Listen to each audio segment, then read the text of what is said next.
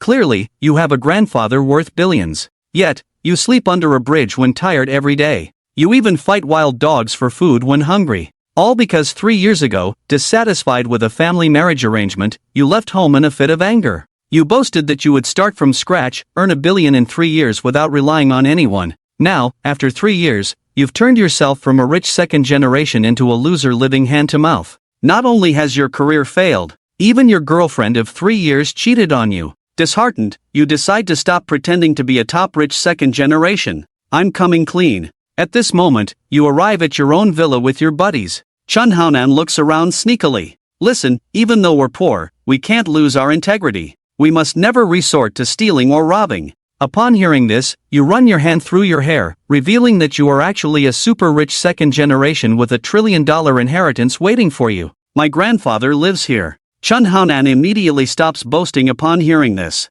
We've known each other for years. I know how broke you are. If you're a super rich second generation, then I'm Qin Shi Huang with 1 million mercenaries. Upon hearing this, you twitched your mouth, saying nothing. You simply ring the doorbell in front of you. 2.5 minutes later, the luxurious steel stove door automatically opens. Inside the door stands an elderly man dressed in a Zhongshan suit. He grumpily scolds you, this foolish boy, saying you haven't suffered enough outside and already want to come back. Looking at the kind-faced grandfather with white hair in front of you, your nose feels sour, and you kneel down with a thud in front of the old man. Grandpa Chu Jiang's eyes were already wet, sighing, "It's good that you're back, it's good that you're back." Seeing this scene, Chen Haonan hiding behind the tree couldn't help but open his mouth wide, almost popping his eyeballs out. What's going on? A good buddy I've known for years turns out to be a super rich second generation. But it's more unbearable than killing him. We agreed we were all poor losers. How come you suddenly come back to inherit billions? He can't accept this reality.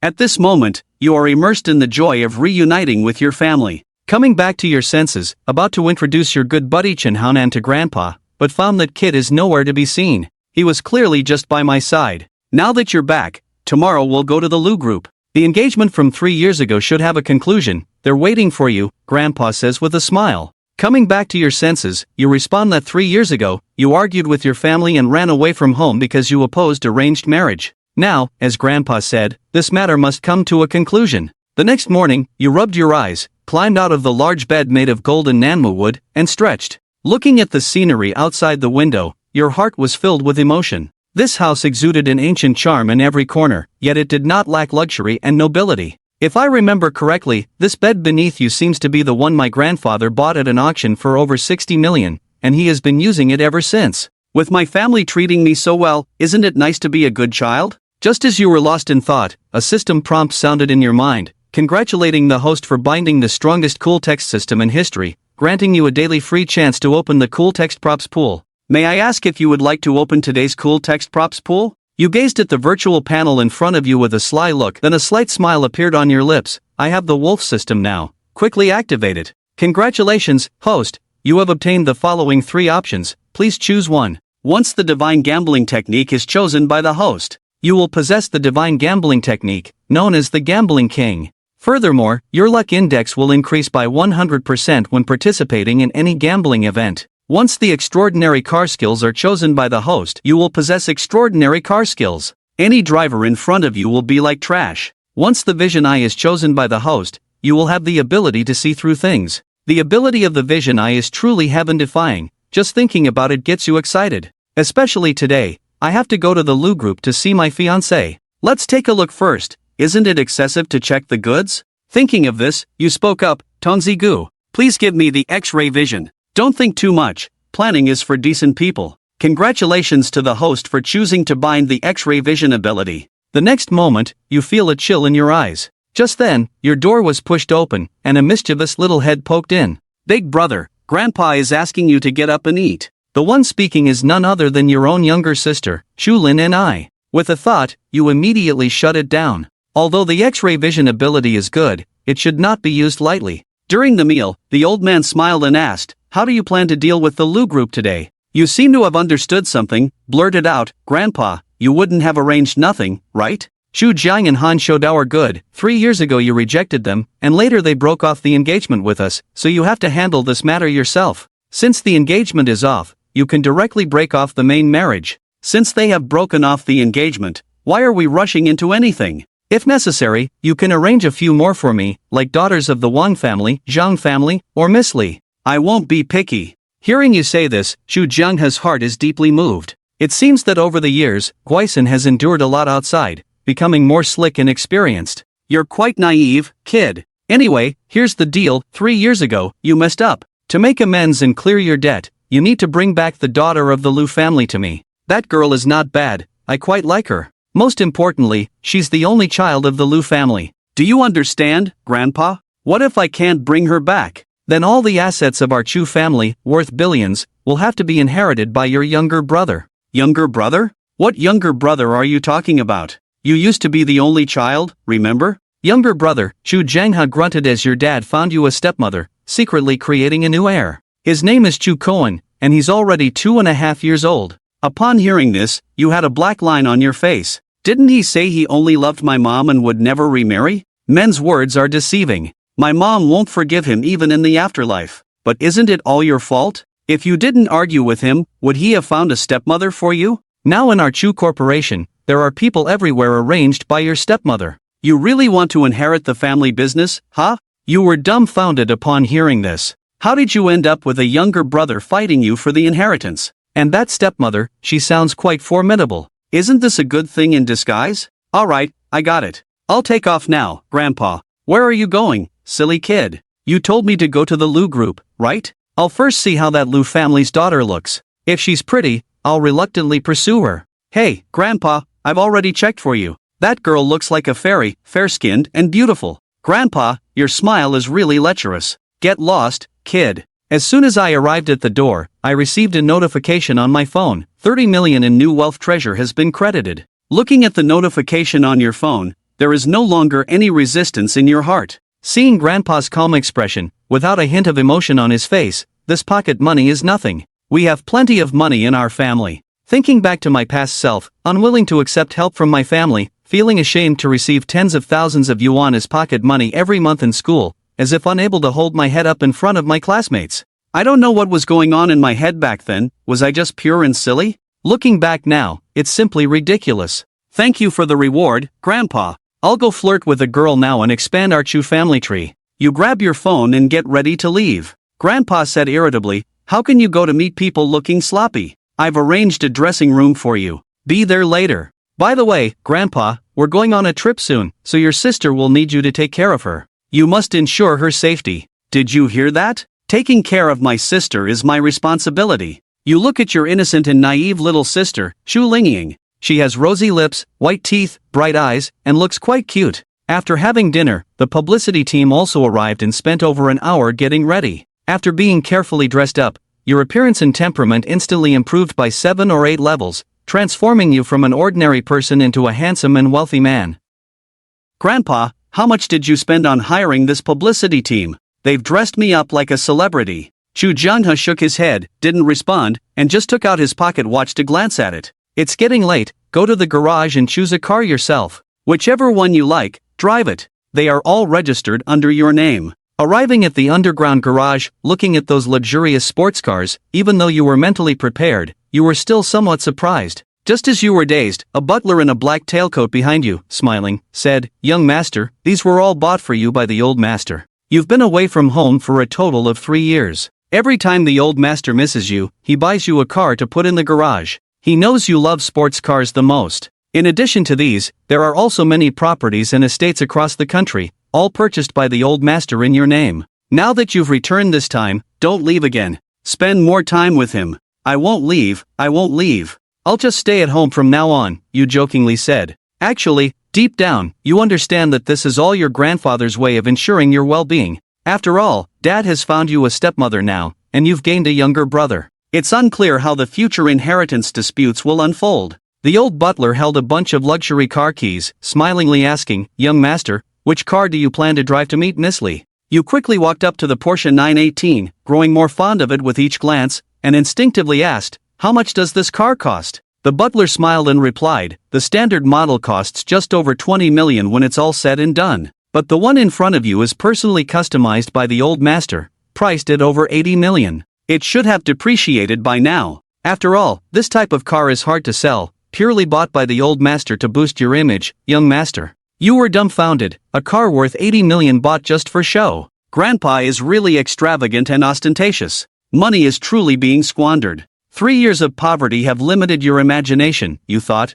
Without hesitation, give me the keys. Turning the key, the once quiet underground garage instantly roared to life. The Porsche roared to life, its two front lights illuminating. Hearing the roar akin to a dragon's cry, your blood boiled with excitement. Driving out in the car, you couldn't help but feel a surge of pride. Opening the car door, you first helped little sister Chu-linging inside and fastened her seatbelt. Then, you finally sat in the driver's seat. Luxury cars are truly different. Sitting inside feels incredibly comfortable, boosting one's confidence immensely. On the other side, at the top of the Lou Group building, Lou Ruyan's gaze rests on a photo in her hand. His brow furrows slightly, a hint of disdain flashing in his clear and beautiful eyes. The photo prominently features you from 3 years ago, except you were quite overweight back then, appearing very bloated. Although the Lou family had decided on a divorce back then and secretly consulted with the Chu family elders, both families did not fall out or officially announce the divorce. So to outsiders, the two families still appear to be in a marital alliance,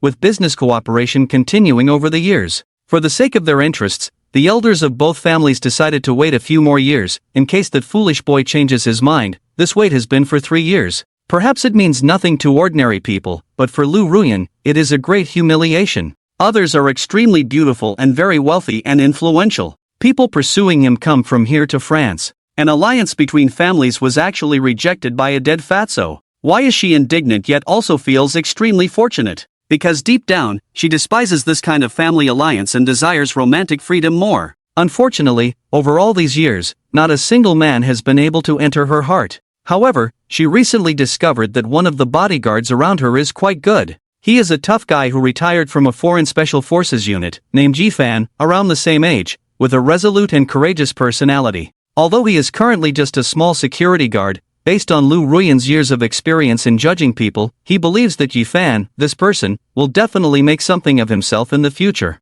At least more reliable than those rich second-generation individuals he has been around. His thoughts were interrupted by a sudden knocking on the door. Lou Ruyan snapped back to reality and put away the photo. "Come in, President. There's someone downstairs looking for you, claiming to have lunch with you as agreed," a cute and silly-looking secretary said as she pushed the door open. Upon hearing this, Lou Ruyan's pupils contracted for a moment.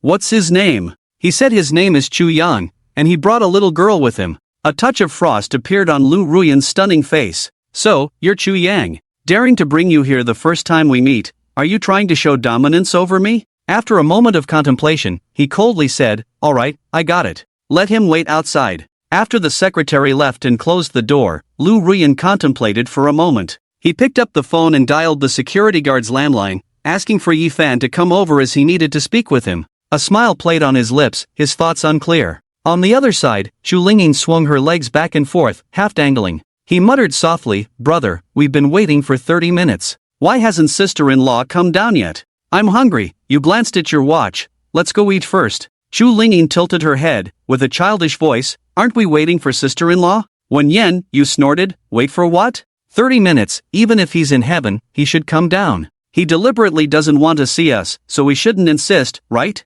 You're my only sister. What if you get hungry and thin?" Chu-linging laughed and said, "Brother Luan, you're really good to me." Just as you were about to step on the gas and speed away, a beautiful figure suddenly emerged from the door of the Lou Group building. Wearing a white dress, with skin as clear as snow, and bright clear eyes. What a beautiful girl, take a closer look. Damn, isn't that his fiancée Lou Ruyan? Why did she bring a man along? What, they're already dating, showing off their love by walking the dog together? Lou Ruyan spotted it at a glance, the Porsche 918 parked by the roadside. He walked over. After all, only young wealthy second generations like you would have such a luxury car. You opened the car door and got out, casually saying, "Hello, Miss Lou." Lou Ruyan saw you, a hint of confusion flashed in her eyes.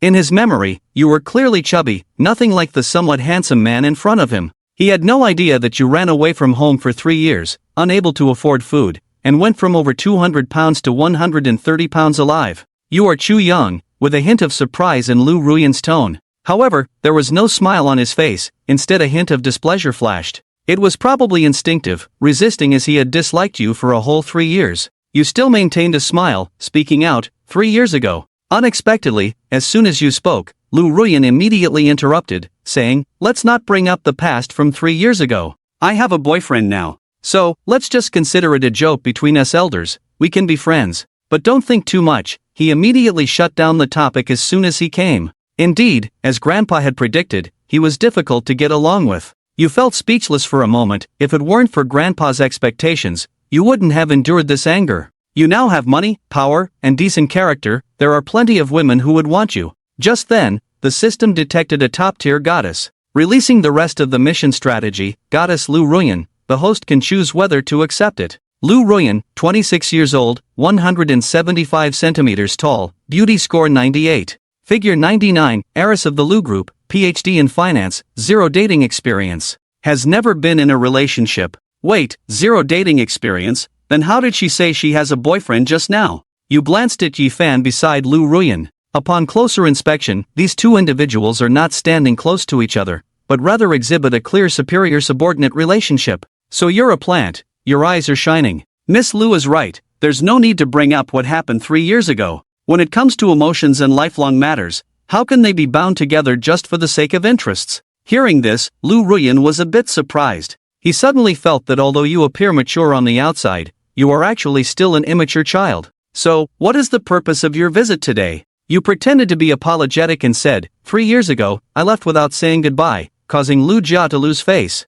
Today, I have come specifically to apologize in person. I believe, in order for our two families to continue cooperating in the future, we should be friends. I wonder if Miss Lu is willing to consider this. Speaking calmly and thoughtfully, this has reduced Lu Ruyan's aversion towards you by a few degrees. Lu Ruyan's affinity towards the host increased by 20 points. The current affinity is -80. Keep up the good work, host. Wen Yen was slightly taken aback. Just by saying a few pleasing words casually, the affinity increased. Seeing Lu Ruyan remain silent, take the opportunity to strike while the iron is hot. The weather is nice today, how about we have a meal together? The person next to you must be your boyfriend, truly talented. Yi Fan, who had been silent on the side, took a step forward and extended his hand. Hello. Chu Gongzi smiled and extended his hand without any defenses. Soon you realize that something's wrong, as if your palm is being gripped by a pair of iron tongs, the bones being painfully squeezed by the other party. What's the meaning of this?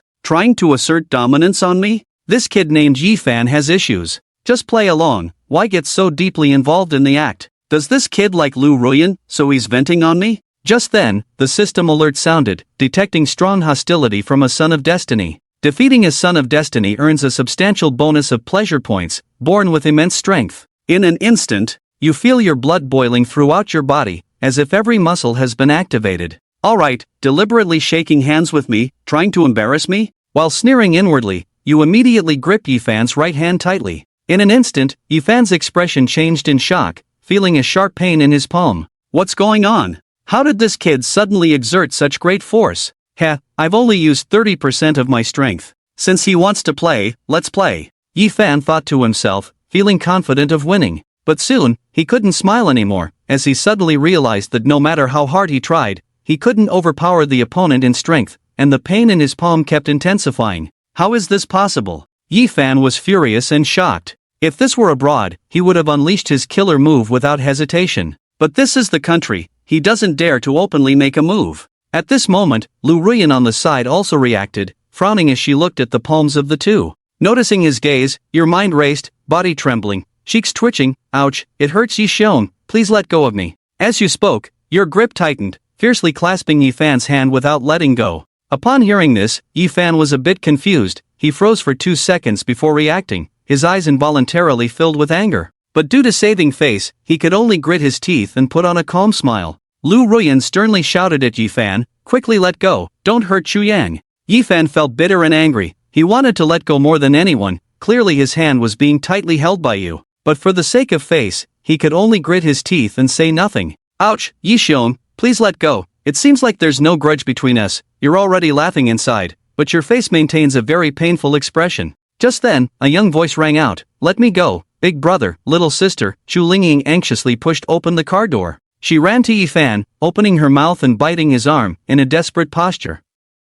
And at that moment, you also let go as well. Big brother, are you okay? Does your hand hurt? Let me blow on it. Chu Lingying's voice carried a hint of crying, tears shimmering in her watery eyes. It's nothing, not painful. Feeling warmth in your heart, you find yourself liking this little sister more and more. Seeing this scene, Lou Ruyan inexplicably felt self-blame in her heart. Lu Yu glared fiercely at Yifan, his tone icy as he said, "Go back. You don't need to follow today." Hearing these words, Yifan's footsteps halted, his mind pausing. He clenched his teeth inwardly, his intent to kill Yu deepening. After the meal, Lu Ruyan's eyes sparkled, and a beautiful smile finally appeared on her face. She enjoyed this meal very much, and suddenly, she didn't dislike you as much. At the same time, he noticed that you had been trying to start conversations all along and hadn't eaten much of the food on the table. "I see you haven't eaten much. Do you not like it?" Lu Ruyan voiced the doubt in her heart. Chen Yen just smiled faintly and nodded. "If there's a chance, I'll take you to a place where the food is truly delicious to me."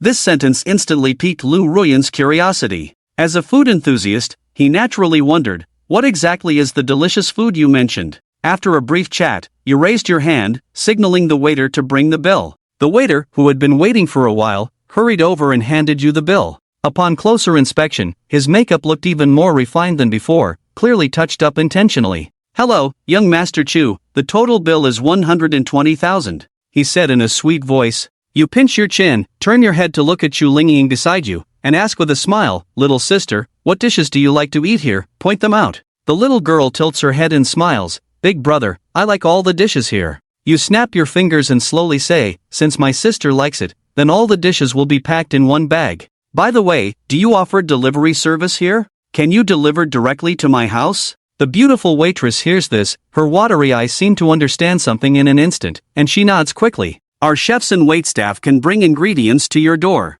Here is my business card. If you need anything, you can call the number on it anytime, and we will arrange it immediately." You smile as you take out a black and gold card from your pocket, and smoothly swipe it, showing a skilled operation. The beautiful waitress feels an inappropriate desire towards you, and your charm points increase by 99. Wow, just a waitress actually gave so many charm points. It's almost as good as raising a prodigal son. But when you think about it carefully, it's understandable. Being able to serve in the Supreme VIP room means they have been carefully selected, with excellent looks, figure, education background, and more. It seems like I need to go to luxurious places more often in the future for spending. You think to yourself. Suddenly, you receive a system notification in your mind. Lu Ruyan's fondness for you increases by 2, but your current fondness is -30. Please continue to work hard, host. The conquest of the goddess is within reach. Yen Ruyan glanced at the time, then said to Chu Gongzi, "I have an important meeting this afternoon. Let's call it a day for now."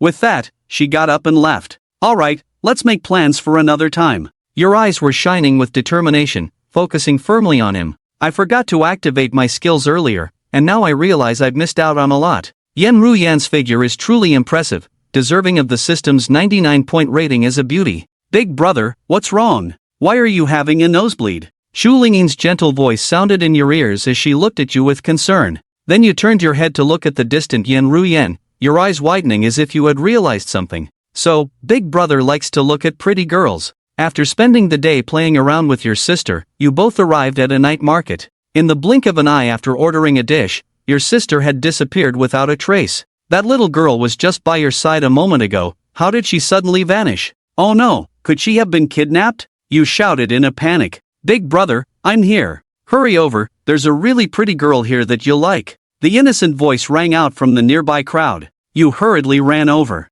You found Chu Lingyi with that girl, who was holding onto an elegantly dressed woman. "Wow, she's actually a wealthy heiress. Big brother, this girl has been drinking a lot alone. Let's make sure to take her home later." The girl flicked her light red hair and nodded slightly towards you. "Hello, is she your sister? She's very cute." In an instant, her information appeared before your eyes. Name Paymo, age 29, height 172, heir of the Pei group. A Ph.D. in biology, shocked to find out about a failed relationship. Although the Pei group is not as big as the Chu group, it is still a famous conglomerate in Jinhai City. Unexpected to see the Pei family's daughter here. I hope my sister didn't bother you. Your sister is very cute. Paymo's exquisite features are flawless, with bright red lips slightly upturned, as if capable of captivating a man's soul. You were stunned, unable to react. What kind of doctor is this? She's like an angel on earth. "Oh my, big brother, why are you having a nosebleed again?" Chu Lingying exclaimed anxiously, tiptoeing to help wipe the blood. You covered your nose, quickly waving your hand. It's nothing. The weather is a bit dry, I just need to rest for a bit. You don't have to worry, I'll go order. At the same time, you were puzzled. The Pei family's daughter in front of you has an outstanding figure, exquisite features, flawless appearance, and a pleasant voice. Who would break up with her? If it were you, having such a beautiful and wealthy girlfriend, you would definitely cherish her, caring for her constantly. Miss Pei seems a bit unhappy today. Let me guess, did your boyfriend break up with you? You half-jokingly brought up the topic. Pei Mo, upon hearing this, had a look of surprise in her eyes. You can even tell this? Are you a psychologist or detective? You smiled faintly and pretended to make a profound analysis. Although we haven't known each other for long, judging by your attire today, I assume your family is quite well off. To make you not go to high-end places and instead come here to drink and vent, I'm afraid it's probably due to a breakup. Pei Mo nodded gently with a sigh. You guessed right. I did experience a breakup, to be precise, I was dumped. He sighed and slowly said, actually, it was my first time in a relationship. We met each other while playing games online. He was very skilled, a celebrity in the game. We often played together and eventually became a couple. A few days ago, he suddenly asked to meet offline. After hesitating for a moment, I agreed. Guess what happened next? You were initially attentive while listening, but as you listened further, it felt off. It seemed like you had just broken up with your online partner a few days ago. Can it be just a coincidence? Thinking about this, you quickly asked, what happened? What went wrong between you two? Pei Mo's mouth showed a self-deprecating smile. He raised his hand to call the waiter, ordered 2 bottles of beer, drank a large gulp himself, and with a hint of drunkenness, he broke down in tears. He actually rejected me because he thought I was too good-looking, said he wasn't good enough for me, didn't want to hold me back, and then he ended our relationship in the game. That day, I was playing games alone in the hotel. Do you know how upset I was? I don't mind his appearance or family background at all, I just like the way he plays games. 1 yen, you were stunned, such a coincidence, this is truly unbelievable. At that time, you were at a low point in your career. Your online lover was rich and good-looking, and was so proactive towards you. You subconsciously thought that the other person knew your true identity and had ulterior motives, so you decisively broke up with him. I didn't expect that the other person was actually a top lover. Thinking about this, you didn't know how to comfort yourself, hesitating to the point of being speechless. Pei Mo raised his head and took a big sip of beer, slightly drunk, asking, do you think I'm too foolish for dating an online friend for 3 years? You were silent for a moment, then said, in matters of the heart, it's all about mutual affection. I believe he made this decision because he knew he wasn't good enough for you and didn't want to hold you back. You've met a good person. Pei Mo chuckled foolishly, his drunken eyes fixed on you, and he asked with a smile, how many times have you been in love? Before you could finish your sentence, suddenly, a young woman in a white chiffon dress walked into the private room. However, she froze as soon as she walked in. You also stood there in a daze. Lu Ruyan and Xu Yang both exclaimed in unison, how come it's you? Shock flashed in Lu Ruyan's eyes. You smiled and said, so it's Miss Lu from the Lu family, long time no see. Lu Ruyan furrowed her delicate brows, you just met him at noon, there's no long time no see. Men with smooth tongues. At that moment, Xu Lingyun looked up and exclaimed in joy, sister-in-law. Hearing this, Pei Mo's tipsiness faded a bit, and she quickly asked, do you know each other? Lu Ruyan nodded and whispered, he's the one I told you about, the heir of the Chu group 3 years ago. Xu Yao and Pei Mo covered their mouths in surprise, blurting out, didn't you say he was a dead fatty? Xu used to be a bit chubby before, you instinctively touched your nose. Unexpectedly, the best friend Pei Mu mentioned turned out to be his fiancée Lu Ruyan. Isn't the world too small? Since we're here, why not have supper together? After all, we're all familiar faces. You raised your hand to call the waiter and ordered some more seafood. Then you turned to Pei Mu and asked, by the way, Miss Pei, what did you just say? Pei Mo's originally fair cheeks turned red in an instant. She quickly waved her hand and said with a smile, it's nothing, I've forgotten too. He felt extremely embarrassed and anxious, wishing he could find a hole to hide in. Thankfully, Lu Ruyan arrived just in time, otherwise, his what do you think of me would have been too embarrassing to say. Feeling a great loss, he also felt extremely upset. After finally finding a good man, he discovered that he was actually his best friend's fiancée. Miss Pei, please don't misunderstand. The engagement between Miss Lu and me was already dissolved long ago. Today, we have reached an agreement to not interfere with each other in the future. You can speak up with a smile. Upon hearing this, Lu Ruyan furrowed her brows again, falling into silence without a proper rebuttal. However, she always felt like she had lost something, which made her very uncomfortable. She even lost her appetite for late-night snacks. Payamo looked at him puzzled and asked, Yen, is it true that you have already called off the engagement? Why haven't I heard anything about it? Lu Ruyan could only nod and say, we have already discussed it. We will find an opportunity in a few days to explain to both sets of parents. If both parties do not agree, then naturally the marriage will be void, he said casually, showing no signs of anything unusual. The atmosphere during the meal was slightly awkward. By the way, Miss Lu, why didn't you bring your boyfriend along?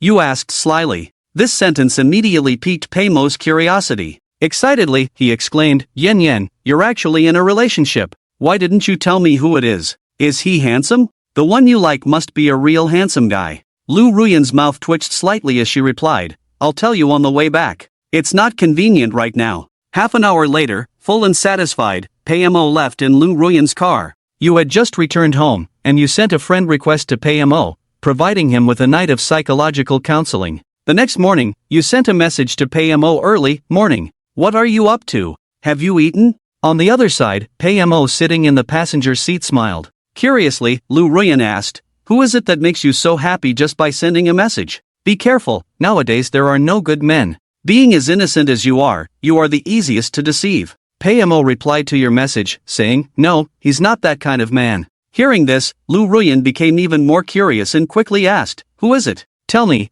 I'll help you assess him. I have the sharpest eye for men. Paimo fell silent for a few seconds, then asked seriously, if I like a man who is younger than me, comes from a wealthy and influential family background, should I confess to him? Lu Ruyan looked surprised and teased, Miss Pei, are you infatuated with someone? Stop teasing, I'm serious. Lu Ruyan also put away her playful thoughts and nodded seriously. If you really like him and think he's a good person, worth entrusting your life to, then be bold and confess. Then just say it boldly. Taking the initiative is not embarrassing. He seems easygoing and to understand love. In fact, I've never been in a relationship before. I haven't even held hands with a man. At this moment, Paimo was caught in a dilemma. But we've only known each other for a day. Would it be too forward to confess to him? Lu Ruyan couldn't help but laugh heartily and said, you really know how to surprise me. Falling for someone after just one day of knowing them. Who is it that has captured your heart so quickly? Paimo held onto his phone, remaining silent. Suddenly, Lu Ruyan seemed to have a realization. He slammed on the brakes and exclaimed, the person you like couldn't be Chu Yang, could it? Why suddenly not replying to messages? Chu Chen sat in the gazebo in the yard, holding his phone, while several caregivers brought over steaming hot breakfast, almost feeding it to him. Forget it. Let's first figure out how to earn more cool points. After all, there are still 6 days left for the task, no rush. Chu Chen stuffed some food into his mouth haphazardly, then grabbed the car keys and headed straight to the underground garage. As a qualified host, he must diligently earn cool points every day. Let's drive out and show off a bit, make a scene. Vroom vroom vroom. The dark golden lotus of Ija roared to life. Big brother, where are we going to play today? A childish voice came from the back seat, and Chu Lingyin, this little girl, innocently popped her head out. Chu Chen was startled. Oh my god. How did you get in the car? Chu Lingyin giggled. Grandpa asked you to take care of me. You wouldn't want to leave me alone at home, right?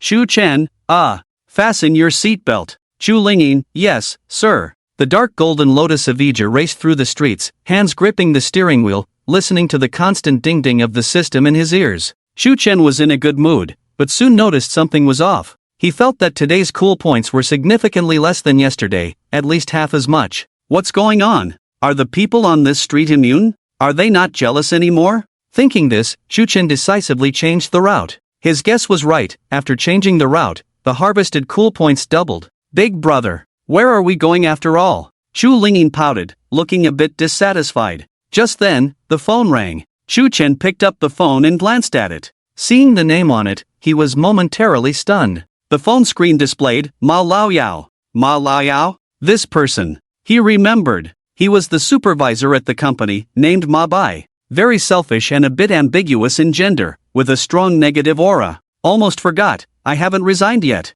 Answering the call. Chu Chen, little darling, are you awake? The tone on the other end was somewhat ambiguous. Chu Chen was speechless. I'm awake. The other party then asked in a hoarse voice, oh, what day is it today? How could I forget? Chu Chen. Monday. The next second. A burst of curses came from the phone. You know it's Monday, why aren't you rushing to work? What time is it now? I'm telling you, you've lost your bonus for this month. Do you hear me? I give you 5 minutes to stand in front of me. Otherwise, I'll report to the company. You're fired. Beep beep beep. Ma Bai cursed and hung up the phone directly. 10 minutes later. Huaxing Real Estate Company. Sales Department. Look, there's a cool car outside. It must be a big spender. Someone heard the car honking, turned to look out the window, and saw the dark golden lotus of Ija, feeling extremely envious. Ma Bai, as the supervisor, eyes lit up and said, "You all wait here, I'll personally go to receive them." As he said this, the faces of the other dozen salespeople turned very unpleasant.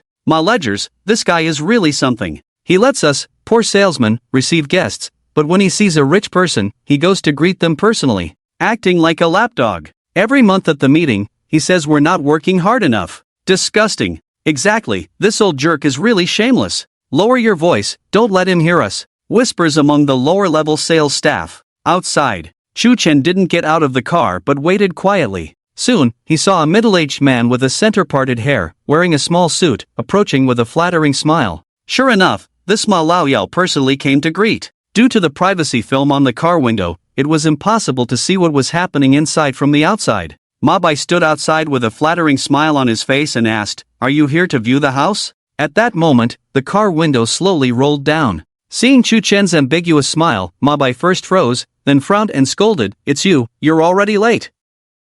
How dare you show up for work?" Chu Chen calmly lit a cigarette and said, "Sorry, I'm here to buy a house today." "What? Buy a house?" Disdain flashed in Ma Bai's eyes. He knew the situation of each subordinate very well, especially this waste of space. Chu Chen, who had lost both parents at a young age, was poor, and couldn't even afford to add sausage to instant noodles. Buy a house? Ha, are you still dreaming? Did you do a substitute driving job last night? Did you drive someone else's car here? He sneered. Chu Chen touched his nose and said, "To be honest with you, this is my own car. In fact, I am a second-generation rich, I'm coming clean." Hearing this, Ma Bai first froze for a few seconds, then burst into laughter, waving towards the sales department, "Come out, everyone. Young Master Chu is here. Line up to welcome him." Dozens of salespeople who had been working closely together quickly came out, both men and women. When they saw that Chu Chen was the one driving, they looked puzzled and confused. What's going on? Why did Chu Chen drive this kind of car to work?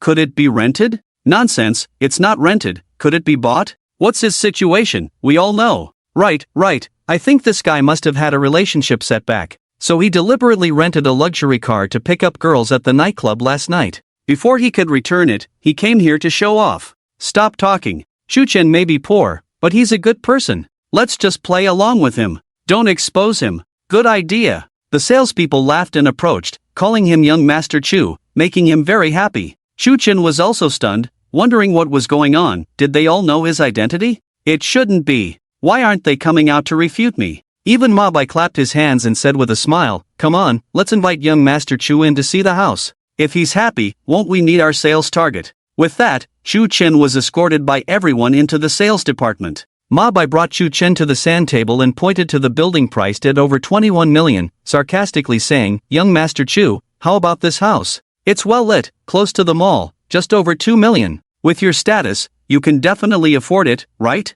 Chu Chen rubbed his chin, nodded and said, This house is okay. Just over 2 million is not expensive." The others suppressed their laughter, curious to see how he would continue to act. Ma Bai squinted, took out a contract from his pocket and said, "Oh, since Young Master Chu thinks this house is good, let's sign the contract. We're old friends. I'll give you the lowest discount. Only 20 million for you. How about it?" Finally, someone couldn't help but speak up. "Manager Ma, stop joking with him.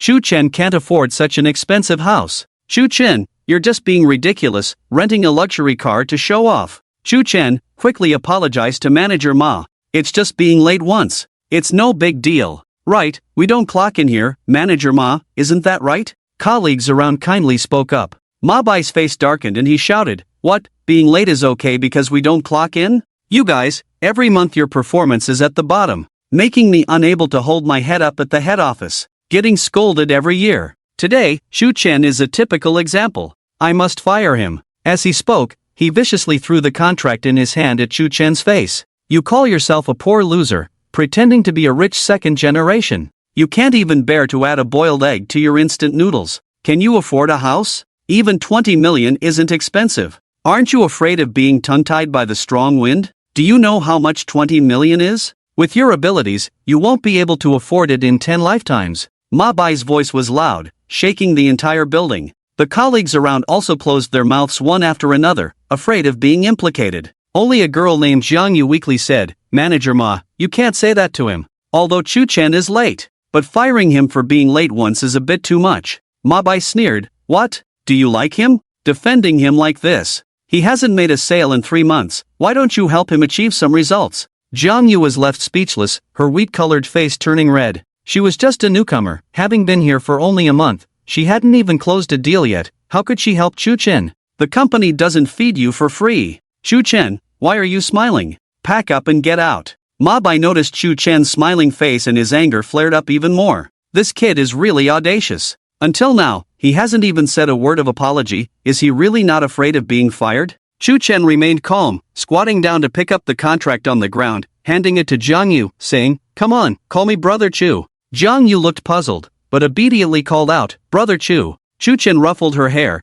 took out a black gold card from his pocket, and said, "Here, swipe the card. I bought this house. The achievement will be credited to you." Jiang Yu stood still, her pink lips slightly parted, softly saying, "Brother Chu, don't joke around. Quickly apologize to Manager Ma." Others chimed in, "Chu Chen, why are you still pretending? Do you really think you're a rich second generation? This house is worth 20 million. It's not something us poor losers can dream of. We'll play along with your act, but don't take it seriously." Ma Bai coldly brought over the POS machine, entered the number 20 million, then snatched the black gold card, saying, "He wants to swipe the card, right? Today, I'll swipe it for him. Let's see if he can really spend 20 million. Immediately after, the sound of the POS machine rang out, ding. Card swiped successfully. 20 million spent. Accompanied by the printed receipt, clearly stating the successful 20 million transaction. The entire sales department fell silent. Several minutes passed in silence. What's going on? Where am I? Who am I? Am I dreaming? 20 million? Was it really swiped successfully like that? Chu Chen broke the silence, saying, "Xiaoyu, congratulations. According to the rules of our sales department, you'll get a 20% commission on this deal. This house is worth 20 million. After deducting taxes, you should get around 1.6 million. His voice was not loud, but it was awe-inspiring. Everyone suddenly realized, staring at Chu Chen as if they had seen a ghost. Oh my god, really swiped 20 million. Chu Chen, did you hook up with a rich woman or something? A colleague exclaimed, eyes filled with envy and jealousy. We were all colleagues. How did you suddenly become rich? Envy distorts one's face. Envy makes us drift apart. Ding. You have gained 30 points of satisfaction from envy, jealousy, and hatred from colleagues. Ding. You have gained 40 points of satisfaction from envy, jealousy, and hatred from colleagues. Ding. Ding. A series of system notification sounds echoed in his mind. Chu Chen was shocked.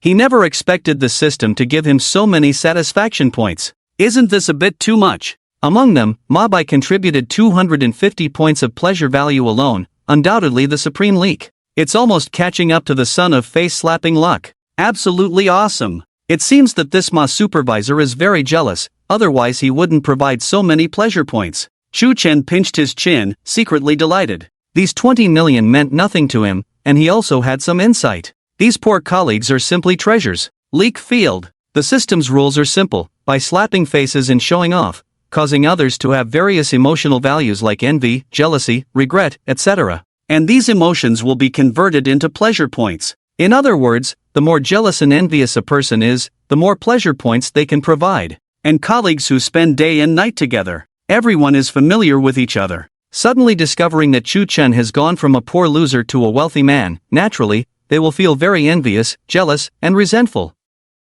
What are you still standing there for? Get a pen. Let's sign the contract, Chu Chen said to Jiang Yu. Jiang Yu stood foolishly in place, and after an "oh," she quickly brought a ballpoint pen and handed it to Chu Chen respectfully. After signing, the house purchase contract officially took effect. Is that it? Jiang Yu murmured, still sounding endlessly dazed, feeling like everything was so unreal, as if in a dream. Even in a dream, she couldn't imagine selling the 20 million worth of the King's Tower. At this moment, the most jealous and regretful person is none other than Ma Bai, the supervisor. In his mind, he fantasized, if he hadn't thrown the contract in Chu Chen's face just now, could he have signed it and earned that 1.6 million? Ma Bai approached with a flattering smile, holding the black gold card, shamelessly saying, "Young Master Chu, look at this contract. Can we sign another one? Chu Chen asked in confusion. Why? Ma Bai said flatteringly, you know my situation, I have an 80-year-old mother to take care of at home. And now, my son is in love again. The other party's family is asking for a 1 million dowry. I don't have that much money. How about you give me this deal? In the future, you can be late every day, and I'll pretend not to see it. How about that? With these words, everyone cast disdainful glances. They've seen shameless people, but they've never seen someone so shameless. Just now, he insulted others as poor losers, and now he's shamelessly trying to snatch the deal? Shameless. But then again, this is a 1.6 million deal. What face is there to talk about? Chu Chen couldn't help but laugh. You old bastard really have no shame. Ma Bai nodded repeatedly, extremely flattering. Yes, I have no shame. Can I sign this deal? I've been serving all along. I was the one who swiped the POS machine. Chu Chen rolled his eyes directly, pointing to Jiang Yu and said, the deal has been given to her. Why don't you ask her yourself? If she's willing to give it to you, I don't mind. In general, the topic would end here, and no one would really go to Jiang Yu to ask for the deal. After all, this is over 1.6 million in bonuses, which is undoubtedly a huge fortune for an ordinary family. But Ma Bai is different, he is not an ordinary person at all. He actually directly snatched the contract from Jiang Yu's hand and said, Jiang Yu, you've just arrived at our company not long ago. You don't understand the situation. My relationship with Chu Chen is very good. This deal is definitely for me. And from start to finish, I was the one serving. But rest assured, I won't treat you unfairly. When the bonus is in hand, I'll treat you to a meal. And I'll promote you to team leader. Jiang Yu was still reeling from being hit with over 1 million, and before she could react, she watched the contract being snatched away. She was so anxious that her face turned red, unable to say a word. Damn, ma old bastard, do you have any shame left? The document was given to Jiang Yu by someone else. What does it have to do with you? Exactly, return the contract to its rightful owner. Bullying even a young girl, you're truly not a man. Chu Chen, say something. You're not really planning to give the document to Ma Lao Bai, are you? Several male colleagues couldn't help but speak up. Although they were jealous of Jiang Yu, they were even more unwilling to see Ma Bai snatch this contract. Chu Chen smirked, looking disdainfully at Ma Bai, and said, Lao Bai, it seems your social skills are lacking. With so many people here, not a single one is speaking up for you. Ma Bai held the contract in his hand, his head buzzing. He forced a smile and said obsequiously, Young Master Chu, they don't matter. You are the first party. Just say the word. This contract will be mine. According to the rules, I can give you a 40% rebate. How about it? A 40% rebate, roughly over 600,000. Chu Chen suddenly turned cold. Sorry, I've already said the document is for Jiang Yu. And, I don't need any rebate. In my eyes, this amount of money is nothing. Hiss. The people around couldn't help but gasp. They suddenly realized that Chu Chen was not only wealthy but also very generous. He was really good at showing off. Jiang Yu, you can call the police now. With so many witnesses, if Ma Lao Bai dares to snatch your document, with this 1.6 million bonus, he'll at least get 20 years in prison. Chu Chen said calmly. Jiang Yu finally reacted, blushing. She shouted, Manager Ma, please return the document to me. This was given to me by Brother Chu. If you don't give it back to me,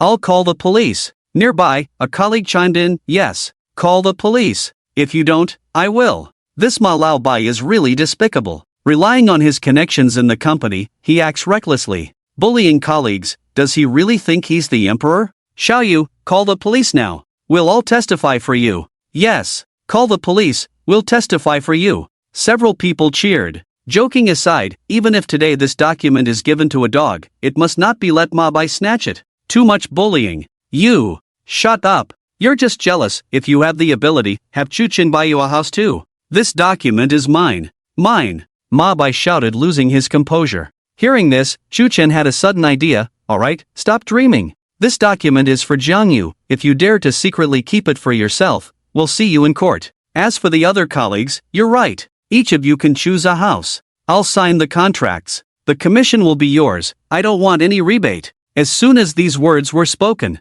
boom! The entire sales department exploded. Chu Chen. No. Lord Chu, are you not joking? Are you really going to help each of us sign for a house? A colleague swallowed hard. The others also quieted down, their eyes burning with excitement as they stared at Chu Chen, not daring to breathe. Each house here is worth millions, with commissions ranging from 5 to 20%, which means each person can receive tens of thousands in bonuses. Normally, most of these bonuses would be given back to the clients. Otherwise, the houses wouldn't sell. Chu Chen smiled faintly. We are all colleagues. We've been together day and night for so long. Now that I, Chu Chun, have become successful, I naturally won't forget about you all. Today, each of you can come to me and sign a contract. In an instant, everyone howled with excitement, hugging Chu Chun. Some even couldn't help but kiss him on the face. Ding! You have received gratitude from your colleagues, gaining 15 satisfaction points. Ding! You have received gratitude from your colleagues, gaining 20 satisfaction points.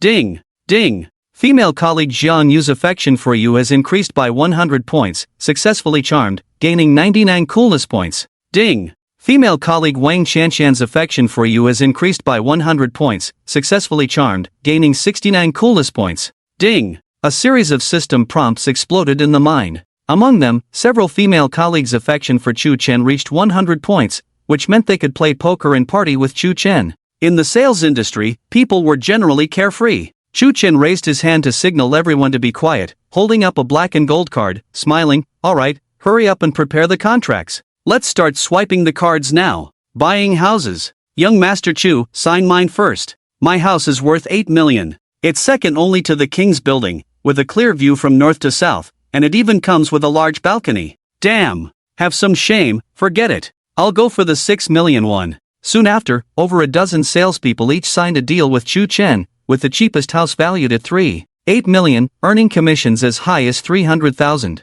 Each of them felt unreal, like they were dreaming. Hundreds of thousands. Did they really earn it so easily? What puzzled them even more was what had gotten into Chu Chen. Even if he had a rich girlfriend, would he spend so extravagantly? Did he win the lottery? At this moment, Ma Bai shamelessly approached with a contract, flattering. Young Master Chu, you've signed for them all. How about signing these few for me too? These few combined aren't expensive. Just 15 million. Chu Chen picked up the contract without looking at it, directly throwing it in his face, saying, Manager Ma, are you mistaken? Why should everyone get one, but you get 4? Do you think you can be shameless just because you have a big face? Ma Bai's face turned red with anger, cursing Chu Chen in his heart as a foolish nouveau riche, while forcing a smile. How can I be the same as them? I'm the manager. Besides, they've already chosen the most expensive houses here. I'll pick a few more. Just turn a blind eye. Chu bro, Chu grandpa.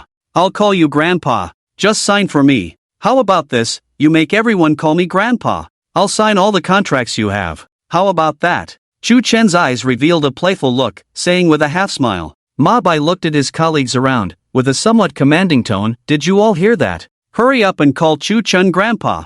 He's our god of wealth. The entire sales hall fell silent. Everyone pretended not to hear. What are you all doing? Hurry up and call. As long as you call him grandpa, he'll sign for me. Then, I'll treat you to singing, eating. I'm begging you, call quickly. Calling him grandpa won't cost you anything. Ma Bai shouted with a red face. He suddenly realized he seemed isolated. Chu Chen's lips curled up, saying, Don't bother. Haven't you noticed? Not a single person wants to help you. Do you know why? Because your character is too poor. Fine. Fine. Fine. You all wait for me. This isn't over today. Ma Bai shouted in anger, then turned around, forcing a smile. Grandpa Chu, since they refuse to call, forget it. Just help me sign this one. He handed a contract to Chu Chen. Chu Chen shook his head, smiling. Sorry, I don't feel like signing now. Let's talk about it later. Ma Bai stood still for a few seconds, then angrily said, You're playing with me. You dare to play with me. Ding. You have received deep hatred from Ma Bai, gaining 500 coolness points.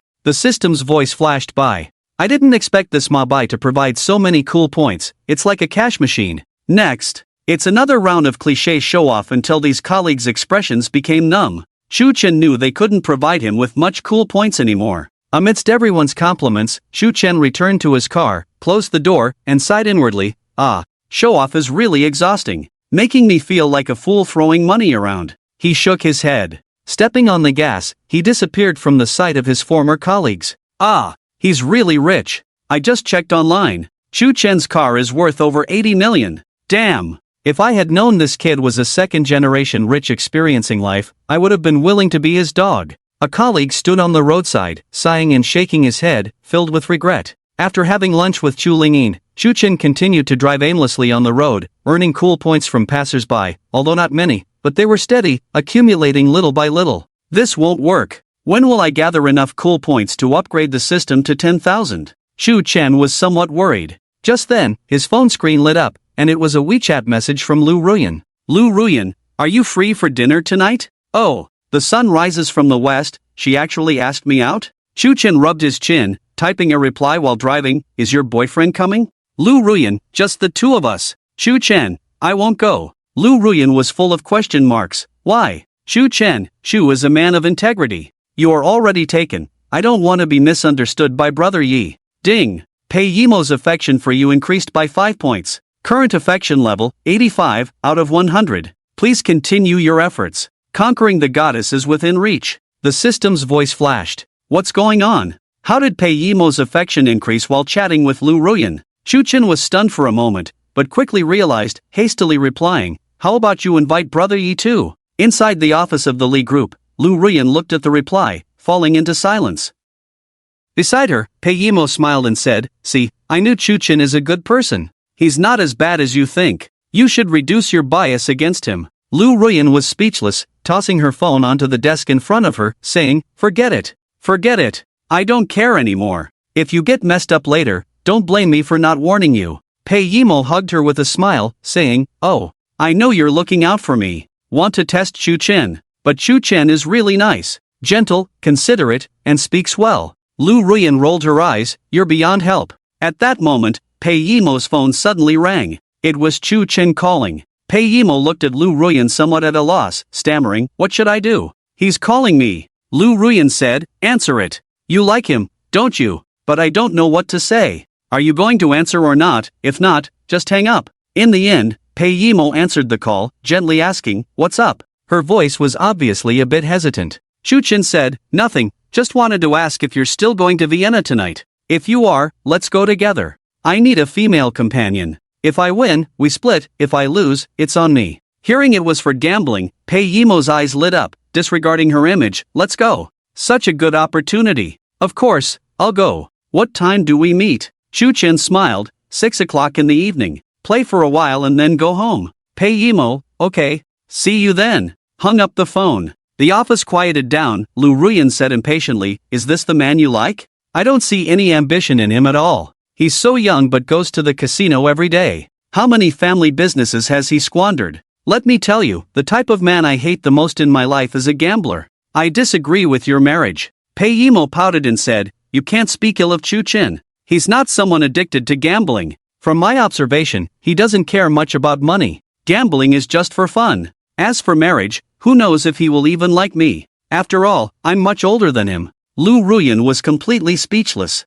Love-struck fool. Hopeless. Time quickly reached 6 o'clock in the evening. The dark golden lotus of Ija roared to a stop. Chu Chen had been driving all day, refueling several times, but it was all worth it. He got out of the car with Chu Lingyin in his arms and immediately saw Pei Yimo. Chu Chen, we're here. By the pier, Pei Yimo was wearing a pink long dress, standing elegantly, with Lou Ruyan and Yifan by her side. Chu Chen walked over with a smile, long time no see, Miss Pei, Miss Li, Brother Yi. He greeted them politely. Yifan nodded coldly, not saying a word. He had already arranged for someone to investigate Chu Chen's background today, and after learning some information about Chu Chen, his disgust towards him deepened. Why was Chu Chen born as the heir of the Chu group and even engaged to Lou Ruyan, yet he was dissatisfied with the family's arrangements and ran away from home? Such a wastrel who doesn't know how to cherish. Only indulges in eating, drinking, whoring, and gambling. Shouldn't even exist in this world. Vienna Casino. Surveillance room.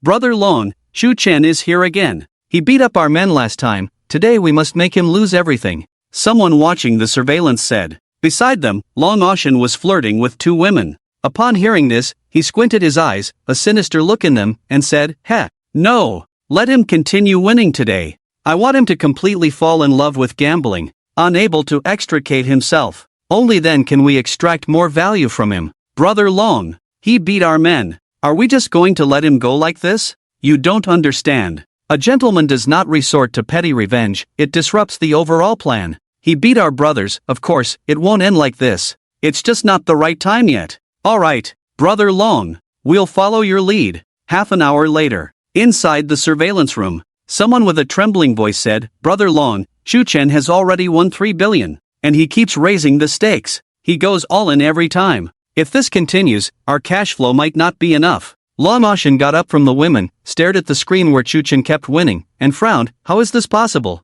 It's only been half an hour. Has he been winning all along? The person swallowed and said, I've been watching him the whole time. From the first round, he hasn't made a single wrong bet. He's won every hand. The surrounding gamblers are going crazy. What should we do? Lamashin crossed his hands, squinted his cold eyes, and said darkly, we can't let him continue like this. Sabotage the machines. Force him to play something else. Yes, Brother Long. Inside the casino hall. It was extremely lively. Everyone was going crazy, following Chu Chen's bets and winning big. Pei Yimo smiled and said, see, I was right. Chu Chen's luck is exceptionally good. He keeps winning. Lu Rian stared at the table in disbelief, her CPU almost overheating, unable to understand what was happening. How could someone bet and win every single time? What kind of luck was this? Yi Fan snorted coldly in his heart. He had been playing a supporting role all along. In order not to make Lu Rian dislike him, he did not participate in the bet and just watched Chu Chen win all the way.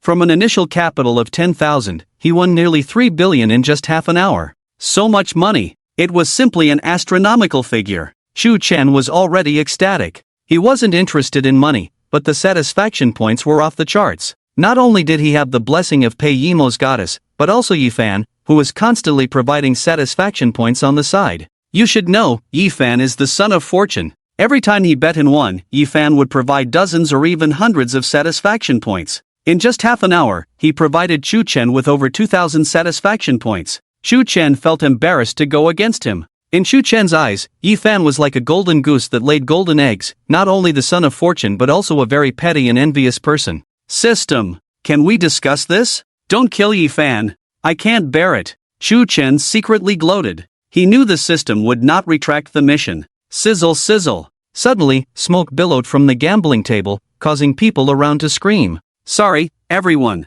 This machine is malfunctioning and can't be fixed for a while. Why don't you go play something else? We have many other games here. A waiter in a black vest ran over, bowing and apologizing to the crowd. The surrounding gamblers cursed. They were on a winning streak, their wallets bulging, and now the machine suddenly broke down, making them very angry. Damn it! If you can't afford to play in Vienna, then don't open it. Exactly. I just won a bit, and the machine breaks down? How coincidental. It didn't break earlier or later, but precisely when I was winning money. Damn it! Chu, the god of wealth, say something. Isn't this clearly bullying people? The people around shouted. Chu Chen rubbed his chin without saying a word, his eyes flashing with cunning. He knew better than anyone whether the machine was broken or not, with his ability to see through things. The machine was perfectly fine. However, he couldn't say anything. After all, this was someone else's casino. He had won so much money, and had been winning all along, anyone would be on edge. Making the machine emit smoke intentionally was already a good way to drive them away. Chu Chen smiled and divided the chips in front of him in half, pushing most of them towards Pei Yimo, saying, take it. We agreed to split it evenly. Pei Yimo's eyes widened, shining like stars. She said in astonishment, all for me? Are you not joking? There's 1.5 billion here. 1.5 billion. For someone like her, born into a wealthy family, that was still a huge sum. Chu Chen nodded. We agreed to split it evenly. Why would I lie to you? Do you want it? If not, I'll take it back. Upon hearing this, Pei Yimo quickly pounced on the chips, her face beaming with happiness, saying, yes, yes, yes. Why wouldn't I want it? Chu Chen, you're so good to me. I love you to death. Mwah. Ding. Pei Yimo's affection for you has increased by 15 points. Current affection level, 100, maximum 100. Congratulations, host, for completing the goddess conquest, rewarded with 9,999 satisfaction points. The system's voice rang in his mind. Hiss. The conquest was completed just like that? Chu Chen was overjoyed. Ding. Yi Fan is envious and resentful towards you, increasing satisfaction points by 800. Ding. The gambler is envious and resentful towards you. Ding. Ding. A series of system prompts. Damn. Without batting an eye, he gave away 1.5 billion to a woman. He's truly a godlike figure. If only I were a woman. Is this throwing money around just to win a smile from a beauty? I admire it. My heavens, lucky to catch a glimpse of the world of the rich and powerful. Today I realize, I am just a frog at the bottom of a well. Chu Kaishan, do you need a dog by your side? I'm really good at licking. The surrounding gamblers chimed in. At the same time, almost all the women present were extremely envious of Pei Yimo, wishing they were the ones by Chu Chen's side. Unfortunately, they couldn't even compare to Pei Yimo's little toe. Among all the women present, only Lu Ruyan was qualified to stand side by side with Pei Yimo. They were like two extraordinary celestial flowers, making it impossible for the other women to lift their heads. Clap, clap, clap. Not far away, applause rang out. A handsome man in a sharp suit walked over, smiling. Young Master Chu is truly generous, throwing money around just to win a smile from a beauty. I admire you. This man had sharp eyebrows and eyes, a well-defined face, a strong physique, captivating eyes, exuding a commanding aura that made people feel he was extraordinary. He even wore a large gold necklace around his neck, giving him a somewhat arrogant look. Chu Chen turned to look. Suddenly, a prompt sounded in his mind. Ding! Discovered Son of Destiny. Name, Long Ocean, age, 27, height, 187, identity, head of the Chenmen Society, backstage owner of the Vienna Casino. Cultivation, Grandmaster of Martial Arts. Proficient in, soft techniques, boxing, marksmanship, swordsmanship, gambling skills. Kill reward, 9,999 cool points. The system's voice flashed. Hiss. System. You're exposed. Now you can't even be bothered to assign a task, just directly marking a kill reward? Do you have a grudge against the Son of Destiny? Chu Chen muttered to himself, feeling extremely excited. He never expected to encounter another Son of Destiny in such a short time, and the other party's cultivation was actually a Grandmaster of Martial Arts. It's worth noting that Yi Fan, another Son of Destiny, is only a martial arts master at the age of 29, and Yi Fan is already 29 years old, while the current Long Ocean is only 27. Truly deserving of being a Son of Destiny. Even for those with exceptional talent, it would take at least 30 to 50 years to cultivate to the realm of a Grandmaster of Martial Arts. It can be seen how extraordinary these so-called Sons of Destiny are. Unfortunately, they live in this world. Chu Chen's lips curled up. Ding! Every Son of Destiny embodies great destiny. Killing them is only beneficial to the host, not harmful. Moreover, this system can assist you in intercepting the opponent's destiny. Note, destiny has no meaning for you, as you possess this system, making you the strongest destiny in all realms. The system's voice rang out. Chu Chen took a deep breath, deeply agreeing. The strongest cool text system theoretically possesses all the golden fingers in all realms. There is nothing the system cannot provide. Just cool. He is the gambling god Long Ocean. Even he has been alarmed. My goodness, an idol! Someone exclaimed. Yi Fan slightly furrowed his brows. As a martial arts master, he instinctively sensed the aura of a grandmaster emanating from Long Ocean. This person, so young, had already reached the realm of a grandmaster of martial arts. How is this possible? Yi Fan was amazed, thinking that becoming a martial arts master at 29 was unprecedented, but he never expected someone to be even more impressive than him. What is happening in this world? At the same time, Long Ocean's gaze fell on Yi Fan, and as they locked eyes, they both sensed a hint of wariness and hostility in each other's eyes. As Sons of Destiny, there might be some conflicts between them. So this is the legendary god of gamblers. I've heard so much about you. Chu Chen smiled and greeted with a harmless and polite demeanor. Long Ao Tian also smiled and said, Young Master Chu, would you be interested in a gamble together? Ding! Sons of Destiny challenge you to a gamble. As the host of this system, you must not back down. Mission, defeat the god of gamblers, Long Ao Tian, in a gambling match. Mission reward, 3,000 points. The system's voice echoed in his mind. Chu Chen's lips curled up as he said, Since Brother Long has kindly invited me, I will naturally accompany him to the end. Hearing this, Pei Yimo looked worried. She leaned against Chu Chen and whispered, Chu Chen, didn't you hear what others said just now? This Long Ao Tian is the god of gamblers in our Jianhai city.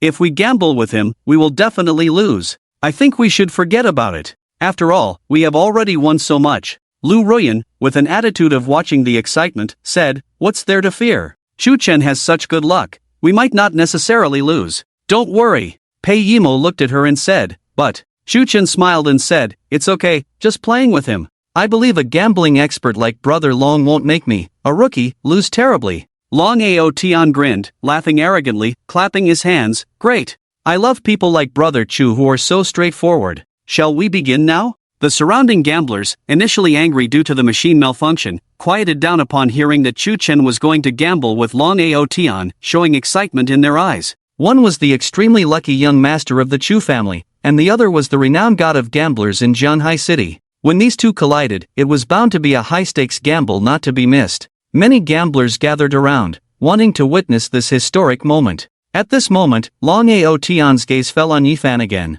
He sneered, with a hint of provocation, I see this brother has a remarkable presence. Would you be interested in joining the gamble and playing together? Sure. Since we're gambling, let's play together. Yifan confidently replied. He was quite knowledgeable in gambling, having frequented major casinos abroad and wagered large sums of money. However, after returning to the country, he became more low-key. If an ordinary person invited him to a gamble, with his proud personality, he would definitely refuse. But Long Ao Tian was different. Being sons of destiny, neither wanted to lose face. The atmosphere was tinged with a hint of tension. Alright, let's gamble together. Chu Chen, Long Ao Tian, and Yifan, three men, locked eyes, as if invisible electric arcs were flashing between them, sparks flying. Lu Ruyan furrowed her brows slightly, her fondness for Yifan diminishing a bit, but she didn't say anything. After all, she and Yifan were just pretending to be a couple, not in a real relationship. Chu Chen, are you confident? Pei Yimo asked, full of worry. Chu Chen smiled faintly, to tell you the truth, I never gambled before, I don't even understand mahjong. That's why I've been playing big and small here all along. Upon hearing this, Pei Yimo's pretty face turned pale, unable to help but exclaim, what did you say? You don't gamble? Then why did you agree to him? Aren't we just giving away money? Forget it, forget it. Let's not gamble. Can we go home? Chu Chen touched his nose and chuckled, what's there to fear, it's just losing some money. The Chu family has enough money for me to squander. Same rule, if I lose, it's on me. If I win, we split the winnings. You won't suffer any losses. That's not what I mean. Oh, forget it. You go ahead and gamble. Half of the losses will be shared. Pei Yimo's clear eyes gazed at Chu Chen in front of her. She suddenly realized that she seemed to like Chu Chen more, as he was open-minded, uninterested in money, and carefree. Could this be what they call treating money as dirt? He's really cool. Not liking money. Then what does he actually like? The people around couldn't help but gasp in surprise. They never expected that Chu Chen, who had been playing dice here all along, was actually clueless about gambling. This gambling game just got more interesting. Yifan sneered inwardly, thinking, Chu Chen, you're really arrogant. You can't even understand mahjong, yet you dare to agree to a bet. But that's fine. I've had my eye on you for a long time.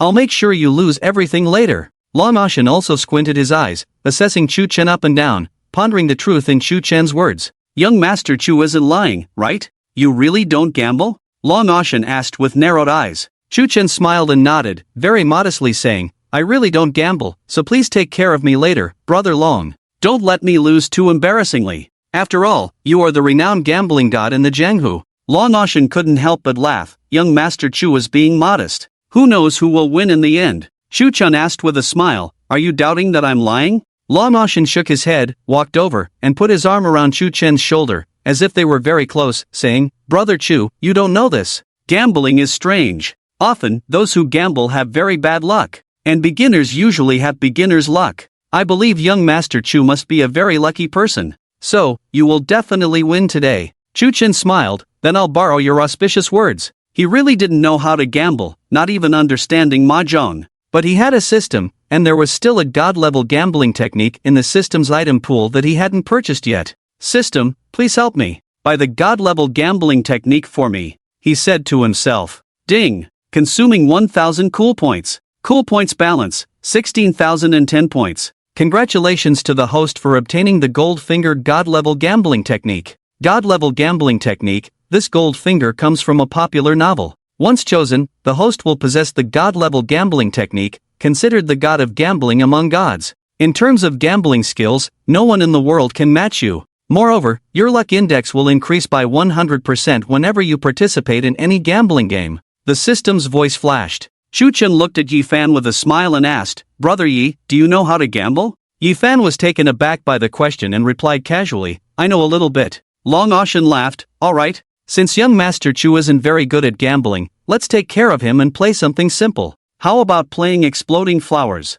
Exploding Flowers, a simple poker gambling technique, with easy-to-understand rules. It only requires 3 people to start, and the more people participate, the more exciting it gets. Long Ashen looked around and asked with a smile, any of you want to gamble with us? Hearing this, the surrounding gamblers were a bit restless, but at the thought of Chu Chen and Long Ashen being high-level gamblers, they all backed down. Are you kidding? This is a high-stakes gambling game, with tens of millions at stake in minutes. Who dares to gamble? Seeing no one speak up, Long Ocean sneered, leading Chu Chen and Yifan towards the central golden gambling table. It was called a golden gambling table, but it was just painted with a layer of gold paint on the outside, giving it a luxurious appearance. The three of them took their seats, forming a triangular confrontation, unable to see each other's cards. Pei Yimo stood by Chu Chen's side, feeling her heart pounding. In such a big gambling game, against a gambling god, she couldn't help but feel worried. And Chu Lingyin sat quietly on the side, with a harmless smile on her face. Soon, the dealer in a black suit with white gloves walked to the middle of the table and began shuffling the cards under everyone's gaze. As he was about to deal, Yifan suddenly spoke up, "Let me shuffle a couple of rounds." The dealer looked somewhat hesitant and glanced at Long Ocean and Chu Chen. Normally, guests were not allowed to shuffle unless all other guests agreed. Long Ocean nodded slightly, inwardly sneering. Every poker card here had special markings, and he could easily see what they were. Without exaggeration, he was undoubtedly the gambling god in this casino. Nothing could escape his eyes. Yifan, although somewhat clever and knowledgeable in gambling, was ultimately too confident. Chu Chen, of course, had no objections. Let him shuffle as he pleased. With his perspective eyes, no matter how you shuffled, he could see clearly. No tricks would work. Yifan obviously didn't realize his current situation. Everyone had an advantage except him. He relied solely on his skills. He casually glanced at the poker cards, then began to shuffle in a flashy manner in front of everyone, showcasing various skills. This drew exclamations from the surrounding gamblers. Many female gamblers even began to admire Yifan, finding him handsome, well-built, and his shuffling style so cool. After shuffling, the dealer took the cards and asked, "Does anyone else want to shuffle?" Seeing no response, he began dealing round by round, neither fast nor slow. The once noisy casino quieted down. Everyone was focused on this gambling session. Yifan sneered inwardly. He had arranged the order of the cards while shuffling and even made some slight marks. He was confident he could get himself a golden flower. Given enough time, he could even get himself a leopard. Soon, one round of dealing was done. No one spoke, no one looked at the cards. Long Ocean smirked and threw a 5 million chip, saying, "Blind." In the rules of Golden Flower, if the previous player blinds, the next player must also blind with the same amount of chips. If the next player looks at the cards, the chips need to double, throwing a 5 million chip right at the start. Ordinary people really couldn't keep up. The surrounding gamblers gasped in shock. Yifan happened to be the next player. His mouth twitched, and he reluctantly threw a 5 million chip, saying, "I'm in." As a former Special Forces soldier and assassin who returned from abroad, Yifan had some wealth. Over the years, he had saved nearly 5 billion. Although 5 billion was a lot for ordinary people, Yifan had a frugal upbringing and a very stingy personality. The 500 million chip made him feel like his heart was bleeding. As for why he was willing to lurk in the Li group as a lowly bodyguard, it was naturally to get close to Lu Ruyan, the heiress of this financial conglomerate. Next, it was Chu Chen's turn to speak. All eyes were on him, waiting to see if he would blind as well. If all three players blind, round after round, despite the seemingly small 5 million chips, it was already quite extravagant. A gambling game worth hundreds of millions in minutes. Chu Chen's eyes slightly flickered with a sharp light. With the help of his perspective eyes, he could clearly see the cards of all three players. Long Ocean had a Q golden flower, Yifan had an A golden flower, and he himself had a K golden flower. The three players' hands. In the first round, 3 golden flowers came out, and they were quite significant AKQ golden flowers. Wasn't this a bit too exaggerated? Chu Chen looked deeply at Yifan, picked up his cards, shook his head, and said, "Today's updates are complete. Exciting content, stay tuned for tomorrow. If you want the author to update in advance, you can urge for more updates. The more you urge, the more the author will update. P.S. So I made some changes. Changes as follows. Deleted the adultery plot, changed the protagonist Chu Chun from a time travel setting to a rebirth setting, and removed the 5-minute invisibility penetration technique. Added the good brother Wang Chang. Also, for those who like this book, please help spread the word, urge for more updates, leave a good review, and so on. Starting a new book is quite challenging." Chu Chen directly lifted the cards, pretended to take a look, then smiled without saying a word. Pei Yimo beside him had an excited flush on her face. She had seen clearly just now that those 3 cards were actually a king gold flush. According to probability theory, in the first round of 3 players, having such a flush meant a sure win. "Call. I call." Pei Yimo whispered with her head tilted. Her voice was very soft, filled with excitement. Chu Chen smiled and directly threw out 2 5 million chips, saying, "I advise everyone to take a look at the cards in your hands." The surrounding gamblers couldn't help but get excited. Including the initial 3 million, there were already 23 million on the table in just a short while. Remember, this round has just begun. 2 players are blind, 1 is looking. If the blind players don't look at their cards and continue to be blind, then this round will get intense. Bombing a gold flush is actually a rogue move. If both players keep their cards blind and the one looking doesn't have enough money, then no matter how good your cards are, you'll eventually have to fold. If you want to continue playing, you'll have to put something up as collateral, or even write an IOU. But in gambling, no one can guarantee that they will always have the best hand. Next, it's Long Outyan's turn to speak. As expected, he continued to be blind, looking at Yifan with a smile that seemed like a challenge. Yifan didn't say a word and also threw out a 5 million chip, saying, "Continue to be blind." He was absolutely confident that he could win money in this round. So no matter how many rounds, he would continue to be blind. He had great confidence in his gambling skills. It's Chu Chen's turn to speak again. Pei Yimo buried her head, enduring her excitement, whispering, "Quick, follow. Follow quickly." Chu Chen smiled, picked up 2 5 million chips and threw them on the table as if they were just plastic cards. In the blink of an eye, the 6th round. The situation was the same. Long Outyan and Yifan still didn't look at their cards, staying blind, while Chu Chen followed with a smile on his face. 20 million in 1 round, 120 million in 6 rounds without counting the initial bet. The surrounding gamblers' eyes were red with excitement. Witnessing such a grand scene made it hard for them to stay calm. Pei Yimo was also already excited. Of course, she didn't know that Yifan's cards were the best, innocently thinking that Chu Chen had the best hand in this round. After all, it was a king gold flush. Even if it meant risking everything, she had to follow. Lu Ruyan stood behind Yifan, her delicate eyebrows furrowed, saying, "Yifan, why aren't you looking at your cards? Chu Chen must have a great hand. Take a look at the cards." Yifan smiled, waved his hand, and said, "Don't worry, let's follow for 2 more rounds." Of course, he wouldn't say, "Why am I not looking at my cards? Because my hand is the best in the whole game." A hint of displeasure flashed in Lu Ruyan's eyes as she reminded, "But you only have 3 chips left. If you keep going like this." At this moment, Yifan only had 3 5 million chips left in front of him, all of which Lu Ruyan had given him in advance to maintain appearances.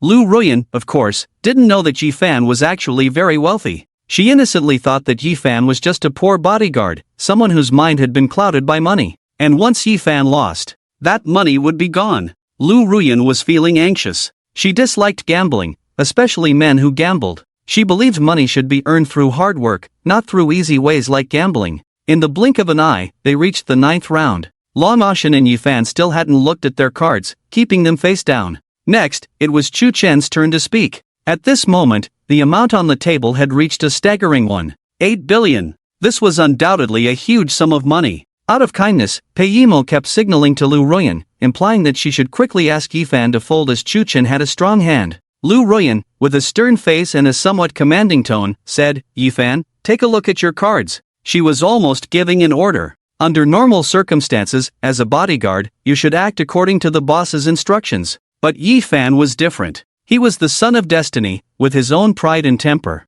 Why should a woman like her interfere when a man was playing cards? He firmly believed he could win this round with 100% certainty. Who cared about the cards? At this moment, Chu Chen smiled, threw his cards on the table in front of everyone, and said, "Ah, you guys keep hiding your cards. Until when? I fold. You guys play." This statement shocked everyone present. No one had expected Chu Chen, the heir of the Chu group, to fold. Pei Yimo was wide-eyed, full of disbelief and anger, saying, "Chu Chen, what are you doing? We've all followed with 90 million. If you fold, then fold. You are the old K Gold. You should be winning steadily." Hearing this, everyone was surprised. What's going on? Even the old K Gold folded? Both sides were hiding their cards. Why would you fold when you were watching the old K Gold? This Chu Chen was indeed a fool, folding even with such a strong hand. Clearly, it was a sure win. It seemed that his earlier claim of not knowing how to play cards was true, not a lie. Everyone felt regretful. The most heartbroken was Pei Yimo. Her eyes reddened instantly, tears welling up. 1.8 billion. That's 1.8 billion. Chu Chen, you fool. Seeing her like this, Chu Chen couldn't help but smile wryly. Why cry? What if someone has a better hand than me? Pei Yimo, looking aggrieved, said, "How could someone have a better hand than you? The probability of getting a flush in a 3-player game is very low. And yours is the old K Gold. You fool, do you even know how to play cards? You've made me so angry." Chu Chen shrugged and said, "It doesn't matter. I only lost 90 million. Besides, Yi has run out of chips. If I don't fold, he has to. Hearing this, Lu Ruyan felt a strange taste in her heart. She hadn't expected Chu Chen to fold because Yifan had no chips left. Could it be that he really had no interest in gambling? Could it be that he truly saw money as worthless? Lu Ruyan's heart wavered, and she couldn't help but ask herself if she needed to change her view of Chu Chen, at least not to be biased. Ding! Lu Ruyan's fondness for you has increased by 30 points. Current fondness, 0 out of 100.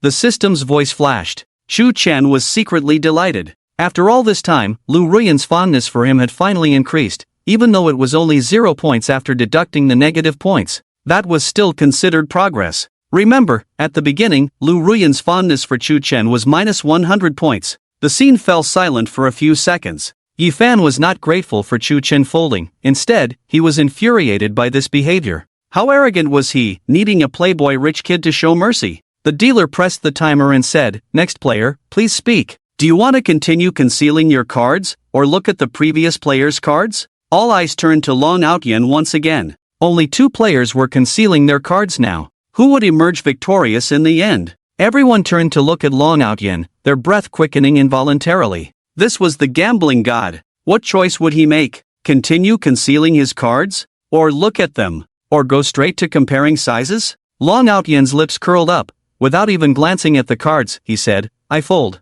As soon as these words were spoken, the scene erupted in an uproar. What on earth? Why fold again, and without even looking at the cards? Is this how the game is played? We really want to see the cards, come on. The surrounding gamblers were going crazy, unable to understand why Chu Chen, with such a strong hand, would fold, and even more puzzled as to why Long Outyen would fold without even looking at the cards. Both players were concealing their cards, why not look at them? Isn't that just giving away money? Isn't that simply charity? Charity. Those 2 words were quite fitting. The dealer raised his hand, pushing all the chips on the table in front of Yifan, smiling and saying, "Congratulations." Yifan won, but there was no smile on his face. Instead, faint veins showed, sensing a taste of being blatantly patronized. Chu Chen, the pseudo-gentleman, could slap him with money, fine. But why did Long Outyen have to meddle in this? Damn it, not even looking at the cards. Do you look down on me? Do I need your charity? Isn't this a blatant slap in the face of Yifan?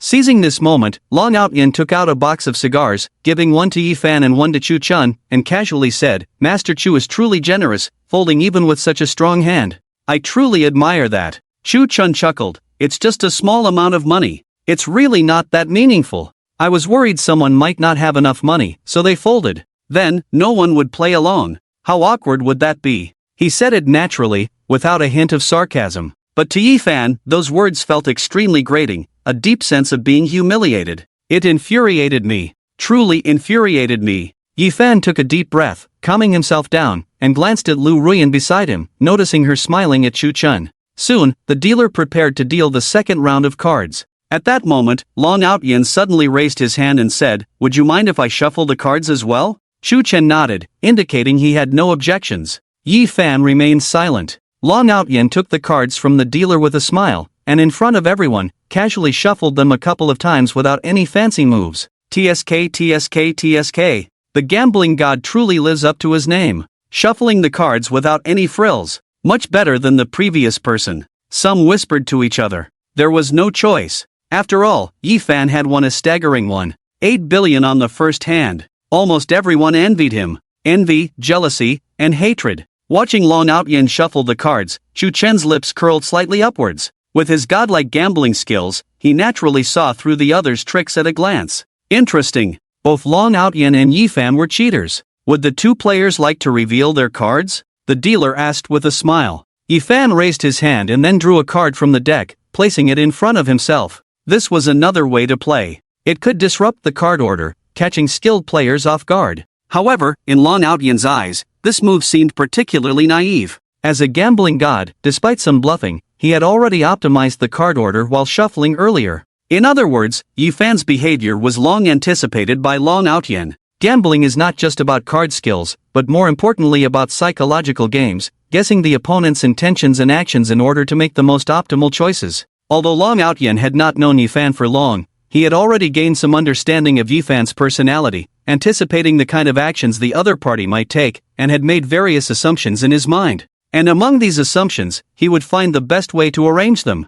This hand of cards is all within Long Outyan's control. Just then, Chuchen suddenly smiled and said, "Since you've all shuffled the cards, how about I join in the fun? What do you think?" His words caught Long Outyan off guard. Yifan slightly furrowed his brows, his gaze fixed on the remaining stack of playing cards. There was silence for a few seconds. Long Outyan chuckled and made a welcoming gesture. Everyone looked at Chuchen. Chuchen took the cards from Iguan's hand, barely shuffled them, and the cards scattered all over the floor, as if he hadn't even touched them. The surrounding gamblers couldn't help but chuckle. This Chuchen was really naive, not even knowing how to shuffle cards, yet daring to gamble with the gambling god. Pei Yimo couldn't help but cover her face, feeling regretful. She should have stopped Chuchen from agreeing to the bet earlier. Now, he had lost 90 million in the first round, and who knew if the remaining 2 billion could last a few more rounds. Even as a wealthy heiress, she felt a pang of pain. Yifan sneered inwardly and taunted, "Chuchen, if you don't know how to shuffle cards, just don't bother.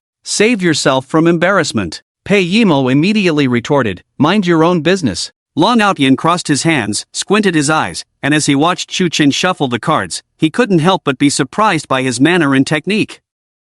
Chuchen seemed to not know how to shuffle cards, yet he had already rearranged the order of the cards and discreetly wiped off the marks left by Yifan and Long Outyan. How was this possible? Long Outyan suddenly remembered a sentence his master had said to him before he passed away: "The highest realm of gambling is not to gamble." This sentence could be understood as, the highest realm of gambling is to make everyone think you don't gamble. Could this Chuchen have reached the highest realm? Was he pretending to be weak while actually being strong? The reason he followed along for so long before folding was to pretend he didn't know how to play cards, making everyone relax their guard? In fact, had he already seen through all the cards? Hiss. Is it really so? Long Outyan couldn't help but gasp in cold air, a hint of playful smile appearing on his stern face. If before he had only played with a playful attitude, now, this gambling god of his was already taking it seriously. Soon, Chuchen finished shuffling the cards and said with a smile, "How about this? Let me deal the cards to you too. What do you think?" Long Outyan nodded with a smile, "All right.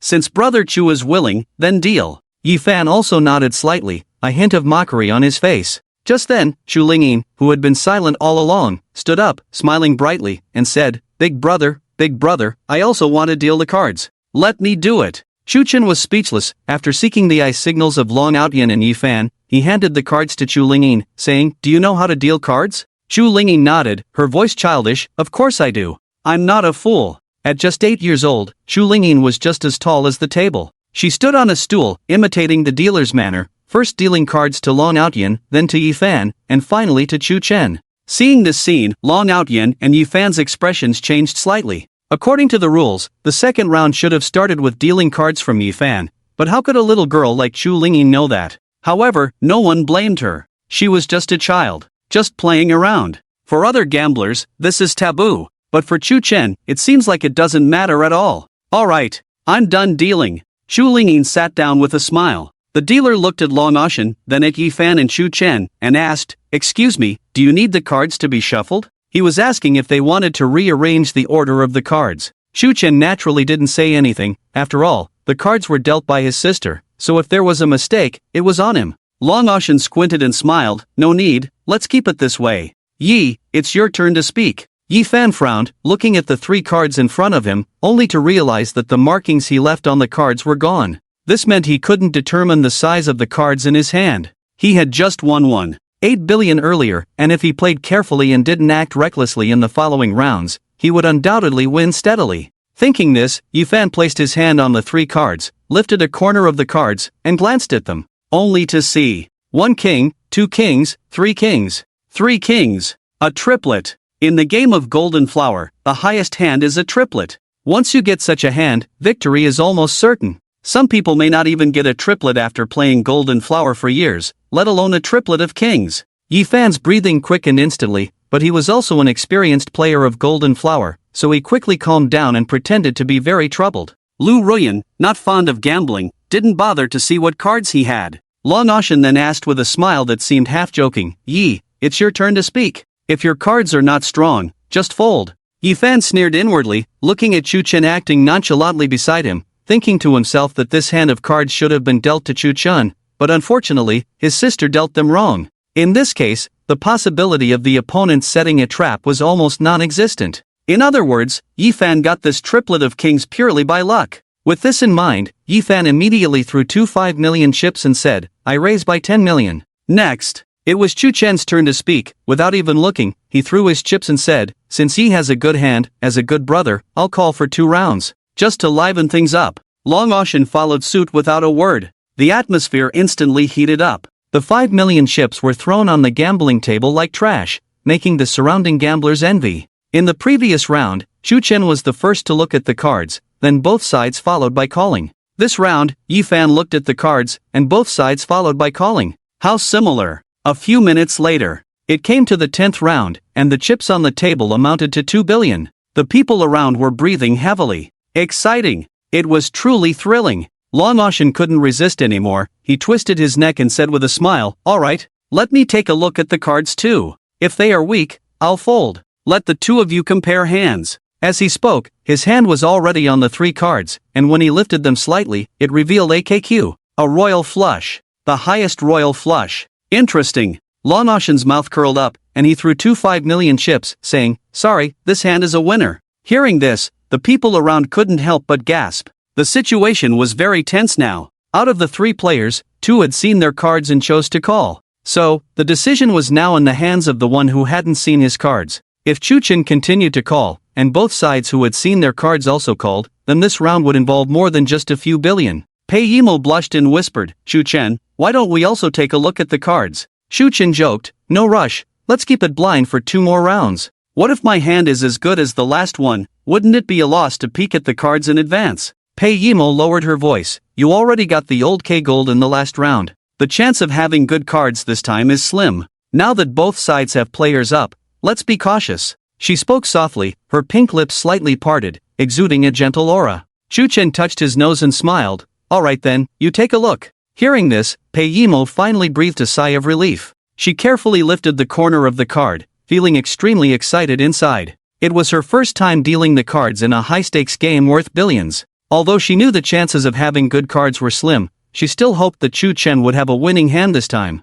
However, when the cards were revealed, 3 random cards caught their eyes. Pei Yimo's expression froze. She looked at Chu Chen with a puzzled expression, as if asking, what should we do? These cards are terrible. Fold. Chu Chen said with a smile, realizing the game wasn't going in his favor, and it was better to let Yifan enjoy the game first. Next, it was Long Ocean's turn to speak. He furrowed his brows, pondering as he glanced at his royal flush gold cards and then at Yifan's expression. He was unsure. He thought Chu Chen would continue, but he didn't expect him to fold directly. Long Ocean tentatively suggested, Brother Yi, how about we compare hands? Yifan smiled faintly, sure. Each of us puts up 1 billion. How about that? Upon hearing this, the people around couldn't help but gasp. 1 billion for a hand comparison. What kind of high roller game was this? Long Ocean was speechless, with a hint of mockery in his eyes. 1 billion for a hand comparison, I have no objection. But Brother Yi, have you forgotten? You don't have many chips left. Yifan smirked,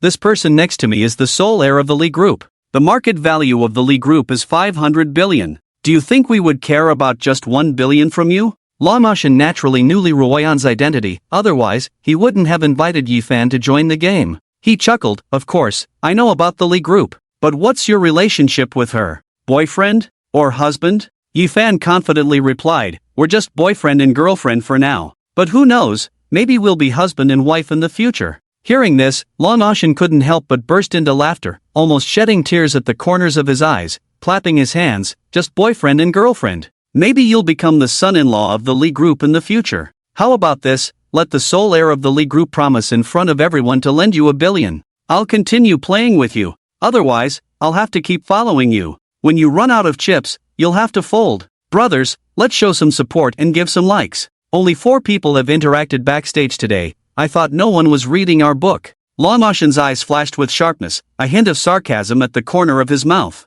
In an instant, all eyes were on Li Ruoyan, the proud daughter of heaven, making her extremely uncomfortable. She had been groomed as the heir of the group since childhood and naturally wouldn't back down. She just simply disliked such occasions. Moreover, the strange looks from the people around her added to her discomfort. 1 billion. For Li Ruoyan, it was nothing special, unlike Pei Yimo. Although both were core heirs of financial conglomerates, the latter hadn't taken over the family business. Li Ruoyan, on the other hand, had long controlled key industries of the Li Group. Yifan turned to her, smiling brightly, Qingxue, trust me.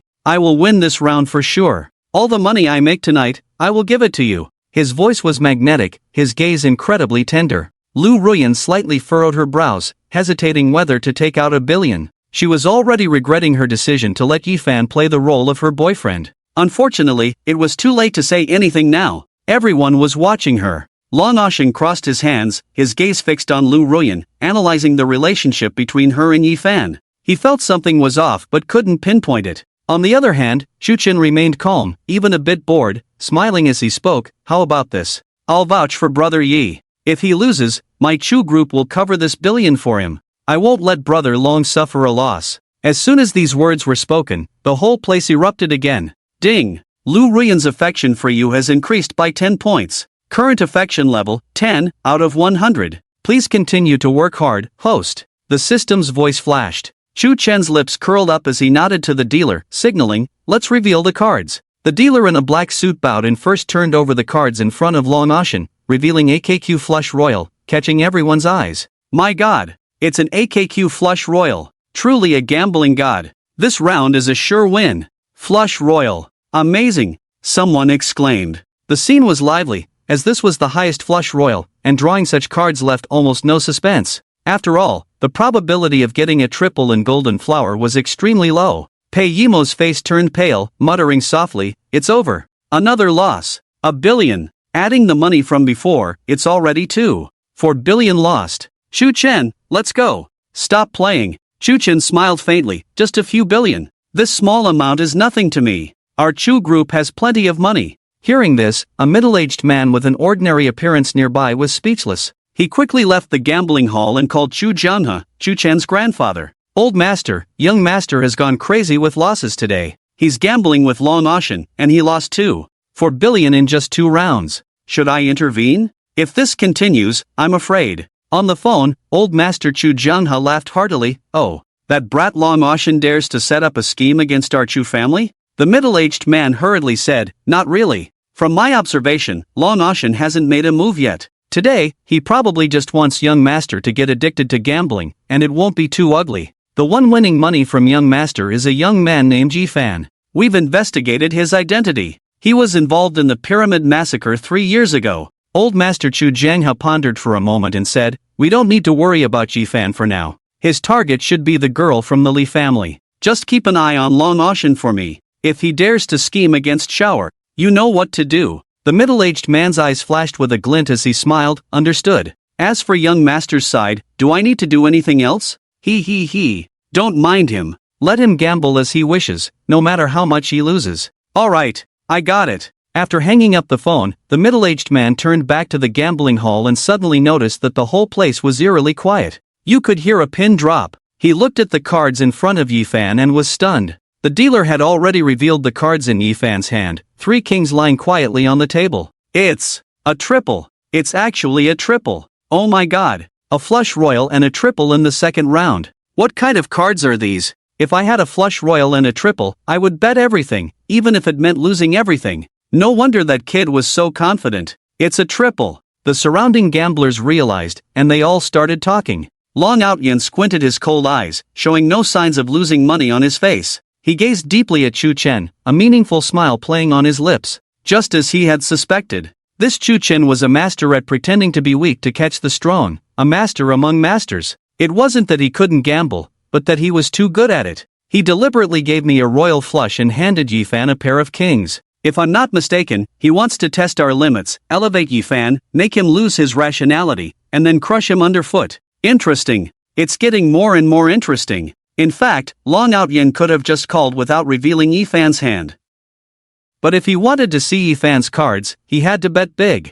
$1 billion. Just to confirm his suspicions. Poor Yifan, being manipulated without realizing it, it's simply ridiculous. The scene quickly quieted down. At that moment, Yifan stood up with a smile and said to Lou Ruyan in front of everyone, "Xingxue, I didn't lie to you, did I? I said I would win, and I will win. Tonight, all the money I win is yours. Consider it my betrothal gift." Hearing this, the female gamblers around envied him greatly. Winning nearly $5 billion in just 2 rounds. Using that much money as a betrothal gift was too extravagant. However, there was a hint of displeasure in Lou Ruyan's eyes. She and Yifan were just pretending to be a couple, so why was he trying to give her a betrothal gift? Is he out of his mind? Just a mere bodyguard. Are you qualified? That's what Lu Ruyan thought, but she had to force a smile and say, okay, I'll be waiting for your betrothal gift. Yifan tried to hug her, but she slightly dodged, leaving him awkwardly returning to the table. Long Outyen laughed heartily, full of amusement. Oh, brother Yifan, you're really lucky tonight.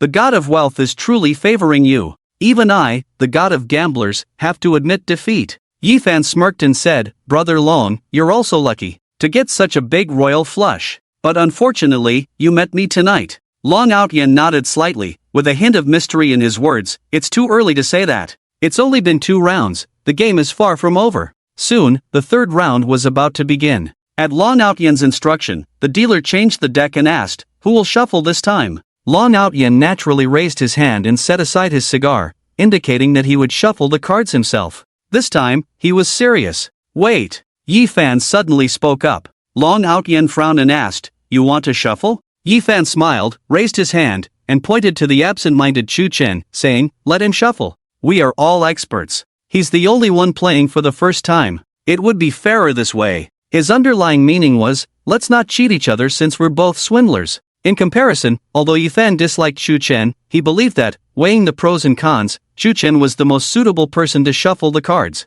Hearing this, Long Outyen stared at Yifan in disbelief, then chuckled and handed the cards to Chu Chen, saying, Brother Chu, it's your turn to shuffle. Chu Chen was speechless. He pretended to shuffle the cards and handed them back to the dealer. The dealer took the cards and began dealing. This round, Chu Chen didn't continue playing, he just glanced at his cards and folded. Long Outyen also folded after a quick look at his cards. Yifan won again. Unfortunately, no one followed this time, and there was only a base pot of 3 million. In the following rounds, Chu Chen continued to shuffle the cards. Because Yifan didn't trust the dealer, let alone Long Outyen, he insisted on having Chu Chen shuffle the cards. 1, 2, 3. Soon, half an hour had passed. Chu Chen, Yifan, and Long Aotian each had their victories and losses, but none won much because no one was playing blindly anymore. Basically, they all revealed their hands right after dealing. The surrounding gamblers found it boring. Previously, a single round could involve billions in wins or losses, but now each round only had a maximum of a few tens of millions, which failed to pique anyone's interest.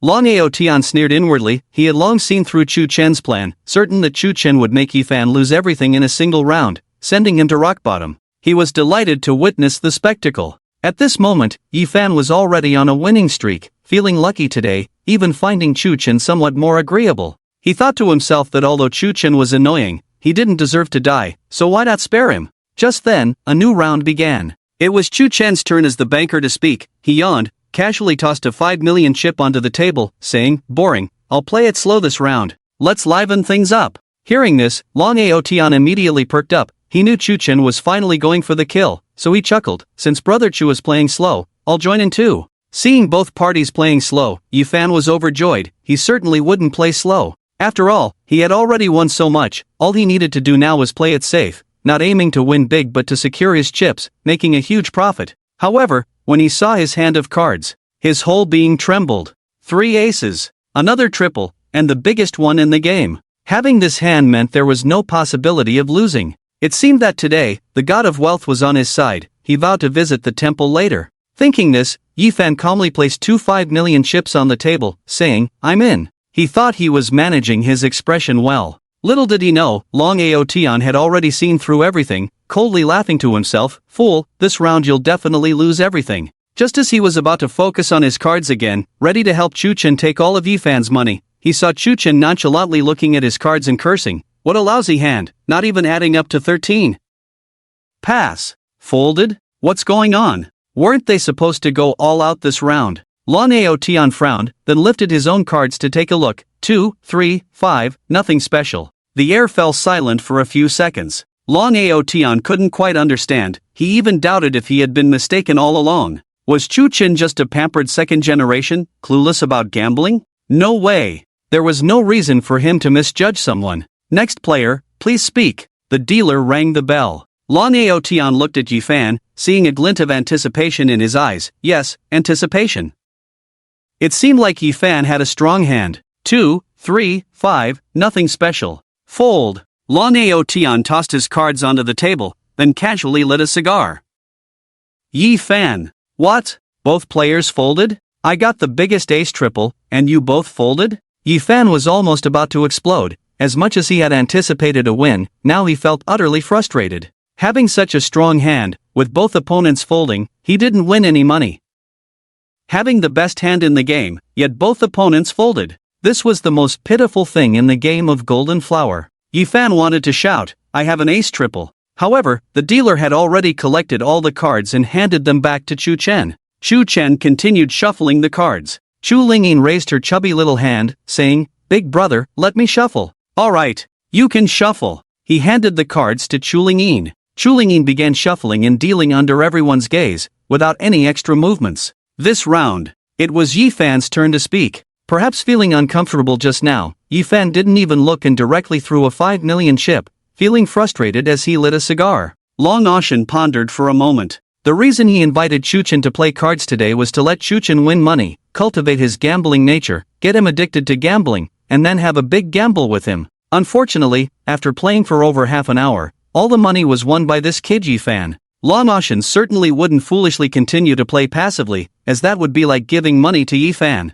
So, he casually glanced at his cards. 3 twos caught his eye. 3 of a kind. The smallest 3 of a kind. Long Ocean blinked, first looking at Chu Chen, then at Chu Lingyin. Chu Lingyin shuffled the cards, absolutely no possibility of cheating. So this 3 of a kind was his own luck. Long Ocean didn't hesitate, directly throwing 2 5 million chips. "I'm in." Chu Chen followed with a smile, "Since Brother Long is in, I must follow with 2 rounds. I'll play blind." 1 player in, 1 playing blind. Yifan came to his senses, not wanting to continue playing passively and losing money, so he lifted the corner of his cards to take a look. This look excited him. He actually had 3 threes in his hand. Another 3 of a kind. Even though it was a small 3 of a kind. But with such cards in hand, he had to join no matter the cost. "I'm in too." Yifan's eyes sparkled as he placed 2 5 million chips on the table. Because it was Chu Lingyin who shuffled the cards, neither he nor Long Ocean suspected any issues with this round of cards. They both thought it was their lucky day.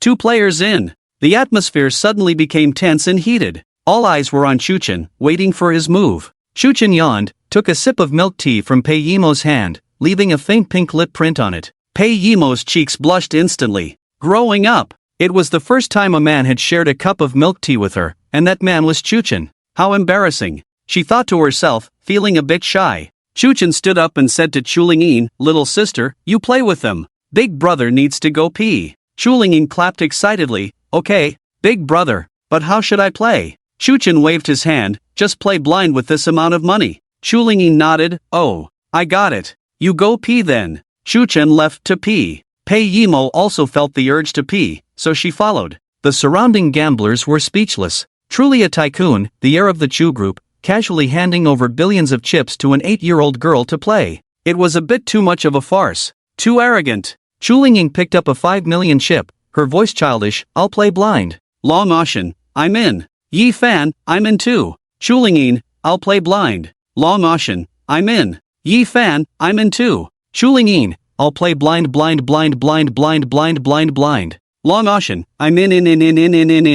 Yifan, "I'm in. In just a few minutes, a dramatic scene unfolded. All around, people could only hear the repetitive calls of in and blind blind blind, leaving them numb and mentally exhausted. Soon enough, Long Ocean ran out of chips, snapped his fingers, and immediately someone brought 5 billion chips. Seeing those 5 billion chips, Yifan's excited heart was about to jump out. He had been risking his life for so many years, with only 5 billion accumulated. Now, returning to his home country, in one gambling session, he was about to win over 10 billion. Over 10 billion. What a concept. A fortune that couldn't be spent in 8 lifetimes. Yifan's mind raced, suddenly feeling a bit regretful. He shouldn't have boasted in front of so many people earlier, saying he would give all the winnings to Lu Ruyan. It was too early to say that. If it was just a few billion, Yifan would grit his teeth and give it to Lu Ruyan. But now it was over 10 billion. A sure win situation. Giving it all to a woman as a betrothal gift was not worth it.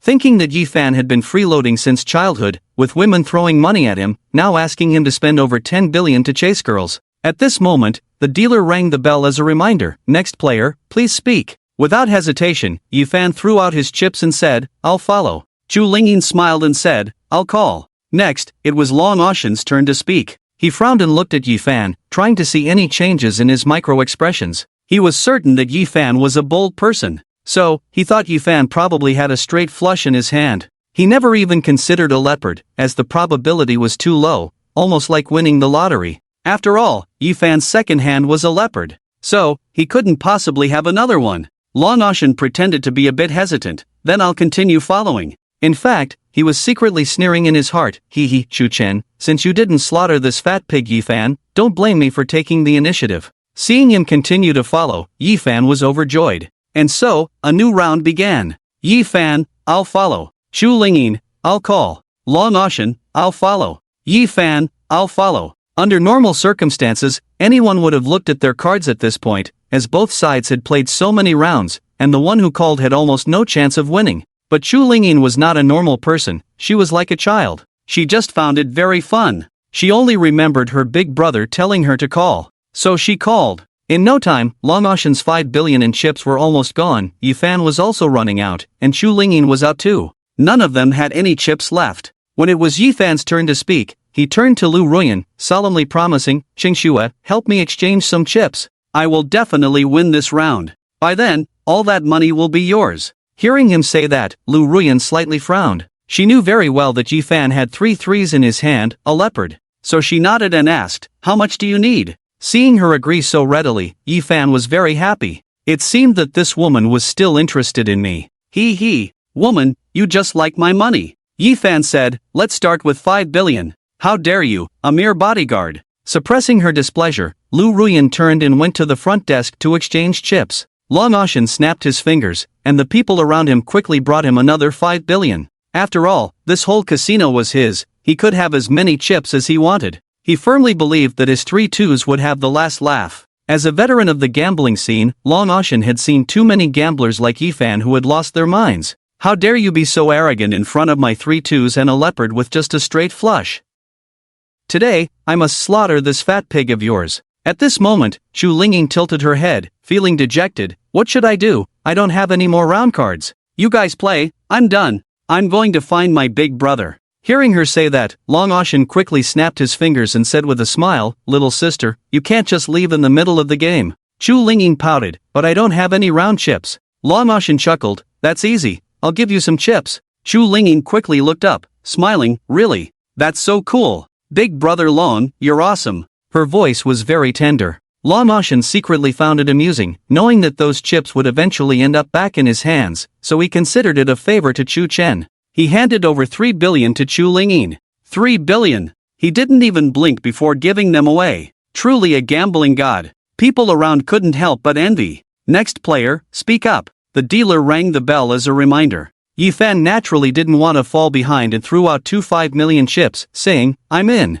And so, the third round began again. How fortunes were won and lost, that's how it went. Each thought they could definitely win and wanted to drain the other completely dry. 5 billion. It's really not enough. Soon enough, Long Ocean and Yi Fan found themselves without chips again. Long Ocean snapped his fingers once more. Yi Fan looked at Lu Ruyan. Lu Ruyan coldly said, you play by yourself? I'm going to have a cup of tea. She left, leaving Yi Fan looking embarrassed. Long Ocean, seeing Yi Fan without a single chip in front of him, smirked mockingly, Brother Yi, you can't always rely on women, can you? Yi Fan's face turned pale with the retort, gritted his teeth and stood up. Huh? Just wait. With that, he went to the front desk, pulled out a gold card from his pocket, and exchanged it for 5 billion in chips in front of everyone. This was all his hard-earned savings. He was going all in. Outside the restroom, Chu Chen washed his hands, glanced at the mirror. His features were handsome, sharp-edged, but his eyes carried a hint of melancholy and world-weariness. In the 3 years he had been away from home, he had experienced the ups and downs of life, seen through the glamour, and finally understood what society was like. He had lost his former innocence and temper, now he was a smooth and clear-headed version of himself. However, there was one thing he needed to resolve as soon as possible. Although Chu Chen had been in a 3-year relationship with his ex-girlfriend, they had not done anything inappropriate. In other words, he was still a boy now. Once, Chu Chen thought he should save his first time for his future wife. But now, marriage? Ha ha. He could never get married in this lifetime. It's not that he didn't want to get married, nor did he want to be a romantic wanderer. It's just that he couldn't get married. Bound by the strongest pleasure system, he was destined to have endless entanglements with top-tier goddesses in the future. This system required him to conquer various goddesses. For pleasure points, Shu Chen could only go against his conscience, wandering among flowers without picking one to take home. Marriage meant he could only love one person for a lifetime, no betrayal, no infidelity, no promiscuity. So, he couldn't get married, at least not for now. As for whether he could meet someone in the future to break free from the system's constraints, that remained to be seen. Speaking of which, Peiyimo, this woman, was not bad, with an excellent figure. If she weren't a bit older, her various indicators would probably surpass Lu Ruyan's. After all, she was about to turn 30. Maintaining a beauty and figure score of over 95 was extremely rare and commendable. Most importantly, she was still a virgin. It had to be her. Quite fond of her. Shu Chen made up his mind to find a time to leave Chu Lingyin aside and then have a chat with Miss Peiyimo about life, ideals, and delve into some middle school biology knowledge. In a daze, his perspective eyes flickered, noticing Peiyimo had already lifted her skirt and was getting ready to come out. "Shu Chen, you're so fast," she said with a smile. "Well, boys. Of course, we pee faster than you girls." Shu Chen smiled faintly. Hearing this, Peiyimo's fair cheeks blushed slightly, lowering her head, looking very shy. Oh my! This is so embarrassing. Why did he speak so bluntly, but quite straightforward? Peiyimo thought to herself, suddenly boldly grabbing Shu Chen's arm, sweetly saying, "Let's go back and see how it goes. I wonder who won. Can't wait." Shu Chen let her hold his arm, joking, "Is it possible that we won?" Peiyimo rolled her eyes beautifully and said, "How is that possible? We are playing it safe. Yi Fan and Long Ocean are both bluffing. They must have a strong hand. Otherwise, they wouldn't be so eager to raise the stakes." Shu Chen touched his nose and said, "That's not necessarily true." Peiyimo was speechless, asking softly, "After this round, let's not play anymore. Let's go home." Shu Chen casually said, "Go to your place, or go to mine." Hearing this, Peiyimo's ears immediately turned red, biting her lip. "Of course, each goes to their own home. What are you thinking?" Shu Chen turned to her with a mischievous smile. "Yimo, can you promise me something?" Peiyimo felt his gaze, her heart suddenly beating faster, lowered her head and said, "Tell me. Whatever it is. I promise you." She felt her heart's little deer jumping around, as if it wanted to jump out. Shu Chen wouldn't be confessing to me in front of the toilet, would he? So embarrassing. At this moment, Shu Chen leaned close to her ear and whispered, "When we go back later, no matter what cards you see, pretend they are very good cards.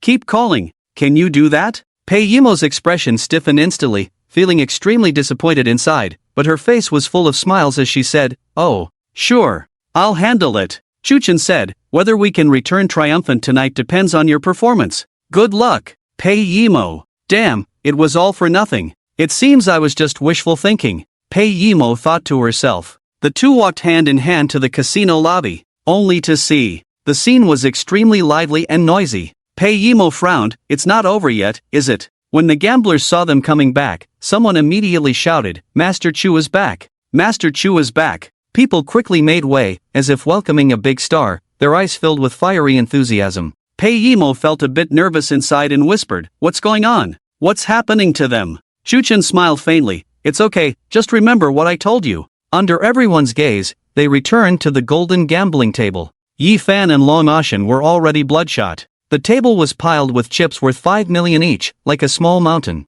No wonder the gamblers were so excited. "My god, how can there be so many chips? It must be worth tens of billions." Peiyimo exclaimed in surprise. Shu Chen, on the other hand, remained calm, looking as if money meant nothing to him, and said with a smile, "Sorry, everyone, I'm late. What round are we on now?" Chu Lingyin stood up from the table and said with a smile, "Big brother, it's still the same round as before. I've been playing it safe all along." Impressive, right? Hearing this, everyone present couldn't help but feel embarrassed. "It was all because of you, kid. If you hadn't been playing it safe for so many rounds, Yi Fan and Long Ocean wouldn't have kept playing for so long. They would have revealed their cards to each other long ago." Shu Chen pretended to be surprised. "Ah, still the same round as before?" Actually, he was laughing inside. Shu Chen quickly cast an apologetic look at Long Ocean and Yi Fan, saying, "Sorry, my sister is not sensible. Let me take a look at the cards." Long Ocean crossed his hands, each finger adorned with a gemstone ring, grinned widely and said, "No problem.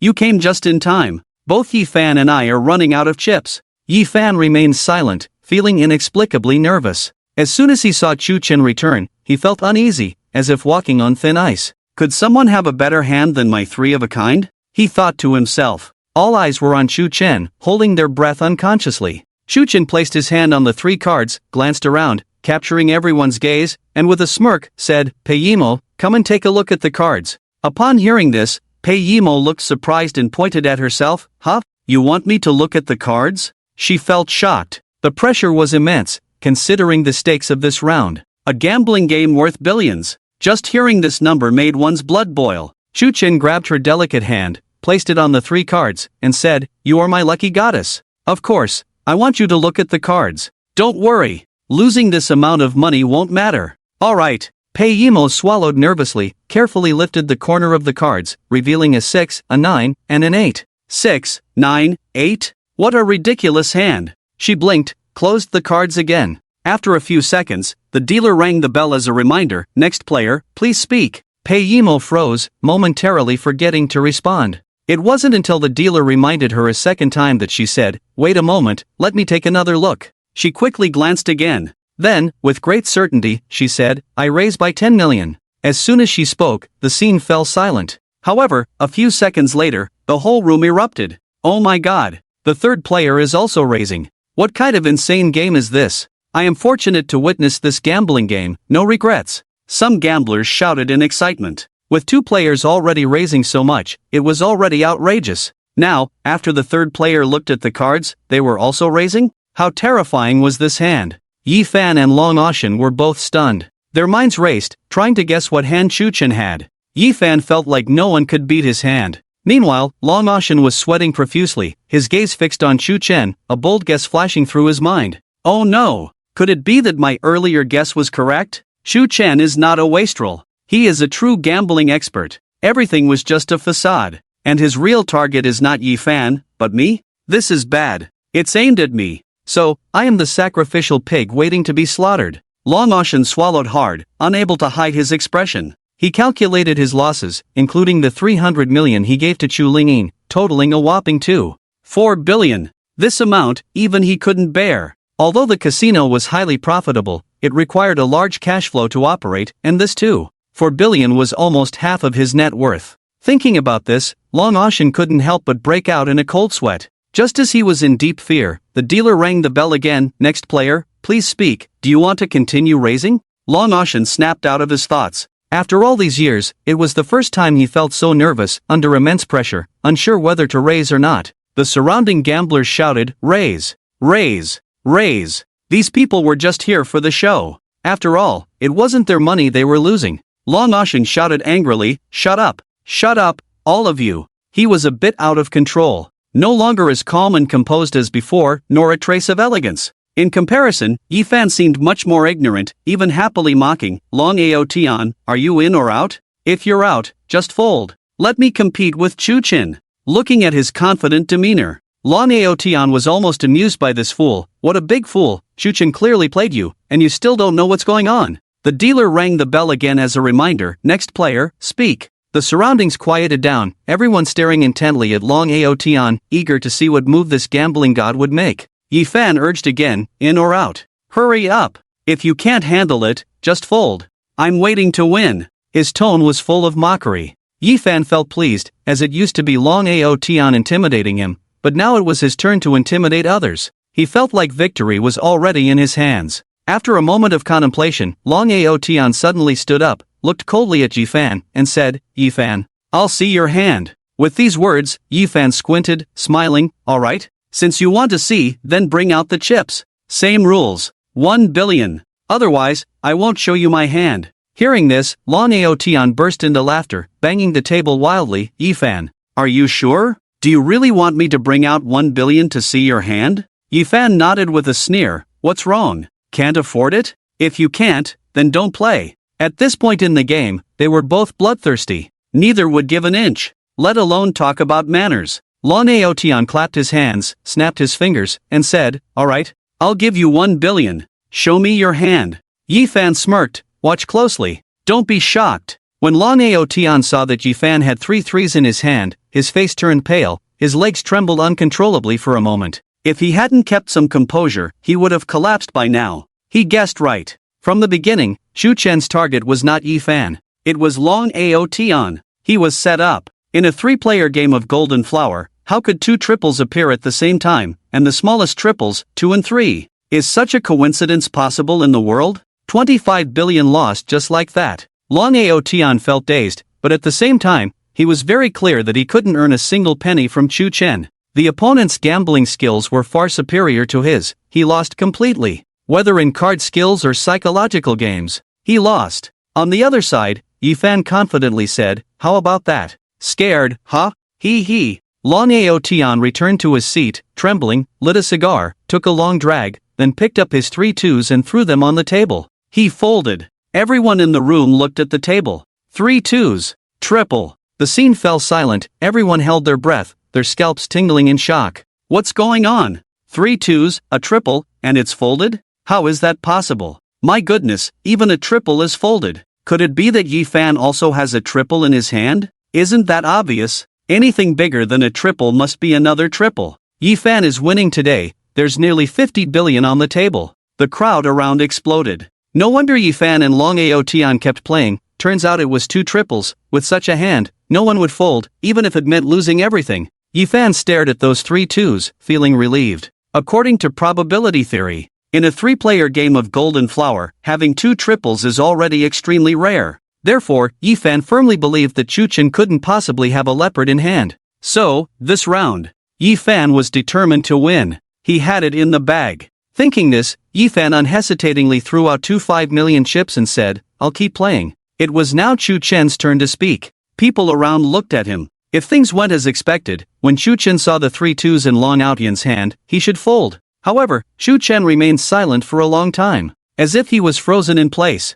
Yifan smirked, "Heh, Chu Chen, are you scared? Hurry up and fold." Chu Chen pretended to be surprised as he looked at Pei Yimo and asked, "What cards do we have? Should we fold?" It was only then that everyone realized. Throughout, Chu Chen hadn't even glanced at his own cards. Long Aotian across from him stared at Chu Chen, sneering inwardly, "Kid, you're quite the actor, even I was fooled by you, and you're still pretending now." He harbored some killing intent towards Chu Chen, but it wasn't strong. Unlike Yifan, who had just returned to the country and was unfamiliar with the background and power of the Chu family group, Long Aotian had been mingling in the country for years and was well aware of the various forces, naturally understanding how terrifying the Chu family group's power was. He wanted to kill Chu Chen but didn't dare to act. At least for now, Long Aotian knew his own limitations and couldn't possibly rival the Chu family group.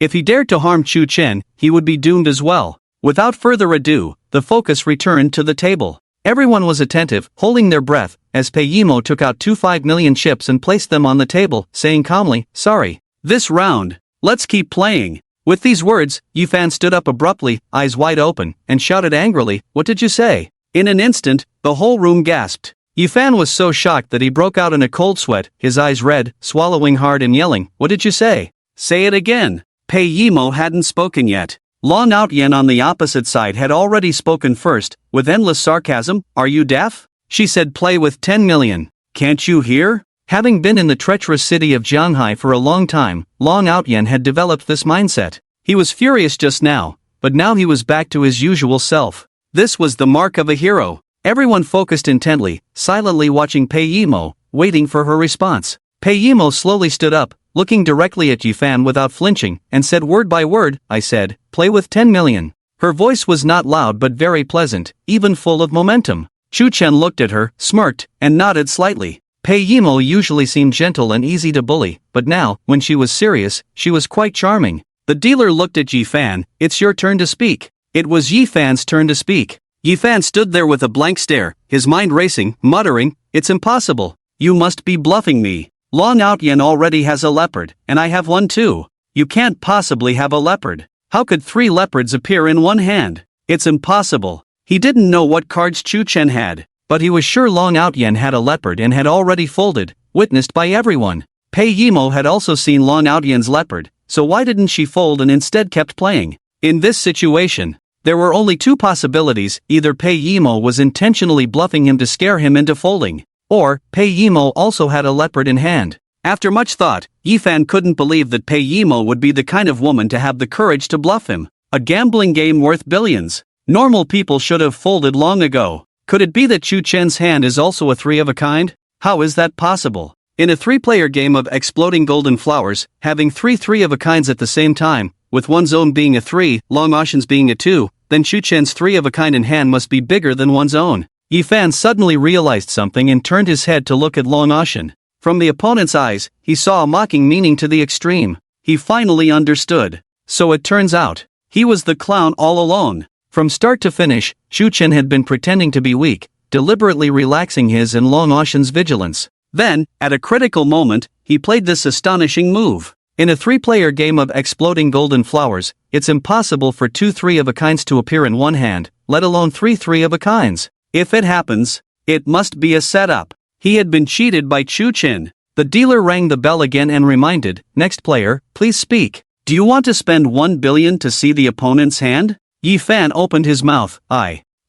He stuttered. Long Ocean sneered coldly, "Hee. What's the hesitation? Hurry up and spend 1 billion to see his hand." The surroundings quieted down, everyone was waiting. The outcome was about to be revealed. At this moment, Pei Yimo felt her underwear soaked, her soul sweaty, but her face was filled with a confident and determined look, saying, "No need for 1 billion. Just bet all the remaining chips you have." Hearing this, people around started shouting, "Look! Look! Look!" Everyone hoped Yi Fan would see the cards. I. Fold. Yi Fan slumped down like a deflated ball, looking at the remaining 40 million chips in front of him, feeling inexplicably uncomfortable. Nearly 17 billion. Lost in the blink of an eye. His half-a-lifetime savings gone just like that. And he didn't even have the courage to see the cards in the end. "So you knew all along." Yi Fan slowly raised his head, staring coldly at Long Ocean across from him. Long Ocean took a deep puff of his cigar and said, "Actually, from the beginning, I already knew Chu Chen was a master. He seemed like he couldn't even hold cards, but he had already erased the marks we left on the cards. Do you think you've been winning tonight just because of your luck? Don't be naive. At first, I thought Chu Chen's target was you. I didn't expect I was his target. Tonight, we all lost. My 3-of-a-kind is 2, yours is 3. Who would believe such a coincidence?" His voice was calm, like a stagnant pool, full of self-mockery. "How ridiculous. It's really ridiculous." Long Ocean wanted to set up Chu Chen, but Chu Chen directly slaughtered him like a pig. On the other side, "I won. We won." Pei Yimo murmured, her body went limp and fell into Chu Chen's arms, tears of excitement streaming down her face. "Chu Chen, we really won."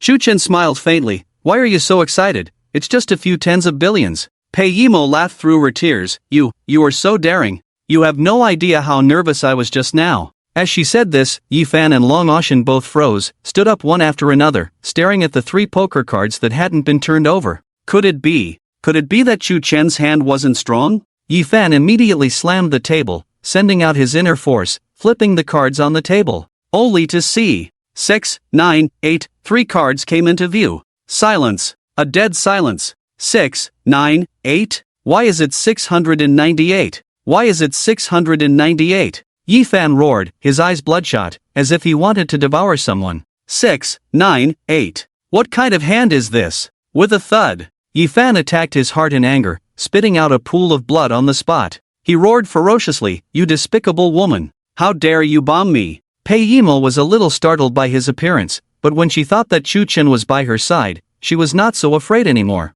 She said, "What's wrong? Isn't this how we play bombing card game? You folded your cards yourself, so why blame me? I just let you see the cards earlier." Yi Fan was left speechless by the retort, his eyes filled with intense killing intent. Suddenly, he sneered, "Fine. Very well. I'm willing to admit defeat." Through gritted teeth, he spoke each word, his eyes showing his fury. Long Ocean laughed heartily, clapping continuously, and praising, "Excellent. What a ruthless move. Chu Chen, you truly amaze me. But I don't understand, you could have made a winning hand for yourself too. Why did you end up with a mixed hand? Isn't that too risky? Aren't you worried that Yi Fan might peek at the cards?" As soon as he said this, it was almost certain, exposing Chu Chen's cheating. Chu Chen chuckled inwardly. Billions were nothing to him. Even if Yi Fan did peek at the cards, it didn't matter, as Yi Fan was already on his system's hit list, destined to die by his hands sooner or later. What are you implying? Does the Chu group need to cheat? Besides, I didn't shuffle the cards. Nor did I deal them. Everyone saw it. Do you think my sister is cheating? She's only 8 years old, Chu Chen said casually. The surrounding gamblers also caught on. Someone shouted, "Amazing. Absolutely amazing. A mixed hand that scared the opponent into folding even a winning hand. This is the essence of bombing card game. What a ridiculous gambling god. It's embarrassing." unable to handle losing, so he accuses others of cheating. Shameless. Ding. Yifan harbors endless hatred towards you, triggering a critical hit of satisfaction points, gaining 2000 satisfaction points. Ding. Congratulations to the host for completing the mission, Gambling God My Foot. Defeat Long Ocean, the son of destiny in gambling skills. Mission reward, 3000 satisfaction points. Already distributed. Ding. Gamblers envy you, gaining 69 satisfaction points. Ding. Ding. Current balance of satisfaction points, 26980. The astonishing gambling game came to an end. A series of system notification sounds echoed in Chu Chen's mind. One big time. Truly one big time. Chu Chen smiled and said, Yi brother, Long brother, still playing? Long Ocean. Yi Fan. Play? Screw that. Yi Fan's face turned dark as water. He got up without saying a word and left. Long Ocean exchanged a few polite words and left with some grace. Beside the golden gambling table, as everyone looked at the mountain-like stack of chips, their breathing quickened involuntarily. With so many chips, grabbing a handful would be enough for several lifetimes. Congratulations, Master Chu, you have won a total of 48.85 billion. The casino attendant counted the chips on the table one by one, packed them into 2 large boxes, and carried them to Chu Chen. Chu Chen casually picked up one box and placed it in Pei Yimo's arms, saying, This is yours. Feeling the weight in her arms, Pei Yimo shook her head quickly, putting the box back in Chu Chen's hands, saying, I can't take it. This is too much. It's tens of billions. Chu Chen chuckled helplessly. Didn't we agree that if I win, we split it in half? Pei Yimo insisted, shaking her head. No. I can't accept so much money, it would weigh on my conscience. You keep it. Just treat me to meals and buy me gifts in the future. You really won't take it? Yes. I won't. You don't want it. I can give it to all the gamblers present. You. I'm really afraid of you. Bring it here. In the end, Pei Yimo accepted the box of chips worth 2.4 billion, and walked to the front desk to exchange for money under the envious and jealous eyes of everyone. She knew that Chu Chen never lied. If she didn't take the money, Chu Chen would definitely open the box and scatter the chips to the gamblers present. After all, Chu Chen was a madman who treated money like dirt. Inside the control room, Long Ocean stared at the screen on the big screen, his hands crossed, his eyes dark like a poisonous snake, not saying a word. Beside him, someone reminded, Brother Long. They are going to exchange for money. Should we let the front desk delay for a few days? It sounds nice to delay for a few days. In fact, it's just dodging payment. They have done this before. Whenever someone won a large amount of chips, they would ask the front desk to delay for a few days. And a few days later, the fool who won the money would disappear without a trace. Murder. Not just talk. Long Ocean's eyes deepened, he sighed, gritted his teeth and said, Forget it. Let the front desk exchange for them. Today, I admit defeat. The loser is convinced. Brother Long, that's 4.8 billion. Chu Chen only used 10,000 to win so much, just our loss is nearly 3 billion. Shut up. Do you think I don't know? Or do you think Chu Corporation is easy to handle? But, no buts, we can't make a move on Chu Chen now. Otherwise, it will be all over. The control room fell silent. A few seconds later, the person controlling the computer backstage sighed and lowered his head. I understand, Brother Long. Long Ocean closed his eyes and admonished, as a person, you need to have a long-term perspective. We are just getting started now. There will be plenty of opportunities to deal with him in the future. Consider that money temporarily entrusted to them. Sooner or later, we will take it back with interest. He was saying that. Suddenly, a cold laughter rang out. Hee hee hee. I never expected that you are the owner of this casino. As the words fell, the 7 or 8 people in the control room were shocked, pointing their guns at the source of the voice, shouting, Who? Don't get excited. I mean no harm. I just came to discuss a deal with you, Brother Long. Yi Fan walked out unnoticed from the corner. It's you. Long Ocean squinted his eyes, grinned broadly, opened his arms and stood up. So it's Brother Yi.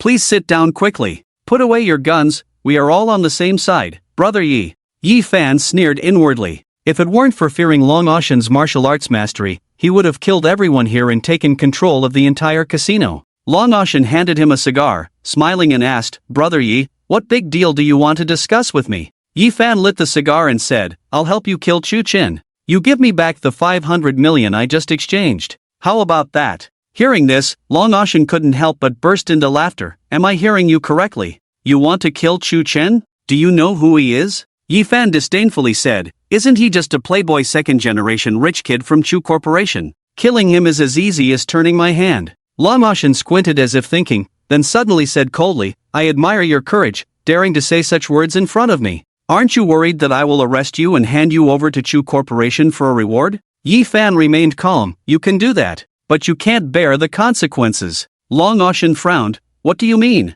Yi Fan smiled faintly. Let me tell you the truth. I have already planted a bomb in your casino. If you dare to make a move against me, I will make everyone bury me, including you. The air fell silent for a few seconds. The people in the control room all showed nervous expressions. 5 of them immediately ran out to gather more help, wanting to find the bomb. Long Ocean suddenly burst into laughter. You're lying. You don't have a bomb at all. Yi Fan shrugged. As you wish. I'm right here. If you want to arrest me, you can do it now. Long Ocean fell silent, staring at Yi Fan without saying a word, thinking that although this person was foolish, he was extremely ruthless in his actions, someone worth befriending. Let this kid go assassinate Chu Chen. No matter who dies in the end. What does it have to do with Long Ocean? Even if the Chu group comes looking for responsibility, he can easily evade it. Thinking this, Long Ocean laughed heartily. Inform the front desk. Only let Chu Chen exchange half of the chips. The rest, give it to him in a few days. The young man in front of the computer smirked, saying, Got it, Brother Long. Yi Xiong. It was all a misunderstanding just now. Don't take it to heart. It's just 1 billion, right? If you can really kill Chu Chen, I'll give you 2 billion. Long Ocean laughed. In fact, deep down, he was sneering. Not to mention whether Yi Fan could really kill Chu Chen, even if he did. So what? 2 billion? Don't even think about it. Yi Fan seemed to see through his thoughts and said calmly, Don't play tricks. If I kill Chu Chen and you go back on your word, every word of our conversation today will reach Chu Chen's grandfather intact. Long Ocean raised an eyebrow, chuckling, Yi brother, you think too wickedly of people. If you had such a mind while playing cards, you wouldn't have lost to Chu Chen. Rest assured, we are all in the same circle, what matters is loyalty. I'm just curious, where did you get the courage to lay hands on Chu Chen? Aren't you afraid of retaliation from the Chu group? Yi Fan took a puff of his cigar, self-mockingly saying, I'm different from you. You have a casino, a group of brothers to support, so you can't leave. But me, alone, I can just kill Chu Chen and disappear. Sorry, 48 billion in chips is too much. Our casino can't come up with that much at once. The front desk lady said apologetically. Chu Chen, chin in hand, gazed deeply at the front desk lady before him, who turned out to be a member of the Thousand Gates Society and a skilled swindler. In fact, not just her, most core members of this casino were adept at deception. Can't come up with it? Why? Pei Yimo asked. The front desk lady looked embarrassed. Miss Pei, you are also a regular here. You should know that once the chips exceed 500 million, it takes a few days to process. Like your large amount, our casino has never encountered it before. So, it may take about 7 days. The boss needs time to turn over the funds. Otherwise, if the casino doesn't have enough cash flow, it can't operate. Hearing this, Pei Yimo frowned. How much can be cashed out today? Please wait a moment, I'll make a call. The front desk lady said, pretending to run to the side to make a call, then hurried back after a while, smiling. I just reported to the boss. He said you and young Master Chu are our esteemed guests, so you can enjoy privileges. Today, you can take away half of the chips directly. After 7 days, you can come back for the rest. Is that acceptable to you? Hearing that she could cash out half of the chips, Pei Yimo's expression softened a lot, nodding. Alright, then transfer the money to my card. Okay, please wait. The front desk lady nodded quickly. After some operations on the computer, a notification of the deposit appeared on Pei Yimo's phone. 2,425 million. Deposited. Pei Yimo was extremely excited, then immediately transferred half to Chu Chen. Watching so much money coming in, Chu Chen's heart also experienced quite a bit of emotional fluctuation. After all, this was all money he had earned. Although he regarded money as dirt, it held a different significance.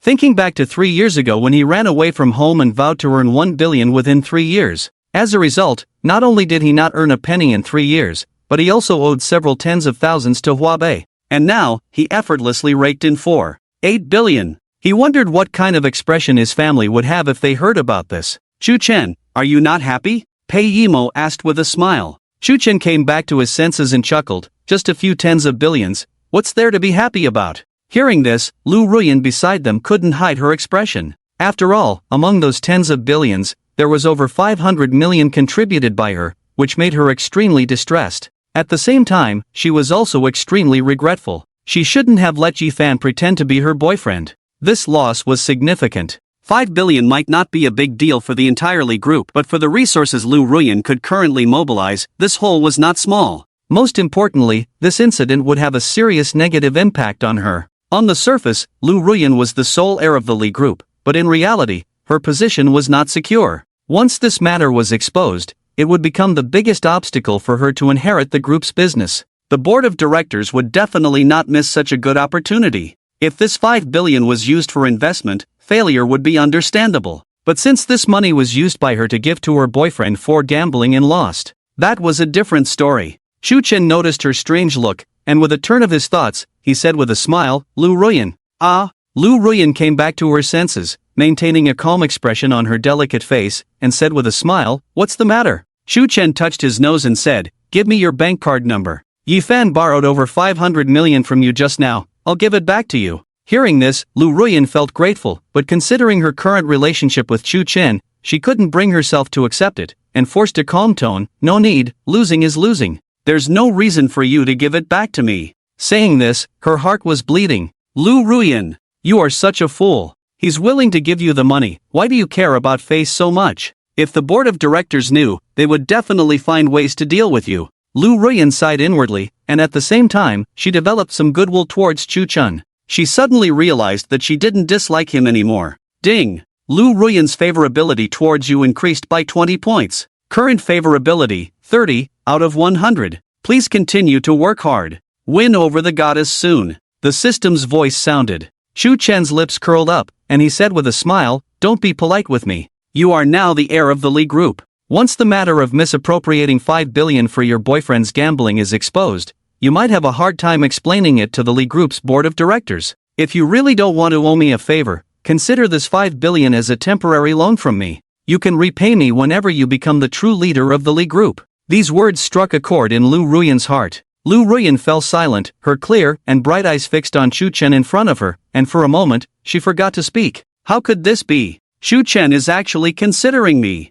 And he guessed my concerns. Is this still the Chu Chen I know? Lu Ruyan is very clever and insightful, which is why she could become a strong woman and take control of part of the family business at such a young age. She has her own way of judging people. At this moment, she suddenly realized that she had misunderstood Chu Chen all along. He was not a waste. Definitely not some second-generation rich kid. He actually understands everything. He's just too lazy to argue, too proud to be bound by worldly constraints. Who would have thought he was such a person? Fine. Consider it borrowed from you. I will definitely pay you back this 500 million. Lu Ruyan nodded, gratitude flickering in her eyes, mixed with a hint of sadness creeping into her heart. She finally understood why her heart would feel empty and uncomfortable when she saw Pei Yimo and Chu Chen holding hands and chatting happily. In the end, she missed him. Ding! Congratulations, host, Lu Ruyan's affection for you has increased by 20 points. Current affection level, 50 points, out of 100. Please continue your efforts.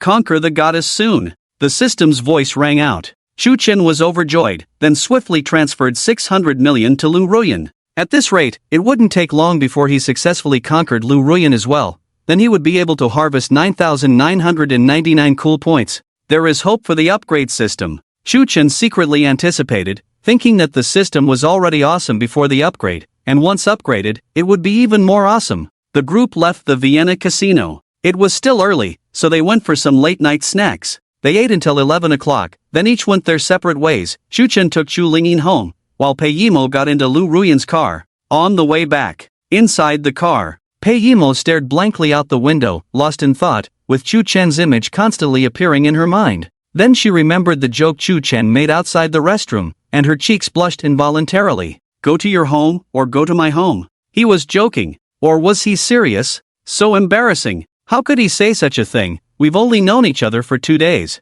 Thinking of this, Pei Yimo couldn't help but laugh, with a hint of shyness in her voice, mixed with excitement, completely like a young girl in love. Lu Ruyan, who was driving, felt a strange feeling in her heart. She smiled and asked, "What are you laughing at?" Pei Yimo turned her head and asked, "What do you think of Chu Chen? Is he suitable for marriage?" Hearing this, Lu Ruyan unconsciously pressed harder on the accelerator, speeding without realizing it. After a silence of more than 10 seconds, she said, "Do you like him?" Pei Yimo nodded sweetly, "Of course I do. I've never met a man who makes my heart race like this before. Even though we've only known each other for 2 days, I feel like I've already fallen deeply in love with him. Isn't it strange? The car raced down the road. Lu Ruyan remained silent, wondering what she was thinking. Pei Yimo continued, actually, when I first met him, I didn't feel anything special. I've seen so many young and handsome guys over the years, but as we spent time together, I found that he has such a charming personality. He knows how to take care of people, especially caring for his family. Do you know what I value most about him? Lu Ruyan came back to her senses and asked, what is it? Pei Yimo took out her phone, and there was a candid photo of Chu Chen's profile. She smiled and said, look at his profile, isn't he handsome? Silly and cute. Lu Ruyan. Infatuated. I think you're just lusting after his body. Pei Yimo grinned, yes. I just love Chu Chen's body, young and strong. He must be amazing. Lu Ruyan, do you know what you're like? Pei Yimo, what am I like? Lu Ruyan, you're like a peeled boiled egg. Looks clean and white on the outside, but all yellow inside. The two women burst into laughter in the car, but their laughter was different. On the other side, Chu Chen returned home, handed the sleeping Chu Linging to the nanny, then changed into a black tracksuit, put on a mask and a hat, disappeared into the night. Originally, Chu Chen planned to take the opportunity to kill Yi Fan and complete the system task today, but he didn't expect that the kid would run faster than a rabbit. After the gambling, he disappeared without a trace. Yi Fan is a person with a narrow mind, he will definitely seek revenge. Today, he had another falling out with Lu Ruyan. Oh no, could he have gone to Pei Yimo? Thinking of this, Chu Chen suddenly felt a little anxious. Today, during the final round of gambling at the casino, Yi Fan abandoned his cards that Pei Yimo had cheated him with, resulting in a direct loss of 4.8 billion. According to Yi Fan's character, he would definitely make a move against Pei Yimo. I hope my guess is wrong. Yimo, please be safe. Chu Chen immediately took out his phone and sent a message to Pei Yimo, but after waiting for a few minutes, there was no reply. He became even more anxious. Without hesitation, he called again. Fortunately, the phone rang a few times and was answered. However, the person on the other end was not Pei Yimo but Lu Ruyan. Lu Ruyan smiled and asked, Chu Chen, why aren't you sleeping so late at night? Why are you calling my MOMO? Chu Chen asked, where is Pei Yimo? Lu Ruyan glanced at the bathroom and somewhat disappointedly said, she's taking a shower.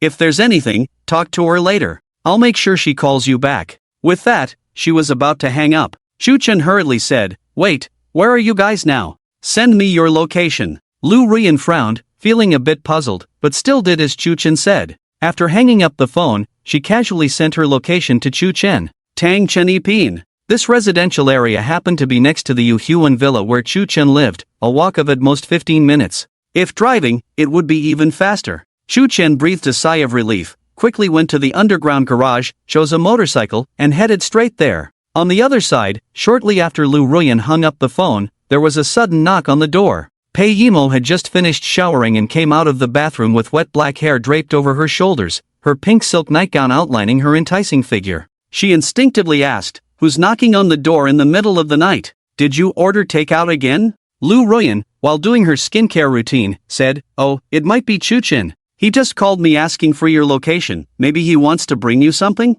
Upon hearing this, a smile appeared on Pei Yimo's face, and without hesitation, she opened the door. To her surprise, Yi Fan stood outside with a cold face, dressed in a black night suit, his eyes filled with endless resentment and murderous intent. At the first sight of him, Pei Yimo instinctively tried to close the door quickly. However, how could Yi Fan give her the chance to do so? With a slight push, the door was forcefully opened, causing Pei Yimo to fall to the ground, not lightly. With a bang, Yi Fan walked into the house and slammed the door shut, stepping on Pei Yimo's stomach, saying coldly, you deceitful woman, you're good at playing cards, huh? Dare to cheat me. Pei Yimo's face instantly turned pale, the intense pain in her abdomen making her unable to speak, her delicate body trembling. Lu Ruyan was shocked and angrily shouted, Yi Fan, have you gone mad? Do you know what you're doing? Get your foot off her right now. Yi Fan turned to look at her, a hint of killing intent flashing in his eyes. He knew that there was no hope between him and Lu Ruyan, so he smirked recklessly, hee. Since I'm here, I'm prepared for everything. Let me tell you the truth, I'm not just a mere bodyguard. Don't boss me around. Lu Ruyan, with an unpleasant expression, held her phone and shouted, you better leave now. Otherwise, I'll call the police. Yi Fan couldn't help but burst into laughter. Sure, bring it on. I want to see if you can make a phone call faster or if I can kill you faster. Hearing this, Lu Ruyan quickly called the police, but before the call could go through, a figure appeared in front of her in an instant. Immediately, Lu Ruyan felt a large hand gripping her neck tightly, making it hard for her to breathe, no matter how much she struggled. Her brain started to lack oxygen, and her vision gradually blurred. Don't worry, I won't let you die so easily. At least before you die, I want you to experience what it's like to be a woman. It might be painful later, so bear with it. Ha ha ha. Yi Fan laughed wildly, his palm brushing over Lu Ruyan's fair cheek, and with a forceful push, he threw her onto the sofa. Gasping for breath, Lu Ruyan's beautiful eyes were filled with fear and disbelief as she shrank back in panic, trembling as she said, Yi Fan, please don't do this. I beg you not to harm us. If you want money, we can give you a lot of money. 48 billion, right? We'll give you 50 billion. You know, I am the heiress of the Lee Group. I have access to a lot of funds. Hearing this, Yi Fan couldn't help but burst into laughter. He slowly approached Lu Ruyan, his eyes constantly scanning this pure and aloof goddess, unabashedly staring at certain areas. Money, he wanted it. People, he wanted them more. Today, the king has arrived, and he will deal with Lu Ruyan. Just then, Pei Yimo struggled to get up from the kitchen and grabbed a fruit knife, rushing towards Yi Fan and stabbing at his back. Yi Fan's mouth curled with disdain, swiftly dodging the attack and at the same time, slapping Pei Yimo across the face, sending her flying and crashing to the ground. Don't worry, we'll get to you one by one. It's your turn later. Oh, by the way, you like Chu Chen, right? I wonder what expression Chu Chen would have if he saw the video of you being by me. Ha ha ha. He laughed maniacally. It felt like he had found that feeling of being an assassin abroad again. Since returning to his country, Yi Fan felt like a lion with its teeth pulled out, bound by the law, making him extremely frustrated. Today, he would vent his anger properly.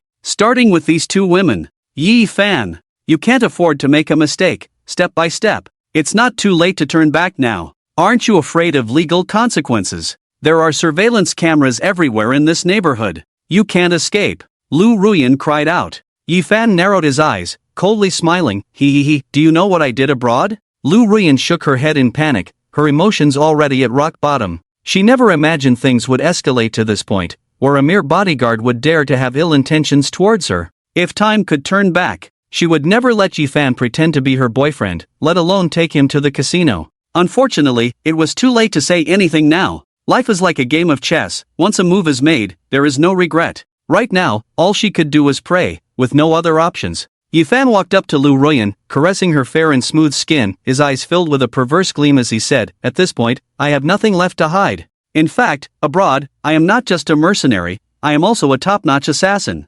specializing in killing people like you from the upper class. Yes, that fearful look in your eyes, I love it. Let me tell you the truth. My goal in returning this time is you, the sole heiress of the Lee Group. As long as I marry you, all the wealth of the Lee Group will be mine. It's a pity. You only saw me as a mere bodyguard, ordering me around. And that Chu Chen, if it weren't for him meddling, I was confident I could win your heart. Actually, I didn't plan to kill you today. Blame it all on Chu Chen, he's gone too far. How dare he play tricks on me? So, I'm laying my cards on the table. I'll kill you all, kill Chu Chen. Then I'll take the money and live freely overseas. Hearing this, Pei Yimo exclaimed, you can't kill him. As long as you don't kill Chu Chen, I'll do anything for you. I'll do whatever you say. I'll even marry you. Our Pei group is no worse than the Lee group. We're also very wealthy. Yi Fan stared at her with a dark expression, his eyes filled with even more anger. You cheap woman. What's so good about that Chu Chen? You've only known him for 2 days and you're willing to sacrifice your whole life for him?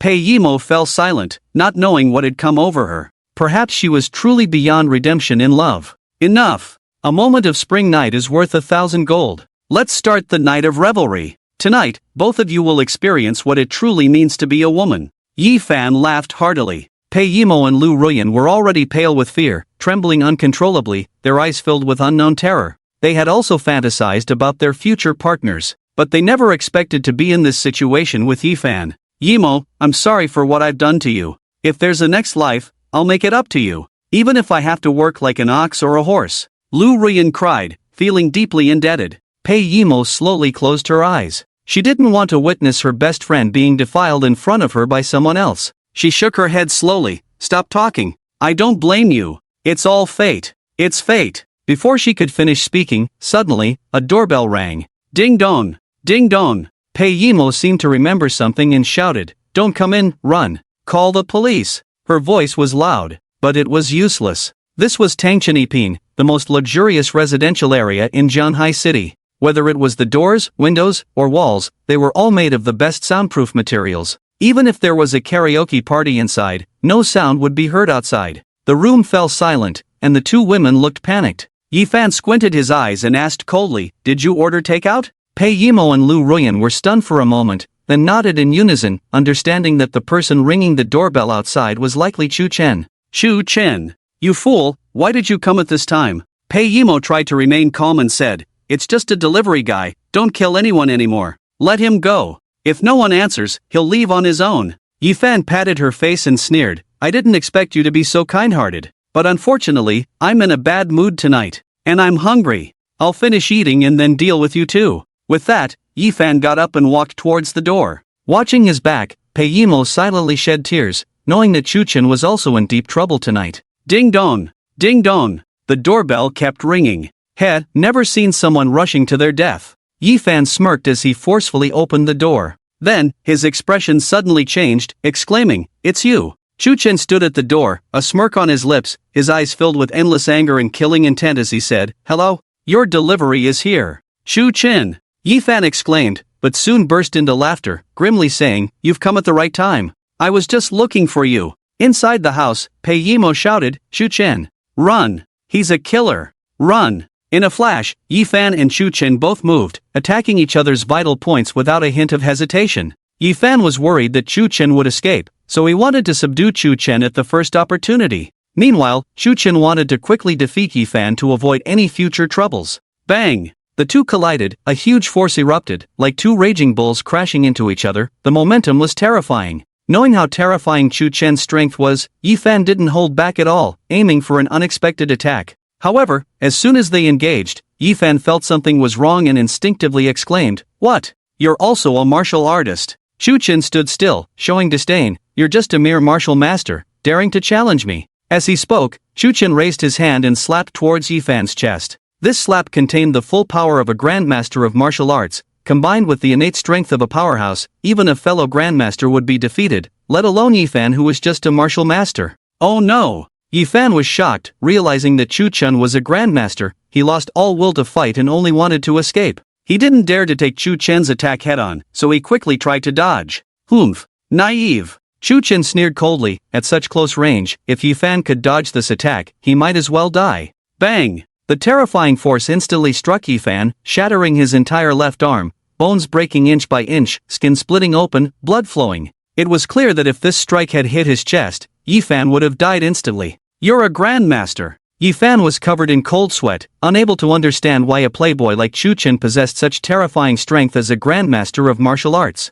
There was no time for him to ponder over this. In an instant, leveraging Chu Chen's force, Yifan forcefully retreated, intending to capture Pei Yimo and use her life to negotiate his release with Chu Chen. This was his only chance to survive. However, how could Chu Chen not see through his intentions? Almost simultaneously, like a swift leopard, Chu Chen pounced on Yifan, giving him no chance to react. Tai Chi Xingyi Bagua Palm. It was not just a simple palm technique, but also an extraordinary physical training method. Chu Chen's body, enhanced by the system, far surpassed ordinary people in all aspects. Speed was the key to victory. In a flash, Chu Chen grabbed Yifan's shoulder, fiercely pulling him forward while sealing his meridians. "Let me go!" Yifan shouted in fear, feeling his meridians sealed, unable to mobilize his inner strength. Without a word, Chu Chen swiftly removed Yifan's right arm, then broke his legs, leaving him lying on the ground like a dead dog. All of this happened in just a few seconds. Too fast to react. Pei Yimo and Lu Ruyan were both stunned, looking extremely shocked and amazed. They couldn't even see clearly what had happened. In the blink of an eye, Yifan was already lying on the ground, covered in blood, like a pitiful dead dog.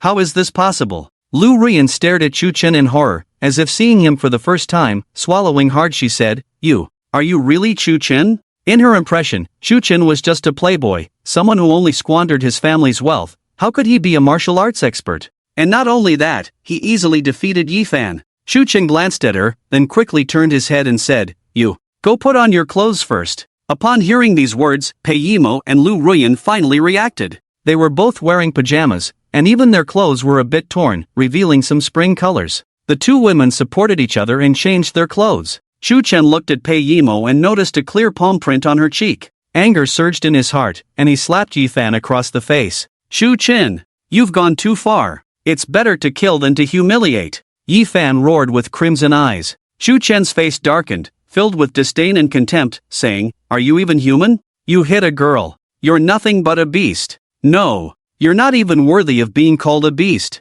Yi Fan grinned, "Haha, you're right. I am a beast. Kill me now. Then we can all be buried together." Chu Chen laughed at his antics. "Buried? Do you even have the right to say that now?" Yi Fan continued to laugh madly, shouting like a lunatic, "Do you think I'm alone? If I die today, someone will avenge me. You, Lu Ruyan, Pei Yimo. Your whole family will die. All of you will die. Die. Ha ha ha." Chu Chen shook his head. "It seems you haven't figured out one thing yet," he said. He squatted down and placed his hand on Yi Fan's head. In an instant, Yi Fan felt as if a door had been forcibly opened in his body, and the condensed inner strength rushed towards Chu Chen's palm. The absorption technique. This technique was extremely extraordinary. It could be said to exist only in martial arts novels, and in reality, such inheritance had never appeared. "My strength is draining." "No. You're absorbing my strength. This is impossible. How could there be such a technique in the world?" Yi Fan was extremely panicked, shouting in disbelief.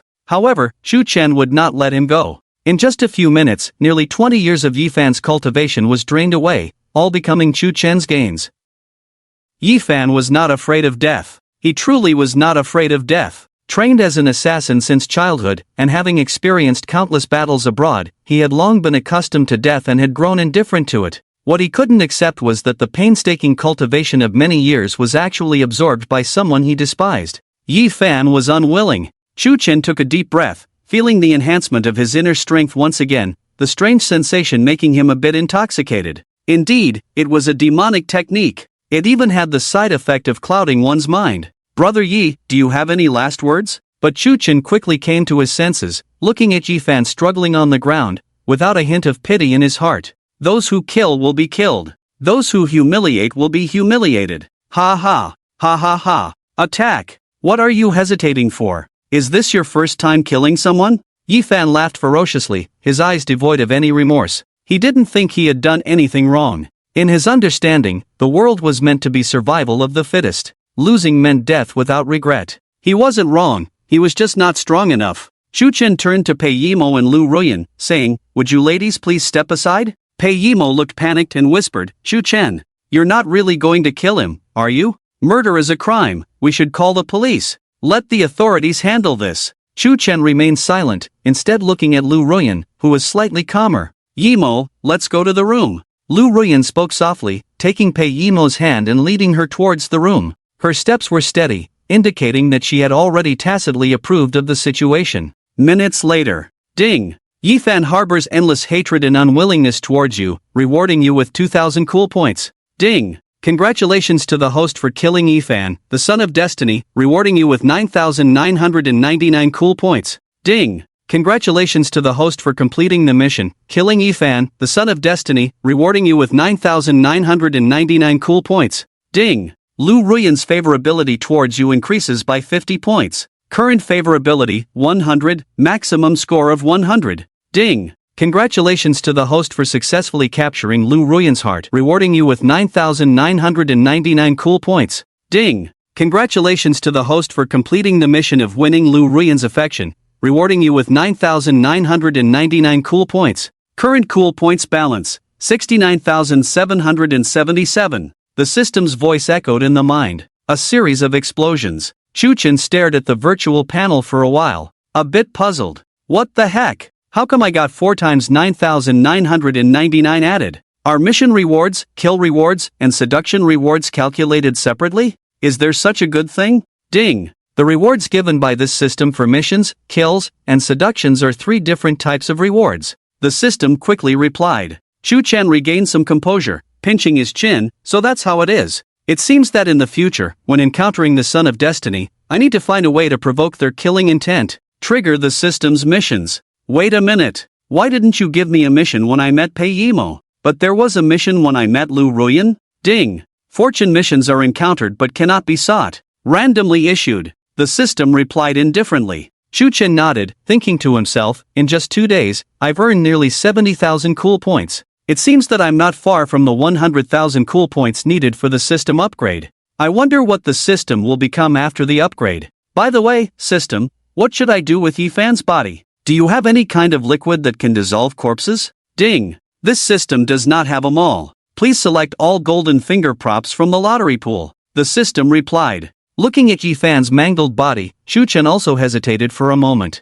It's definitely fake to say he wasn't nervous at all for his first kill. But if he didn't kill Yifan, Yifan would kill him. Every son of destiny possesses great luck, often turning danger into safety when facing life-threatening situations. If it weren't for meeting Chu-chen, Yifan wouldn't have fallen like this. At this moment, the door of the room opened. Pei Yimo walked out tremblingly, looking at the lifeless Yifan. She was first stunned, then regained some composure and said, "Next, let me figure out a solution." Chu-chen was somewhat surprised. "You figure out a solution?" Pei Yimo nodded, "Yes. In fact, I am a chemical doctor. I have my own laboratory. I can concoct some potions that can decompose the body. I guarantee it won't be noticed." Chu-chen stared at her, smiling, "Are you sure?" Pei Yimo bit her lip, with a hint of crying in her voice. "What else can I do? Do you want me to watch you go to jail? You wouldn't listen to me about not killing, and now look. If you get caught, I..." Soon after, Lu Ruyan also came out, wearing a brand new sportswear, saying, "Shu-chen, we will never tell anyone about today's incident. Please rest assured." Hearing this, Shu-chen was somewhat amused and puzzled. "Why? Are you worried that I will kill to keep it a secret? Just to be safe, we've decided to help you destroy the body together," Lu Ruyan said as she brought a mop and detergent from the bathroom. Pei Yimo reminded, "Ordinary detergents are difficult to remove bloodstains from tiles." Lu Ruyan calmly said, "I know, I'll just clean it up quickly first. We'll carefully clean up the bloodstains tomorrow. Let's get rid of him tonight." Pei Yimo, Watching the two stunning beauties busy at work, Shu-chen felt a strange feeling in his heart, so he joined in to help. Half an hour later, the three of them went to the underground garage, Shu-chen carrying a heavy suitcase and placing it in the trunk of the car. They got in the car, stepping on the gas pedal, heading straight towards Pei Yimo's laboratory. The three people in the car didn't speak. The atmosphere was quiet, calm like a stagnant pool, with a hint of relief in the suppression. Lu Ruyan looked at the scenery passing by outside the window, suddenly spoke, "Shu-chen, thank you for saving us." Shu-chen half-jokingly said, "I killed your boyfriend, don't you resent me?" Lu Ruyan self-deprecatingly smiled, "You knew he wasn't my boyfriend a long time ago, right?" Shu-chen smirked, "So what? What are you going to do next?" Lu Ruyan, "What do you mean?" Shu-chen, "Our engagement. What excuse are you going to use?" Lu Ruyan was speechless. "Come on, big brother, if you can't chat, then don't. What are we doing now? We're killing and disposing of bodies. Let's talk about this later," and Pei Yimo is still in the car. "I can't just say in front of her, actually, I suddenly realized you're pretty good, suitable for marriage, right?" Thinking of this, Lu Ruyan felt very uncomfortable, caught between Shu-chen and Pei Yimo, one a good man, the other a good girlfriend. The car fell silent again. Half an hour later, they finally arrived at Pei Yimo's laboratory. It wasn't remote, but it had all kinds of facilities. Pei Yimo deftly began to mix chemical reagents, and in just a few minutes, she produced a small bottle of faint green liquid. "No way! Is this small bottle enough?" Shu-chen was a bit surprised. Pei Yimo said without a smile on her face, "Fool, this is just the first version. I need to test the effect first." As she spoke, she grabbed a small white mouse from a nearby cage and threw it into the green liquid. With a sizzle, a few bubbles emerged. The little white mouse turned into blood water. Hiss! Shu-chen took a sharp breath, realizing he shouldn't offend this chemical doctor in the future. Disposing of bodies was really too skillful. For some reason, Shu-chen felt that since entering this laboratory, Pei Yimo's whole demeanor had changed, even her eyes. Like a different person. Pei Yimo raised her eyebrows, picked some hair and bones from the test tube, and said, "I need to adjust the proportions again. Shu-chen, wait for me." With that, she swayed her hips into a room inside, brought out several other chemical reagents, and began a new round of mixing. Meanwhile, Lu Ruyan was squatting beside Yifan's body, her fair hands constantly searching on Yifan's body, looking for something. The two women were both busy, with clear division of labor. Shu-chen felt a bit embarrassed, making a mess but having them clean up. Before long, "Shu-chen, come here." Lu Ruyan suddenly called out, holding a pen stained with blood. "Just a pen, what's wrong?"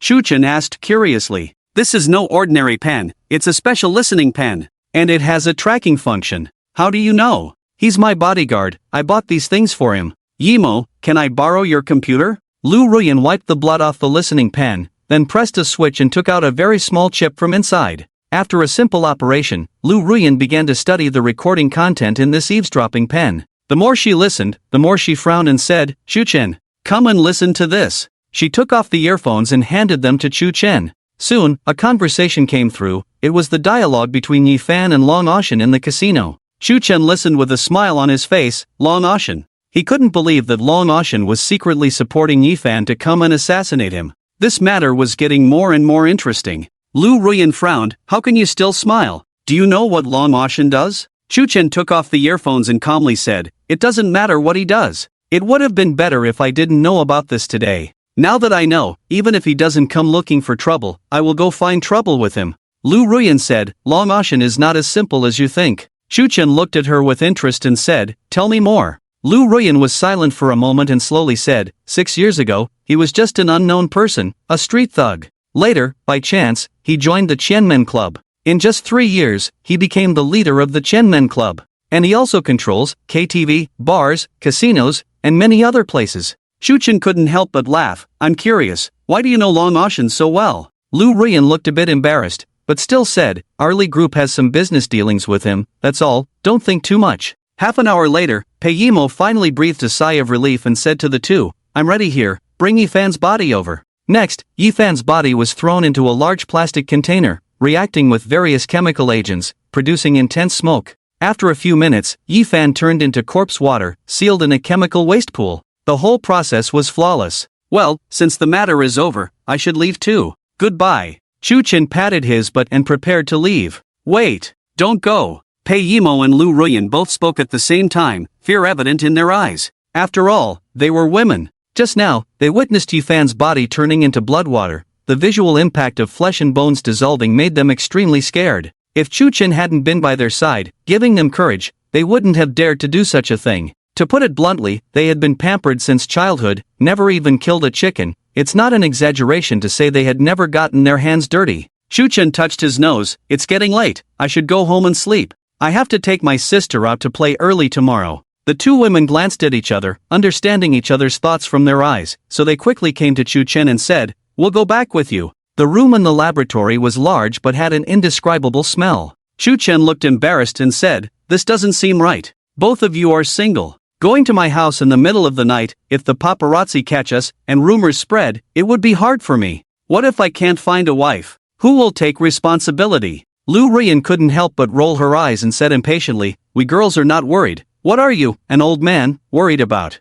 Besides, your Chu group is so rich and powerful. There are plenty of girls who want to marry into a wealthy family. Pei Yimo jokingly said, no problem, we both will take responsibility. You won't lose out. Let us stay at your house. We are really scared. Upon hearing this, Lu Ruyan beside her fell silent for a moment. She gazed at Pei Yimo in a daze, secretly speculating in her heart, could Yimo be hinting at me? Thinking about the future, the two of them and Chu Chen. Lu Ruyan suddenly blushed, shyly turned her head to conceal her embarrassment. The words had reached this point. Naturally, Chu Chen had no reason to refuse anymore, so he half pushed and half shoved them back to the Imperial Lake Bay Villa. This villa was his grandfather's private property. During festivals and holidays, relatives would come over to gather and stay here, so there were many empty rooms. Apart from 7 or 8 master bedrooms, there were also more than 10 guest rooms. Chu Chen arranged the guest rooms closest to his own room for them, then went to take a shower. The two maids on night duty at home were stunned. The young master had finally come to his senses. He actually brought back 2 super beautiful women to spend the night. But why were they sleeping in separate rooms? The maids were very puzzled about this, but as servants, they naturally wouldn't inquire about the affairs of the master's family. After taking a shower, Chu Chen had just pushed open the door to his room when he saw 2 people sitting on the bed. They were as beautiful as flowers, graceful and charming, like buds waiting to bloom, enchanting and delightful. Who else could it be but Pei Yimo and Lu Ruyan?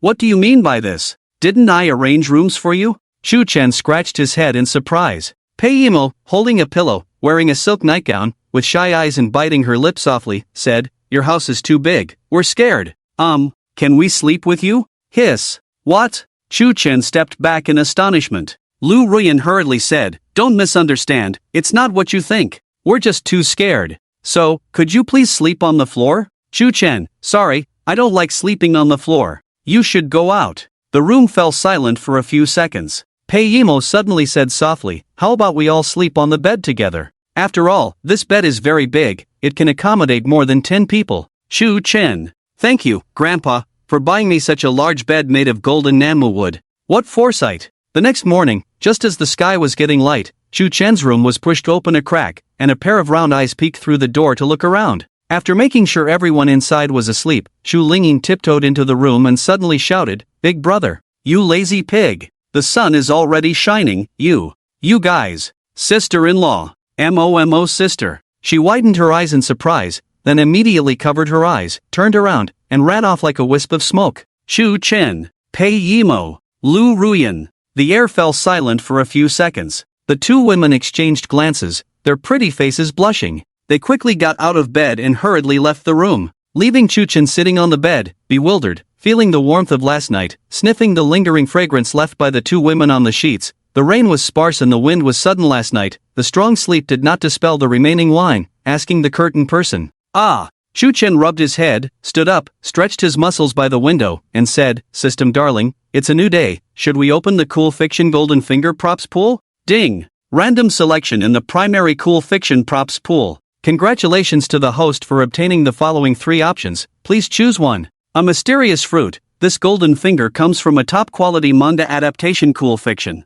Once chosen, the prop will materialize, and after taking it, you will possess mysterious abilities. Remember, once anyone consumes this fruit, they will forever lose the ability to swim freely in the sea. 3 parts return to origin chi. This golden finger comes from a mediocre comic-turned-high martial arts cool text. Once chosen, host, you will master this terrifying martial arts secret. Doubling power. Offensive and defensive capabilities. Extraordinary power. Spend 1 yuan, get 10,000 back. This golden finger comes from a mediocre sand sculpture urban godly cool text. Once chosen, host, every time you spend money on women, the amount will be returned 1,000-fold. Note, refreshed cool text items will not disappear daily, and can be purchased with cool points. Looking at the refreshed items on the system panel, Shu Chen fell into silence. Damn!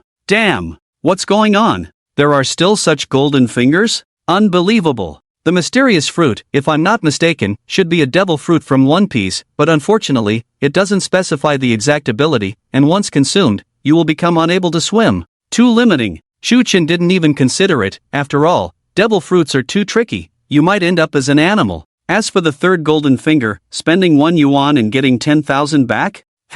Who do they think they're looking down on? I'm not short of money, and I don't want to spend money on women to seek pleasure. So, Shu Chen's gaze fell on the second golden finger. 3 parts return to origin chi. This martial arts secret can be said to be extremely awesome. It's like a childhood memory. Back in the day, if Xiongba could have cultivated it to the highest realm of the 3rd level of 3 parts return to 1, he wouldn't have died so tragically. System, are you sure you're not mistaken? How can a basic golden finger item pool produce such a high martial arts technique like 3 parts return to origin chi? Shu Chen said excitedly. Ding! Confirmed, this golden finger indeed comes from a mediocre comic-turned-high martial arts cool text. Please rest assured in your choice, host. The system's voice flashed. Shu Chen immediately said without hesitation, good. It's this one. 3 parts return to origin chi. Any hesitation for even a second would be a disservice to his childhood.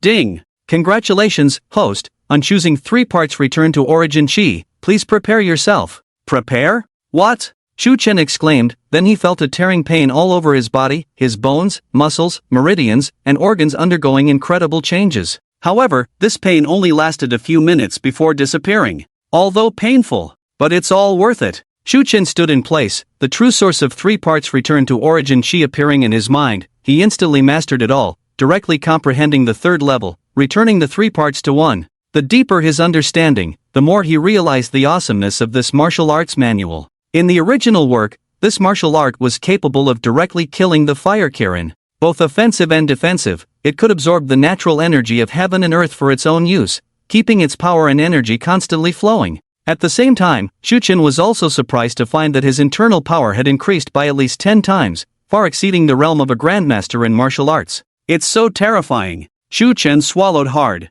Just then, outside, Shu Lingyin, Pei Yimo, and Lu Ruyan were having a conversation. Big brother, have you had breakfast? Shu Lingyin poked her head in, smiling. Shu Chen, got it. Today's breakfast was particularly sumptuous, filled with delicacies from the mountains and seas, as well as local specialties, covering the table. Pei Yimo and Lu Ruyan were quiet while eating, both a little embarrassed. Shu Lingyin, on the other hand, asked curiously while eating, Sister Mo, Sister Shue, should I start calling you both sisters-in-law from now on? Pei Yimo, Lu Ruyan, Shu Chen.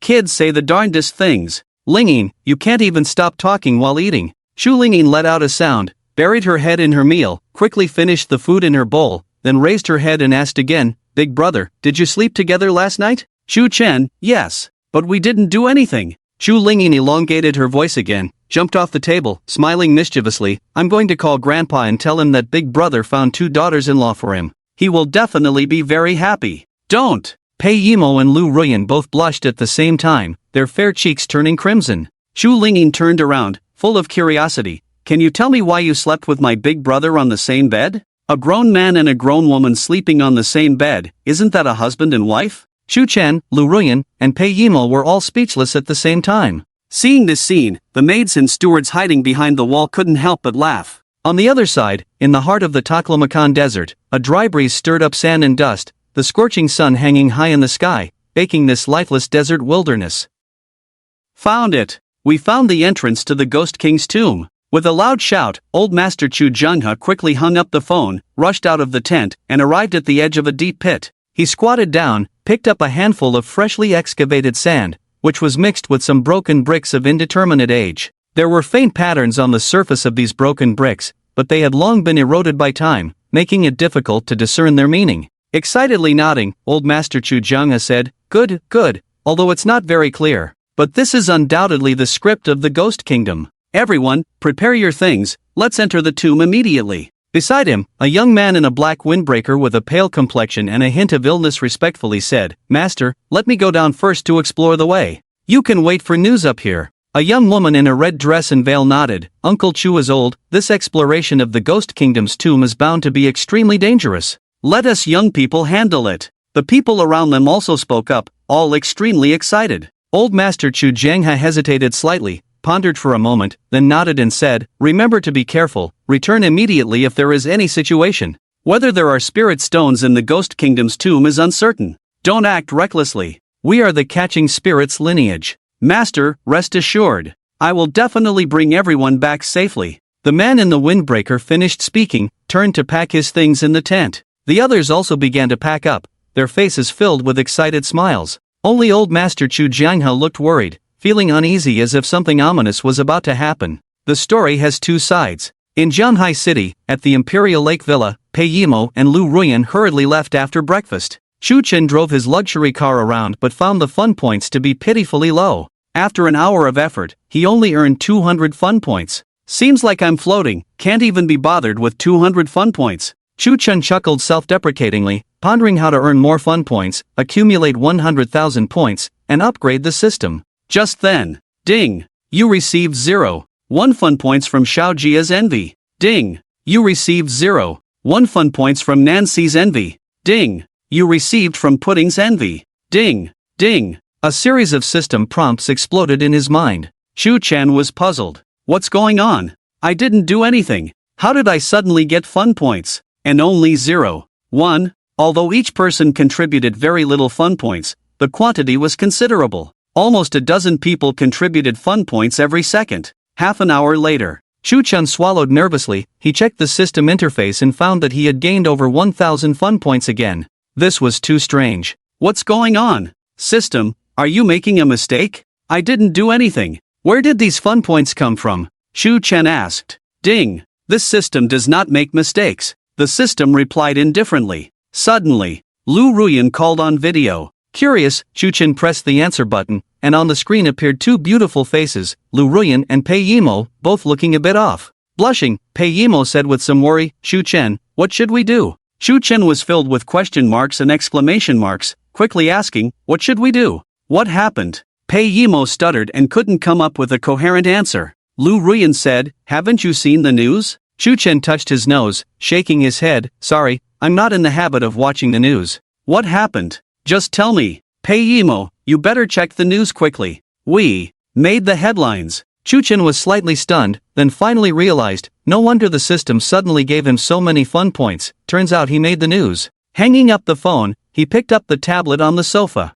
Opening the headline news, a very sensational news caught his eye. Earth-shattering gambling match, gambling god defeated, Shu's group's young master takes both beauty and wealth, a triple win. Damn, what a headline. Shuchen clicked on the content, finding many photos of himself, Peiyimo, and Lou Ruyan, even capturing him driving them home and winning billions of chips at the casino. This news had already garnered tens of thousands of views in half an hour, with thousands of people commenting below, expressing envy and jealousy. Some were not only born with a silver spoon, but also had such good luck in gambling. Interesting. Shu Chen's eyes lit up, feeling like he had opened the door to a new world. So fun points can be earned like this. Although the fun points obtained through news were minimal, the quantity was large, and quantity leads to quality change. Accumulated over time, it might even surpass the fun points gained from killing the Son of Destiny. Talent, truly talent. I must bring such talent under my wing. Let him publish news about me every day. That way, won't I be able to earn fun points even while lying down? Thinking of this, Shuchen quickly clicked on the homepage of the news publisher and sent a private message. The other party prohibited private chats. Shuchen felt speechless and murmured, since this person could take a photo of me bringing Peiyimo and the others home to sleep, he must have been lurking not far from my house. With this in mind, Shuchen immediately activated his perspective eyes to search the surroundings. Several seconds later, his lips slightly curved upwards, his eyes showing a hint of surprise. On a crooked tree outside the villa, a young girl squatted on the tree, holding binoculars in her hands, with pink lips nibbling on a lollipop, looking puzzled. Strange, it was here just now. How did it suddenly disappear? Her name was Su Xiaowan, 19 years old, the captain of a paparazzi team. Just as she was using binoculars to observe the villa in Yuhu Bay, searching for Chu Chen's figure, she didn't notice a man standing behind her at some point. The man stood behind her, bending over to follow her line of sight, with a slight smile on his lips, and asked, "Are you hungry?" Su Xiaowan instinctively responded, "Of course, I'm hungry. For the sake of capturing exciting moments, I haven't even had breakfast." Ah! She turned her head and saw a handsome face, smiling with a hint of melancholy, close enough to feel his breath. Ah! Su Xiaowan was startled, her heels slipped, and she fell towards the tree. "Be careful!" Shu Chen quickly reached out to catch her, but ended up falling down with her. Under the shade of the tree, Shu Chen held Su Xiaowan as they landed gently, asking softly, "Are you okay?" His voice was magnetic, as if it could resonate in one's heart, carrying a hint of magic. Su Xiaowan stared at Chu Chen's profile with her pink lips slightly open and eyes shining like stars, feeling a bit dazed for a moment. However, she quickly reacted, breaking free from Chu Chen's embrace like a little cat. "How did you end up behind me? You scared me like that," she said, stepping back cautiously. Chu Chen touched his nose. "If I'm not mistaken, you were the one who posted the news this morning, right?" Su Xiaowan's eyes flickered with a hint of panic, but she didn't show it on her face. She pretended not to understand and said, "What are you talking about? What news?" Shu Chen found it amusing. This little girl seemed mischievous and quite cute. Moreover, the system gave her a high score, reaching 89 points in looks at just 19 years old, but her figure was only 78 points, too short and flat-chested. If she grew a few more years, she might even break through 90 points. But for now, she was undoubtedly a standard cute young girl. "You were squatting on a tree holding binoculars and watching my house, and you say you're not a paparazzi?" Shu Chen asked with a smile. "Paparazzi? I don't understand what you're talking about." Su Xiaowan took a few steps back, then turned and ran. Despite being only 1.5 meters tall, she wasn't that fast. A few minutes later, she squatted in a corner, panting heavily. Shu Chen kindly handed her a bottle of WAHA-AD calcium milk and asked, "Thirsty?" Looking at the WAHA-AD calcium milk in front of her, Su Xiaowan felt discriminated against, puffing her cheeks and saying, "I'm not a child. Why are you giving me AD calcium milk?" Shu Chen immediately switched to a bottle of Red Bull and said, "How about this one? After drinking it, you'll have energy, and I'll accompany you for a walk. If not, there's a convenience store ahead. Shall I buy you a bottle of pulsation?" Su Xiaowan's mouth twitched, but in the end, she chose the bottle of WAHA-AD calcium milk, inserted a straw, and took a big sip, saying, "If you want me to delete the news, you can. But, you have to pay. At least give me $1,000, that's the rule for us paparazzi." $1,000? Who does she think she's looking down on? Chu Chen couldn't help but laugh and cry. "I'll give you 100,000. Really? Su Xiaowan was stunned in place, but quickly realized that the man in front of her was the eldest son of the Chu group, who had won 4.8 billion as a super high roller at the Vienna casino last night. For him, $100,000 seemed like nothing at all. "Deal. I'll delete the news right now." As she spoke, she took out her laptop from her backpack, opened her headline account, and prepared to delete the news she had uploaded that morning. At a glance, she was shocked. In just half an hour, the number of views had soared to several million, and the index was still rising. Su Shaoan felt like she was bleeding inside, realizing that her offer was too low. She should have asked for 1 million straight up. But it was too late now. She had already promised. A person must have integrity. At this moment, Chuchen quickly said, "I'm sorry, I didn't make it clear just now. I'll give you money, not to delete the news, but to ask you to be my personal paparazzi. With a commission. If you do well, I'll give you a bonus every month." As the words fell, Su Shaoan opened her mouth, tilted her head, and said, "What do you mean?" Chuchen smiled and said, "Literally. From now on, I'm your boss, giving you 100,000 as a base salary every month. If you do well, you'll soon achieve financial freedom." Su Shaoan, full of disbelief, said, "Is this for real? You're not fooling me, are you?" Chuchen said, "Open your Alipay payment code." A dozen seconds later, Alipay received 1.2 million. Looking at her balance, which went from 8.5 to 1,200,000 in 8.5, Su Shaoan opened her mouth wide, her eyes rolled back, and she fell straight back. After a while, she woke up from her faint. Then, she looked at the balance on Alipay again and fainted once more. Probably fainted a few times. Su Shaoan finally accepted the reality of becoming a rich woman. She jumped up excitedly, hugged Chuchen's thigh, and kept rubbing her face against it, saying, "Boss, boss, I love you so much. From now on, I'll be your full-time paparazzi. Please feel free to dominate me. Master, ahem. This is your base salary for this year. Work hard." Chuchen coughed dryly, thinking to himself that this girl was a bit too spirited. The two returned to the villa. Looking at the luxurious decoration, the exquisite and expensive furniture, and the antique porcelain displayed on the wooden shelves, Su Shaoan was deeply shocked. She swallowed and said, "Boss, with the high salary you're giving me, what exactly do you want me to do?" Chu Chen's mouth curled up as he said, "Let's start with a theme, called The Daily Life of Chu, the Super High Roller. How about that?" Su Shaoan blinked, tilted her head, furrowed her brows, pursed her lips, stomped her foot, and said, "Are you planning to create a self-media account?" "Self-media account?" Chu Chen's eyes lit up, excitedly saying, "Yes. Why limit ourselves to just news? Self-media accounts work too. TikTok, Kuaishou, Shigua, Bilibili, all of them. As long as there's exposure." Su Shaoan quickly said, "Boss, I'm afraid I can't handle this alone." Chu Chen asked, "Explain." Su Shaoan explained, "I can help you take photos and post news, but if we want to operate a self-media account, we'll need a production team. Makeup artists, photographers, lighting technicians." Chu Chen said, "This task is yours, whatever the cost, just let me know for reimbursement. We're not afraid to spend money, I just want to show off, to expose my extravagant lifestyle. My only goal is to make everyone envy and jealous of me. Can you do it?" Su Shaoan twitched her mouth, then stood at attention and saluted, "I guarantee no problem. This is what I'm best at. I have a few good girlfriends who can take photos, do makeup, and set up lighting. Go, call them all, each person gets 100,000 a month." About half an hour later, 3 extremely cute little girls stood in front of the villa, ringing the doorbell. The gears of fate began to turn from now on. The first show-off in history. Soon to be envied by people all over through various social media platforms, even foreigners abroad will be green with envy. "Boss, I'm Momo. Boss, I'm Didi. Boss, I'm bouncing. Salute to the boss. Long live." Including Su Shaoan, a total of 4 little girls stood at attention with sweet voices. Chu Chen felt awkward, sweating on the soles of his feet, thinking to himself, "What's going on? Did I dig a hole for myself? Are they really reliable? With an average height of less than 150 centimeters, can they complete the filming tasks? Can they handle the camera?" Chu Chen coughed. "Alright, let's shoot the first video, with the theme of sports cars." To be honest, Chu Chen really didn't know how Su Shaoan, Bouncing, Didi, Momo, these 4 little girls got together. They were simply top-notch comedians. Standing with them, Chu Chen felt like a father. However, when he saw Bouncing effortlessly handling the professional camera, Chu Chen was quite surprised. This little girl, despite her short stature, was surprisingly strong. Most importantly, they were really good at flattering people, their voices unintentionally sending souls soaring. "Alright, you 4 will play the role of my maids. I'll ask Grandpa if there's a professional team of photographers.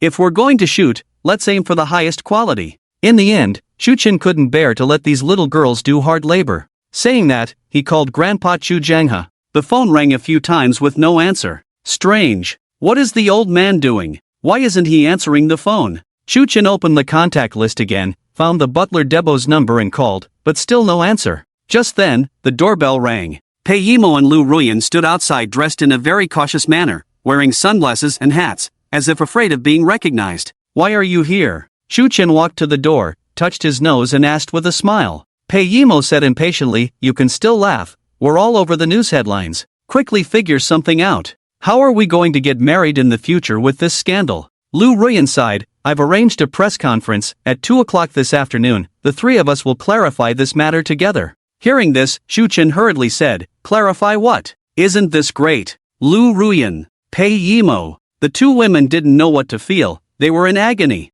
The public opinion was too strong, leading to Lu Ruyan and Pei Yimo being bombarded with countless phone calls from their families this morning, all scolding them. Among them, Lu Ruyan was actually dismissed from her position and sent home to reflect. For heiresses like them, the most important thing is chastity, no marriage, absolutely no room for any misconduct. Even though Lu Ruyan is nominally Shu Chen's fiancée, she cannot stay overnight at his house. What do we do now? Lu Ruyan asked angrily. Shu Chen shrugged, looking innocent, "Let's figure it out. Last night, it wasn't me who asked you to come to my house to sleep. It was you who insisted on coming to my house to sleep. And you even insisted on sleeping with me on the same bed. I am the victim here. Did I say anything? Why are you panicking?" Lu Ruyan and Pei Yimo were speechless, grinding their teeth in anger. You, Shu Chen, taking advantage and acting innocent. Shameless. They had just finished dealing with Yifan's body, feeling extremely scared, never expecting that paparazzi had taken photos and uploaded them online. At this point, they could only accept it. In fact, Lu Ruyan understood very well that even if they held a press conference to clarify, it would be futile. People would still think whatever they wanted to think, and it wouldn't make any difference. Shu Chen shrugged, "How about this? I have a good idea." "What idea?" the two women asked simultaneously. Shu Chen grinned, "How about I support you from now on?" Pei Yimo and Lu Ruyan were stunned for a few seconds, their cheeks turning red. They thought of certain private moments shared among the three of them and quickly said in unison, "No, that won't work." Shu Chen scratched his head, "Are you thinking too much? What I meant is, you can work for me. I'll pay you a salary." Hearing this, the two beauties suddenly felt a bit disappointed. Just then, four little girls dressed as maids peeked from the door, bowed 90 degrees, and said in unison, "Welcome back, young mistresses." Who are you?" Pei Yimo asked curiously. Lu Ruyan stared at Shu Chen with a strange look in her eyes, as if saying, "Shu Chen, you're playing with little girls now? Did I not do enough for you last night with Pei Yimo? And now you've brought 4 little girls for a party today? You're quite the player, Shu Chen. I misjudged you." Lu Ruyan's eyes flashed with endless disappointment, remembering last night, a sharp pain in her chest as if her heart was breaking. Seeing her expression, Su Shaoan quickly explained, "We are the young master's personal paparazzi, responsible for documenting the young master's extravagant lifestyle and posting it on various social media platforms. The news this morning was posted by me." Lu Ruyan was shocked and angry. "What? You were the paparazzi who took photos of us last night? You posted that news? Delete it now." "Shu Chen, what's the meaning of this? Are you deliberately creating such news to ruin our reputation?" Shu Chen covered his face and had to explain the situation of inviting Su Shaoan to be his personal paparazzi this morning. Not explaining would have been better, as after the explanation, Pei Yimo and Lu Ruyan were even more confused. Shu Chen smiled, "Yimo, Xingsno, in the next period of time, I might need you to be my leading ladies." Pei Yimo looked puzzled. "What do you mean?" Lu Ruyan, on the other hand, brightened up, clapping her hands. "I see. You've already thought of a solution. Just release the news that we are filming a short drama. This way, the rumors will dispel on their own. The truth will prevail." "Shu Chen, I didn't expect you to be so clever." "Shu Chen, what rumors, what truth prevailing? Weren't you unhappy last night?" Lu Ruyan said, "Great, let's start filming now. Let's aim to release the short video in 3 days. I will also announce this afternoon on my Weibo that I am establishing a media studio." Pei Yimo seemed to understand vaguely. She usually tinkered in the lab, played games online, or gambled at the casino, so she wasn't familiar with the recent trend of short video media. Shu Chen scratched his head. 3 days might be a bit tight. We still need a professional filming team and a scriptwriter. Lu Ruyan immediately said, "Leave this matter to me. Within an hour, I will have the personnel arranged for you. If you have any special requests, feel free to mention them." Truly a strong woman, she acted swiftly and decisively, with a clear and sharp mind. Shu Chen said seriously, "I only have one small request. The short videos we produce must make people envy, jealous, and hateful towards me.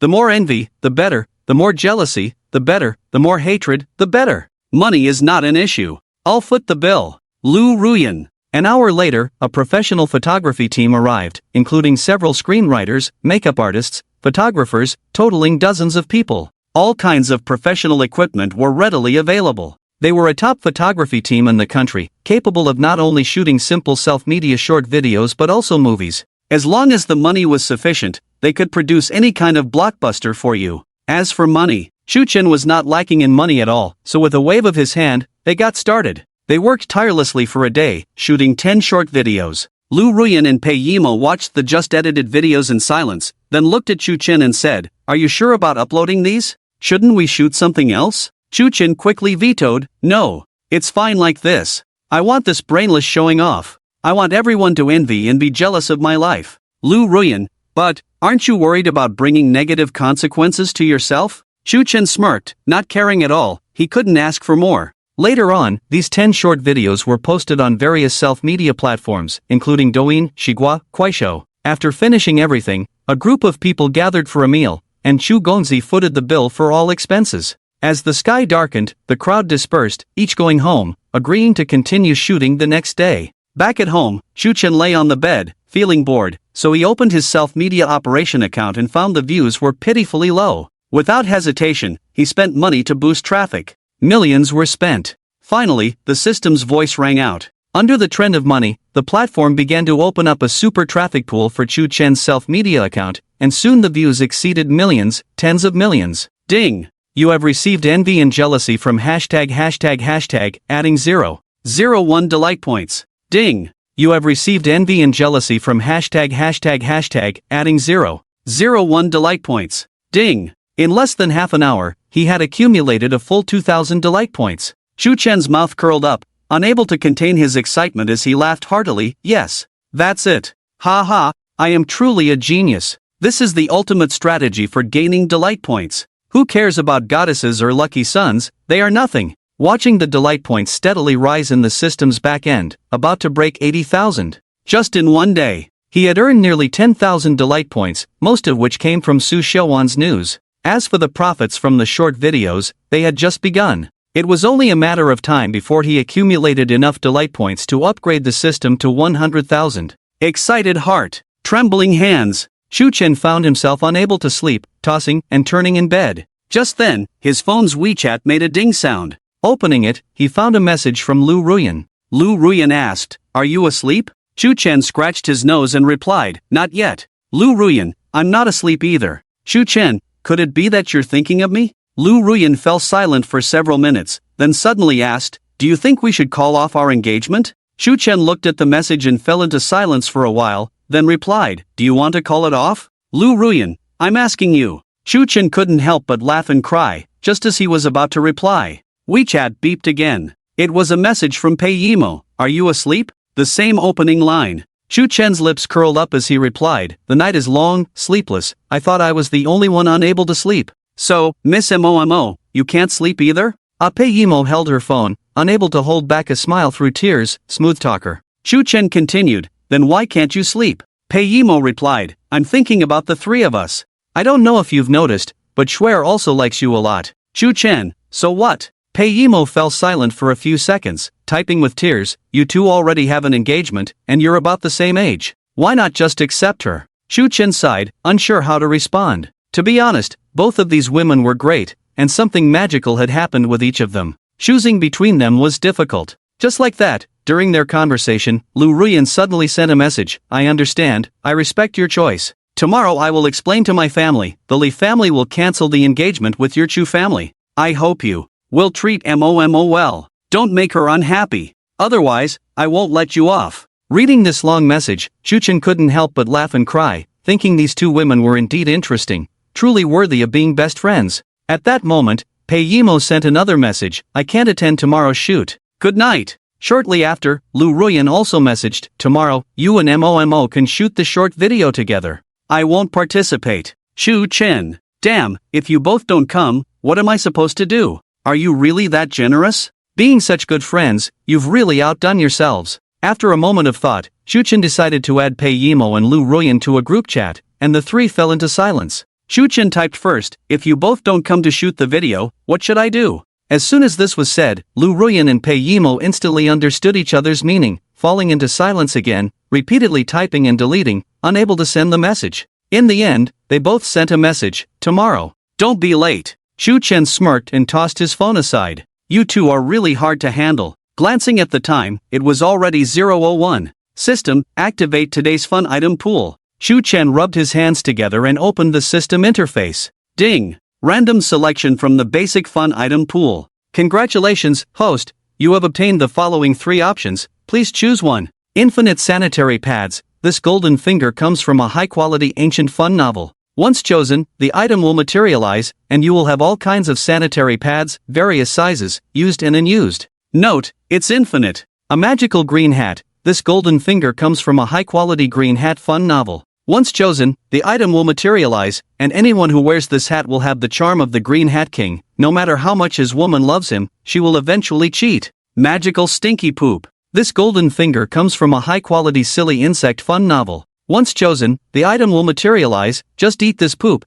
and you will have temporary strength multiplied by 100,000. Duration, 5 minutes. Note, the fun items refreshed daily will not disappear, and can be purchased with fun points. Looking at the refreshed golden fingers from the system, Shu Chen. Ding! Which one will the host choose? Shu Chen. Are you sure this is a cheat code for a cool novel? Cool novel? I can tolerate even sanitary pads. Wearing a green hat is acceptable too. What on earth is this magical poop that smells so bad? System, are you playing tricks on me? Ding! This system does not make mistakes. There are no useless cheat codes in the world, only hosts who do not know how to use them. Host, please make a choice within 30 seconds. Otherwise, it will be considered as forfeited. Countdown, 30, 29, 28, 27. Shu Chen, I choose. Number 3. Wait, not number 3, give me number 2 instead. Wait a moment. Number 3. Yes, number 3. I'm sure.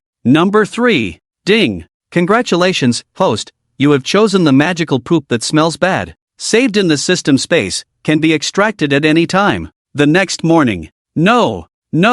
Shu Chen suddenly opened his eyes, bloodshot, dreaming that he was in a life-threatening situation and had to eat that lump of magical poop that smells bad. Too terrifying. 10,000 times the power. System, check the coolness point balance. Shu Chen regained his senses. Ding. Host, your current coolness point balance is 86182. 13. Wow. Damn. I've gained so many coolness points in just one night. Shu Chen was extremely excited. Knock knock knock. The sound of knocking on the door. 4 girls dressed in Lolita outfits outside shouted, "Boss, we are about to start the live broadcast for you. Are you ready?" Shu Chen smirked and said, "Wait a moment, let me put on some clothes. Please come in." Soon, Su Xiaowan brought breakfast, bouncing with the live broadcast equipment, Didi holding a fill light board, Momo carrying tea. Broadcasting a day in the life of Chu Shenhao. Starting from waking up. Soon, under the influence of money, tens of thousands of viewers flooded into the live broadcast room. Viewers.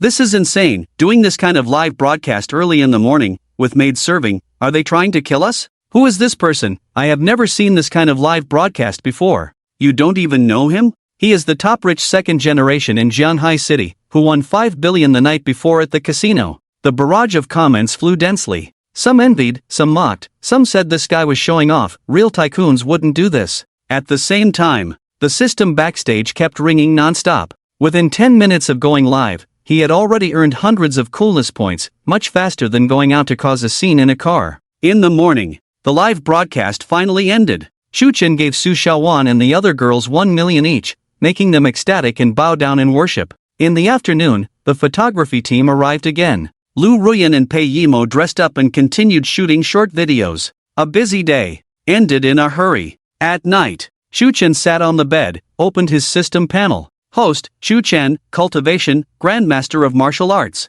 Cheat codes, Perspective I, God-level gambling technique, extraordinary driving skills, innate great strength, absorption technique, Tai Chi Xingyi Bagwazang, 3 points return to origin Chi, magical poop that smells bad. Coolness point balance, 110783. 82. Looking at the coolness point value that had already exceeded 100,000, Shu Chen shouted with joy, then without hesitation, he said, "System, my treasure. Let's start the upgrade." Ding. Host, do you want to initiate the first system upgrade? Note, each system upgrade will cause irreversible changes to this world, which will have a significant impact on the world. Are you sure you want to proceed with the upgrade? And, the system will not be held responsible afterwards. Confirm the upgrade. No matter how this world changes, I accept it all. Chu Chen rubbed his hands, without a hint of worry in his heart, even feeling a sense of superiority in controlling the fate of the world. Regardless, system upgrade was inevitable. Ding! Consuming 100,000 cool points.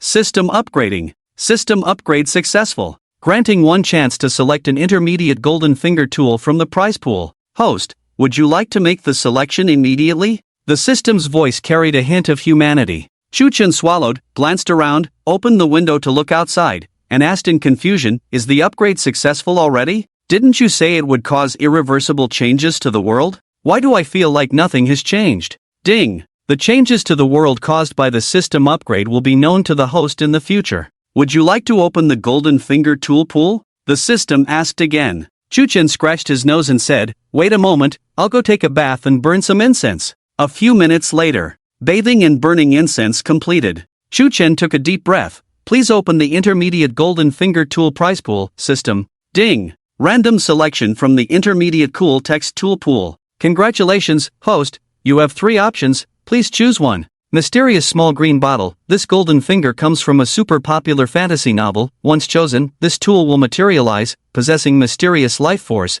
can catalyze the rapid growth of all wood attribute plants. Xingming Eye. This golden finger comes from a cool urban supernatural novel. Once chosen, host, you will have the ability to understand yin and yang, and see through the mysteries of the world. Top grade thunder spirit root. This golden finger comes from a cool cultivation novel. Once chosen, host, you will possess a top-grade thunder spirit root, with the appearance of a top-grade cultivator. Note, the cool text tool selected will not disappear and can be purchased with cool points. The system's voice flashed. Chu Chen, what's going on? Is the intermediate cool text tool pool already so terrifying? If it upgrades to advanced, or even beyond advanced, wouldn't one be invincible among the heavens? Chu Chen pinched his chin, his gaze constantly scanning over these 3 options, truly unsure of how to choose. Whichever of these 3 options, they are all very tempting, not to mention the mysterious small green bottle and Qingming Eye. Even the top-grade thunder spirit root is extraordinary. How remarkable is a cultivation spirit root?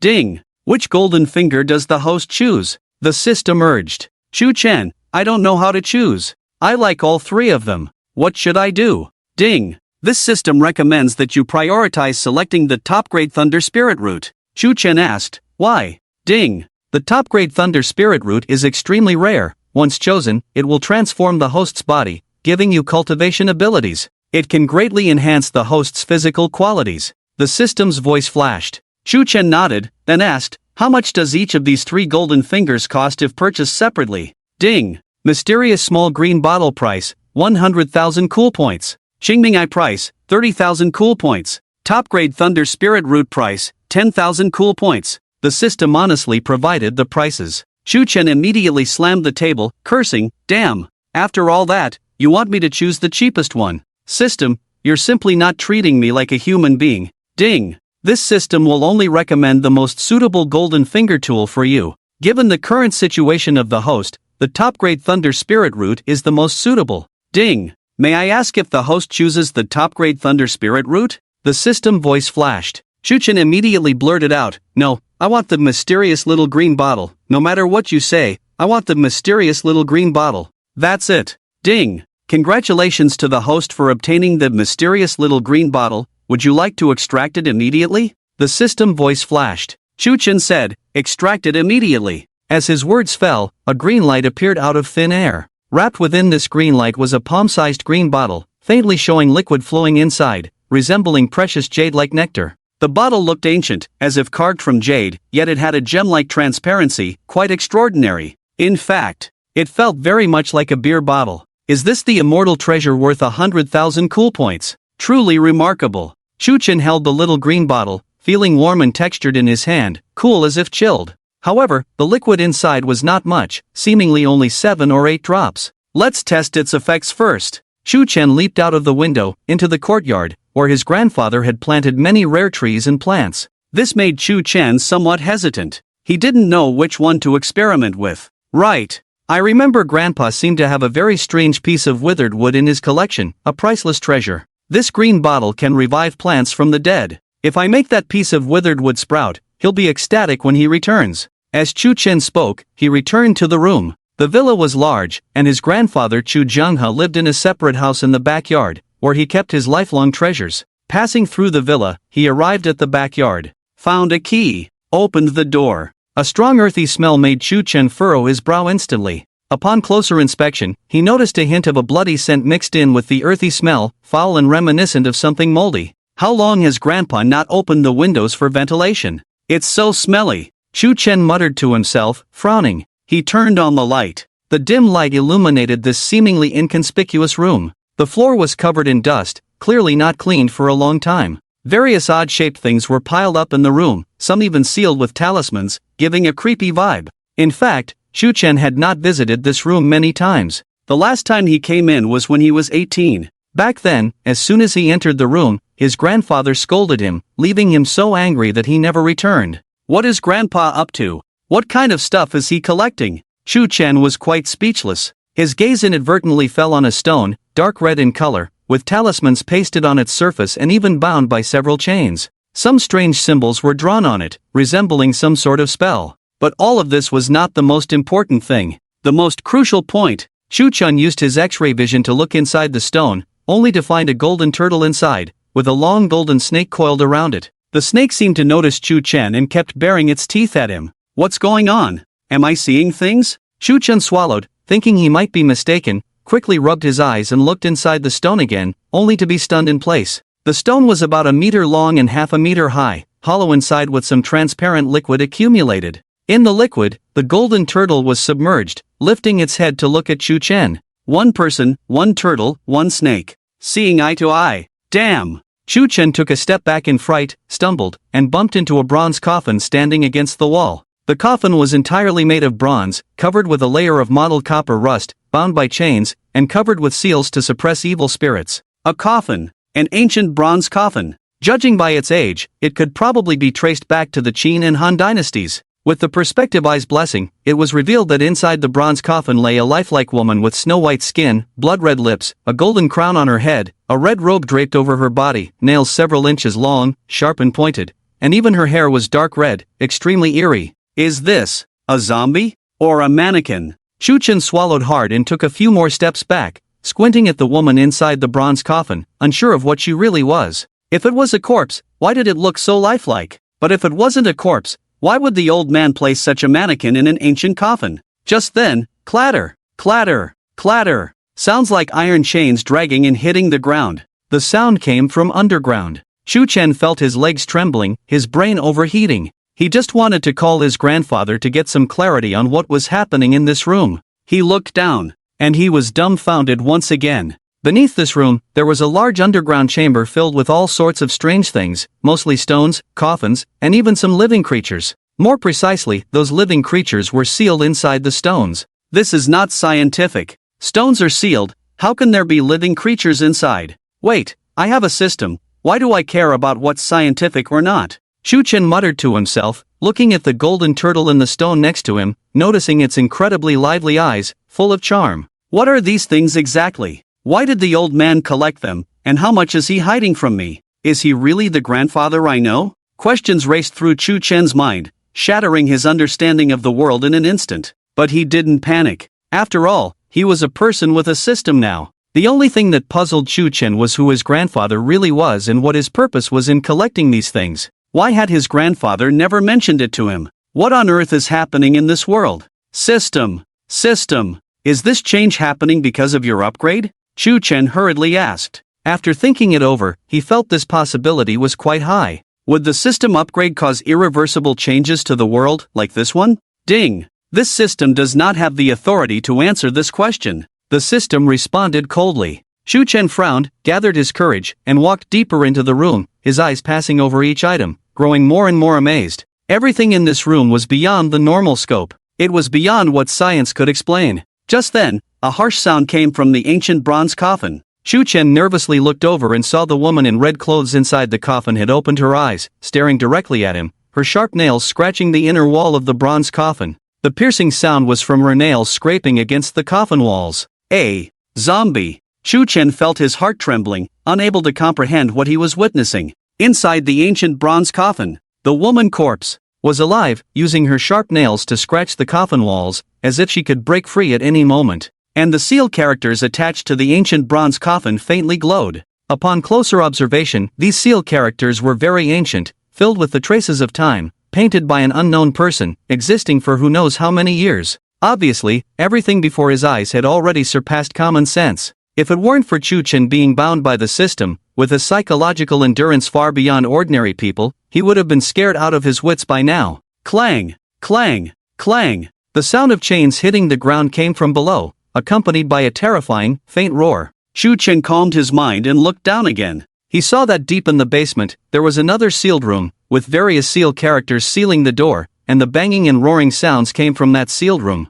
The space inside the sealed room was hazy, with a layer of black mist blocking the view, making it impossible to see inside. What is going on? Even my penetrating eyes can't see through that sealed room. Old man, how many things are you hiding from me? Chu Chen looked around and quickly found the entrance to the basement, but unfortunately, there were mechanisms on the entrance that required a special key to open. Forget about this for now. Chu Chen forced himself to calm down and found the piece of withered wood that the old man treasured. This piece of withered wood looked like a root of a giant tree, broken off by something, and had turned into jade throughout. Calling it wood was not accurate, it should be called a fossil. Millions of years ago, when trees encountered some disaster and were buried by layers of soil, after countless years of changes, their original wooden structure would alter, eroded by various mineral elements in the soil, leading to jade transformation, becoming a fossil that resembled jade but was not quite jade, nor stone. This type of wood is usually called jadeized wood, valuable and rare, with significant archaeological and ornamental value.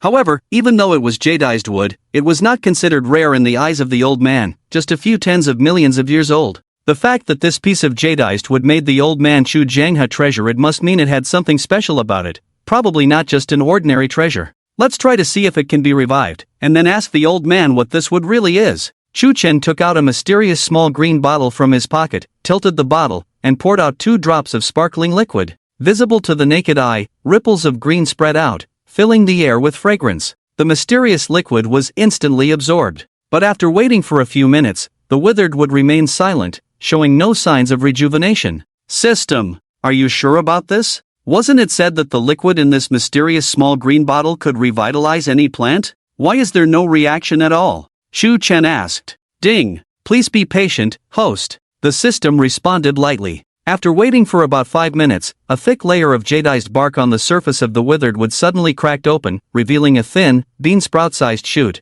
crystal clear, emitting a faint glow, quite mysterious. Indeed, the withered wood has come back to life. Chu Chen was overjoyed, feeling incredibly magical. This piece of withered wood, from an unknown era, completely jadeized, seemingly lifeless, was actually catalyzed by the liquid in the small green bottle to sprout a tender shoot. It was truly unbelievable. However, this shoot only grew a few centimeters and then remained motionless. Could it be that the energy is insufficient? Unable to contain his curiosity, Chu Chen dripped another drop, and as the emerald green liquid dripped onto the shoot, it was instantly absorbed. And the tender shoot grew another 2 centimeters, stretching out 2 milky white leaves, with veins resembling lightning flashing across them. What was even more miraculous was that when these 2 leaves unfurled, the entire room fell silent instantly, as if something had suppressed the sound. Even the female zombie in the bronze ancient coffin stood quietly, a hint of fear flashing in her eyes. Could this withered wood be some kind of spiritual plant that can suppress evil spirits? Chu Chen muttered, rubbing his chin. According to the system, the liquid in the small green bottle was extremely precious, a drop of which could revive plants and make them grow rapidly. Yet, despite dripping 3 drops, the withered wood only sprouted 2 leaves. After some thought, Chu Chen put away the small green bottle, which still had 3 drops left. System, how many cool points do I have now? He asked. Ding. Current cool points balance for host, 18290. 12. Chu Chen narrowed his eyes. Help me purchase the Supreme Thunder Spirit Root. Ding. Congratulations to the host for consuming 10,000 cool points. Obtaining the Supreme Thunder Spirit Root, host, please prepare for unprecedented physical transformation pain. As the voice fell, an excruciating pain erupted from Chu Chen's dantian, as if something was about to tear apart, or take root in his stomach. Immediately, his meridians all throbbed in pain. To give an example, it felt like a soft steel wire was inserted into his blood vessels, stirring wildly and spreading throughout his body. Unprecedented pain. Chu Chen couldn't help but roar, instinctively flailing his body. This pain almost drove him to the brink of losing his sanity. After a few minutes, Chuchen finally couldn't bear the pain, collapsing to the ground and falling into a deep sleep. The tender shoot on the withered wood swayed, slowly elongating, with lightning-like arcs of light flickering, faint electric sparks falling on Chuchen. In an instant, a large amount of lightning arcs burst out from the tender shoot, all entering Chuchen's body. If Chuchen were to wake up at this moment, he would surely see a tree-like light cluster in his dantian, merging into his supreme thunder spirit root. The entire room fell silent. After a while, a sigh full of the sense of time echoed in the room. Surprisingly, the source of the sound was the emerald-green tender shoot, its branches swaying, thunderous sounds reverberating, but soon all fell silent. Inside the bronze ancient coffin, the female zombie swallowed nervously, opening her mouth in shock. It's the aura of the divine wood. In the deep chamber of the secret room underground, a humanoid creature with a withered body, thin as a skeleton, all joints bound by dark red chains, immersed in a pool of blood, its two hollow eye sockets gleaming with crimson light. Spiritual energy. I sense spiritual energy. The end of the Dharma era. Ha ha ha. P.S. Today marks the debut of our book. Begging all the esteemed readers to send some free love power. Also, if you think our book is good, I hope everyone can use their generous hands to give our book a 5-star rating. Hee hee, rise up. Family, rise up. It was a night. A night that was not peaceful. Some saw a meteor streak across the sky, dazzling and emitting colorful light. A family's old ox, raised for 10 years, suddenly spoke. Animals in the zoo grew 2 to 3 times their size overnight, broke free from their cages, and rushed into the city streets. An ancestral grave inexplicably exploded, emitting wisps of black smoke, with dark figures crawling out and disappearing into the black night. A night fisherman saw the lake water emitting light, as if a snake-like creature was swimming in it. When he cast his line, he and the rod were dragged into the water. In some places, lightning and thunder crackled, as if some creature was roaring in the sky. Strange things erupted overnight, mostly concentrated in the remote mountains, rivers, lakes, and streams. Ordinary people had no idea what was happening, but for those who had been diligently pursuing the path of cultivation, it was incredibly exciting. In a dilapidated Taoist temple, there was an old Taoist with white beard. He suddenly opened his eyes wide, rushed outside, looked at the starry sky, and exclaimed, "The Big Dipper in a row, the purple star emperor, the sky wolf swallowing the moon, the evil star stirring. How is this possible? How is this possible? So many omens. Unprecedented throughout the ages. Wait, this is spiritual energy? I actually sense spiritual energy. How is this possible? The spiritual energy has been depleted for 1,000 years. We cultivators could only glimpse the path to immortality through ancient elixirs. Now the spiritual energy is reviving. This is an unprecedented change in eternity, whether it is good or bad, fortune or misfortune." The old Taoist wept looking up at the sky, but he soon calmed down. He came to the mountain gate and chose a place with the most abundant spiritual energy, sat down cross-legged, and began to cultivate. Visible to the naked eye, the spiritual energy between heaven and earth surged into his body, his skin unexpectedly glowing, his white hair turning black, and his body becoming fuller. In just a few minutes, he transformed from a frail old man in his 80s or 90s to someone in his 60s or 70s. And it wasn't just him. Around the world, strange phenomena abounded, ancient families breaking their seclusion, seekers of the Tao laughing wildly, terrifying creatures awakening, and rare treasures appearing. Even someone discovered a strange egg with flame-like patterns laid by their hen, and the hen itself became incredibly strange, with feathers growing on its head like a phoenix, flying away. That night, some were sound asleep, while others had embarked on a mysterious and unpredictable path. The next day, in the early morning, Chuchen groggily opened his eyes. The pain in his body had disappeared, replaced by a strange sensation. He felt his senses sharpened, even able to hear the sound of falling leaves outside the window and his own heartbeat clearly. Thump thump thump. Every beat of his heart sent layers of electric arcs flashing through his flesh. The profound changes brought by the fusion of the thunder spirit root with his body were immense, more vivid and unsettling than the previous transformations, leaving Chuchen unable to remain calm. How did it grow bigger again? Chuchen got up from the ground, dusted himself off, and suddenly noticed that the sprout on the dry branch had grown larger. It was only a few centimeters high yesterday, but now it had grown to about 10 centimeters. Although it only had 2 leaves, it was incredibly mystical. It seems that the energy from those few drops of green liquid yesterday hasn't been fully absorbed yet, but this tree is indeed strange. I wonder what species it is. Where's the golden turtle? Chuchen exclaimed, suddenly noticing that the large stone next to the door had cracked, the inscriptions on it had disappeared, and even the golden turtle and golden snake inside were nowhere to be seen. Gone. Damn. Could it be because he accidentally kicked it yesterday? Chuchen was suddenly afraid. He hadn't figured out what the golden turtle and golden snake were, how they could survive inside a sealed stone. They must be extraordinary beings. If the old man found out, he would definitely skin him alive. Shuchen carefully searched the room and found that the other creatures sealed in the stones had not escaped, still vividly sealed inside the stones. These stones, large and small, contained red carp, yellow loaches, white toads, and even a golden rooster. And the most miraculous stone, as tall as a person, contained a baby monkey emitting a colorful light. The little monkey looked vivid, wrapped in a faint film of light, quite adorable. TSK. I wonder where the old man got these stones from. If he knew there were living creatures inside, he might be startled. Shuchen muttered to himself, then walked out of the room and locked it with a key. After he left, inside the room, the mysterious creatures sealed in the stones, pretending to be asleep, opened their eyes and began whispering to each other. Did you see that? That kid actually received the immortal essence from the divine tree, and those few drops of celestial milk, it's making us drool. Croak croak. The old turtle is really lucky, getting a corner of the seal destroyed by lightning. I wonder how far it escaped. Cackle cackle. This child is extraordinary, perhaps he can be our leader. Gurgle gurgle. Are you crazy? We are innate spirits, how can we easily acknowledge a human as our leader? Do you think this is ancient times? Old monkey, what do you think? Should we join forces to break the seal? Break the seal? Have you all forgotten that if it weren't for the capture spirit lineage sealing our true source, we might have exhausted our spiritual power and died long ago? Moreover, we made a vow with that old man long ago to suppress the evil spirits in this place. He nourishes our true spirits.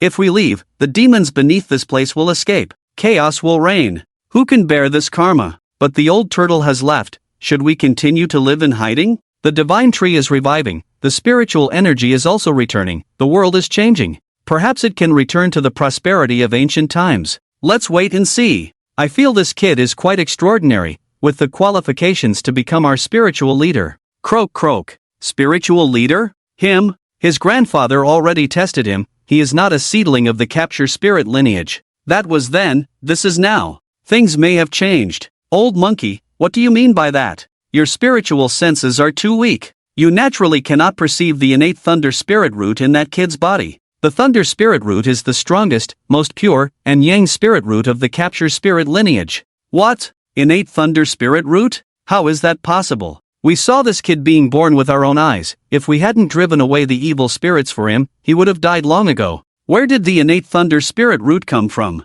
Strange indeed. But I clearly did not sense it wrong. Last night the aura of the innate thunder spirit root really emerged from him. Otherwise, do you think the divine tree would bestow the immortal essence? Taklamakan Desert. Dark clouds surged, fierce winds swirling sand and forming a storm. Upon closer inspection, there were eerie and sinister figures roaring and howling between heaven and earth, thick resentment and evil rising into the sky, lingering and not dispersing. Inside the Ghost King's tomb, covered with corpses, those who had entered the tomb earlier were all lying on the ground, except for the woman in the red dress, the man in the black windbreaker, and the old man Chu Jianghe. All had lost their breath. Master, you can rest assured to die now. The sickly man in the black windbreaker acted swiftly, unexpectedly plunging a sharp dark red dagger into the body of the old man Chu Jianghe, the blade piercing through, blood dripping steadily. Disciples fell one after another, and the old man Chu Jianghe, already seriously injured and exhausted, had no defenses left, allowing the man in the black windbreaker to strike. It was like the last straw that broke the camel's back,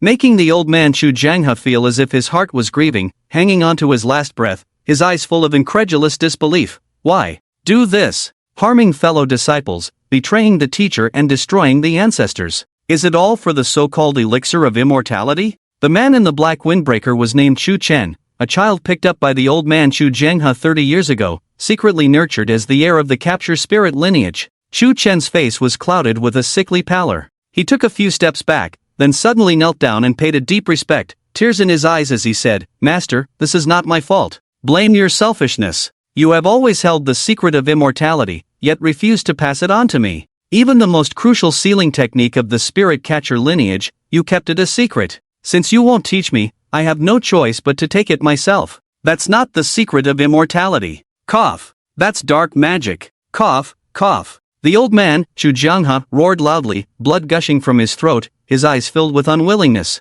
He laughed bitterly, looking so desolate. Eventually, he couldn't hold on any longer and collapsed on the ground, the light in his eyes gradually fading away. He kept murmuring, "Don't break the seal. Don't break the seal. My disciple. There is no secret of immortality in this world. Foolish child. Shu Chen grimaced, even at death's door, you still want to deceive me? If the secret of immortality wasn't real all these years, why did you collect those spiritual objects? Fortunately, your grandson is a useless person who can't cultivate, otherwise, would you willingly let me inherit the spirit catcher lineage? Whether the secret of immortality is real or not, I will personally explore it. As for the spirit catcher lineage, I will continue to pass it on. It's not in vain for your teachings all these years. With that, he squatted down and searched the body of the old man, Shu Jianghe, quickly finding a key covered in rust. Beside him, a woman in a red dress spoke coldly. Now that you have the key, what do you plan to do next? Shu Chen laughed. The path to immortality is within reach.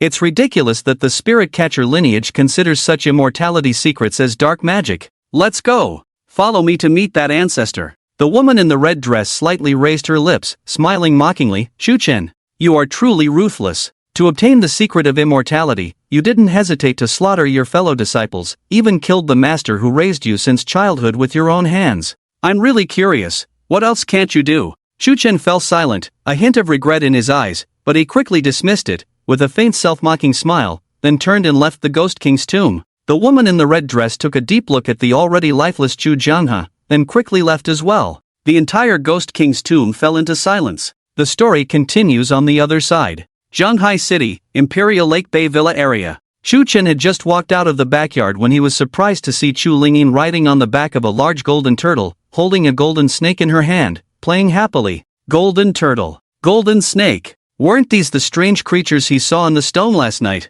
Big brother, look quickly. I caught two big treasures. Chu Lingyin giggled, waving her lotus-like small hands. The strange golden snake did not attack her but coiled around her arm like a pure gold bracelet, shining brightly. Shu Chen nervously said, "Oh my! Little sister, this thing is not a toy. Let it go quickly." Chu Lingyin pouted, holding the little golden snake dearly in her arms, saying, "No. I found them. They are my pets. I've decided, I want to keep them." "Keep them? Can you just keep these things as pets? It might be dangerous." Shu Chen felt embarrassed, thinking if this snake was poisonous and bit Chu Lingyin, he wouldn't know what anti-venom to use, and when the old man came back, he would probably hang him up and beat him. "Listen to your brother, let it go quickly, this thing is a snake. If it's poisonous." Chu Lingyin giggled, "I won't let go, this snake is so obedient. It can understand human speech. If you don't believe me, I'll make it perform for you to see." Shu Chen deliberately put on a stern face. "I'll count to 3.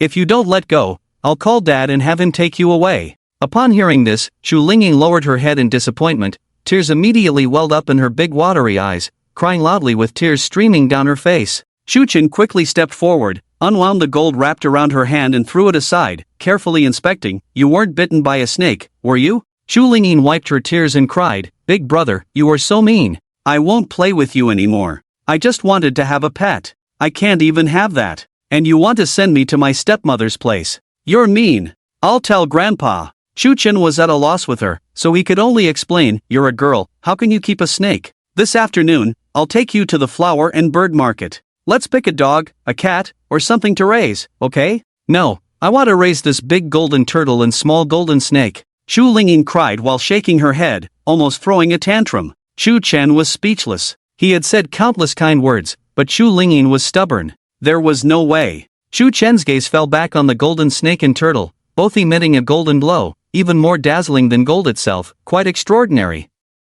What exactly were these two things? Were they dangerous? Shu Chen rubbed his chin, unsure for a moment, then suddenly remembered the strange things he had seen in the backyard last night. He thought he should call Grandpa first to clarify.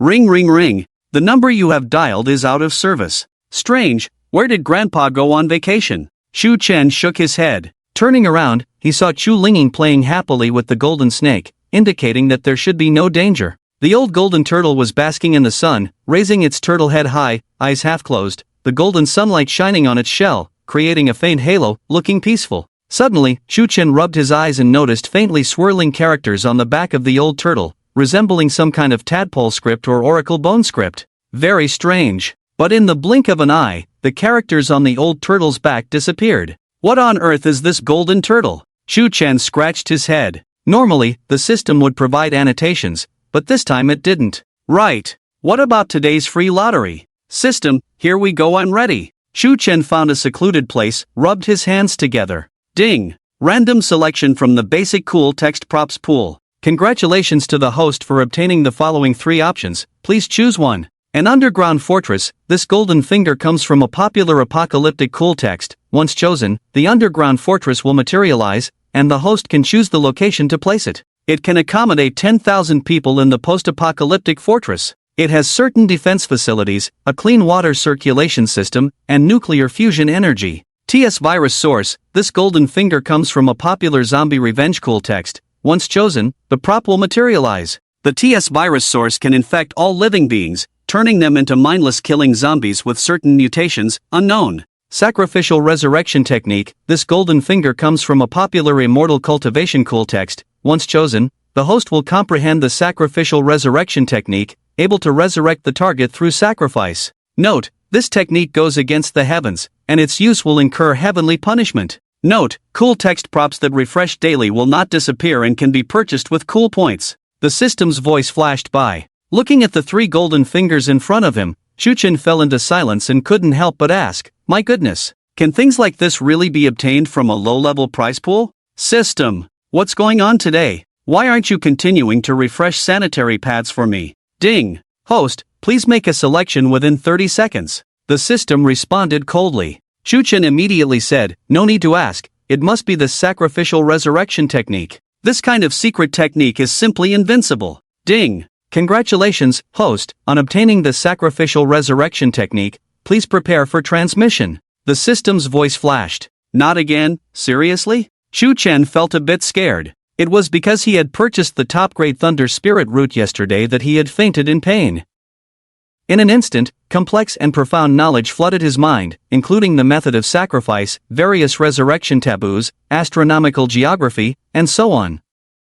Although this secret technique was incredible, it was extremely difficult to succeed. It required the right timing, location, and a blood relative to be sacrificed. In other words, only a blood relative could resurrect the deceased. It was like exchanging one life for another. Shuchen was speechless. Damn, what a lonely choice. What's the use of exchanging one life for another? Do they want me to risk my own life to save my family? This is totally unreliable. As for the underground fortress and the TS virus, these 2 golden fingers were completely out of Shuchen's consideration. He wasn't so crazy as to use the TS virus to destroy the world, nor did he need a safe underground fortress. Shuchen was already used to the system's prize pool refresh. After all, even things like poop and sanitary pads could be refreshed, so what couldn't be refreshed? Young master, are you live streaming today? Su Xiaowan, dressed in a maid outfit, shouted from a distance. Behind her, there were 3 other cute maid sisters. Shuchen rubbed his chin, glanced at the old golden tortoise basking in the sun beside him, and smiled. Of course, the live stream must go on.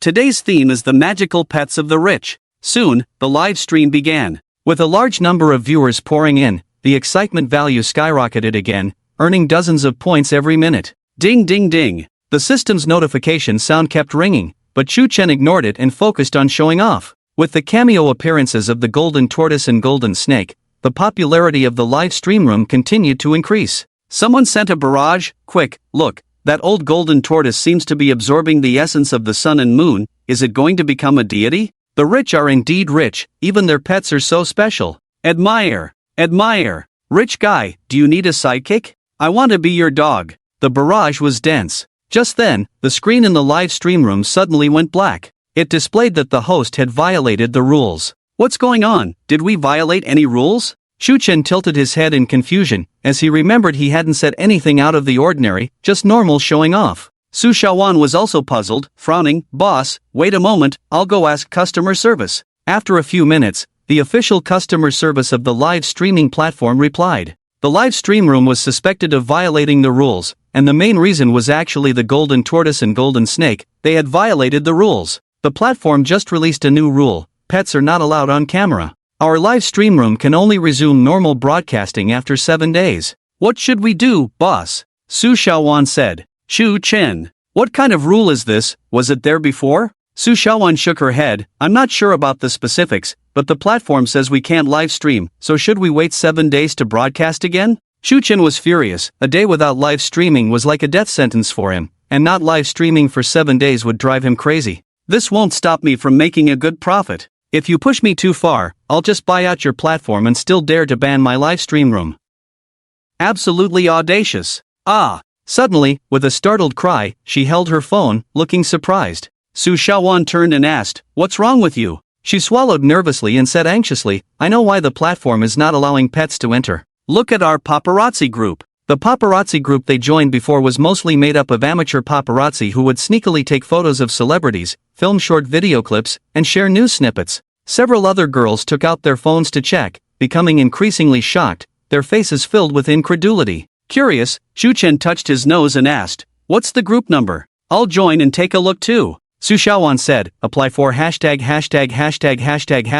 I'm the admin." Quite smooth indeed. Xu Chen picked up his phone, opened the long-unused QQ app, searched for the group chat, and quickly found the paparazzi group. After some actions, he joined the group chat. The content inside, and the records of the group members' discussions, made Xu Chen involuntarily gasp in shock. Damn! Could it be what the system mentioned? Irreversible changes to the world, referring to these? Inside the QQ group, various videos, various photos. A 7 to 8 meter long tiger rampaging on the streets, brazenly biting humans, even the armed forces and tanks were deployed. Ginseng wine that had been sealed in a glass jar for decades, with the ginseng inside turning into a rosy-cheeked baby. Horns growing out of someone's head. And a hen emitting flames all over its body, standing as tall as half a person. Even in one video, someone actually filmed a dragon swimming in the river of Jianhai City. Watching those videos in the group, Xu Chen fell into deep silence, knowing that all of these must be real and had happened last night and this morning.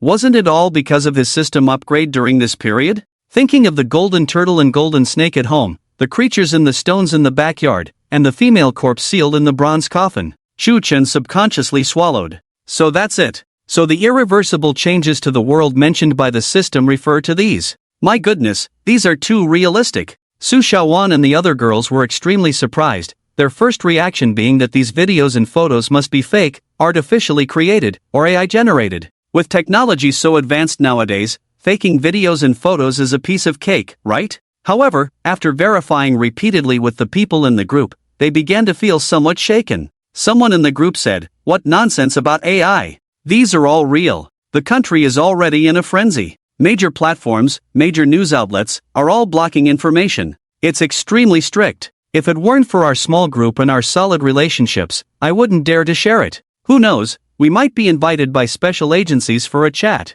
Seeing this message, Su Xiaowan instantly understood. She turned to Xu Chen and trembled as she said, "Boss, could it be that our live stream room was banned for this reason?" Xu Chen was speechless. Not knowing what to say, no matter how much he calculated, he never expected that casually upgrading the system would bring about such a huge change to the world. Just then, a person in the group named Fat Daoyi said, "This world has changed. Last night, I observed the stars and calculated a hexagram. Can you guess what this hexagram says?" Su Xiaowan quickly typed, "Hurry up and tell us. Don't keep us in suspense." Master Pang Dao quickly replied, "According to the divination, the heavens and earth are in chaos, yin and yang are indistinguishable, and chaos is emerging. In simple terms, it means, the end of the world is coming. The globe will enter a new era of unknown. Whether humanity can still be the protagonist in the future is uncertain. Brothers and sisters, eat and drink as you please. Don't take things to heart. I have already resigned. I want to enjoy the rest of my life."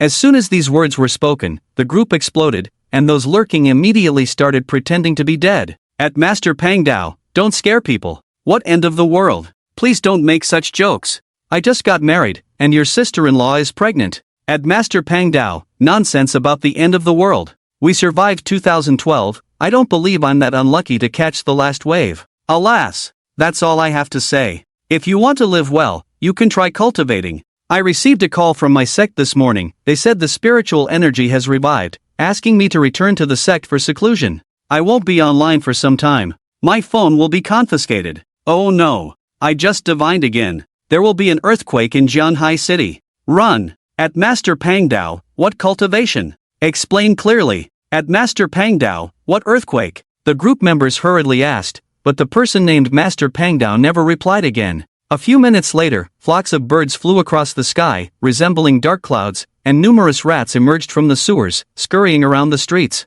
Various small animals showed abnormal behavior. Suddenly, an earthquake erupted. High-rise buildings collapsed one after another. The Yuhubei villas remained unscathed, as these villas were expensive, all built with reinforced concrete, very sturdy. The sudden earthquake caught everyone off guard. Such incidents were not limited to Shanghai City. Disasters such as floods, fires, earthquakes, snowstorms, hailstorms, mudslides, and landslides occurred to varying degrees worldwide. The entire world was undergoing drastic changes. The climate became eerie. "Boss, can I take leave? I want to go home and check on my family." Su Xiaowan's face turned pale with fear. The other 3 little girls were also quite scared, experiencing an earthquake for the first time. Shu Chen said, "All right, I'll give you all time off. Be safe on your way home. Call me immediately if you have any problems." Soon, all the housekeepers and maids in the entire villa took leave. Faced with disaster, no one had the heart to work. They all wanted to go home and check if their loved ones were safe. The huge villa was left with only Chu Chen and Chu Lingyin.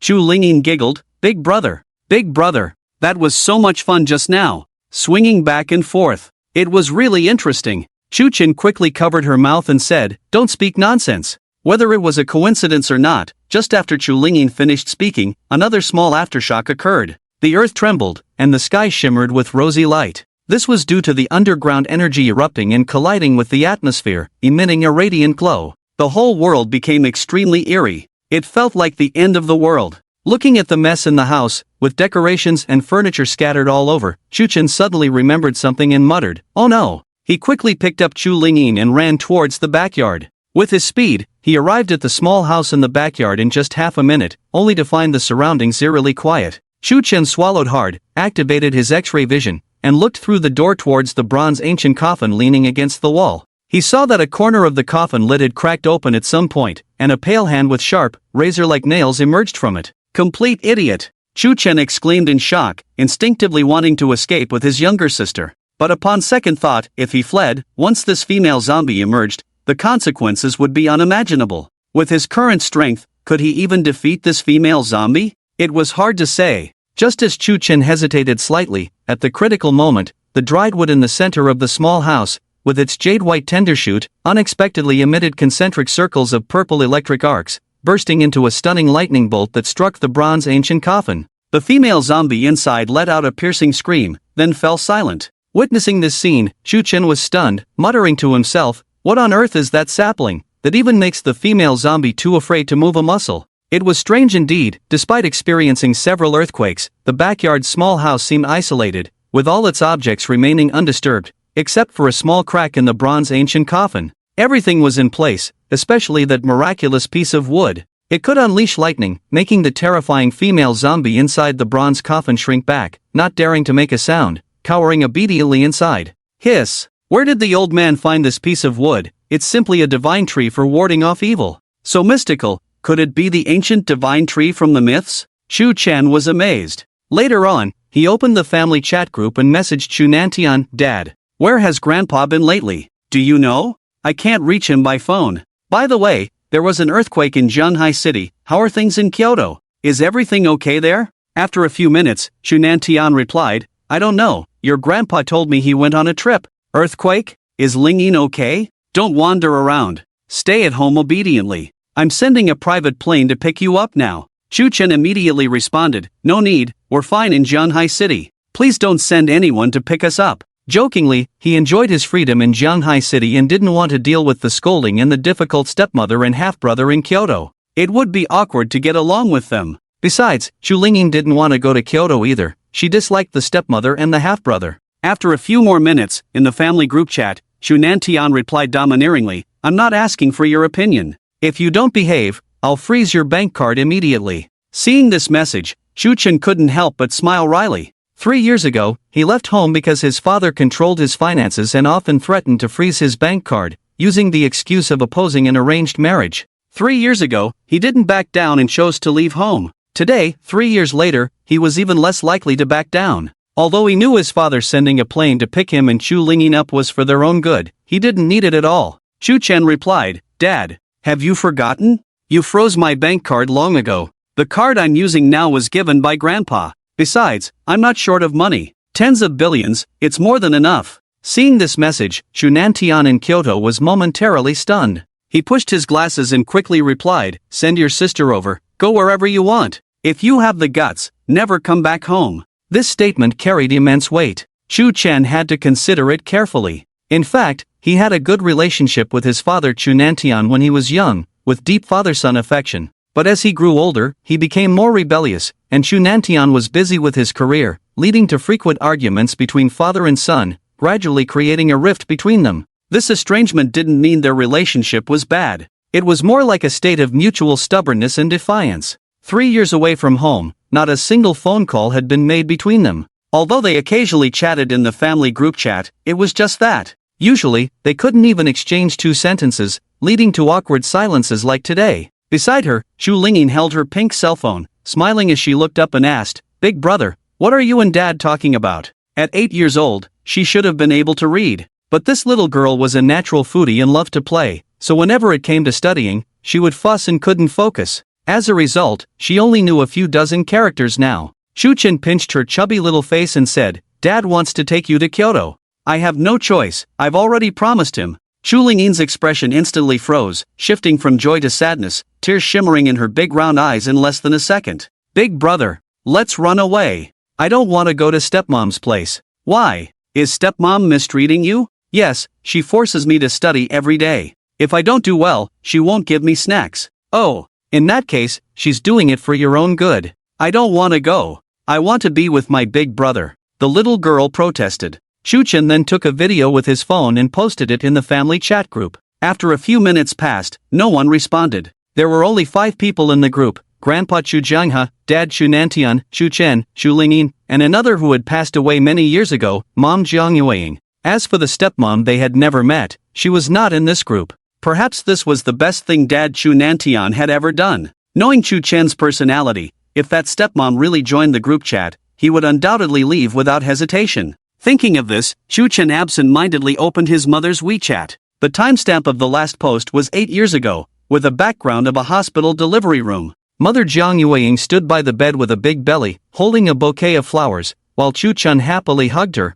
making a victory sign towards the camera. The smiles of the mother and son were incredibly sweet and happy. He vaguely remembered that on the day his mother entered the delivery room, she smiled and said to Chu Chen, "Son, how about Mom giving you a little sister?" She did it. She really gave Chu Chen a little sister, but she herself remained forever in that delivery room. Since then, the word mother became just a word without warmth. At that time, Chu Chen felt like his world had collapsed. His mother's sudden passing caused a drastic change in his teenage personality, making him isolated, stubborn, enjoying solitude, rarely smiling, and his academic performance plummeted. Meanwhile, Dad Chunantian began to focus solely on work and business, using it as a way to numb himself. The bond between father and son gradually faded. Time passed, and Chu Chen had forgotten many things he didn't want to remember or recall. In Chu Chen's heart, the word home had long become unfamiliar. If it weren't for Grandpa still being around, he didn't dare to think about what Chu Chen would have become over these years.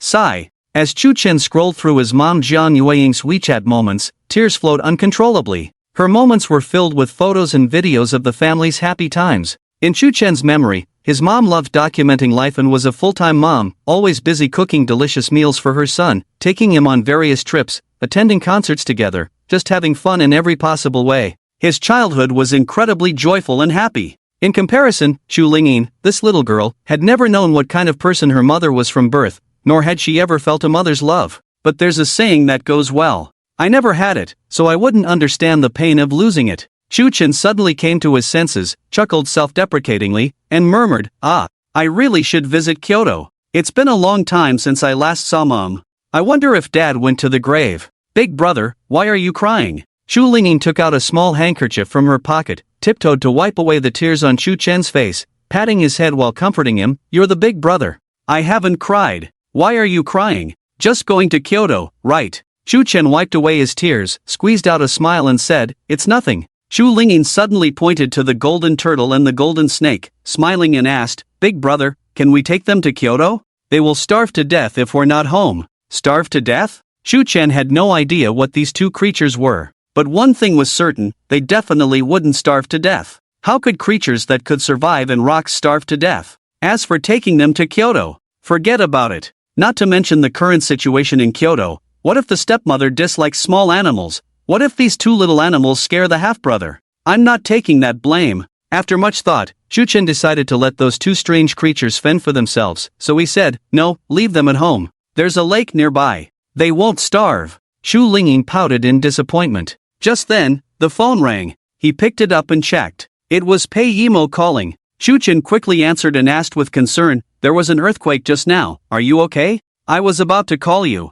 Pei Yimo on the other end of the phone felt warm upon hearing this and also asked with great concern, "And you? How are things on your end? Are you okay?" Shu Chen smiled and said, "I'm fine." Pei Yimo nodded, then suddenly said, "Shu Chen, let me tell you, you mustn't go out randomly recently. I received news that many unbelievable things happened globally last night. You should know, right?" "Yeah, I heard." Shu Chen was somewhat amused and helpless, thinking to himself that of course he knew, because all of this was caused by him upgrading the system, resulting in global disasters, animal mutations, and supernatural events. After a brief silence, Pei Yimo said, "I might not be able to come over to shoot short videos with you recently. There have been some special situations in my lab.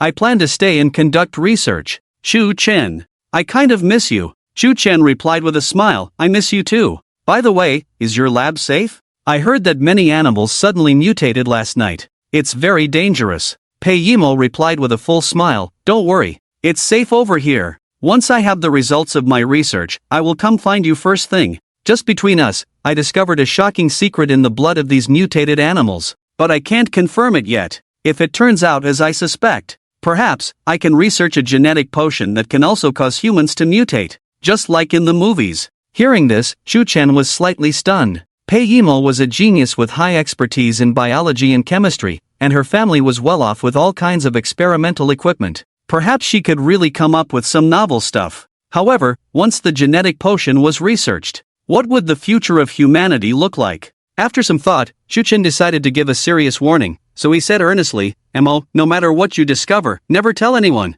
Except me. Don't even tell family members. The matter of genetic potion may sound like a fantasy, but if you really research it, the consequences of this matter, none of us can predict. I don't want you to be in danger. Do you understand?" Pei Yimo felt warm in her heart and nodded, saying, "Yes, don't worry. I'm not stupid. Besides you, I haven't told anyone else about this. However, my family has been researching those mutant creatures. It's not just us. Pharmaceutical groups worldwide, as well as foreign biologists, must be studying the reasons for animal mutations. This matter will eventually be discovered by others. Whoever researches it first, whoever masters it first, will have the key to opening Pandora's box." Shu Chen said, "Regardless, you must ensure your safety. Understand?" Pei Yimo replied, "Yes, I understand." After chatting for a while, they hung up the phone. In the laboratory, Pei Yimo put down her phone and continued to focus on her research. She used a valuable electron microscope to observe a drop of mutant mouse blood and made various records. Biological research is a very tedious process that requires recording many things, but she enjoyed it. With a large family backing her, Pei Yimo could easily obtain mutant blood firsthand, and even mutant beasts could be captured and kept in cages for her research. This kind of experiment fascinated her, and she was deeply engrossed in it. The decision she made today would have unknown consequences for the future world. On the other side, Shu Chen had just put his phone back in his pocket. Lu Ruyan also called, saying she didn't have time to help with shooting short videos, and her family asked her to leave Jianghai City for a while without specifying the reason. After the call ended, Shu Chen breathed a sigh of relief and was about to go back to pack up his clothes when he suddenly saw someone standing outside the door. It was a tall, thin old man wearing coarse linen clothes, with a white goat beard hanging on his chest, a stooped body, and holding a broken bowl in his hand, looking like a beggar. Upon closer inspection, it seemed like he was carrying something on his back. Shu Chen was slightly surprised and went to the kitchen to get some food, then handed it over, saying, "Old man, here's some food for you." The tall, thin old man took the food with a smile, ate it hungrily, patted his belly after finishing, and grinned, "Wow, young man, you are truly a good person. Is there more food at home?" Without hesitation, Shu Chen opened the door and led the old man inside, saying, "Please eat as much as you want." The old man smiled and stared at the golden turtle and snake sunbathing in the yard, marveling, "I never expected such spiritual beings in this world. It seems that old Chu didn't deceive me." Shu Chen hurriedly asked, "Spiritual beings? What are those?" "Old Chu? Are you talking about my grandfather?" The old man nodded with a smile, his fingers moving as his cloudy eyes rolled, marveling, "Strange. Strange. What kind of luck have you had, young man? Even I can't figure out your destiny. It's truly amazing. Wait, who are you exactly? Are you really Chu Jianhe's grandson?" Chu Chen couldn't help but laugh and cry, "Yes, I am Chu Chen. Do you really know me? The old man furrowed his brow, circled around Chu Chen 3 times, carefully examined him for a moment, and exclaimed in surprise, "This is impossible. I tested your talent the day you were born. You clearly had no spiritual roots. How come you suddenly have the aura of spiritual roots? Quick, let me take a good look." Without waiting for Chu Chen's consent, the old man began to touch Chu Chen, his dirty palms randomly groping on Chu Chen's body, touching his head, shoulders, stomach, and finally moving towards his thigh. "What the hell, old man, what are you doing? If you do that again, I'll hit you. Don't touch me there. Damn you." Chu Chen subconsciously raised his fist and struck the old man's belly. A hint of disdainful smile flashed in the old man's eyes as he thought, "You dare to fight with me, a Peak Foundation establishment cultivator? Even if your grandfather came, he might not be my match." Bang! With one punch, the old man felt like he had been hit by a train, his body uncontrollably flying backwards and crashing heavily into the wall. A terrifying force erupted instantly. This was still the result of Chu Chen not using his full strength. If he had, the old man in front of him would probably have been in big trouble. Cough, cough. The old man coughed twice, rolled down from the wall, and stared at Chu Chen with a surprised expression in his aged eyes. He couldn't understand why Chu Chen, who was once considered an ordinary person, now possessed such terrifying power and even had an extremely rare innate thunder spirit root in his body. Spirit root is the source of cultivators, an innate qualification that one is born with. From ancient times to the present, there has never been heard of anyone growing a spirit root after birth. Perhaps it could happen when the spiritual energy of the world was abundant in ancient times, but it was definitely not something that could happen now when the spiritual energy was just beginning to recover. "Old man, are you okay?" Chu Chen said apologetically, as the old man in front of him seemed to be a close friend of his grandfather, with deep ties to the Chu family. Moreover, with the system's prompt, Chu Chen was well aware that this old man was a cultivator. The old man did not answer, sitting cross-legged on the ground, circulating his spiritual power to adjust himself. After a few minutes, he burst into laughter. "Good, good, good.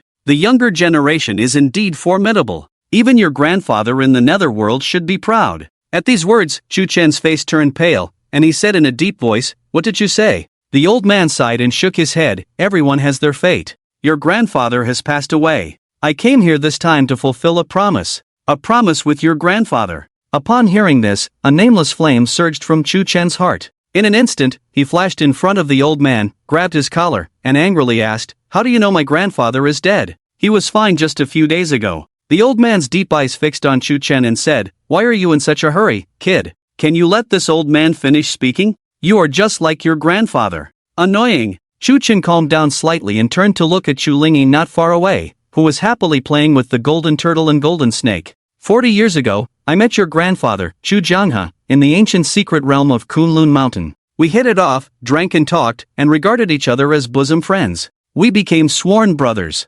Later, I read his fortune. The divination indicated. Yesterday. Yes, it was yesterday evening, he would die at the hands of his beloved disciple whom he had nurtured for many years. At that time, your grandfather dismissed it, thinking divination and fortune-telling were unreliable, just some superstitious beliefs. He believed that one's fate is in one's own hands. However, I told him that one's fate is predetermined by the heavens. Since he didn't believe it, we made a bet. If I lost, I would call him grandfather 3 times. If he lost, he would have to call me grandfather 3 times. In the blink of an eye, 40 years have passed. Yesterday evening, I read your grandfather's fortune again, and the divination showed that he has already passed away. As the old man spoke, he took out a jug of wine from his bosom, took a sip, and his eyes filled with memories and sighs, as if everything had returned to that night. The night sky was full of stars. By the bonfire, a young Taoist priest and a young spirit catcher laughed heartily, talked about the future, shared secrets, discussed their beliefs, trying to convince each other. The young Taoist never married in his life, foreseeing his lack of family support. He believed that establishing a family and career would harm others. On the other hand, the young spirit catcher inherited his family's will, explored famous mountains and rivers, searched for the last remaining spiritual beings in the world, and used them to suppress a living being.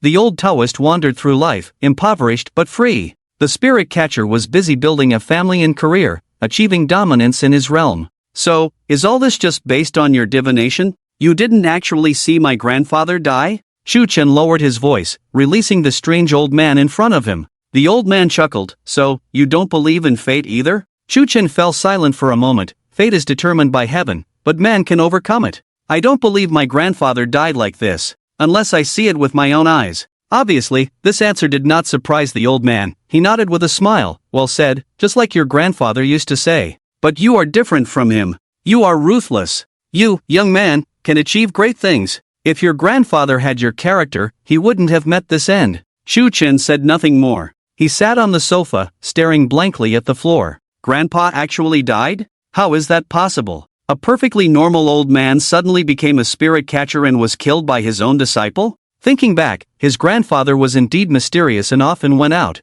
especially those things in the backyard house. Shu Chen knew the old man in front of him couldn't be a fraud, but he couldn't accept the news of his grandfather's death. However, Shu Chen's heart was not in panic. He had prepared for the worst. Even if his grandfather had truly died, so what? He could just perform a resurrection sacrifice. Thinking of the resurrection sacrifice, Shu Chen felt a bit troubled. Although the technique was profound and mysterious, it was considered a taboo. The conditions for its implementation were also very strict, requiring the blood relatives of the deceased for the sacrifice, and the practitioner would face backlash and even divine punishment. Divine punishment wasn't that scary. After all, he had his own system. No matter how powerful the heavens were, if they pushed him too far, they wouldn't have an easy time with him. But the blood relatives. The Chu family had been dwindling for generations, and even if there were any left, Shu Chen wouldn't sacrifice his own family members' lives. This was a dilemma. Especially if he wanted to perform a resurrection sacrifice, the primary condition was to find the body,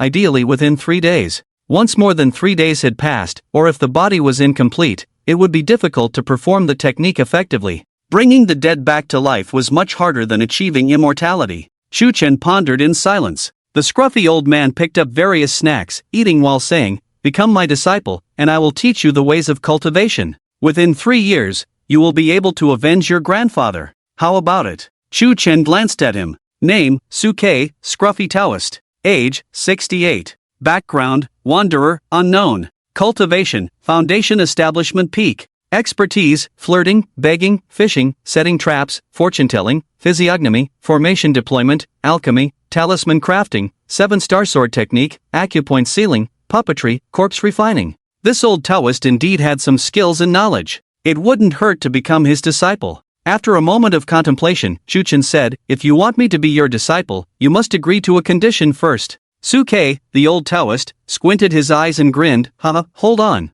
Let me first divine whether I can figure out your condition." And the conversation ended. He casually took out a black tortoiseshell and played with it in his hand, squinting his eyes and cocking his ears. With just a slight shake, 3 copper coins fell out. Then, another 3 fell. 6 in total. Strange. Strange. Under the heavens, there are things even this old man cannot fathom. You, young man, are truly making this old man more and more curious. Suke, the old Taoist, clicked his tongue twice, then shook the black tortoiseshell again. Clatter, 6 more copper coins fell out, displaying different hexagrams. Suke, the old Taoist, took a closer look, exclaimed in surprise, and quickly looked at his dear friend's grandson, Shu Chen, with an expression of immense horror flashing in his eyes. The previous hexagram he cast was about Shu Chen's desires, but it yielded no results. On a whim, he cast another hexagram for Chu Jianghe, and this hexagram left him dumbfounded, as it showed a change in Chu Jianghe's fate, from death to life? Even if a person has died, they cannot come back to life, right?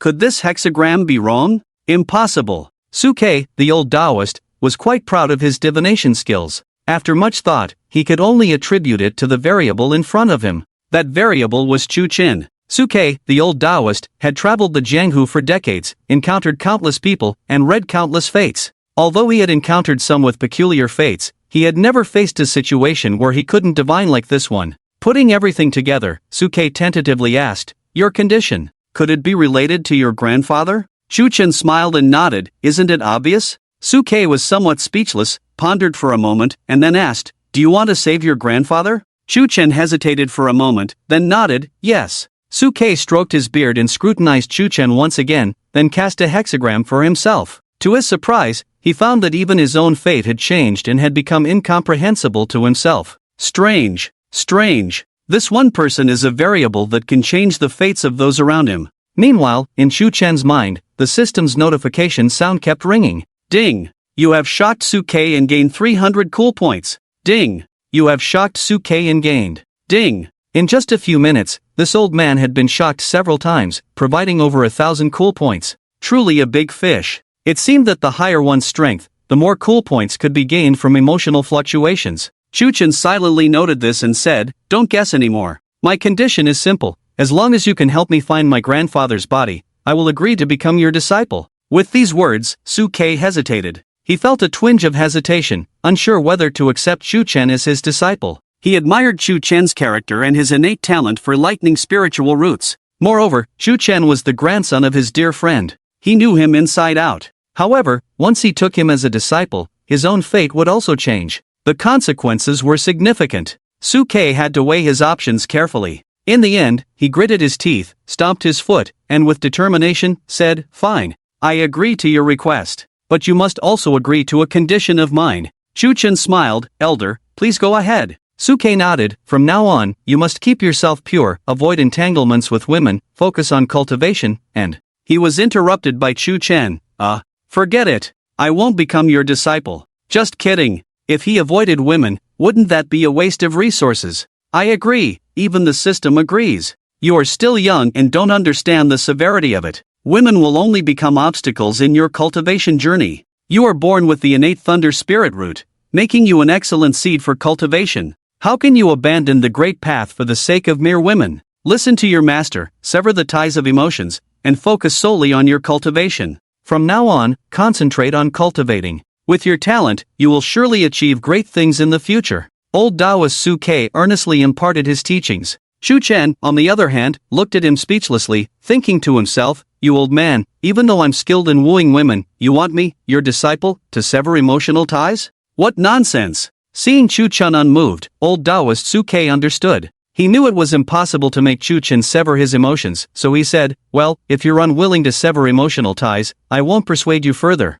Just be careful. The karmic obstacles on you are heavy. In the future, you will inevitably suffer losses because of women. Burdened by them." Chu-chan smiled, "Thank you, master, for your concern." Old Taoist Suke sighed again, then turned his gaze to the nearby golden turtle and golden snake, asking, "Do you know what those golden turtle and golden snake are?" Chu-chan shook his head. "Please enlighten me, master. What are their origins? Do they possess any special qualities?" Old Taoist Suke stroked his beard and slowly explained, "They are forms transformed by the essence of heaven and earth, sought after by generations of spirit capturers in your family lineage. They are immortal, born from the creation of heaven and earth. They come in various forms, mostly resembling animals. They are invisible and untraceable to ordinary people. If one can tame them, it can increase lifespan, prolong years, and enhance luck. Of course, it would be a waste to tame such heavenly spirits. The best outcome is to have them acknowledge a master. Once these spirits recognize a master, they can greatly enhance the luck of the master's entire lineage. When the family's luck reaches a certain level, descendants can become kings and establish a dominant legacy. The lineage of spirit capturers. Indeed, it is incredibly mysterious," he said, his eyes filled with emotion. Chu-chan rubbed his chin. "Is that all there is to it?" Old Taoist Suke laughed heartily. "You, young man, truly underestimate the power of luck. When one's luck is high, everything will go smoothly. Whether it's lifespan, career, or love, everything will be smooth sailing. Living to 100 years old is not a problem, as long as one doesn't do things that harm their virtue. For us cultivators, this item is extremely useful. Alchemy, artifact refining, even crossing tribulations, all can be done effortlessly. However, these heavenly spirits are extremely rare, and those who know about them are few. If I hadn't known your grandfather, Chu Jungha, I wouldn't have known how powerful these spirits are." Ding! Congratulations to the host for accepting old Taoist Suke as a master and gaining 10,000 cool points. The system's voice flashed through his mind. Chu-chan was immediately stunned. What's going on? Can you earn extra cool points by accepting a master? And so many of them. This is even more than killing a son of luck or conquering a goddess-level beauty. Is it because of a system upgrade? Or is there something secretive about this old Taoist Suke? In terms of cultivation, this old Taoist Suke is just a peak foundation establishment cultivator, not a powerful expert. If they were to fight, he probably wouldn't even be able to withstand a single punch from himself at full strength. So, how are these cool points calculated? Chu-chan felt a bit puzzled, then suddenly, he realized something. That's right. When he first bound with the system, it had mentioned, cool points can be obtained by showing off, humiliating others, collecting treasures, beating and killing enemies, capturing the hearts of beautiful women, and more. Since even becoming a disciple can earn so many cool points, if I were to take all the treasures hidden by the old man, such as the innate spirit essences sealed in stones, such as that beautiful female zombie, If I were to collect them all, wouldn't I earn a ton of cool points? Suke, the old Taoist, spoke so highly of those innate spirit essences, they must be invaluable treasures without a doubt. Thinking of this, Chuchen couldn't help but get excited and quickly asked, Master, do you know how to make these celestial spirit essences recognize me as their master? Suke, the old Taoist, smiled and shook his head. He knew very little about celestial spirit essences, mostly from what Chuchen's grandfather had told him. As for the method of recognition, it was a secret technique passed down only within the catching spirits lineage. Perhaps in ancient times, when spiritual energy was abundant and cultivation was flourishing, this method of recognition was not considered a secret. However, in this day and age, after several disruptions in cultivation methods, not to mention the secret method of making celestial spirit essences recognize a master, even the most basic cultivation techniques have been lost. It seems that to learn the method of making celestial spirit essences recognize a master, one must personally ask the old man. As Chuchen delved deeper into conversation with Suke, he learned a lot about cultivation. He discovered that this world was originally full of wonders, with cultivators existing even in ancient times, and legends of immortals having some truth to them. Chuchen had some insights. It seemed that upgrading this system had revived the spiritual energy in this world. With the revival of spiritual energy, incredible changes occurred in animals and plants. These changes could be understood as atavism, or as evolution. As the two conversed and discussed many things, Chuchen raised his doubts, and Suke, the old Taoist, was open and knowledgeable despite being just a wandering cultivator. As they chatted, they came to divination. Suke immediately cast a divination, and with just a slight shake of the black armored turtle shell, he determined the burial place of Chu Jianghe, the old man, to be the Taklamakan Desert. Master, isn't there a more specific location? Do you know how vast the Taklamakan Desert is? How am I supposed to find my grandfather's remains? Chuchen asked helplessly. Suke chuckled and shook his head, saying, Don't worry, my disciple. Instead of searching for your grandfather's remains, there is something more important we need to do. Chuchen instinctively asked, What is it? Suke cast another divination, his brows furrowing, and said, Strange. Strange. Your grandfather's fate has unexpectedly changed. Originally, he should have returned today. Years ago, Suke had predicted that Chu Jianghe would die at the hands of his disciple, so they made a bet. If 30 years later Chu Jianghe truly died at the hands of his disciple, Suke would take over for Chu Jianghe to suppress the evil spirits in this place, to prevent Chuchen from breaking the seal and releasing that forbidden creature. What? You're saying that the person who killed my grandfather is Chuchen? Chuchen lowered his voice, his eyes flashing with endless killing intent, as well as disbelief and confusion. Chuchen knew Chuchen very well. Not only did he know him, but he was also very familiar with him. They had grown up together and had a great relationship. In terms of seniority, Chuchen was nominally Chu Jianghe's adopted son, so Chuchen should call him uncle.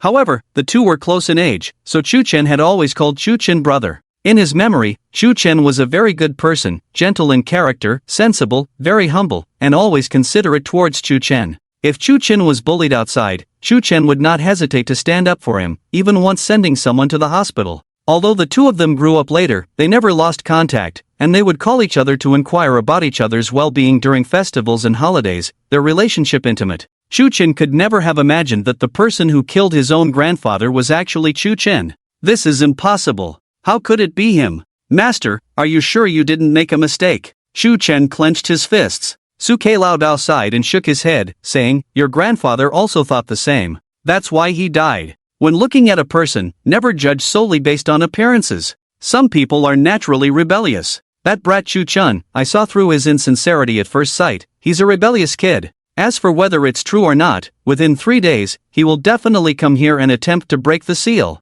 By then, you can ask him yourself. Upon hearing this, Chuchen fell into silence. Deep down, he didn't want Chuchen to be the one who killed his grandfather. Alright, I understand. 2 hours later, a helicopter flew overhead and landed steadily on the large lawn of the villa. 3 armed bodyguards jumped out of the cabin. After a brief identification, the lead bodyguard quickly approached Chuchen and said in a low voice, Young master, we are here to take you to Kyoto. Please come with us. We will ensure your safety on the way. Chuchen shook his head and said, I'm not going. The bodyguard furrowed his brow. If you don't go, it will be hard to explain to the boss. Please don't make it difficult for us. Chuchen weakly smiled and said, Don't worry, he won't make things difficult for you. Just take Ling Yin with you. I have some things to take care of. After I'm done, I will naturally go to Kyoto to see him. By this point, Chuchen's expression had turned cold. Until he figured out his grandfather's situation, he wouldn't go to Kyoto. If Chu Chen was indeed the one who killed his grandfather, then, this person, he would definitely have to personally deal with him. Brother, after you finish your business, you must come to Kyoto to pick me up. Chu Lingyin was carried onto the plane by the bodyguards heading to Kyoto. Although this girl felt reluctant, she didn't cry, as if sensing that her brother had a heavy burden on his mind. Seeing off his sister, Chu Chen felt a weight lifted off his heart. Next, Suke Laodao busied himself setting up formations near the villa, teaching Chu Chen the principles and mysteries of formations. This old Taoist indeed had some skills, at least he was very knowledgeable in fortune-telling and formations. Time passed bit by bit. After setting up the formations, Suke Laodao wasted no time and began imparting some insights on cultivation to Chu Chen. He wasn't in a hurry to teach cultivation techniques, but rather explained the fundamental principles of cultivation.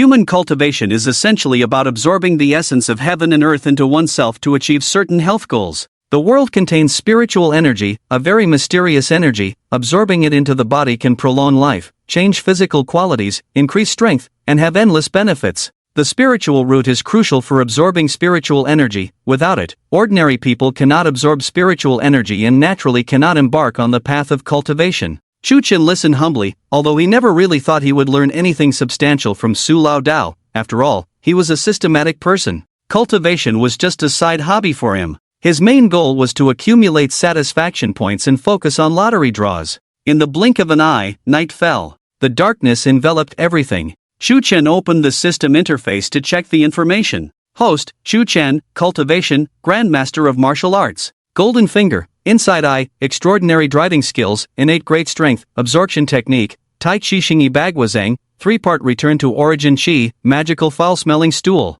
Mysterious Little Green Bottle, Top-Grade Thunder Spirit Root, Sacrificial Resurrection Technique Bliss Point Balance, 28231-01 Inside the room. Looking at the meager 20,000 bliss points, Chu Chen felt a pang of heartache. If only the live broadcast room hadn't been shut down, and the world hadn't undergone various changes due to system upgrades. He used to show off effortlessly every day, easily earning tens of thousands of bliss points. But now, the live broadcast room was shut down, and the world was in chaos. Sigh. What a mistake. If only he hadn't upgraded so early, he should have saved up more bliss points first. Chu Chen suddenly asked curiously, System, how is this cultivation level calculated? Suke is at the pinnacle of foundation establishment, while I am a grandmaster of martial arts. These are two different systems, so who is stronger? Ding. In the myriad realms, there are countless cultivation systems. Only through battle can one determine strength. The system responded indifferently. Wow, what a useless statement. Chu Chen couldn't help but comment weakly. Ding. At the pinnacle of martial arts, one can slay immortals. In the realm of immortals, one can slaughter gods. Please don't worry, with your current strength, even facing a golden core peak expert, you won't be at a disadvantage. If you consume the magical stinky poop, you can shatter the void with a single punch and instantly kill a cultivator at the Mahayana realm. The system replied nonchalantly. Chu Chen twitched his mouth, then said, Please help me open the intermediate lottery pool twice. After the system upgrade, the world underwent drastic changes, leaving Chu Chen feeling insecure. After all, this world was never simple. Now that spiritual energy has revived, many incomprehensible creatures have also revived. We must first enhance our strength before we can continue to show off and face challenges. Hopefully, this time the system will refresh with something useful. Ding! Consuming 20,000 bliss points. Random selection from the intermediate blissful item pool. Congratulations, host, you have obtained the following 6 options,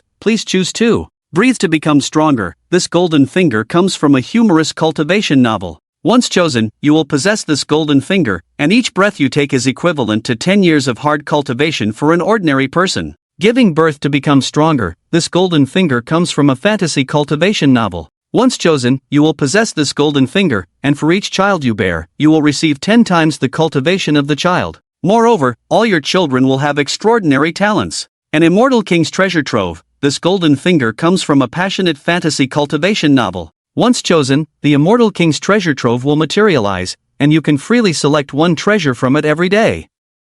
Pills, techniques, weapons, you name it. Immortality. This golden finger comes from a daily life fantasy cultivation novel. Once chosen, you will have the ability to be immortal as long as you are not killed. Infinite Spirit Stones. This golden finger comes from a wealthy son-in-law fantasy cultivation novel. Once chosen, you will have infinite spirit stones. Yes, infinite spirit stones. Infinite soul-capturing banner. This golden finger comes from a thrilling fantasy cultivation novel. Once chosen, the item will materialize. This soul-capturing banner can contain an infinite number of souls. The stronger the captured souls, the more powerful it becomes, with no limits, capable of slaying gods and tormenting immortals effortlessly. Note: refreshed blissful items will not disappear and can be purchased with bliss points. The system's voice faded. Looking at the introductions of those item golden fingers, Chu-Chen blinked, stunned. Damn, damn, damn, damn, damn, damn. Are these really the items that can be drawn from the intermediate pool? System, are you sure you didn't make a mistake? Chu-Chen couldn't help but exclaim in surprise, his eyes falling to the ground. These 6 types of golden fingers, no matter which one was taken out, were enough to dominate everything, acting recklessly without restraint. How should I choose now? Decision paralysis. Ding. This system will not make mistakes. There are top quality items in any prize pool. Your luck is good this time. Please make your selection as soon as possible. The system's voice flashed. Chu-Chen swallowed and immediately said, "Give me the breathe to become stronger essential item first." Ding. Congratulations, host, on obtaining the golden finger breathe to become stronger. Next, every second you breathe is equivalent to 10 years of ordinary cultivation. The system's voice flashed. Chu-Chen tried to breathe, instantly feeling endless spiritual power rushing into his body and depositing in his dantian. This spiritual power was extremely pure and could be freely mobilized. However, his cultivation did not increase at all. What's going on?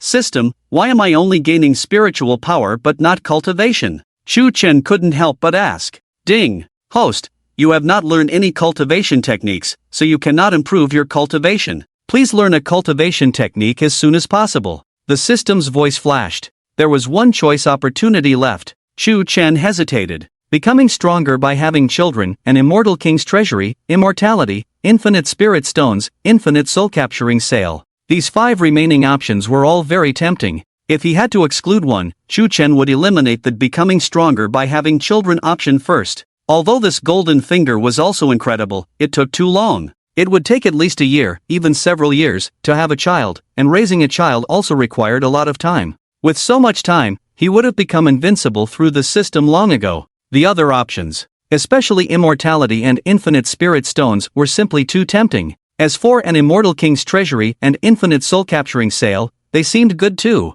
Chu-Chen pinched his chin and asked, System, how much does each of these 6 options cost? Ding. Breathe to become stronger price, 180,000 bliss points. Becoming stronger by having children price, 300,000 bliss points. An immortal king's treasury price, 1 million bliss points. Immortality price, 1 million bliss points. Infinite spirit stones price, 1 million bliss points. Infinite soul capturing sale price, 1 million bliss points. The system's voice flashed. Chu-Chen, what the hell? I deliberated for so long, and I ended up choosing the cheapest one first? Ding. Which golden finger would you like to choose next? The system's voice floated lightly. Chu-Chen, to be honest, I'm a bit confused. They are all in the million range, there's no comparison at all. And, is this price really correct? In the first intermediate draw, the highest priced item was only 50,000 bliss points. Ding. This system is fair and will not randomly set prices. If you have to blame someone,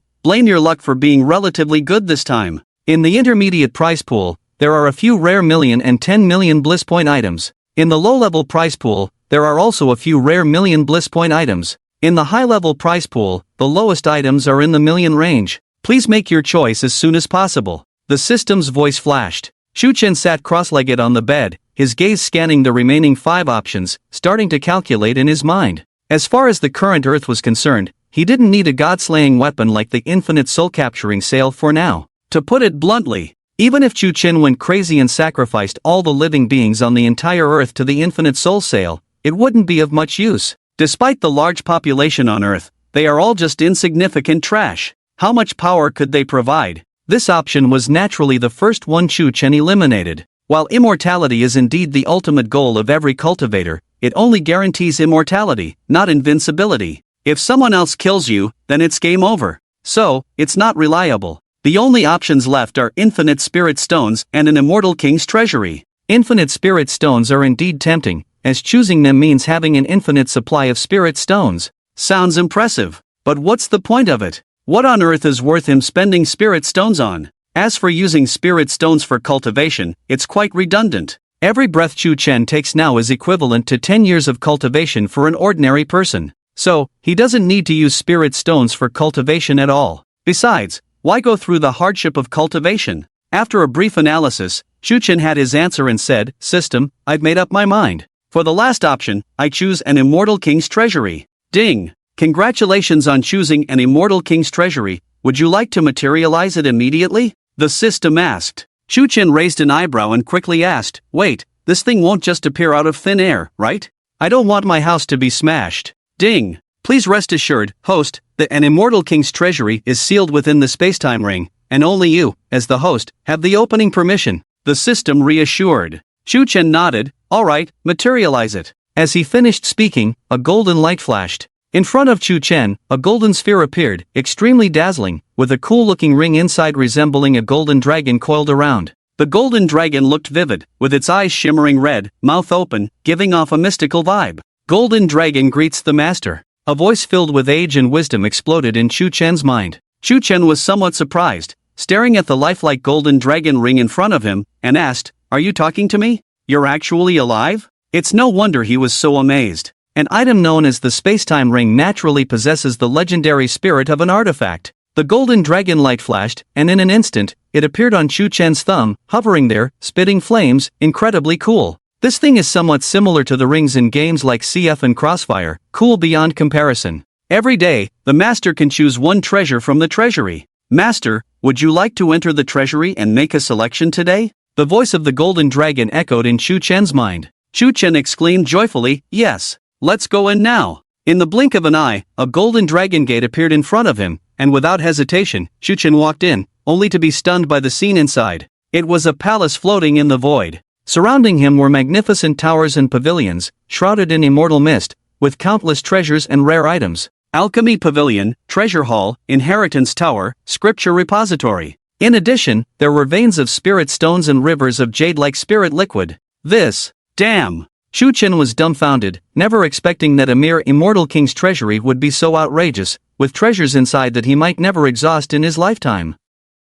No, even if his descendants continued for generations, the spending would never end. This is the depth of an immortal king. Wait a minute. Chu Chen suddenly came to his senses and muttered to himself, "Why am I getting excited? I can only choose one item from this treasury per day. System, you really know how to play a good trick." If the items in this immortal king's treasury can be freely chosen and emptied by Chu Chen, then their value is definitely not just worth 1,000,000 sale points. It is precisely because of the restriction of only being able to choose one item per day that the value of this treasury is greatly discounted. However, one item per day is enough. Chu Chen pinched his chin, his gaze falling on the inheritance tower not far away. In his current situation, what he needed most was a cultivation technique. Otherwise, the strengthening through breathing golden finger would be in vain. Thinking of this, Chu Chen's mind moved, and he was instantly transported into the inheritance tower. The inheritance tower was filled with a starry sky. Looking up, each star was a supreme inheritance of the great Tao, densely packed with tens of thousands of them. How am I supposed to choose? Chu Chen looked like someone who had never seen such a scene before, deeply shocked by it. For someone with decision-making difficulties, this was simply heart-wrenching, making it impossible to choose. Each inheritance can be freely chosen by the master. The voice of the golden dragon sounded beside him. It had long transformed into a handsome man wearing a golden robe, with hair hanging on his shoulders, sharp eyebrows and starry eyes, a red mole on his forehead, handsome and stunning, surpassing all men. Facing him, Chu Chen inexplicably felt a sense of inferiority in his heart. The other party's appearance was just too handsome, surpassing all other men. The dragon race truly deserved its reputation for producing handsome men and beautiful women. Not to mention appearance, just standing there, the aura emanating from him made people marvel at him. Chu Chen coughed and asked, "Which type of inheritance is the most powerful here?" Hearing this, the golden dragon was first stunned, then smiled faintly, shook his head and said, "Master is joking. Each inheritance has its own strengths and weaknesses. The most powerful one is the one that suits oneself the best. There are those good at attack, defense, longevity of the body, formation techniques, alchemy, artifact refining, beast taming, you name it. Within each category, there are multiple subdivisions. For example, in the attack category, it includes boxing, spear techniques, finger techniques. And in the defense category, it includes He spoke earnestly, neither fast nor slow. Shu Chen listened with a puzzled expression, raised his hand to interrupt and asked, "Which type of inheritance do you think suits me best?" The golden dragon carefully assessed Shu Chen, a hint of disdain flashed in his eyes. After a while, he slowly said, "It's not that I underestimate the master. It's just that with the master's current aptitude,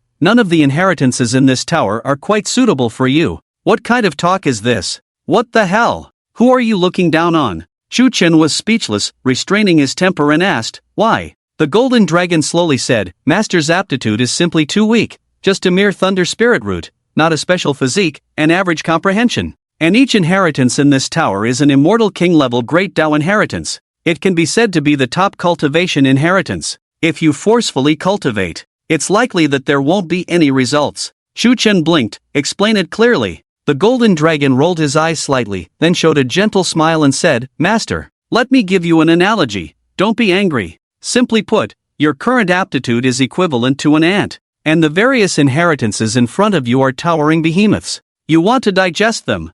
I'm afraid. No need to say more. No need to say more." After all the fuss, he ended up choosing loneliness, but Shu Chen had nothing to worry about in his heart, as he had the system, and sooner or later, he would cultivate an unparalleled physique. The golden dragon smiled and asked again, "Master, are you still choosing? Or shall we go to the Pill Pavilion and Treasure Hall to take a look?" Shu Chen waved his hand, "Let's go. Let's take a look." Next, under the guidance of Jinlong, Shu Chen roughly toured the entire Immortal King's treasury, where countless rare treasures and treasures dazzled the eyes of the beholders. Sometimes, one really shouldn't be too greedy. Otherwise, it will only lead to trouble. After some contemplation, Shu Chen returned to the Inheritance Tower, gazing up at the starry sky, casually reaching out and a brilliant star fell into his hand. "Regardless, let's just pick a cultivation technique and start practicing." 9 Revolutions Reverse Immortal Technique, Grade, Dao Level Cultivation Technique. Star Rating, White Medium Star White Medium Star White Medium Star White Medium Star White Medium Star White Medium Star White Medium Star.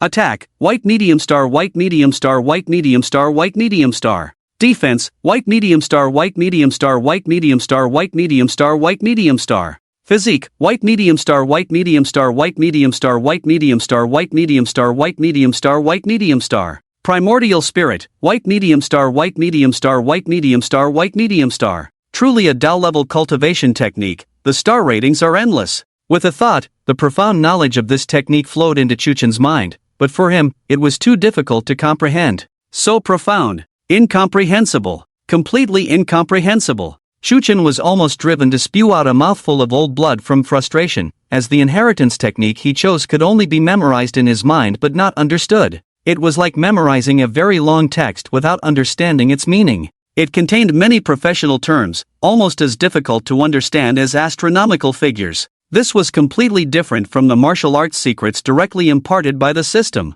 When the system imparts knowledge, it is direct understanding, direct penetration, and direct mastery of the great way in one step. "Alright, I've been too naive about this." Shu Chen sighed. Beside him, Jinlong smiled without saying a word, a sly smile in his eyes, as if he had anticipated it long ago. If Shu Chen were an immortal who had cultivated for thousands or tens of thousands of years, perhaps he could understand the profound meaning of these inheritances, but Shu Chen was just an ordinary person, still too immature. Not to mention these Dao-level cultivation techniques. Even if it were the most basic foundation-building martial arts secrets, given to Shu Chen to ponder without anyone's guidance, it would probably take decades to even make a breakthrough. This was the threshold of cultivation. Some people had high aptitude and could comprehend on their own without a master's guidance, but such people were extremely rare, like a phoenix's feather or a unicorn's horn. Glancing at the time. Midnight. It was already the next day. This time, without hesitation, Shu Chen headed straight to the Immortal Pill Pavilion to select pills. Since I can't get stronger through cultivation at the moment, why not just take some pills? Jinlong, find me a pill that can immediately enhance my strength.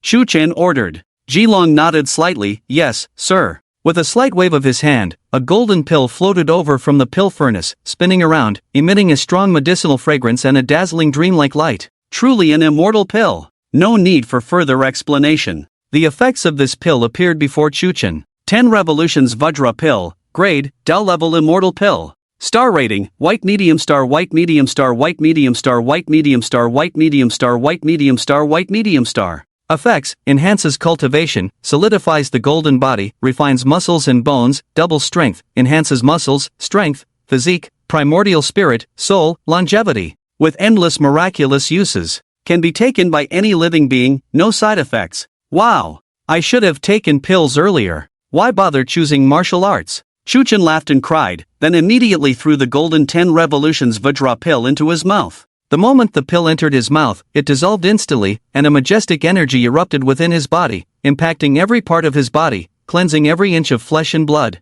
The sensation was truly wonderful. It's like you can clearly feel every cell in your body pulsating, every muscle fiber expanding, and every bone creaking. This is a Tao-level elixir. After taking the pill, Chuchen suddenly felt like he was floating. With just a light leap, he soared into the air, instinctively suspending himself in midair. What the heck? Why am I flying? Chu Chen was amazed. The golden dragon smiled without saying a word, then said lightly, "Congratulations, master, you have achieved the body of an immortal." Chu Chen. Damn it! Just one pill made him an immortal? Seeing his astonishment, the golden dragon explained with a smile, "The 10 transformation elixir is the best among elixirs. Mortals who consume it instantly become immortals. It's not a difficult task. However, your current state is just having the body of an immortal, with a lifespan of up to 10,000 years. It's quite different from those who truly become immortals through cultivation. If you were to battle them, you might fall short." At this moment, Chu Chen felt his head buzzing. He had just taken a pill and inexplicably became an immortal.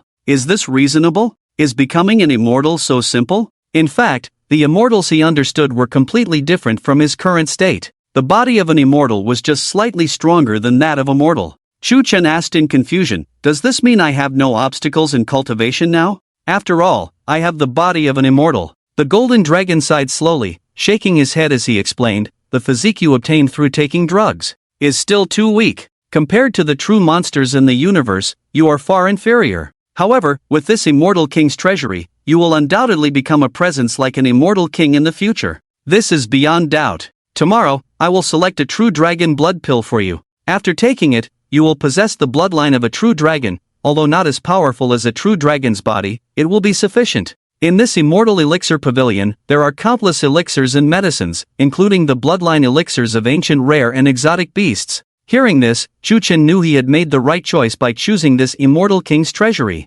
Look at how awesome it is, becoming an immortal so effortlessly. Although his immortality had a lot of loopholes. But, there should be no problem in beating the kids on Earth. After finishing his business, Chu Chen's mind moved, and he was enveloped in a burst of light. Then he was teleported out of the immortal king's treasury and back to his room. The first thing he did was to look in the mirror. It had to be said, after taking the elixir, he underwent a tremendous transformation, with his skin, eyes, height, muscles, and temperament all completely different from before. Truly like a banished immortal. Handsome. So handsome. System, please open today's free prize pool as well. Chu Chen pinched his chin, a bit self-indulgently. Ding. Random selection from the primary cool story props pool. Congratulations to the host for obtaining the following 3 options. Please choose one. 1 clone a day. This golden finger comes from a cool urban sand sculpture story. Once chosen, the host can get a clone every day. This clone will obey the host's commands, can work for the host, go to school. Note, the clone cannot inherit the host's strength, and its lifespan is only 3 days. Coma watch. This golden finger comes from a cool urban detective story. Once chosen, the prop will materialize. This watch contains dozens of thin needles coated with paralysis toxin. When hitting someone, it can instantly induce a coma, loss of consciousness, and the person won't retain any memory. Bottle of corpse control pill. This golden finger comes from a cool zombie apocalypse story. Once chosen, this pill will materialize. The zombie genre has a great appeal to me. Note, this elixir cannot be taken by living beings. Note, refreshed cool props will not disappear every day, and can be purchased with cool points. The voice of the system flashed. Chu Chen's mouth curled up, smiling and asked, "How much does each of these 3 gold fingers cost separately?" Ding. 1 clone per day price, 500 cool points. Coma watch price, 500 cool points. Bottle of corpse control elixir price, 1,888 cool points. The system's voice flashed. Chu Chen immediately without hesitation said, "I choose the bottle of corpse control elixir, and also buy me the 1 clone per day gold finger." Ding. Congratulations to the host for obtaining the bottle of corpse control elixir. The item will materialize within 3 seconds. Please be prepared to receive it. Ding. Consuming 500 cool points. Congratulations to the host for obtaining 1 clone per day. The host can use this gold finger at will, and the clone will materialize instantly. the system's voice flashed. Immediately after, a red light group appeared in front of him, enveloping a palm-sized bottle, the bottle shaped like a gourd, with densely packed runes on the surface, looking quite ominous. Shu Chen grabbed the red bottle, then leaped out of the window towards the backyard. He ran swiftly, reaching the small house in the backyard in the blink of an eye. The moonlight was picturesque, the surroundings quiet and silent. Just as Chu Chen was about to open the door, a figure suddenly appeared behind him. It was Suke, patting his shoulder, saying, "You brat, why are you not sleeping in the middle of the night and coming here?" Chu Chen was startled, quickly saying, "Master, what are you up to?" "Not sleeping in the middle of the night, you scared me." Suke's expression stiffened at being retorted, but thinking that this was his beloved disciple, born with innate thunder spirit roots, he relaxed, pinching his beard and saying, "What else can I do? Of course, I am here to guard this place for your grandfather. I promised your grandfather that if he died, I would take over his responsibilities, not allowing anyone to open this seal and release that monster. Now thinking about it, it's really damn boring, full and idle. Why accept such karma? Risking life, committing taboos." He looked indignant. Chu Chen's eyes flickered, hearing some secrets from the other's words. That monster, could it be the existence in the underground secret room? Although his inside eyes couldn't see the true situation in the underground secret room, but the clashing of chains and the strange roaring made it easy for him to guess that there was a terrifying creature underground. "What exactly is that monster?" Chu Chen asked curiously. "Master, what do you mean by releasing that monster? Is there a monster in this house?" Suke pondered, his eyes flashing with wisdom, debating whether to tell Chu Chen everything, as this matter was of great importance. But thinking of Chu Chen's identity, he sighed and said, "Actually, telling you is fine. Anyway, you already have the innate thunder spirit roots. Sooner or later, you will enter the path of cultivation, inheriting your grandfather's and my mantle. This house contains the spiritual treasures of heaven and earth collected by your Chu family for generations. Each one is a rare treasure. And the reason for collecting these spiritual treasures of heaven and earth is to suppress a person. To be precise, it is an immortal monster." "Immortal monster?" Chu Chen's face was full of astonishment, and he became deeply interested in his family's history. He never expected that the Chu family was quite remarkable. Imprisoning and suppressing an immortal existence? This is too incredible. What exactly did my Chu family do in ancient times? Why has our reputation never been prominent? Suke, the old Taoist, nodded and said, "Indeed, your grandfather told me the same thing back then. I was just as shocked as you are now. After all, the idea of immortality is truly unbelievable. It's something us cultivators dream of. But alas, the price for this so-called immortality is too great." With a hint of sorrow and regret on his aged face, he continued, "Master, what do you mean by this?" Chu Chen asked. Suke, the old Taoist, smiled and remained silent, taking out a yellowed piece of paper from his robe before saying, "This document contains the method of cultivating the immortality technique. It can defy fate for cultivators. However, this technique is rejected by heaven and earth, deemed too evil. It requires the blood and essence of living beings as nourishment for oneself. Moreover, it will unleash one's beastly nature, gradually eroding away one's humanity, turning them into monstrous beings neither human nor ghost." Chu Chen took the yellowed paper and skimmed through it briefly, gasping in shock, "Goodness, this is the immortality technique? It's simply outrageous. To consume the hearts and brains of people." Suke nodded, "Indeed. It's truly outrageous, but at the same time, it's also alluring. Your grandfather died because of it. To be honest, if it weren't for me, I might have been tempted to cultivate this technique as well. After all, who wouldn't want to live for hundreds or thousands of years longer?" Chu Chen chuckled helplessly. "It seems my grandfather had a good relationship with you. He actually entrusted you with such a closely guarded family secret." Suke smirked and unabashedly replied, "He didn't give it to me. I got him drunk and stole it. After all, the allure of immortality was too much for me when I was young." Chu Chen. At this point, Suke suddenly remembered something and asked, "Young man, what are you doing here in the middle of the night? Why aren't you sleeping?" Chu Chen grinned, "Nothing, I just came out to pee. And to water the flowers and plants in the backyard." Suke nodded, "Good. I had the same idea. Let's do it together." Chu Chen hesitated, "Isn't it inappropriate?" Suke chuckled, "We both have one. What's inappropriate about that? Are you feeling shy?" Chu Chen asked, "Master, how do you like the watch I bought last year?" As he spoke, a watch appeared on Chu Chen's wrist out of nowhere. "This watch of yours is..." Before Suke could finish his sentence, he was instantly struck by a hidden poison needle inside the watch, collapsing to the ground with his eyes rolled back. Truly a product of the system. He immediately fell into a coma. If this were used for evil deeds, it would be.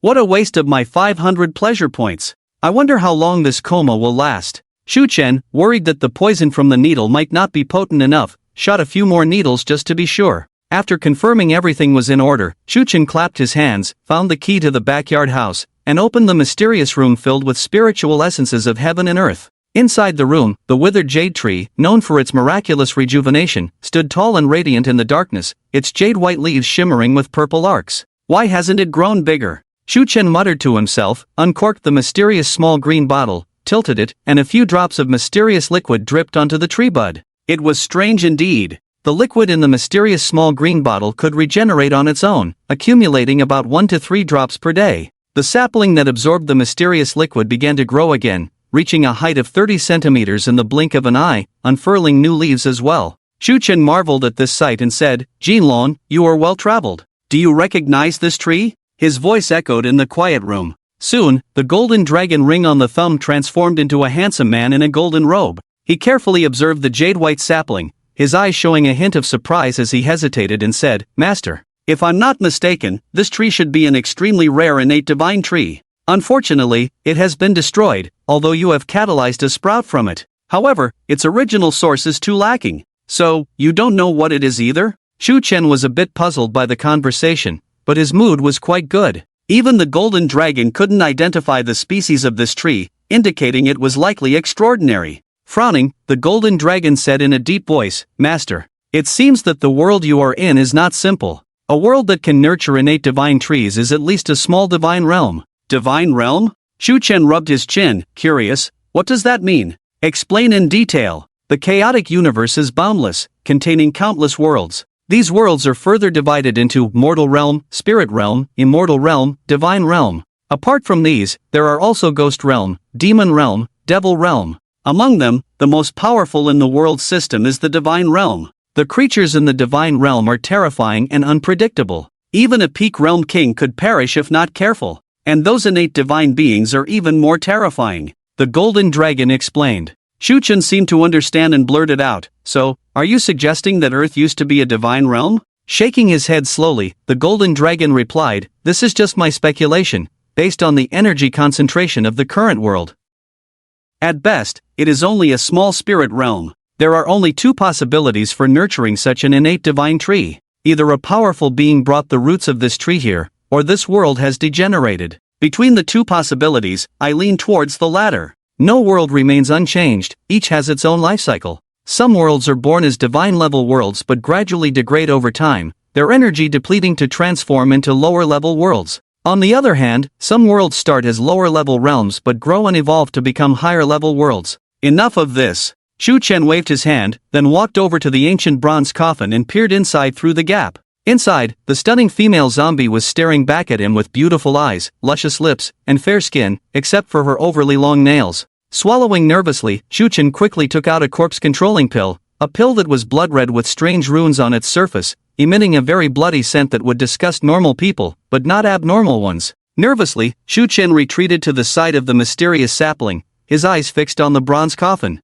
His X-ray vision allowed him to see clearly inside. Silence fell around them. Inside the bronze coffin, the beautiful female zombie slowly opened her eyes, looking at the corpse-controlling pill that had rolled to her feet, her azure eyes showing a hint of confusion and wariness. After a moment, she made no move to consume it. It seemed this female zombie had high intelligence, able to restrain her instinctual appetite. Shu Chen furrowed his brows slightly, silently asking, "System, is your pill not tempting enough for her? Why is she showing no interest at all?" Ding! In theory, the corpse-controlling pill is fatally tempting to any zombie, but there is one exception. What exception? Shu Chen hurriedly asked. Ding! When the other party possesses extremely high intelligence, there is a small probability of developing a sense of caution, thus refraining from consumption. The system's voice flashed. Shu Chen couldn't help but smile wryly. The female zombie inside the bronze coffin was so beautiful, elegantly dressed, clearly different from the silly zombies in TV shows and movies. What to do? She's not eating. Should I force-feed her? Shu Chen's mind raced, unable to come up with a solution. The red-robed female zombie was too clever, pinching the corpse control pill and tossing it out along the coffin seam. Watching the corpse control pill fall to the ground, Shu Chen fell into a moment of silence. Being picky is not good. Just then, the golden dragon on the side chuckled and said, "Master, let me help you." With that, he took the corpse control pill from Chu Chen's hand, walked to the ancient bronze coffin, and with a palm strike, shattered the coffin lid instantly with a terrifying force. Chu Chen was dumbfounded. The stunning female zombie inside the bronze coffin was also dumbfounded. Freedom was within reach, yet she dared not move a muscle, her intuition telling her that the handsome and extraordinary man before her was incredibly powerful, to the point of suffocating her. The stunning female zombie dared not move, standing in the coffin stiffly, her azure eyes filled with fear and dread, looking pitiful. "Eat it! Otherwise, die!" The golden dragon's voice was devoid of emotion, full of pressure, exuding a kingly aura as if looking down on the world. The stunning female zombie swallowed nervously, quickly pinching the corpse control pill and swallowing it without a hint of hesitation. She was truly intelligent. If it were an ordinary zombie, after the coffin seal was broken, it would surely roar and rampage. But she didn't. She obediently ate the corpse control pill. "Humph, consider yourself lucky." The golden dragon snorted coldly, turned towards the bewildered Chu Chen, raised his chin, and respectfully said, "Master, it's done. From now on, you handle it yourself." "Handle it? Handle what?" "Seriously, as a mere spiritual artifact, do you need to be so impressive? Isn't this making me, the master, look like a total noob?" Chu Chen twitched his mouth, walked to the ancient bronze coffin, looked at the stunning female zombie inside, and asked, chin in hand, "Do you know what you just ate?" The stunning female zombie shook her head, and in a hoarse voice, said, "Don't know." Her voice was like that of a castrated duck, dry and unpleasant. With such a stunning face and perfect figure, it was a pity her voice was so unpleasant. This slightly disappointed Chu Chen, unaware that this stunning female zombie hadn't spoken in thousands of years, her vocal cords decayed. "The pill I gave you just now is called the corpse control pill. It will greatly benefit you when consumed. Of course. From now on, you are my zombie. You must obediently listen, and I won't mistreat you," Chu Chen said slowly. Beside him, the golden dragon couldn't help but roll his eyes, thinking, "Master, oh master, why bother so much about a mere little zombie? Just keep her obedient as a servant. If she disobeys, just eliminate her." Ding! Congratulations, host, for subduing the 1,000-year female zombie, rewarded with 8,888 cool points. Current cool points balance, 14888. 88, the system's voice flashed.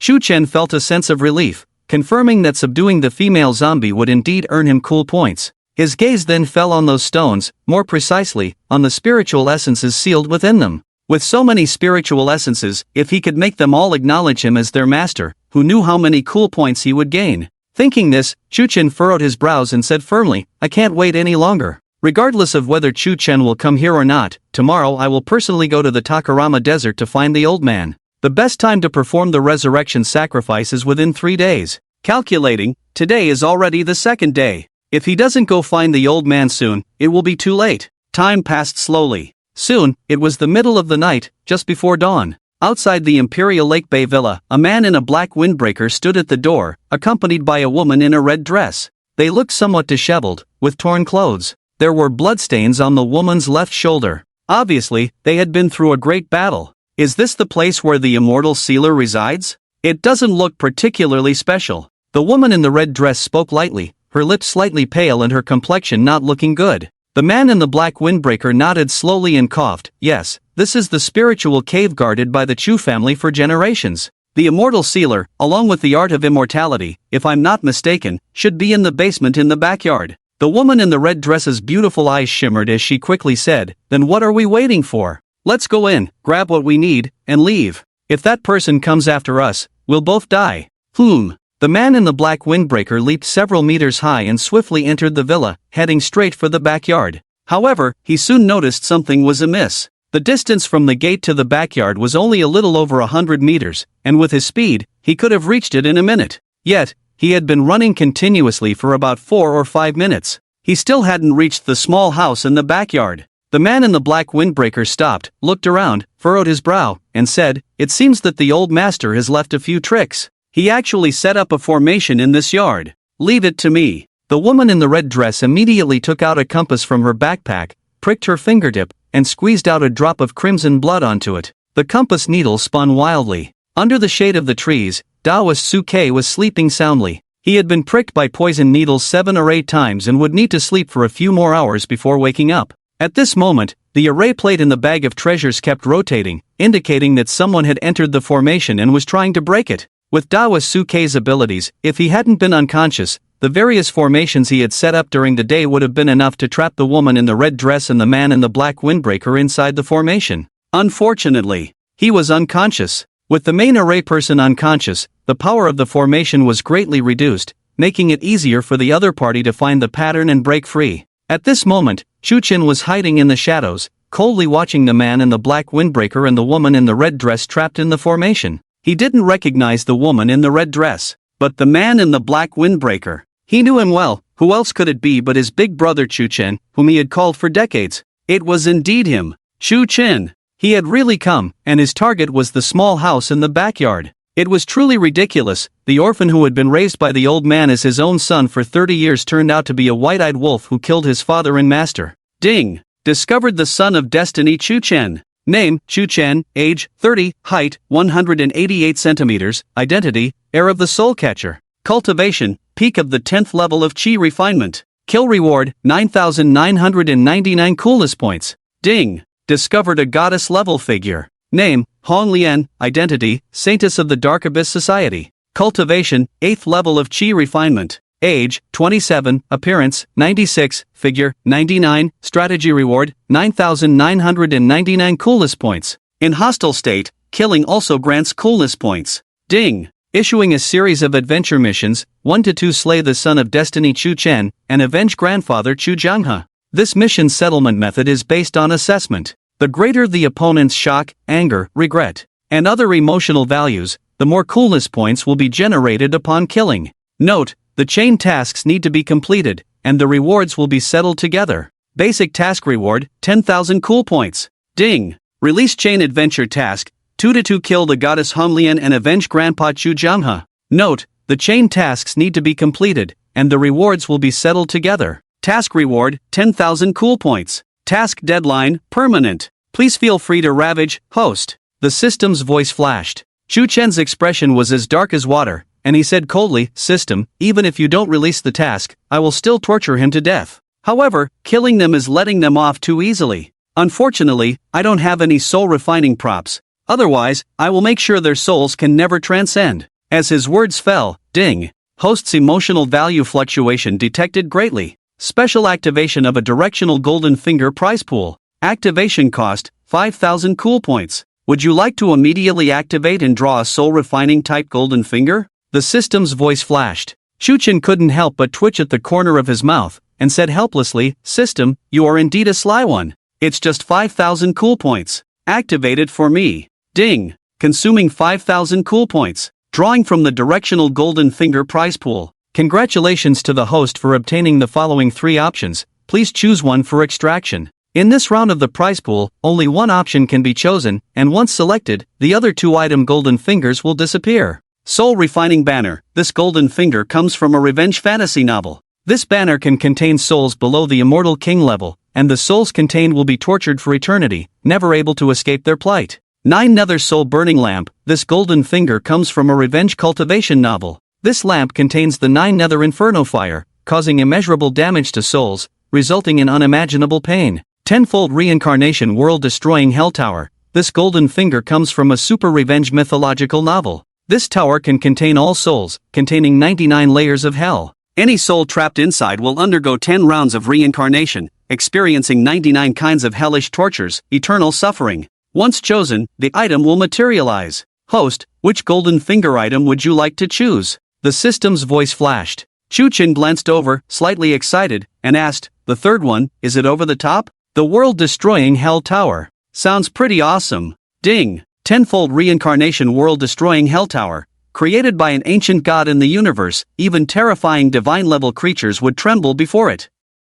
Price, 1 million cool points. Host, do you wish to choose this item? The system's voice flashed. What's there to hesitate about? Chu-Chen immediately said, I'll take that, store it for now. I'll materialize it later. Ding! Congratulations on choosing the Tenfold Reincarnation World-Destroying Hell Tower. The item has been stored in the system space, and the host can extract it at any time. Several minutes later, under Chu-Chen's cold gaze, the woman in the red dress indeed led Chu-Chen out of the heavy array and arrived in front of the backyard cabin. The person who set up this formation is truly powerful. It took me so long to completely break it. It's fortunate that the person who set up the formation is not here. Otherwise, once he activates the formation, both of us will be in trouble. The woman in the red dress spoke with lingering fear, then her gaze shifted to the backyard cabin. To her surprise, the cabin's door was wide open. The woman in the red dress's expression changed slightly, and she exclaimed, "What's going on? Could someone have beaten us to it?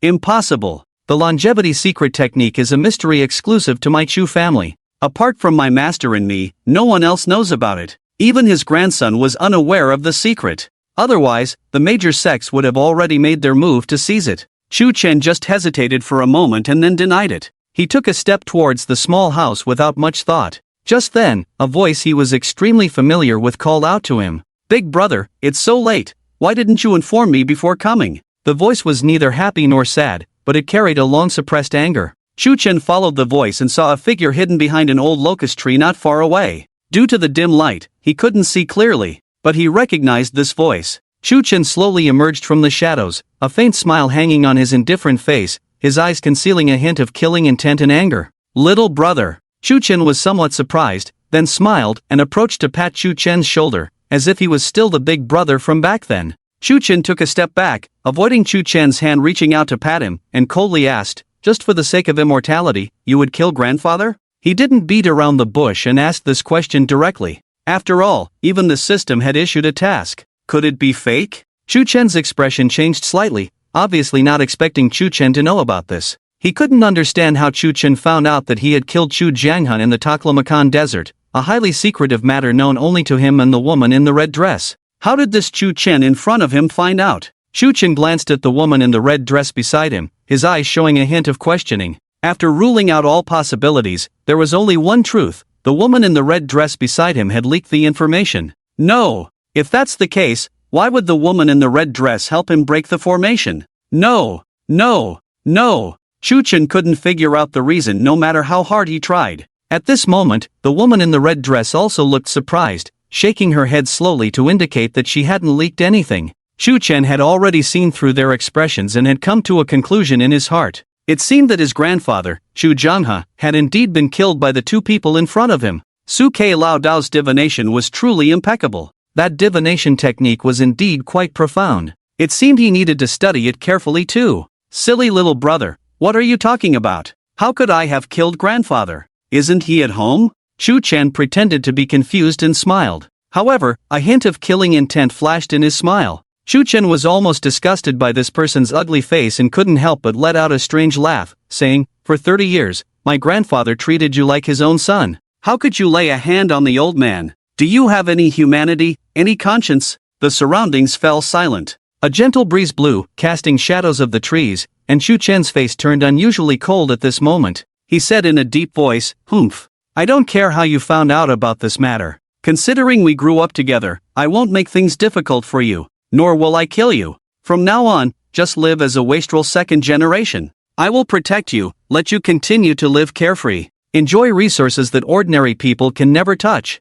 Don't ask too many questions. Just live as a useless person. Otherwise, your fate will be the same as that old man's. Don't push me." Hearing the other's words, Chu Chen couldn't help but cover his face and laugh. His laughter was chilling, extremely unsettling. After a while, he suddenly shouted, "So, I should thank you for letting me live as a carefree wastrel? Is that it? My dear big brother." Chu Chen also spoke in a deep voice, "Little brother, don't push me. Everything I've done was out of necessity. If the old man had been willing to pass on the secret of immortality to me early on, how could I have laid a hand on him like this? Go on. I really don't want to harm you too." Although he already had the answer in his heart. Hearing it with his own ears still made Chu Chen's heart skip a beat, feeling a piercing pain. He once thought that his best brother in the world was the man before him, Chu Chen, his dear big brother. How ridiculous. Ridiculous to the extreme. So this is the immortality technique you've been obsessing over. Do you want it? Then take it from my dead body.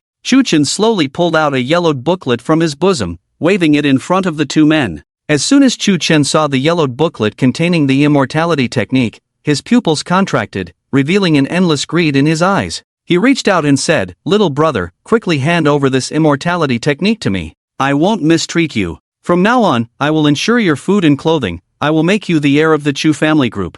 I can even let you practice this immortality technique with me." The two of us, brothers, will henceforth be immortal beings beyond the world. His voice was filled with excitement. Meanwhile, the beautiful woman in the red dress beside them looked puzzled, with more greed in her eyes. She coldly said, at this point, why pretend to have brotherly love? Just kill him directly and take the immortality technique. Shut up! Shu Chen shouted, clenching his fists and looking at Shu Chen, saying sincerely, little brother, haven't you always listened to me? Are you going to be confused about this matter too? That's the immortality technique. I don't want anything to do with Grandpa's affairs. But wait, why do you have the immortality technique? Did that old man teach it to you long ago? At this point, jealousy flashed in his eyes. Shu Chen laughed heartily, tore the yellowed booklet in front of the two men, then threw it into the air, saying, all right, the immortality technique is now gone from this world. Are you happy, my dear big brother? You! Damn you! You fool!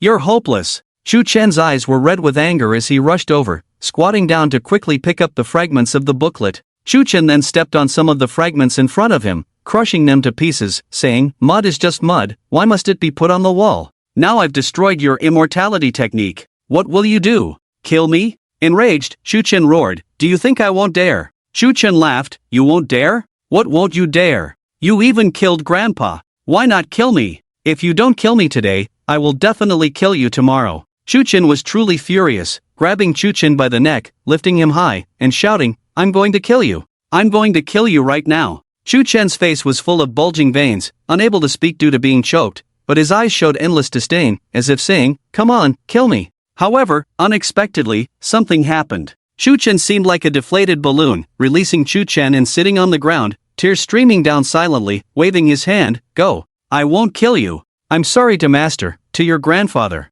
You are the only bloodline of the Chu family. I can't kill you. This statement surprised Shu Chen. Seeing Shu Chen standing still as if lost in thought, Shu Chen shouted, why aren't you leaving? Do you really want to be killed? Go! The woman in the red dress frowned slightly. She couldn't let Shu Chen go, even if he was a useless person who couldn't cultivate. He was still the heir of the Chu family group, holding a vast amount of social resources and countless wealth. Shu Chen turned silently and walked towards the door step by step. His pace was slow. In that instant, Shu Chen suddenly raised his head, moved swiftly behind Shu Chen, revealing a sharp dagger from his sleeve, and swiftly swung it. The dagger was incredibly sharp, an ancient treasure that could cut through gold and jade. The blade sliced through. A thin blood mark appeared on Shu Chen's neck, then his entire head slid off his body, falling to the ground and rolling twice, blood splattering. Strangely, Shu Chen's head on the ground showed no sign of anger, but rather a sense of melancholy, happiness, relief, and satisfaction. You never fail to impress.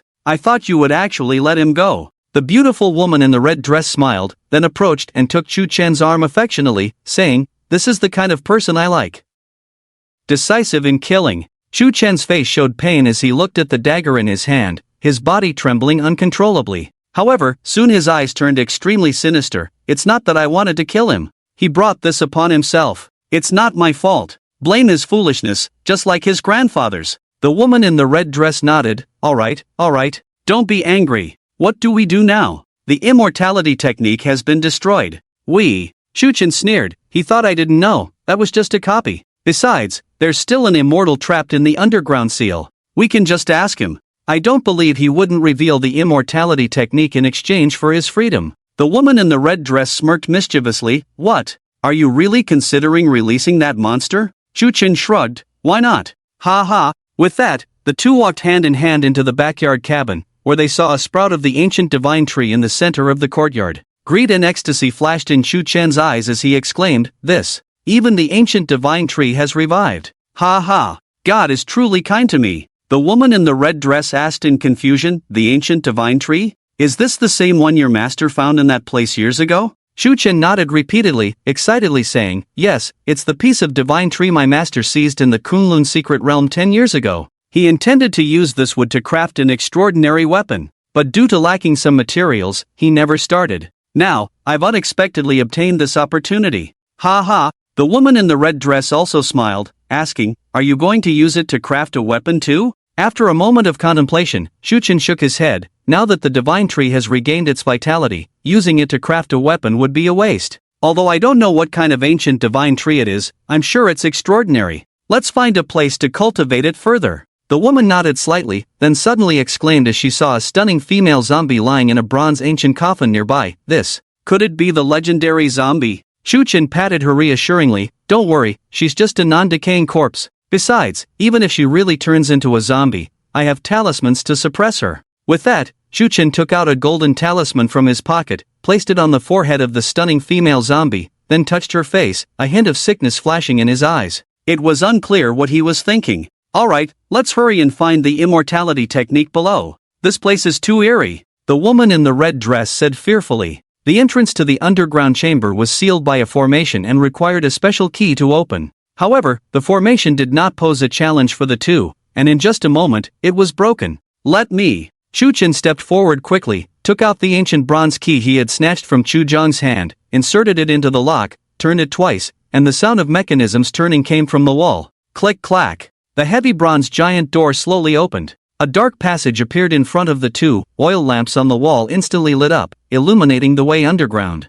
Shu-Chen and the woman in the red dress exchanged excited glances, then quickly walked into the underground passage. As they left, the stunning female zombie in the bronze coffin suddenly opened her eyes, disdainfully removed the talisman Shu-Chen had placed on her forehead, showing extreme disgust. She humanely glanced at the dark underground passage, her beautiful eyes shimmered for a moment, then a slight smile appeared on her lips. In the underground passage, the further they went down, the colder it became, and a foul stench rose to the heavens. The smell was unbearable, more nauseating than a pit not cleaned for 10 years, a fishy and disgusting odor that made one's nerves jump. Such a foul smell. The woman in the red dress covered her nose, extremely repulsed by the odor. Soon, they arrived in the basement, filled with various stones and some unknown objects. Some stones cracked open, the essence of heaven and earth inside gone, while others were empty, leaving traces behind. Obviously, no one had been here for a long time. In the center of the basement floor, intricate runes intertwined, resembling some kind of formation.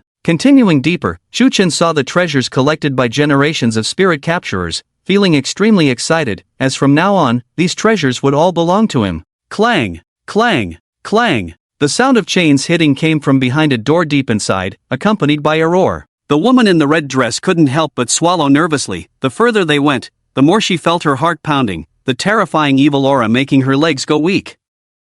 What? Are you scared? Shu-Chen patted the woman's buttocks and pinched her full bottom. The woman in the red dress rolled her eyes irritably, saying, "Can't you see where we are? If you want it, wait until we're out. Endure it for now." Shu-Chen smirked. You being scared makes me like you even more. As they spoke, they reached the deepest part of the basement, in front of the secret stone chamber where the immortal was suppressed. The stone door was tightly closed, with two majestic and fierce stone statues on either side. The statue on the left held a 7-star sword, eyes wide with anger. The statue on the right stood on a fierce tiger, holding a long whip, also with eyes wide in anger. In their hands, the two statues each held a thick chain, adorned with talismans and many blood-colored ancient bronze coins. A heavy atmosphere filled the air. This is the secret guarded by the Chu family for generations, the place where the immortal is suppressed. The woman in the red dress's eyes sparkled with excitement. Shu-Chen stopped, his gaze sweeping towards the stone statues on both sides, saying, "Exactly.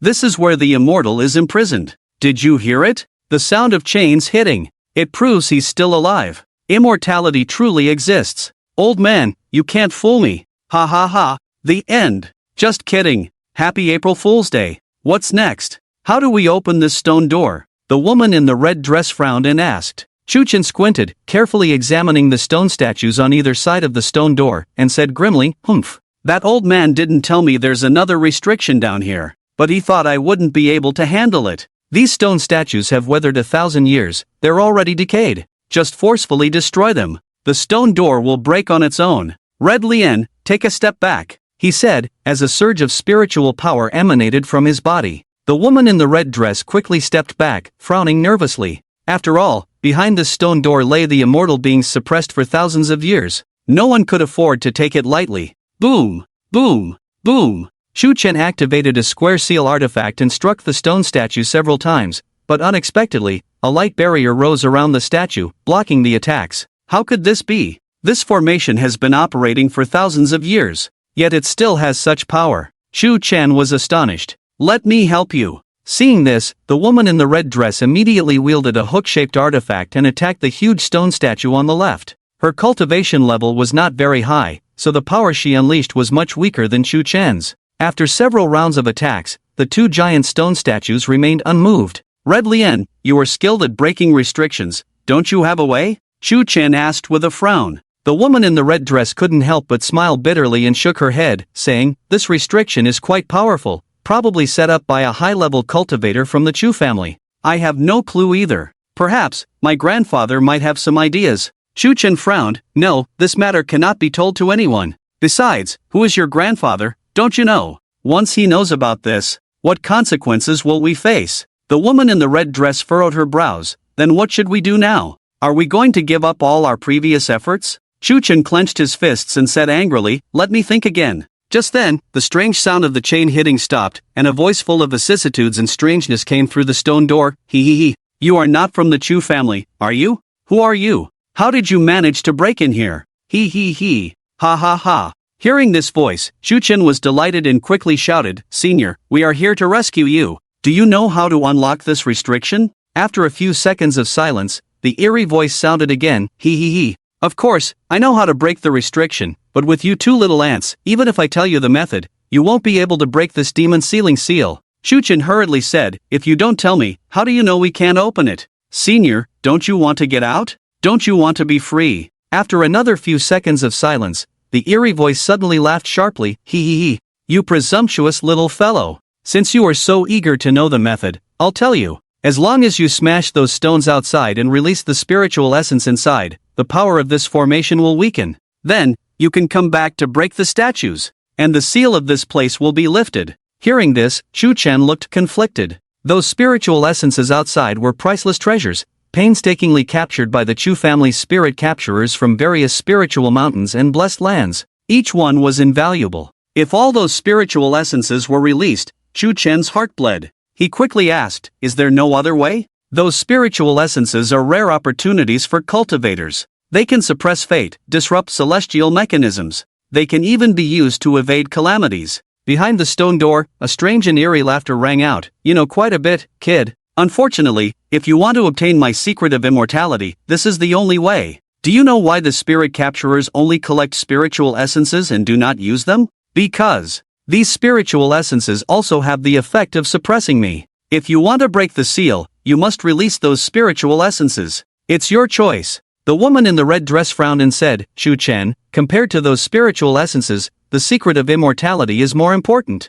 Let's do as he says, she said as she turned to destroy the stones that sealed the spirits of heaven and earth. Chu Chen grabbed her arm and shook his head, saying, no, the spirits of heaven and earth are extremely precious. If we release them all, the formation barrier here will collapse. By then, if he escapes and leaves, how will he pass on the elixir of immortality to us? The woman in the red dress furrowed her brows and asked, then what should we do? With our strength, we definitely cannot break the seal on this stone door. Let's think of another way. Chu Chen cautiously spoke, realizing that if all the spirits sealed in the stones were released, the entire underground chamber's seal would crumble.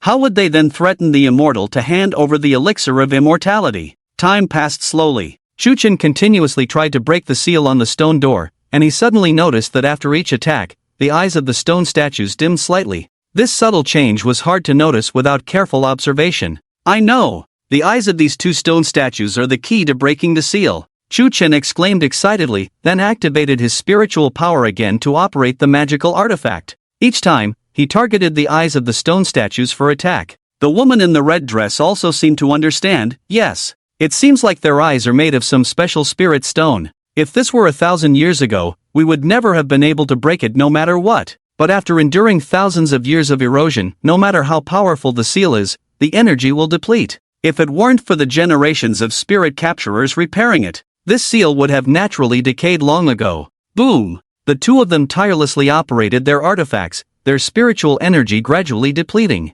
However, now that the spiritual energy had recovered, they only needed to meditate for a while before they could continue their attack. Finally, after a crisp cracking sound, one of the stone statue's eyeballs shattered, and then the entire statue cracked and shattered under the attack of the magical artifact. The cost was that Chu Chen felt somewhat exhausted, and his magical artifact, which he had been refining for many years, was also damaged. However, everything was worth it to obtain the elixir of immortality. As the two stone statues exhausted their spirits and were destroyed, the seal on the entire stone door also shattered, instantly breaking the seal that had lasted for 1,000 years. Alright, Let's go meet that immortal now. Shu Chen laughed and pushed open the sealed stone door, while the woman in the red dress cautiously took a few steps back, her eyes shimmering with excitement. The dusty stone door was pushed open. Black smoke filled the air, and a cold wind blew out from inside, accompanied by an extreme foul smell. Shu Chen held his breath and looked into the secret room, but with just one glance, he stood frozen in place, deeply shocked by the scene inside.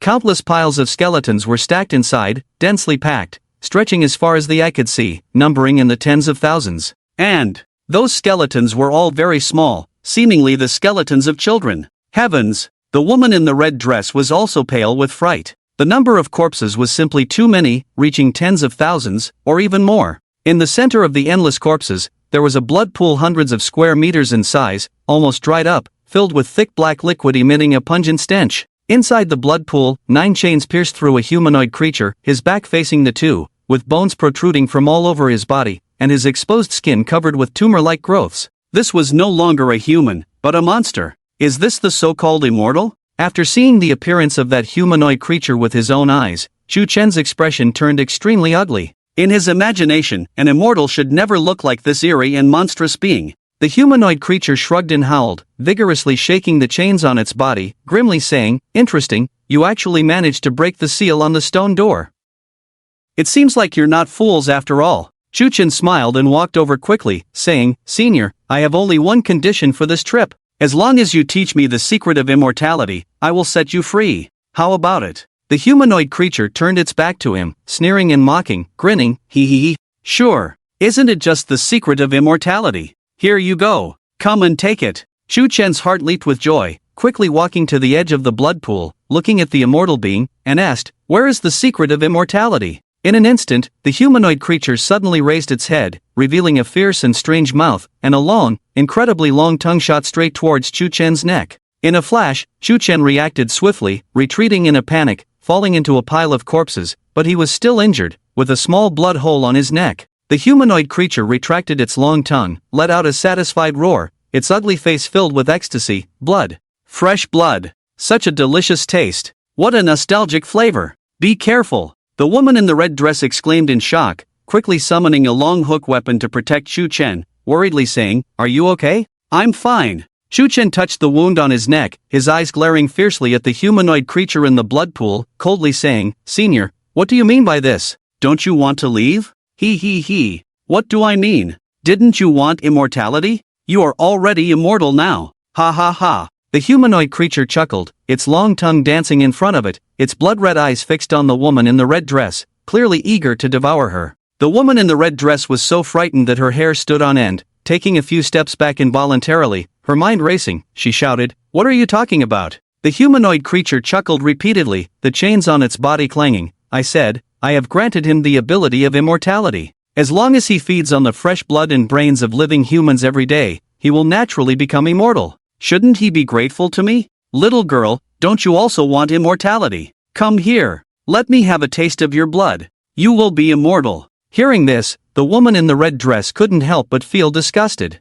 Beside her, Shu Chen's face was extremely ugly, shouting in disbelief, "It's impossible. This can't be true. You must be lying to me." The humanoid creature chuckled, "To achieve immortality, one must pay a price. This is your price. Haven't you always desired it? Now you regret it? But regret is useless now. You have already been implanted with the seed of immortality. If you don't feed on blood for a day, you will itch all over. By the way, if you don't release me, you will suffer the backlash of immortality. All creatures will die of bloodlust." He. Shu Chen roared furiously, "It's impossible. This can't be true. He. I count to 3. The humanoid creature stared with terrifying eyes, its mouth twisted in a sinister smile, a playful look on its face. Then, Shu Chen began to scream in pain, clutching his chest, feeling as if something was tearing at his heart, the agony unbearable, writhing on the ground. "Quick, break the seal, release him!" Shu Chen screamed in agony. The woman in the red dress, pale with fear, her beauty fading, staggered back a few steps, trembling, unable to utter a word.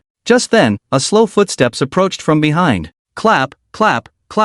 At the entrance of the secret room, a man wearing a smiling mask walked towards them. As he walked, he clapped lightly and sneered, TSK, patricide and matricide, all for the sake of immortality, only to end up as something neither human nor ghost, truly reaping what one sows. A voice filled with disdain rang out. "Who are you?" Chu Chen gritted his teeth, enduring intense pain as he shouted loudly. The man with the smiling mask sneered, "Who am I? Who am I indeed? He. I am someone you could never dream of." The humanoid creature narrowed its eyes, the arrogance disappearing from its ugly face, staring vigilantly at the smiling masked man who had suddenly appeared. His keen insight made him feel an extremely oppressive aura. At the same time, he also sensed an incredibly sweet taste emanating from the smiling masked man, couldn't help but swallow his saliva. The humanoid creature had a premonition that if he devoured this person, he would surely gain endless benefits, perhaps even break free from his current state and evolve into an immortal being. Not good. This person who suddenly appeared has a strong aura,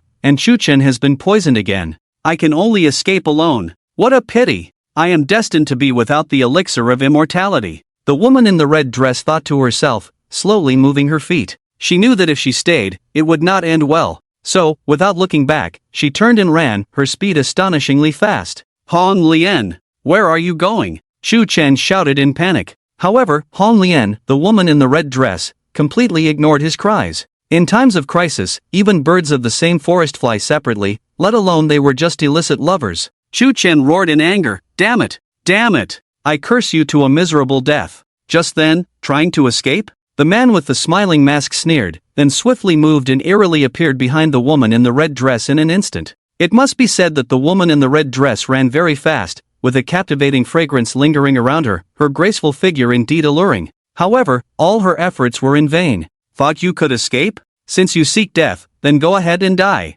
The man with the smiling mask appeared beside her, casually slapped her cheek, before she could even react. The tremendous force instantly twisted her head around her shoulders several times. Her neck bones shattered, flesh crushed, blood splattering everywhere. Echoing in the dim secret room, the woman in the red dress died, never understanding how she died, feeling only a whirlwind before losing consciousness. With a thud, her body fell to the ground. Only a thin strip of flesh connected her head to her neck, blood spurting out of her chest, her delicate body trembling. Seeing this scene, Chu Chen's pupils contracted instantly, involuntarily shouting, "Hong Lian." However, he then burst into a maniacal laughter, loudly cursing, "She died well. Too well. Letting her run alone. This is your fate. Ha ha ha, Hong Lian." That was the name of the woman in the red dress, in a relationship with Chu Chen, already committed for life. Watching his beloved die in front of him, Chu Chen was already in a state of panic, but what worried him most now was whether he could survive. He looked at the man with the smiling mask and hurriedly said, "Who are you? You must also be here for the elixir of immortality." "I know about the elixir of immortality." As he inquired, the man with the smiling mask slowly removed his mask, revealing a cold, handsome face with sharp features. Who else could it be but Chu Chen? "You." Chu Chen was so frightened that he couldn't speak, his body covered in goosebumps. How could this person be Chu Chen? Didn't Chu Chen's head already get chopped off by his own hands? Is this an illusion? Chu Chen rubbed his eyes, looked again, and saw that Chu Chen was staring at him with a smile on his face, a smile filled with endless mockery and contempt. "Big brother. Surprised, aren't you?" Chu Chen smirked coldly. "How is this possible? Aren't you already dead?" Chu Chen shouted hoarsely, feeling his whole body drenched in cold sweat. He racked his brains but couldn't understand how someone he had just killed with his own hands miraculously appeared in front of him again, with such terrifying strength. With just a slap, he killed Hong Lian, who was at the 8th level of Qi refinement. How terrifying is this strength? He couldn't understand why Chu Chen, who used to be a waste, always complaining like a child, now possessed such terrifying power. Remember, Hong Lian was already a cultivator at the 8th level of Qi refinement. Not to mention how powerful. Definitely not someone a waste could easily kill. Everyone was wrong, they all misunderstood Chu Chen. Chu Chen was the true monstrous genius, with the capital to overlook the world. Most importantly, how did he manage to die and come back to life?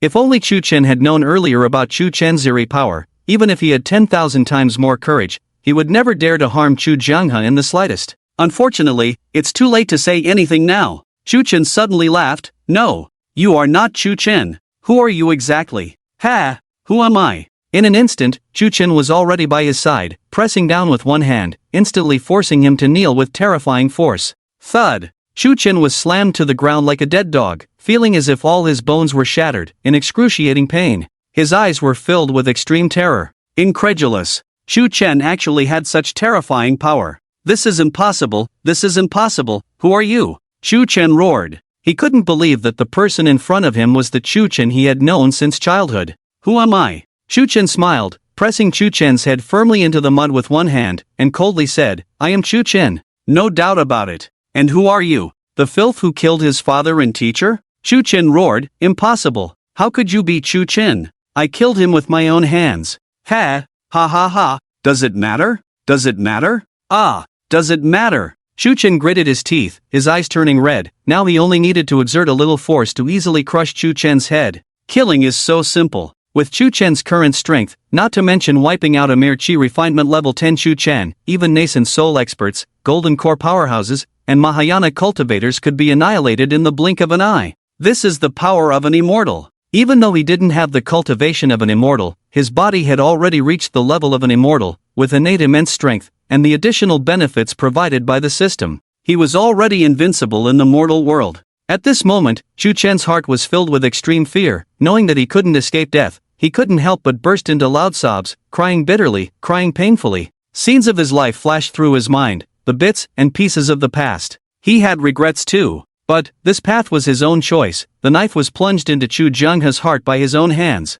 Life is like a chess game. Make a move without regrets. He didn't think he was wrong, just made a different choice, choosing longevity over family affection, naturally having to pay the corresponding price for it. Still have the face to cry? You really opened my eyes. Chu-Chen lowered his voice, his gaze unusually cold, considering whether to kill this despicable creature now. Killing him, that would be too easy for him. Moreover, the system requires the opponent to die in extreme emotions in order to gain critical hit satisfaction points. Chu-Chen felt like continuing the game. Chu-Chen was crying and laughing at the same time, suddenly roaring with a ferocious expression. Chu-Chen, do you know? You are just a waste. So many people love you. Everyone revolves around you, giving you all the resources and love. But what about you? What have you done? You abandoned your family, you ran away from home. You think you were so cool, right? If you had shown your current strength earlier, how could I have laid a hand on Master? How could I have ended up like this? Hearing these words, Chu-Chen found it very amusing and asked, What? My grandfather is not good to you? My mother is not good to you? Or is it that my father is not good to you? Do I treat you badly? Chu-Chen fell silent, no longer arguing, and gradually lost the expression in his eyes, saying, Come on, kill me. Avenge my grandfather. Clean up the Chu family. Chu family? You dare to mention the Chu family? What face do you have to call yourself a member of my Chu family? Chu-Chen sneered, suddenly releasing Chu-Chen's hand. He turned to look at the humanoid monster and said slowly, Ha, is this what you seek, immortality? Open your dog eyes wide and see. This is how I deal with so-called immortals. I kill them. Immortal? Looking like this? Chu-Chen turned slowly, his cold eyes piercing the humanoid creature, showing no fear, only endless disdain and contempt. The system immediately scanned the specific information of the humanoid creature. Ding! Ancient demon cultivator antagonist Chu Changsheng detected. Name, Chu Changsheng, demon mind, age, 2,989 years, height, 3.6 meters, identity, founder of the Soul Catcher.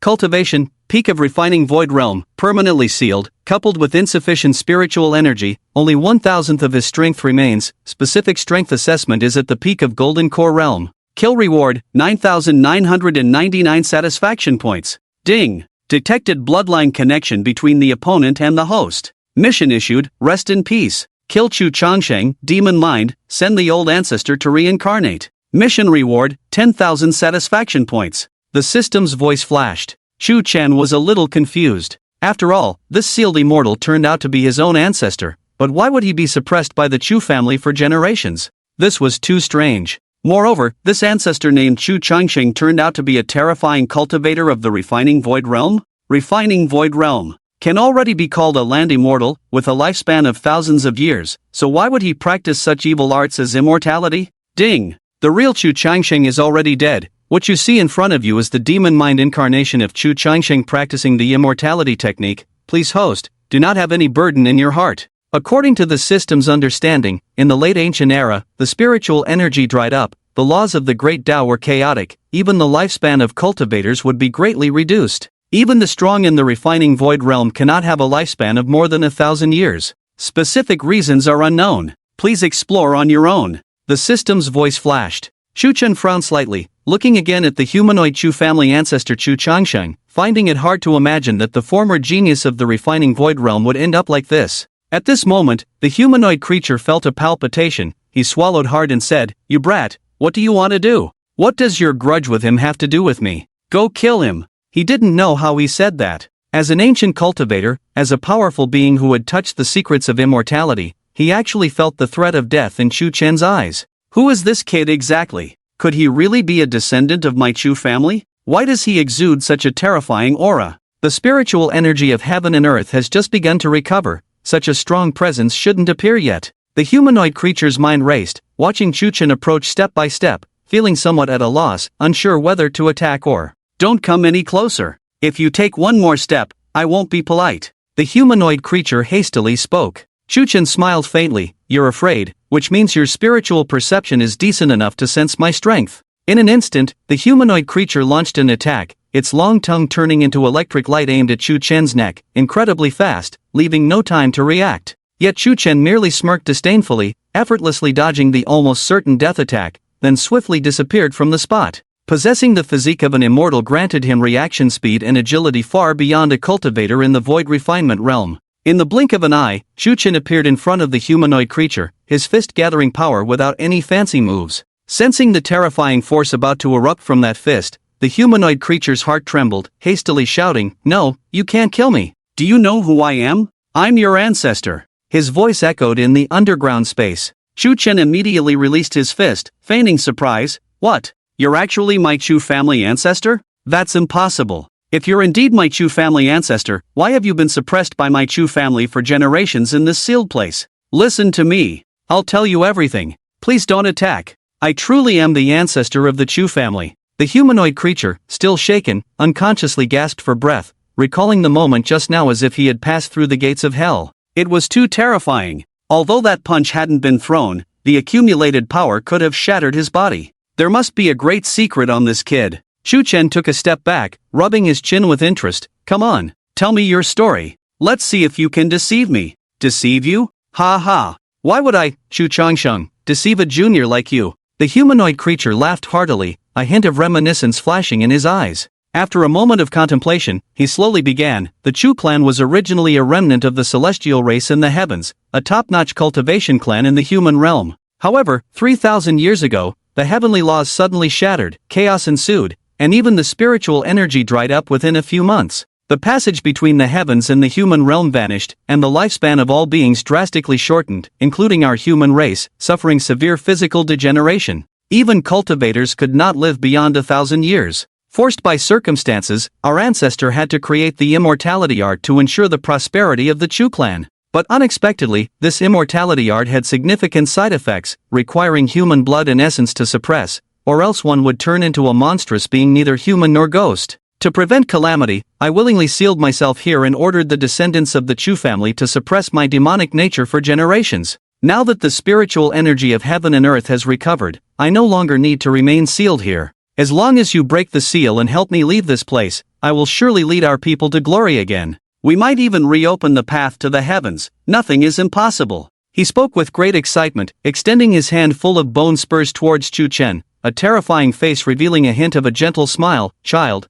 what are you hesitating for? Hurry and help me out of this predicament." Chu Chen looked at him with a half-smile, making no move. Beside him, Chu Chen was extremely excited, shouting, "I'm willing to help the ancestor out of trouble." He, dare you move and try?" Chu Chen just sneered, which immediately frightened Chu Chen into silence, not daring to make any movement. The underground space fell silent. The humanoid creature's eyes were full of anticipation as it continued, "Child, I know you must have doubts. However, this venerable one had already considered this, so I left behind a jade slip in advance. As long as you find that jade slip, everything will be clear. I am truly the ancestor of the Chu family, Chu Changsheng." Chu Chen was intrigued. "Oh? Where is that jade slip now? Do you see that tower?" The humanoid creature pointed not far away to a 9-story stone tower and slowly said, "Inside that stone tower lies the golden body remains of every generation's head of the Chu family's spirit capturers. When you reach the top of the 9th floor, you will see that jade slip. By then, you will know that this ancestor did not lie." The tower was located 100 meters from the blood pool, standing 9 stories high, about 20 meters tall, with a very peculiar style, connected by chains in all directions. Strangely, there were lights inside, appearing extremely eerie in the dim underground, exuding a chilling ghostly aura. Demon Ceiling Tower. Chu Chen squinted, his lips curling up. Alright, I will go take a look. If you are truly my Chu family ancestor, releasing you would be no harm. With that, Chu Chen's figure flashed and disappeared from the spot at an extremely fast speed, appearing in front of the 9-story stone tower 100 meters away in the blink of an eye. The tower contained restrictions, but they were not meant to prevent people from entering or leaving. Chu Chen stepped inside and indeed saw many long-dead corpses, most of them turned into mummies, some had already become white bones, and a few were stored in urns. On the first floor, there were nearly 100 corpses, all ancestors of the Chu family. Continuing upwards, each floor had corpses surrounded by various relics, including cultivation scriptures. It was evident that the higher they went, the stronger the cultivation levels of these corpses in their lifetime. Among them, a few corpses emitted a faint golden light all over, a sign of achieving immortality, or what the Buddhists called an indestructible golden body. Each time Chu Chen reached a new floor, he paid his respects, showing reverence to his ancestors. As for their relics, he did not touch them at all, until he reached the 9th floor. Chu Chen was stunned on the spot, his eyes filled with immense surprise. In this 9th floor stone tower, there was only one female corpse enshrined. The woman's skin was crystal clear, her features delicate, sitting in the center holding a jade slip, looking as if she were asleep, resembling a fairy in a painting. If not for her lack of life, Chu Chen would have thought she was alive. Could it be? She is also an ancestor of my Chu family? Chu Chen spoke with great astonishment, not rushing to take the jade slip but carefully examining the female corpse. The woman appeared to be in her 20s, the prime of her youth, yet she had already passed away and sat in the 9th floor stone tower? Her attire was not particularly extravagant, giving off a very simple feeling. Her long black hair was coiled at the back of her head, adorned with a peach blossom that never withered on a jade hairpin.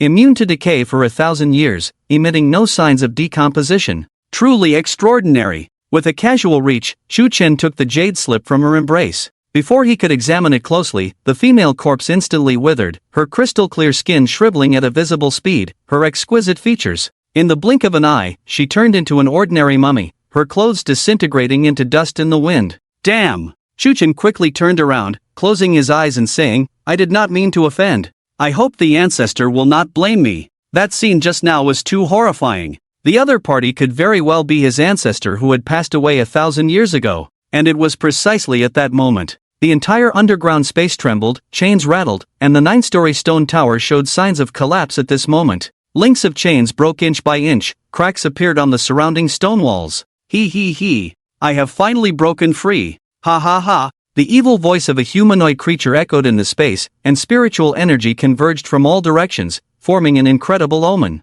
The sky above Jianghai City turned pitch black, fierce winds howled, and lightning flashed. Dark red blood rain poured down. Chu Chen sneered with a smirk at the corner of his mouth. He had long realized that there was something wrong with the jade slip, but he never expected it to be the key to suppressing Chu Changsheng. As cracks on the stone walls around him increased, Chu Chen didn't hesitate. He quickly made a gesture, hoisted the female corpse from the 9th floor onto his shoulder, then rushed down to the 8th floor and threw all the corpses out through the windows. Luckily, he was fast enough. Just as the 9-story stone tower collapsed, he managed to rescue the ancestral remains of the Chu family. Except for the female corpse he carried on his shoulder, all the others were thrown away. I have offended many, but I will first save my grandfather and then revive all the ancestors. Chu Chen muttered softly, then took off his outer garment and draped it over the female corpse before turning to look at the blood pool where the humanoid creature was trapped. Suddenly, a large amount of blood water surged from the blood pool, and an evil aura burst out from the corpses in all directions, turning into black mist that drilled into the body of the humanoid creature.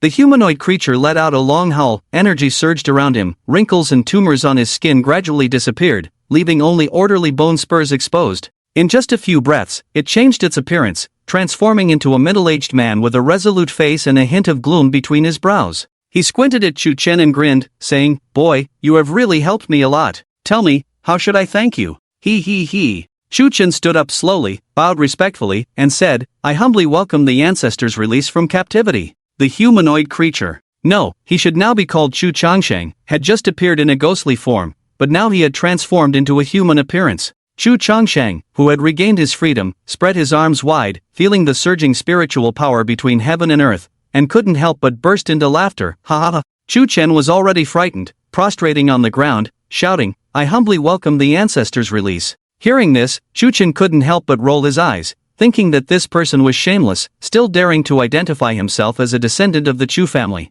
Chu Changsheng suddenly turned his head, his cold eyes fixed on Chu Chen, revealing an endless greed. He smiled and said, "Child, thanks to you, the ancestor was able to break free. You did well, so I, the ancestor, have decided to reward you with something. Come and take it." "Thank you, ancestor." Chu Chen smiled and approached as if he had no ulterior motives. He walked to the edge of the blood pool. Chu Changsheng took out a dark green box from his bosom and said slowly, "This item was left by the immortal of our Chu family. It contains the great secret of becoming an immortal. I see that you have exceptional talent, so I entrust you to keep it. From now on, I am the ancestor, and you are the new generation patriarch of the Chu family. Together, we will surely establish an immortal cultivation family that surpasses the ancient glory in this era of spiritual revival. Even greater achievements await us." His voice was very persuasive. Not far away, Chu Chen witnessed this scene, his heart filled with envy and regret. All of this should have belonged to him, including the dark green box containing the opportunity to become an immortal.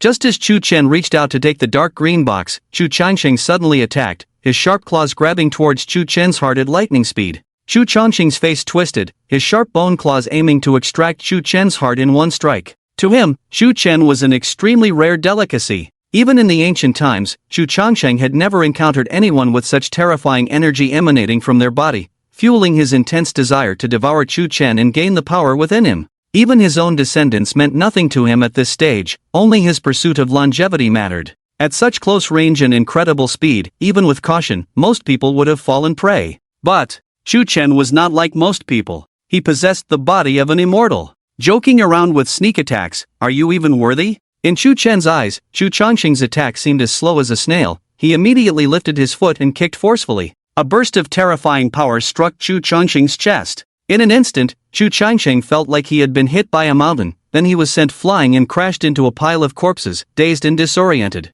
All of this happened in the blink of an eye, at an incredible speed, leaving even Chu Chen nearby stunned. Unbelievable! Even the terrifying first ancestor of the Chu family was no match for Chu Chen. With just one kick, Chu Changsheng was sent flying. Is this still a human being? Is this the same useless little brother from his memories? No, definitely not. Chu Chen firmly believed that Chu Changsheng was dead, killed by his dagger. On the other side. He. Interesting, it seems I underestimated you. What's the deal with you, this junior, possessing such terrifying physical strength without any cultivation aura? Why is this happening? Chu Changsheng laughed in surprise, his eyes filled with greed, as he chanted mysterious incantations and dark smoke enveloped his body, intricate runes intertwining around him. In a few breaths, the ancient aura of this longevity expert became even more intense. Since the sneak attack failed, a fair and square battle was inevitable. He refused to believe that a mere inexperienced kid could be a match for his profound cultivation. Even if your physical strength is formidable,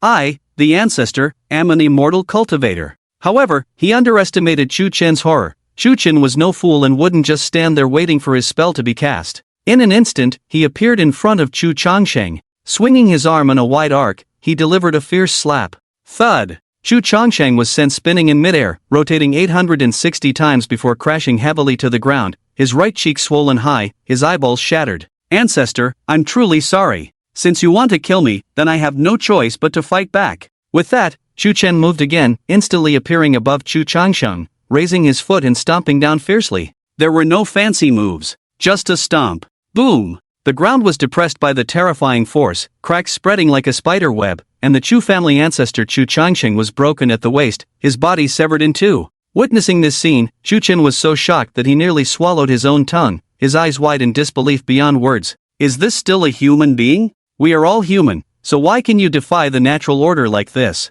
However, to everyone's surprise, Chu Changsheng miraculously survived, his flesh and blood visibly coalesced and healed at a speed visible to the naked eye. The power of terrifying regeneration. Even Chu Chen was surprised. He didn't expect this so-called immortality technique to have such incredible effects, to be able to regenerate after being destroyed, to be immortal? No, it's impossible to be truly immortal. There must be some kind of loophole, Chu Chen thought to himself, not rushing to attack but wanting to see what other means this ancestor still had. A few minutes later, Chu Changsheng climbed up from the ground again, his eyes filled with anger and astonishment. He never expected to have such a terrifying monster among his descendants. It made him hesitate to devour him. You are strong, just to my liking. If I hadn't just escaped and needed a big boost due to my weakened state, I wouldn't have thought of killing you. How about this, you cut off an arm yourself and let me devour it. I will then teach you the complete immortality technique, allowing you to regenerate after being destroyed. How about that? Shu Changsheng squinted and said.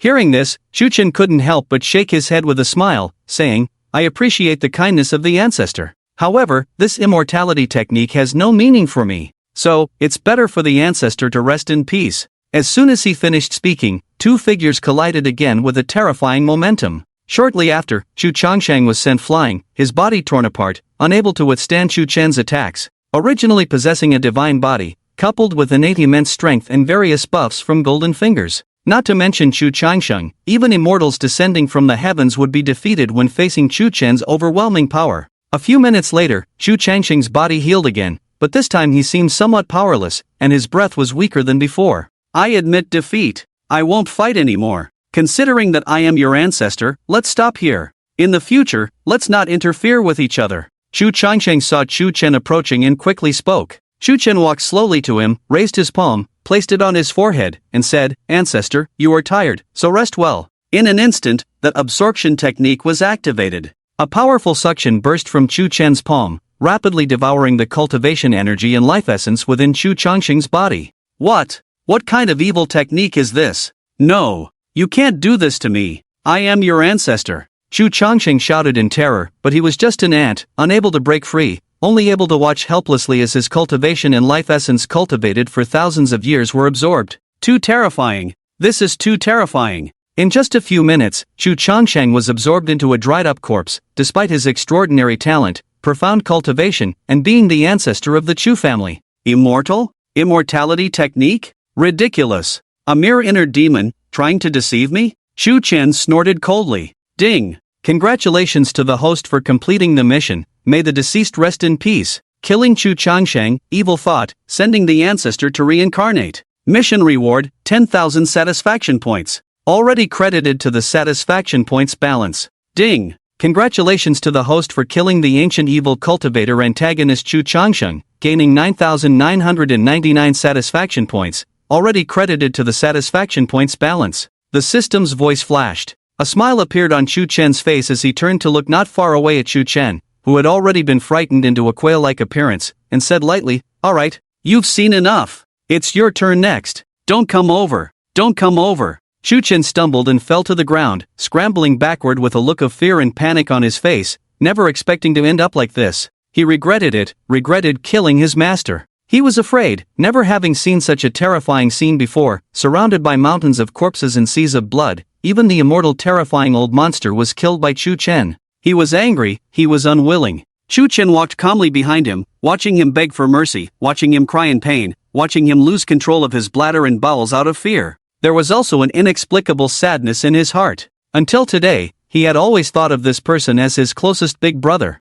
However, reality was cruel. This person was ambitious and worse than a pig or a dog. Go to hell. Shu Chen sighed slightly, then crushed Shu Chen's head with a foot, splattering crimson blood mixed with milky brain matter. System, where is my tenfold reincarnation hell tower? Manifest. Shu Chen commanded. A terrifying black light emerged, enveloping a palm-sized black ghost tower with 99 unique layers, resembling a structure built from countless corpses. Shu Chen held the tenfold reincarnation hell tower with one hand and commanded, collect. Two chains shot out from the base of the tower, instantly locking onto the souls of Shu Chen and Hong Lian, slowly dragging their souls into the tower. No! Shu Chen, spare us! We know we were wrong. Brother, I know I was wrong. Shu Chen's soul cried out in panic. He never dreamed that he was already dead, and Shu Chen was unwilling to let him go, able to capture his soul. What on earth was this black bone tower? It was too terrifying. Hong Lian felt the horrifying aura emanating from the tenfold reincarnation hell tower, her ghostly face turning pale with fear. In the blink of an eye, the souls of these two were taken into the tower. Painful screams echoed. The tenfold reincarnation hell tower was a divine-grade weapon, not only used to kill enemies but also a supreme treasure to torment the souls of enemies. Once captured by this tower, anyone would be subjected to endless torment for eternity, never entering the cycle of reincarnation. You too, enjoy yourselves in this tenfold reincarnation hell tower. Shu Chen snorted coldly, then retracted the tower back into the system. Ding! Congratulations to the host for completing this series of adventures. 1-2 slaughtering the son of destiny, Shu Chen, and avenging grandpa Chu Jianghe. Comprehensive evaluation, gaining a critical hit of cool points. X3. Reward, 30,000 cool points. Ding! Congratulations to the host for completing the series of adventures, 2-2 killing the goddess Hong Lian, and avenging grandpa Chu Jianghe. Mission reward, 10,000 cool points. Ding! Congratulations to the host for killing the son of destiny, Shu Chen, gaining 9,999 cool points, already credited to the cool points balance. Ding! Congratulations to the host for killing the goddess-level enemy, Hong Lian, gaining 9,999 cool points, already credited to the cool points balance. The system's voice flashed. Shu Chen couldn't help but gasp, completely stunned. That's right. The mission rewards and kill rewards are settled separately. This time, he hit the jackpot. Without thinking too much, Shu Chen quickly opened the system interface to check his cool points balance. Cool points balance, 98,690. 28. Nearly 100,000 cool points. Wow, so many. I don't even know how to spend them. System, how about going all in and trying the lottery? Shu Chen chuckled, rubbing his hands. Ding! Please confirm if the host wants to spend 90,000 cool points to select 9 intermediate golden finger items. The system's voice flashed. Shu Chen rubbed his chin, entering a brief moment of contemplation, then suddenly asked, by the way, how many cool points are needed for the next system upgrade? Ding! The next upgrade will require 1 million cool points to be spent. After the upgrade, the advanced golden finger item pool will be unlocked, and each opening of the advanced pool will require 100,000 cool points. Note, the upgrade system will cause irreversible changes to the world. Host, please choose carefully. It is recommended to upgrade when your own strength is strong enough. Otherwise, the system cannot guarantee what will happen. Note, each system upgrade will bring random changes to the world. The system's voice flashed. Shu Chen, holding his chin, fell into contemplation. 1 million cool points, undoubtedly an astronomical figure. He had no idea when he would accumulate enough cool points at his current earning speed. The last time the system was upgraded, the Earth experienced a resurgence of spiritual energy. The next time, could it possibly transform the entire Earth into a fairyland? After some thought, Shu Chen decided to save up some cool points first, then spend some. As he saved and spent simultaneously, he said, let's start with 2 intermediate prize pools. Ding! Cost, 20,000 cool points. Random selection in the intermediate cool literature item pool. Congratulations to the host for obtaining the following 6 options. Please choose 2. Super Robot Ali. This golden finger comes from a sci-fi daily cool literature. Once chosen, the item will materialize. This robot named Ali is made of super rare metal, versatile in sweetness and saltiness, capable of offense and defense, a must-have for home, a technological product for killing and looting. Giant Cosmic Fleet. This golden finger comes from a sci-fi interstellar cool literature. Once chosen, the item will materialize. This cosmic fleet has the power to destroy the entire galaxy, capable of super wormhole space jumps, a necessary weapon for plundering various life planet resources in the universe. Infinite enlightenment. This golden finger comes from a fantasy cultivation and immortal cultivation hot-blooded cool literature. Once chosen, the host will possess terrifying enlightenment, able to automatically master any level of cultivation classics, any civilization's knowledge, just by looking at them.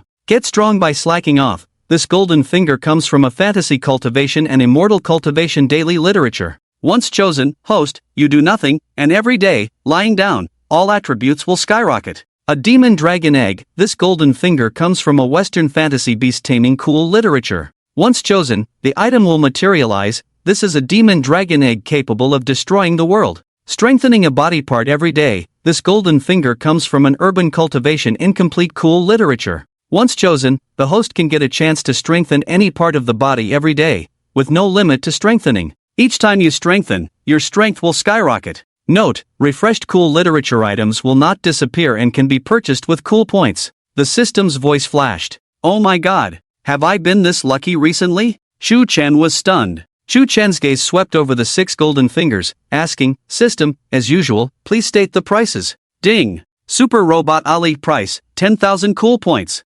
Giant Cosmic Fleet price, 1 million cool points. Infinite Enlightenment price, 1 million cool points. Get strong by slacking off price, 500,000 cool points. A Demon Dragon Egg price, 488,888 cool points. Strengthening a body part every day price, 1000000. Note, refreshed cool literature items will not disappear and can be purchased with cool points. The system's voice flashed. Chu Chen immediately said, I choose infinite enlightenment, and the infinite insight cheat is definitely a top priority. With it, we won't have to worry about not understanding the cultivation manuals in the future. As for the other cheat, which one should we choose? In terms of price, it must be between the giant universe fleet and strengthening a body part every day, both of which are priced at the million level. However, getting stronger by being trashy and a dragon egg also sound tempting. Ding! Host, which of the second cheats do you choose? The system's voice flashed. System, if you were me, which one would you choose?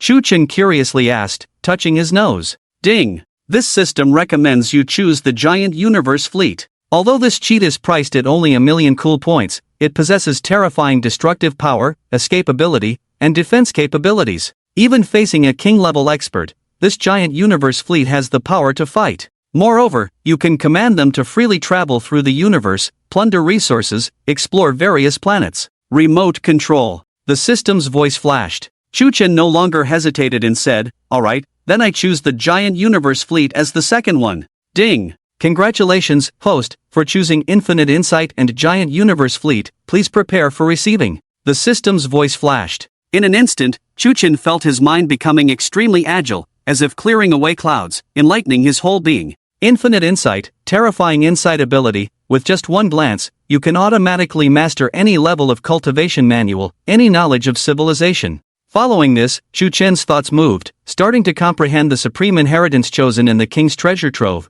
the 9 revolutions reversal immortal technique. In the past, this technique seemed like a heavenly book to him, impossible to understand. Now, it was a natural comprehension. With every breath he took, Chu Chen's cultivation explosively increased. Infinite insight combined with getting stronger with every breath, these two heaven-defying cheats were monstrous. Chi refinement perfection. Foundation establishment perfection. Golden core perfection. Nascent soul perfection. Core formation perfection. Soul tempering perfection. Tribulation crossing perfection. Great vehicle perfection. Ascension perfection. Human immortal perfection. Earth immortal perfection. Heaven immortal perfection. In just over 10 minutes, Chu Chen had become a terrifying cultivator at the level of Heaven Immortal, and his cultivation continued to increase. However, this increase was slow, very slow, incomparable to the rapid growth just now. It was like downloading software online, experiencing rocket-like speed for a few seconds, then suddenly slowing down to a crawl,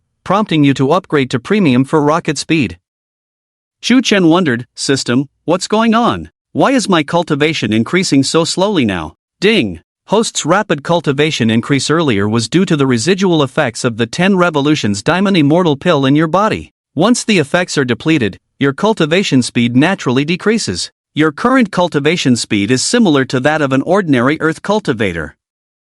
If you want to continue gaining extraordinary speed, you can choose to take pills or upgrade the system. The system's voice flashed. Chu Chen immediately interrupted, wait, I get taking pills, but what's this about upgrading the system? Ding! Currently, although the spiritual energy on Earth is recovering, the concentration of spiritual energy is still too thin. Upgrading the system can cause irreversible changes to the world, and increasing the concentration of various energies is one of the most fundamental changes. The system provided an explanation. Chu Chen suddenly realized, in simpler terms, the energy on Earth is too weak at the moment, rendering even his become stronger with each breath cheat useless. There is simply not much spiritual power in the world for him to absorb. It's like trying to cook without rice. I have a question. I have already reached the level of a celestial being, so why hasn't the heavenly tribulation descended? Chu Chen asked with confusion. According to the cultivation novels he had read and the plots in TV shows and movies, every time a cultivator advances to a higher level,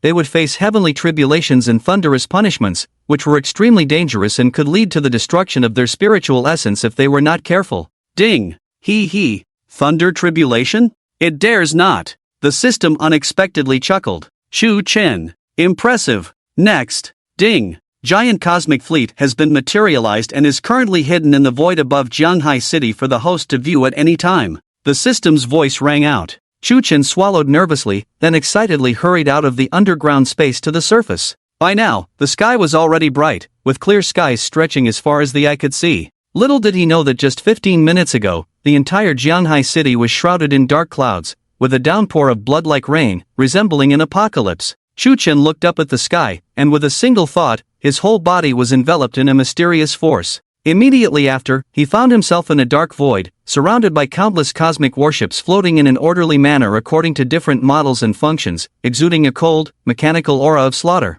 "Damn, this is so cool!" Chu Chen exclaimed in amazement and excitement. These giant cosmic warships were simply awesome, incredibly stylish and full of technological sophistication. Each one was huge, with one particularly massive warship resembling a prehistoric terror beast suspended in the center, surrounded by numerous other warships, like a king overlooking everything. Upon entering the main control room of the flagship, Chu Chen only needed a brief study to master the operation of the entire cosmic fleet. This was thanks to the infinite insight cheat. Otherwise, even if Chu Chen had control over the giant cosmic fleet, he would have had no idea how to operate it. Or rather, its power would have been greatly diminished. After all, there were tens of thousands of cosmic warships of all sizes before him. What kind of concept was this? If each warship required several people to operate, it would take millions of people to fully control them. But that was not a problem. These cosmic warships were highly advanced and, besides manual control, could also be commanded to operate in unmanned mode. The downside was their rigidity. Even with human-like settings, they could not compare to human control. Without a doubt, this was the right choice. The giant cosmic fleet is indeed impressive, but I can't stay inside controlling it every day. System, help me purchase Super Robot Ali. Chu Chen rubbed his chin, suddenly remembering the super robot in the cheat pool, which was not expensive, costing only 10,000 cool points. Ding! Consuming 10,000 cool points. Congratulations to the host for obtaining Super Robot Ali. Would you like to materialize it immediately? Current cool points balance, 72,910. 98. The system's voice sounded. Chu Chen said, "No need to ask, materialize it directly." At this moment, he was feeling a bit excited. From the future comes the superpowered robot Ali. With such a lovely name, she must be a beautiful lady, maybe even with cat ears or fox ears. Just as he was thinking, a light screen appeared before his eyes, within which a humanoid creature was gradually materializing, starting with a pair of furry animal ears that looked like fox ears. Just as expected. It's a half-human, half-animal robot. No way. Definitely a half-human, half-fox. Chu Chen rubbed his hands together. Then, his expression suddenly turned somewhat unpleasant. Beneath those furry fox ears was not a stunningly beautiful angelic face, but a handsome, charming, slightly mischievous man's face. In the blink of an eye, the materialization was complete. A male robot with fox ears appeared before him, with a high nose bridge, slender fox-like eyes, delicate features, and even a teardrop mole below his eye, accentuating his extraordinary handsomeness. What on earth? How come it's a male robot? This must be some kind of overpowered item extracted from a female-oriented novel. Nice to meet you, please feel free to command me, master. Ali knelt down on one knee. Chu Chen. Nice to meet you, no need to be so polite. From now on, help me take control of this universe's fleet. Contact me promptly for anything. Also, don't wander around, just stay suspended over Jianghai City for now. Guard my home. Monitor the Imperial Lake Bay area, especially the cottage in the backyard. Don't let anyone in. After a series of instructions. Yes, master. Ali will not disappoint you. Ali nodded earnestly, beginning to attempt taking over the universe's fleet. Chu Chen also granted him partial control of the warships. After a few more orders. Get familiar with this place first. Contact me if anything comes up. Chu Chen chose a small spaceship as his means of transportation. Before leaving Jianghai City, he didn't forget to bring along Suke, the old Taoist. Poor Suke was still half asleep. A few minutes later, above the Taklamakan desert, a crack opened, a cold black armored warship faintly shimmered, and two figures dropped from it. Chu Chen slowly landed while holding Suke, the heatwave hitting them, the dry climate making him uncomfortable, truly a furnace in the desert. Besides the scorching weather, this area was filled with a strong fire spiritual energy, much denser than in Jianghai City. Master, wake up. Master? Time to get up and pee. Chu Chen called out a few times, patting Suke's cheek. Ha? Pee? Suke groggily opened his eyes, staring at the scorching sun in the sky, his aged eyes filled with confusion and bewilderment. What's going on? Is it morning already? When did this old man fall asleep? Why does my face hurt so much? Where am I? In the desert? Questions flooded Suke's mind. He looked around, subconsciously slapped his face, and exclaimed, "What's going on here? Where am I?" Chu Chen touched his nose and chuckled, "Well, we're in the Taklamakan Desert Basin." Suke. This old man looked utterly bewildered. Chu Chen continued, "Master, you suddenly fell asleep yesterday, couldn't wake you up no matter what. Then Chu Chen arrived, I killed him. Then I called for a plane and brought us to the Taklamakan desert. That's the situation, that's how it went. Any more questions? Suke felt his brain glitching, stared blankly for a while, before finally saying, let me cast a divination for this matter. The black-armored turtle shell shook, and several copper coins clattered to the ground.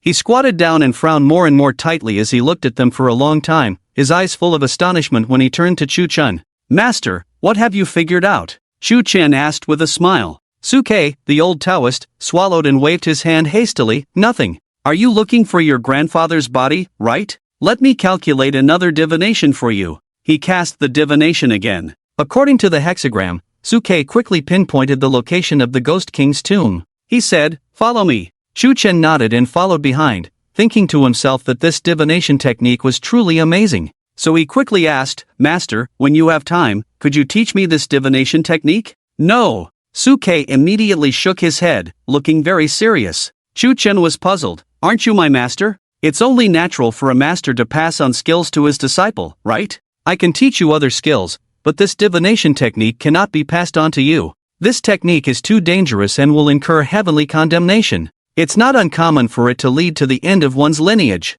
Most importantly, it shortens one's lifespan. It's not that I'm stingy, it's just that you don't need to learn this technique, Suke said with a smile, but in his heart, he was still thinking about the divination he had just cast, feeling lingering fear. This kid is truly a monstrous genius. He even managed to kill the Chu family's ancestor, that immortal monster. It's simply beyond comprehension. What kind of disciple have I taken in? If he were to learn this divination technique, it would be disastrous. The Ghost King's tomb is located in the heart of the Taklamakan desert. Due to the sandstorms, there are no longer any traces of excavation here. From the surface, it looks like a desolate desert. Your grandfather's burial site is just 10 meters underground ahead. Suke pinched his beard, his gaze fixed on a spot not far away in the desert, still confident in his divination skills. This kind of thing couldn't be wrong. Chu Chen also used his ability to see through the ground and indeed saw a giant tomb buried underground, as well as his grandfather's body in the center of the tomb chamber. Grandfather! Chu Chen felt a stab in his heart. Luckily, he had the system. Luckily, he drew the resurrection sacrifice technique. Otherwise, he would have had to watch his grandfather truly turn into a handful of yellow soil. Suke calculated again, took a few quick steps forward, then squatted down and started digging in the gravel. It must be said that this old Taoist was skilled at digging, and in the blink of an eye, he dug out a large pit. I found it, I found the entrance to the tomb. Suke waved his hand. Master, thanks to you, otherwise, I really wouldn't know how to find my grandfather's remains. Chu Chen said gratefully. Suke smiled and said, don't be so polite. Even if you didn't come, I would have come over myself. After all, we are kindred spirits, I can't just leave his body lying outside in this wilderness. But come to think of it, the location of this tomb is really good, gathering wind and energy, it can be considered a feng shui treasure trove for burial. Hearing this, Chu Chen smiled, took out the fainting watch, and asked, Master, how does this watch I bought last year look? He had only said half of his sentence. Suke, as if he had anticipated it, quickly squatted down and shouted from the pit, You rascal, are you trying this trick again? I am your master, is it appropriate for you to treat me like this? Chu Chen was momentarily speechless. I know what you want to do, you want to resurrect your grandfather, right? There's no need to hide it from me, my disciple. Suke's voice came from the pit, sounding excited. It was clear that he also wanted to witness the legendary resurrection ritual. Wow, is this old Taoist really that amazing? He can even calculate the resurrection of his own grandfather? This is unbelievable. Chu Chen was amazed, and after some thought, he put away his watch and asked, Master, did you figure all this out through divination? Suke squatted in the sand pit, calculated another hexagram for himself, confirmed it was fine, then slowly stood up and said with a smile, It's not all calculated. You, young man, are unpredictable. I can't figure out what you're up to, can't see through your fate at all. But I can deduce some secrets by calculating myself, your grandfather, and others. For example, your grandfather Chu Jianghe was originally destined to die, but somehow it turned into a precarious situation. After much thought, besides you having this ability,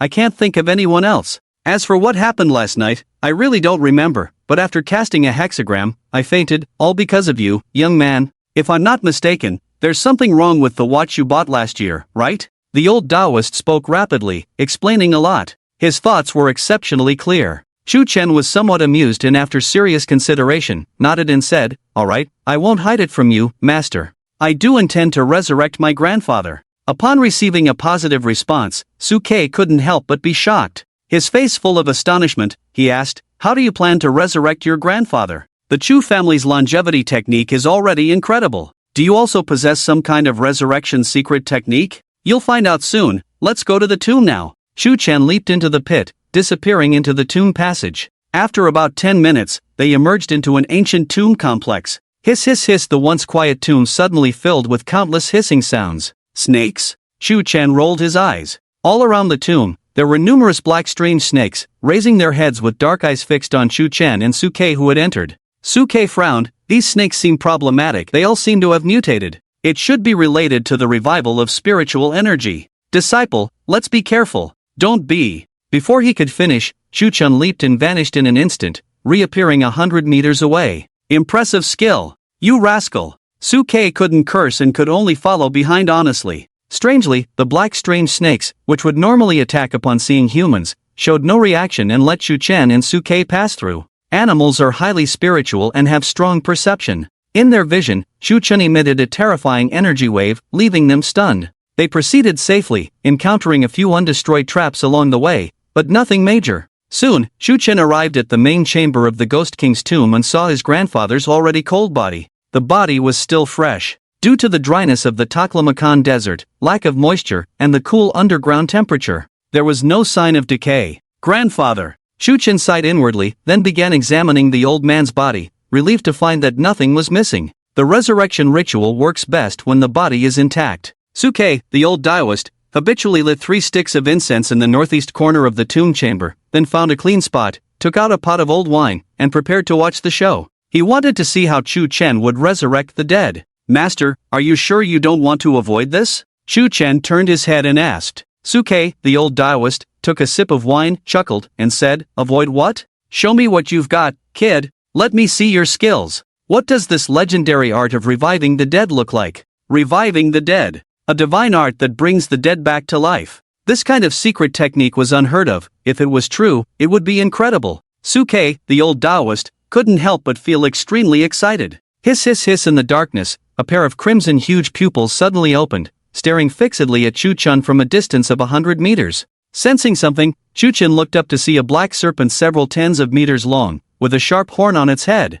A dragon snake? It had only been a few days since the spiritual energy had revived, and such a terrifying giant monster had already been born? Chu Chen thought to himself, not feeling the slightest fear. Although the monster snake looked intimidating, it was ultimately just a little snake. I wonder if it can handle a punch from me. Beside him, Suke, the old Taoist, pinched his beard, wearing a smile that seemed to suggest he already knew something, sipping his wine and saying, "Disciple, you are destined to this snake." Destined? Chu Chen was stunned for a moment and loosened his fist. Then, the giant monster snake lowered its head and slowly swam over, its crimson pupils showing a hint of flattery and friendliness, as if to say, "Brother, don't attack, I come in peace." Hiss hiss hiss, the giant monster snake came in front of Chu Chen, opened its mouth, and spat out a palm-sized red glass bead, its long snake tongue carefully licking Chu Chen's shoe. Quite good at licking. What is it doing? Chu Chen asked in confusion. Suke, the old Taoist, envied and said, "What else could it be doing? This snake already possesses intelligence. It intends to acknowledge you as its master. That blood spirit bead is its gift to you. You are truly lucky. Even this spiritually awakened dragon snake has come to acknowledge you as its master, making me envious." At the same time, ding! Detected low-level spirit beast Great Crow King Snake automatically acknowledging you as its master. Do you agree? The system's voice flashed. Low-level? Low-level spirit beast? Chu Chen's first reaction was that this snake was too trashy, completely unworthy of his status, but then he thought that acknowledging a spirit beast as his master might earn him some cool points. Why not do it? After acknowledging it, he could just give it to someone else. Suddenly, Chu Chen thought of his sister, Chu Lingyin, who liked playing with snakes. I wonder if she likes black ones. Alright, let's give it a chance to acknowledge me. Chu Chen nodded with a smile. Ding! Congratulations, host, the Great Crow King Snake is bound to you and officially becomes one of your battle pets. Earn cool points, 5,000 points. Reward, 1 primary divine pet gift pack. Already issued to the system backpack, can be opened at any time. Ding! Congratulations, host, receive the low-level treasure blood spirit bead gifted by the Great Crow King Snake. Earn cool points, 2,000 points. Current cool points balance, 80123. 88, the system's voice flashed. Chu Chen's mouth curled up, looking at the great crow king snake in front of him, feeling more refreshed, so he immediately opened the system backpack and opened the primary divine pet gift pack. Swish! A bottle of high-level spirit pill called Beast Nurturing Pill appeared in the system backpack. Beast Nurturing Pill can enhance the qualifications of spirit pets. The higher the grade, the stronger the effect. Once any spirit beast takes it, its qualifications and bloodline will undergo earth-shaking changes. High-level spirit pill. What kind of elixir is this? If it's not a celestial-grade elixir, I won't even look at it. Shuchen took out a small high-grade beast nurturing pill, about the size of a thumb, all emerald green, emitting waves of spiritual power fluctuations that made the surrounding strange snakes raise their heads,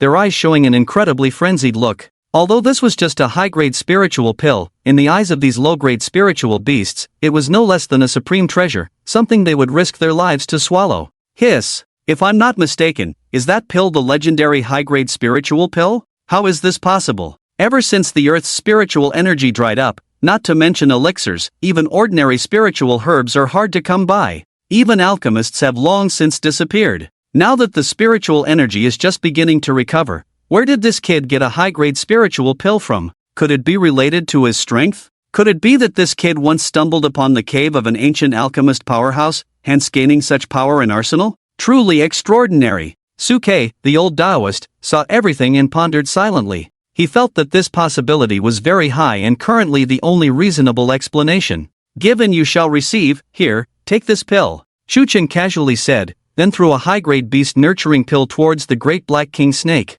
The small pill was insignificant for a giant beast like the great black king snake, but its medicinal properties were immeasurable. The moment the pill entered its mouth, spiritual power surged throughout the great black king snake's body, a strong spiritual light enveloped it, and the medicinal properties burst inside it. Disciple. Suke, the old Taoist, was dumbfounded, his heart bleeding. That was the legendary high-grade spiritual pill, and it was just given to a spiritual snake? Truly wasting a precious item. He really wanted to say, "Disciple, do I look like a pet to you?" Shuchen turned around. "What's wrong, master?" Suke, the old Taoist, twitched his mouth, forced a smile, and said, "Nothing. It's just that pill of yours." Sigh. This pill is of extremely high quality, rich in spiritual power. It's probably a legendary high-grade pill, and you just fed it to a snake like that? Ding! Congratulations, host, for earning Suke's envy and jealousy, rewarded with 500 cool points. The system's voice flashed. Master, it's just a high-grade spiritual pill, nothing to regret.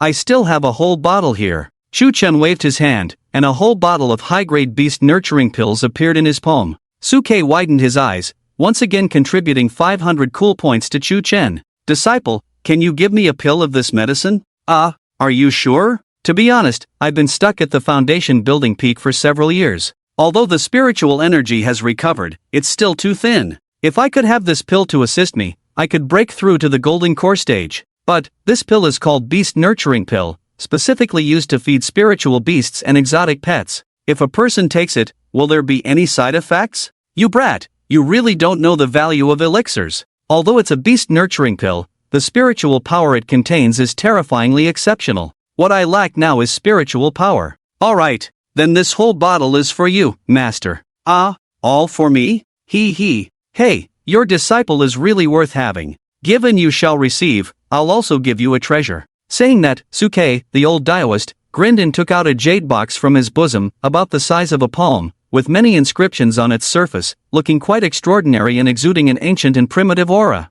The jade box was fiery red all over, with many inscriptions on its surface. Although the specific age couldn't be determined, one could feel a sense of ancient and desolate wilderness coming from it. What is this thing? Shuchen asked in confusion. Suke, the old Taoist, cherished the bottle of high-grade beast nurturing pill as if it were a treasure, unwilling to let it go. He casually remarked, I have no idea what's inside, but the Taoist scriptures on it are authentic, a form of ancient writing. Unfortunately, despite pondering over it for years, I still can't comprehend its mysteries. His words piqued Shuchen's curiosity, prompting him to activate his X-ray vision, yet he couldn't see through the jade box's contents. Shuchen inquired, Master, where did you get this thing? Any background to it? Suke candidly shook his head, grinning, actually, there's no special story. It was 7 years ago, while strolling in Panjiayuan, Beijing, that I bought it from a child's stall. It cost me $30. Shu-chun. Just then, ding.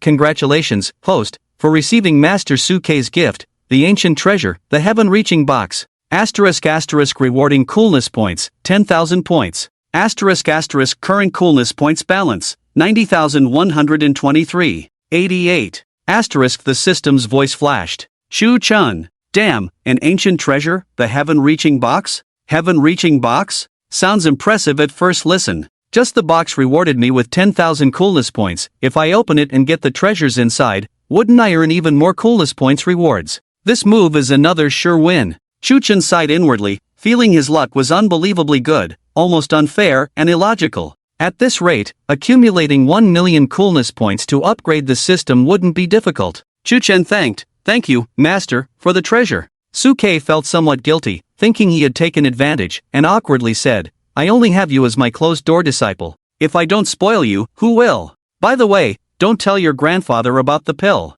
Knowing his character, he might snatch it back. Chu-chun was speechless. Really? Is my grandfather that stingy? Suke immediately waved his hand. Your grandfather, Chu Zhenghe. Well, forget it, just don't tell him. Alright. Chu-chun nodded and began arranging the resurrection sacrifice formation. Performing the resurrection sacrifice was not as simple as imagined. It was profound and had many restrictions. Firstly, it required a blood relative for the blood sacrifice, followed by setting up the formation, choosing an auspicious time, and finding a feng shui treasure land. The Ghost King's tomb was an excellent feng shui treasure, occupying a favorable location. As for the auspicious time, that was mysterious. According to the resurrection sacrifice, it was best to coincide with a rare celestial event that occurred once every few hundred years, including a unique celestial phenomenon. The auspicious time was unpredictable, but Chu-chun wasn't too concerned because its main role was to obscure fate and reduce the dangers during the formation. Besides the mentioned conditions, the practitioner would incur significant karma and face divine punishment.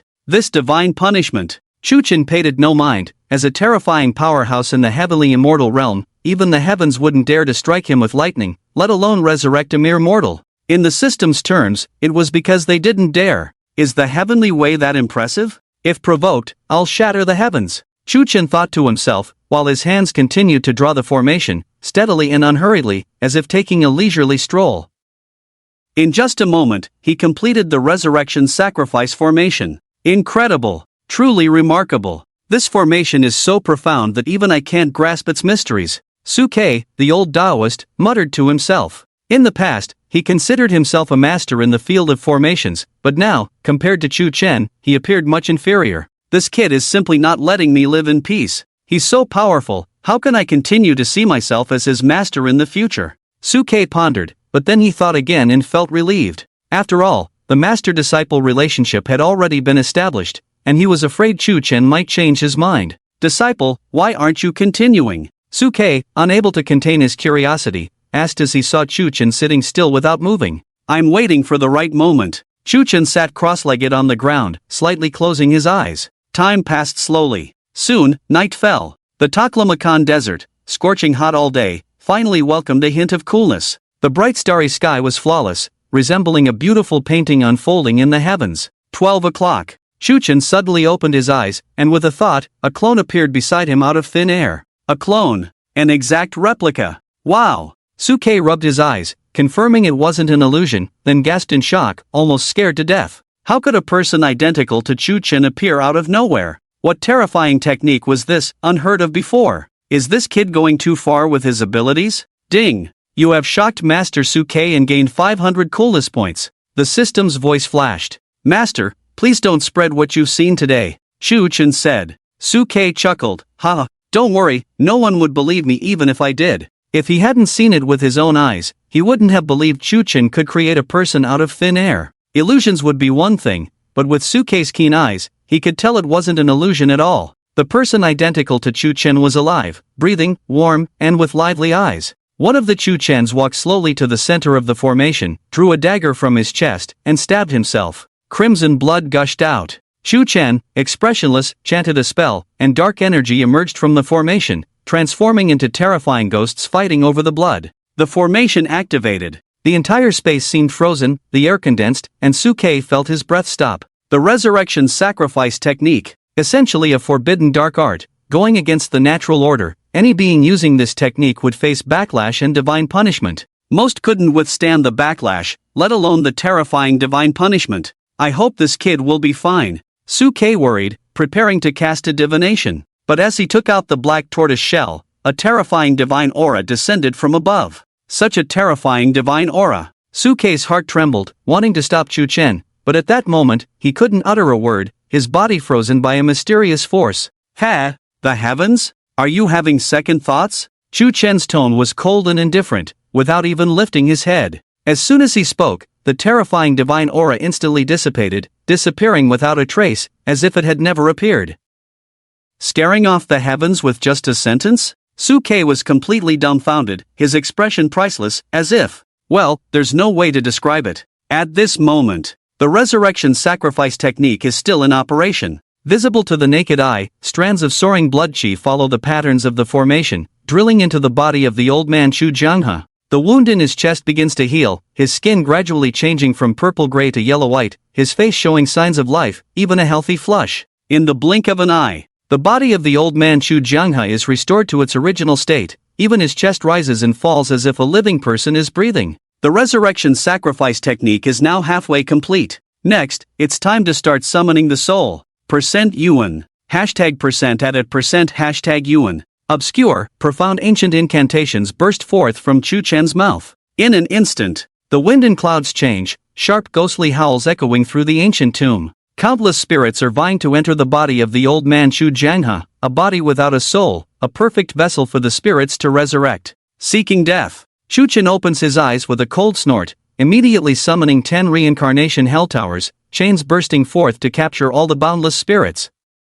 The world falls silent. Seeing this scene, Taoist Suke's jaw drops to the ground, completely stunned. What kind of treasure is that black bone tower? To annihilate countless spirits in an instant? My disciple is simply extraordinary. Taoist Suke thinks to himself, feeling both amazed and relieved. He finally understands why his divination has changed, why he can no longer predict Chu Chen's fate. How can he easily predict the fate of such a terrifying and monstrous son? Suddenly, a curtain of light flashes by, and the entire formation comes to a halt in an instant. Hiss, huff, a long breath is heard, and Chu Jianghe, dressed in a Zhongshan suit, slowly opens his eyes. The first thing he sees is the body of Chu Chen lying on the ground. The body is covered in fresh blood, clearly recently deceased. Grandson! My good grandson! Old man Chu Jianghe bursts into tears immediately, rushing to the clone of Chu Chen, crying with heartache and exhaustion. Seeing this scene from afar, Chu Chen feels a warmth in his heart. Then in a flash, he appears in front of old man Chu Jianghe, handing him a wet tissue. Grandpa, please don't cry, it's not good for your health. Hearing this familiar voice, old man Chu Jianghe is stunned, looking at Chu Chen, then at the good grandson in his arms. Old man Chu Jianghe is puzzled. What's going on? What is this situation? Why are there two grandsons? Wait, didn't I already die? Chu Jianghe furrows his brow, looking pensive. He, old stingy, long time no see. A sly voice comes from Taoist Suke's mouth, holding a pot of wine. He walks a few steps to Chu Jianghe, smiling. Do you recognize me? Damn, why is it you old scoundrel? Chu Jianghe exclaims, then asks, are you dead too? Taoist Suke rolls his eyes, slaps Chu Jianghe in the face, and asks, does it hurt? It hurts. Chu Jianghe lowers his voice, disregarding everything. He curses and starts wrestling with Taoist Suke. These two old guys start fighting as soon as they meet, using all sorts of tricks, even resorting to dirty tactics. Chu Chen watches in silence. Is this really his grandfather? How did he become like a child? Besides, both of you are over 100 years old, can't you pay attention to your image? Stop it. After 4 years of not seeing each other, you're still so rude. Damn it, you were the one who hit me first. That wasn't hitting, that was helping you face reality. You're alive now. What? Alive? Well, let me tell you the whole story. It all started 3 days ago. A few minutes later, old man Chu Jianghe looked at his grandson Chu Chun with a face full of disbelief. After a long pause, he asked, are you really my grandson? Did you resurrect me? Did you kill Chu Chen? Break the seal, kill the ancestor? To be honest, Chu Chen hadn't planned on letting his grandfather know everything, but for the sake of drama, he had to play along. Little did he know, before he could explain, old man Chu Jianghe immediately dismissed it. Impossible, you can't possibly be my grandson. I know very well what kind of waste my grandson is. He had no spiritual roots since childhood, never practiced cultivation. How could he have killed Chu Chen and the ancestor, let alone resurrected me? Who are you really? Why are you pretending to be my grandson? Where is my grandson now? Chu Chen. I am really your grandson. Chu Junha, impossible. Suke, the old Taoist, interjected, old stubborn man, believe me, he is your grandson. Chu Junha, you old scoundrel, talk nonsense. How could my grandson have resurrected me? I've seen everything he did from childhood to adulthood. And why is there someone who looks exactly like my grandson lying on the ground? Who are you people? Although resurrected, old man Chu Jianghe seemed a bit abnormal, unable to believe everything before him, questioning everything. He felt like he hadn't really been resurrected, that it was all a hallucination born from his obsession. This isn't real, it's all fake. Ha, it must be fake. I'm already dead, this must be the underworld. Isn't it? Old man Chu Jianghe was extremely agitated. Chu Chen was speechless. Originally, he had planned to secretly resurrect his grandfather, not letting anyone, including the old man, know, as everything he had done was indeed unbelievable. You old stubborn man, can't even tell if you're alive or dead? You've wasted decades of cultivation. Su Kei couldn't help but curse. Chu Jianhe snorted, you old scoundrel, you want to fight, don't you? Just because you're at the peak of Foundation establishment, doesn't mean I can't deal with you. If you provoke me, I'll pluck all your feathers. Rude. Vulgar. Crude. Su Kei raised his eyebrows, took a sip of wine, and fell silent. The surroundings quieted down. The three of them stared at each other, unsure of what to say next. Chu Jianghe looked at the clone of Chu Chen lying on the ground, convinced that this was his true grandson, and couldn't help but burst into tears. He then looked at the familiar faces around him, his disciples who had long passed away, and his lifelong steward, Debo. This old man suddenly seemed much older. Seeing him like this, Chu Chen felt uneasy. Resurrecting his grandfather was already a stroke of luck in misfortune, and he didn't have the power to resurrect everyone. Who are you really? Old man Chu Jianghe slowly raised his head, his gaze fixed on Chu Chen. Upon careful observation, he found that although this young man in front of him looked exactly like his grandson, his aura was terrifying, especially the bloody aura emanating from him, as deep as an abyss. The ghost catcher lineage excelled in aura reading and surpassed ordinary cultivators in perception. After all, they have been exploring the mountains and rivers all year round, searching for the spiritual beings that exist between heaven and earth. If one's perception is not strong enough, naturally, they will not be able to discover such extraordinary treasures as the spirits of heaven and earth. Chu Chen couldn't help but support his forehead and said, Grandpa, I am really your grandson. As for the one on the ground, it is just a clone summoned by a secret technique I practice. Oh, is that so? Then summon another one for me to see. Chu Jianghe squinted his eyes, obviously not believing this answer. After all, he was considered an old cultivator with a good reputation in the martial world, well-connected and knowledgeable. However, he had never heard of any secret technique that could summon clones in this world. If you were to say it was a clone illusion, he could barely accept it. But the one on the ground, it was clearly not an illusion, but a flesh and blood body. This technique consumes a lot of my own energy. I have already used it once today. If you really want to see, I can summon another one tomorrow? Chu Chen said with a smile. Finally, Grandpa Chu Jianghe was reluctantly convinced, but he still had a lot of doubts in his heart about this matter. Just then, a terrifying spiritual power fluctuation erupted from the side. The great black king snake had successfully evolved. Its whole body scales shimmered with a black light, as if cast from metal. The horn on its head had also grown a few inches, with thunder and fire intertwining on top of it, crackling with lightning and fire. Strangely enough, its original body was tens of meters long, but after evolution, it had shrunk quite a bit to only about 10 meters, yet its aura had become even more terrifying. Incredible, truly incredible. The spiritual energy has just begun to recover, and it has already evolved into a high-level spiritual beast. Perhaps in the future, it may even transform into a dragon. Disciple, your luck is truly extraordinary. Su Kei, the old Taoist, said admiringly, stroking his beard.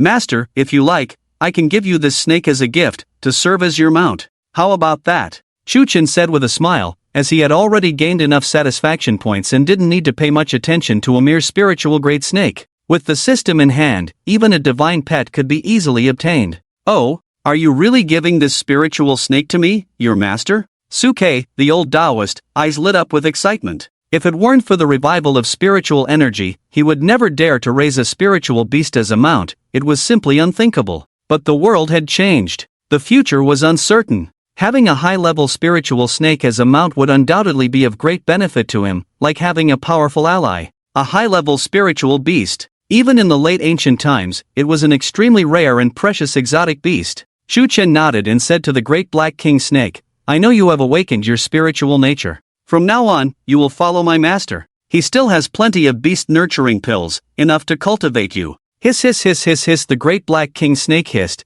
its eyes revealing a human-like reluctance. But it also knew that it was just a small spiritual snake and could not catch Chu Chen's eye. In the end, it compromised, crawling obediently to Su Kei's side, rubbing affectionately against him, showing its submission. This made Su Kei extremely happy. Su Kei proudly said, "Old stingy, learn from your grandson. Be more generous. He even gave me such a high-level spiritual beast. Aren't you envious?" "Humph." Chu Jianghe snorted lightly. So far, he had not come to terms with it, still lost in thought, analyzing the current situation. To be honest, he was confused, puzzled, lost, and perplexed. Next, Grandpa Chu Jianghe, alone and in tears, buried his grandson Chu Chen and the bodies of those disciples underground, and erected a tombstone. The old man sighed. Hunched over, the three men and a snake left the tomb of the Ghost King. It was late at night outside, with a brilliant starry sky, a gentle breeze blowing, and not a sound to be heard. This was the Taklamakan Desert, a place rarely visited by people. "Disciple, how should we proceed?" asked Su Kei, the old Taoist, with a smile. Chu Chen pinched his chin, pondering. He couldn't let them take a spaceship back. What if they misunderstood him as an alien again? The old man was too suspicious. "Let's walk on foot." Walking out of the Taklamakan Desert on foot was a huge challenge for ordinary people. However, for the three of them, it was not difficult at all. The great black king snake hissed, and its body visibly expanded, transforming into a giant snake tens of meters long in the blink of an eye, its head held high with a formidable aura. It lowered its head, signaling for the three to climb aboard. "It seems this mount is quite useful after all," Chu Chen thought to himself. With a light tap of his toes, he stood on the head of the great black king snake and beckoned, "Grandpa, Master, come aboard too." "All right." Su Kei, the old Taoist, jumped up enthusiastically. The old man, Chu Jianghe, hesitated a bit but obediently jumped onto the snake's head. Just as dawn was breaking, the group had already left the Taklamakan Desert. Su Kei, the old Taoist, took out a black tortoiseshell from his pocket, habitually casted divination, and grinned, "Disciples, go to the capital on your own. Let's part ways here." "What? Master, where are you going?" Chu Chen asked curiously. Su Kei, the old Taoist, smiled mysteriously and shook his head. "It's a secret for now. When we meet again, I will give you a great gift. I can't let you just give me a mount for nothing, right?" Chu Chen laughed. "Master, what are you talking about, just a mount? Farewell. Old stingy, I'm leaving, don't miss me. The next time we meet, I'll be a powerful golden core expert." Ha ha. Su Kei waved his hand, swiftly moving away on the head of the great black king snake. Chu Jianghe fell silent, feeling a bit reluctant. "Grandpa, let's go." The grandfather and grandson arrived at the nearest small town and found that it was already occupied by the military, with checkpoints set up on the streets, even using tanks and heavy artillery. "What's going on? Why such tight security? Did you come out of the desert?"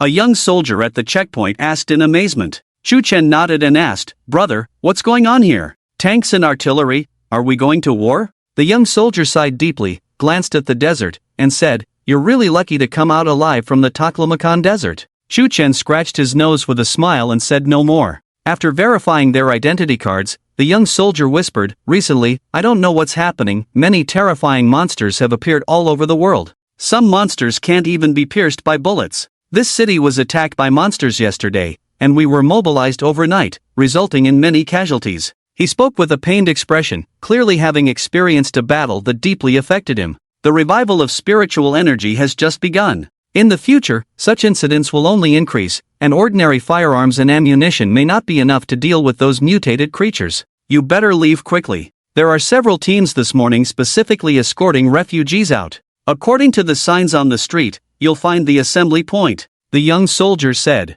"All right, thank you." Chu Chen nodded. The small town was called Kawa City, with a permanent population of only a few thousand people. After all, this place is close to the Taklamakan Desert, belonging to a very desolate area. A large number of refugees were escorted away last night, and there are not many people left. "Hello, here is your food and water." In the refugee camp, a young volunteer girl handed over 2 bottles of water, 2 sausages, 2 braised eggs, 2 naan bread, and some beef jerky. "Thank you." Chu Chen took them and looked at her carefully. Name, Haitana, age, 18, figure, 76, looks, 87, specialties, dancing, singing, baking naan bread, grilling lamb skewers. Number of love experiences, 0, strategy coolness value, 300. She really is a lovely girl. Haitana curiously asked, "Big brother, are you outsiders?" How did you end up here? Shuchen smiled. We came here for a tour a few days ago. Hitana covered her mouth, looking surprised. Tour? Did you come out of the desert?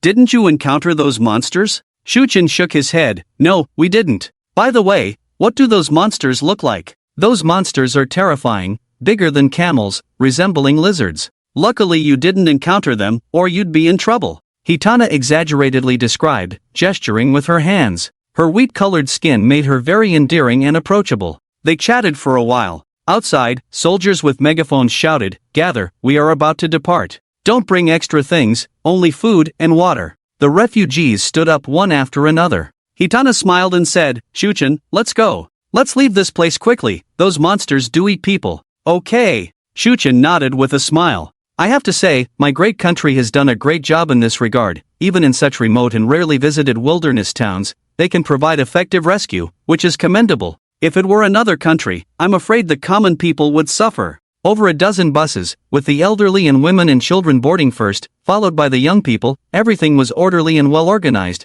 without any scenes of chaos. Shuchen sat at the back of the last bus, near the window, staring blankly at the soldiers in camouflage outside. Is everyone on board? Check again. Report to the officer, this is the last group. Depart. With a shout full of masculinity, the bus convoy slowly started moving, driven not by ordinary drivers but by soldiers who had undergone rigorous training. They looked serious and determined, ready for any situation. Tanks, armored vehicles, and a large number of heavily armed soldiers surrounded the convoy from all sides. The atmosphere inside the bus became tense. Everyone stopped talking, their eyes filled with worry as they looked out the window at the endless yellow sand and the gloomy sky. Leaving the town meant losing shelter, and no one could say if they would encounter terrifying monsters on the way. Some people shed tears silently, their families having been attacked and killed by monsters last night. Others looked back with reluctance at the town where they had lived since childhood, wondering if they would ever be able to return. Just then, a clear singing voice rang out in front. It was Hitana shaking a tambourine, singing loudly. Her voice was very infectious, and soon others joined in, singing along with her. Some even stood up in the carriage, twisting their necks and dancing. It was a Uyghur folk song. Shuchen couldn't understand the lyrics since it was sung in the local dialect, but that didn't hinder his appreciation, and his mood improved. What is the true meaning of life after all? Perhaps, it's the smile. The convoy of buses moved slowly, not too fast. After all, with so many vehicles, they needed to maintain a certain distance from the tank armored vehicles to avoid accidents. Time passed bit by bit. Just then, the armored vehicle at the front suddenly stopped. The entire convoy came to a halt as well. The inside of the carriage fell silent instantly, everyone's faces tense, fearful, eyes staring nervously outside the windows. Soon after, the sound of machine gun fire erupted. Listening to the gunfire outside, the carriage became eerily quiet, everyone holding their breath, some even trembling, cold sweat drenching their bodies. This kind of fear was indescribable in words. Only those who had experienced and seen those terrifying monsters could truly understand the shudder from the depths of the soul. Humans are a tiny race, without sharp teeth, without sharp claws, and without powerful muscles and bones. Fortunately, humans chose to evolve their brains, enabling them to use weapons, invent weapons, and design various traps. Please don't panic, it's just a small group of mutant beasts ahead, a soldier reassured. The refugees did not scream either. They had been repeatedly instructed before boarding not to shout or leave the group without permission in case of any incident. It's okay, just a small group of monsters, we must trust the country, trust the army. Hitana stood up and smiled at the people in the carriage. Just then, the bus suddenly shook violently, a long tail smashing through the glass, aiming straight for Hitana's head. All of this happened in the blink of an eye. No one had time to scream. Hitana's face turned pale instantly, she couldn't react in time, the tail with bone spikes was already in front of her. Ah! She screamed. At that moment, Shuchen's figure suddenly moved, disappearing at a terrifying speed from his seat, and when he reappeared, he was already standing next to Hitana, grabbing the long strange tail with one hand, squeezing it hard, breaking the terrifying monster's tail. Outside the car came the agonizing roar of the monster, a lizard nearly 3 meters long, fiery red all over, sharp fangs filling its mouth, leaning against the car window, its huge head reaching inside, ready to bite Shuchen. Seeking death. Shuchen snorted coldly, effortlessly swinging a punch, unleashing a burst of terrifying power. Boom! The entire upper body of the giant lizard was instantly shattered, flesh and blood splattering, the remaining half of its body falling to the ground, struggling until it finally stopped. The carriage fell silent. All the refugees looked at this young man who seemed like a god. Their eyes were filled with shock. Ding! Congratulations to the host for earning the refugees' shock and excitement, rewarding 1,000 cool points. Ding! Hitana's favorability towards you has increased by 80 points. Ding! Congratulations to the host for earning Grandpa Chu Jianghe's shock and confusion, rewarding 500 cool points. Ding! Current cool points balance, 96342. 91, the system's voice rang out. Hitana's round eyes stared at Chuchen. She opened her mouth,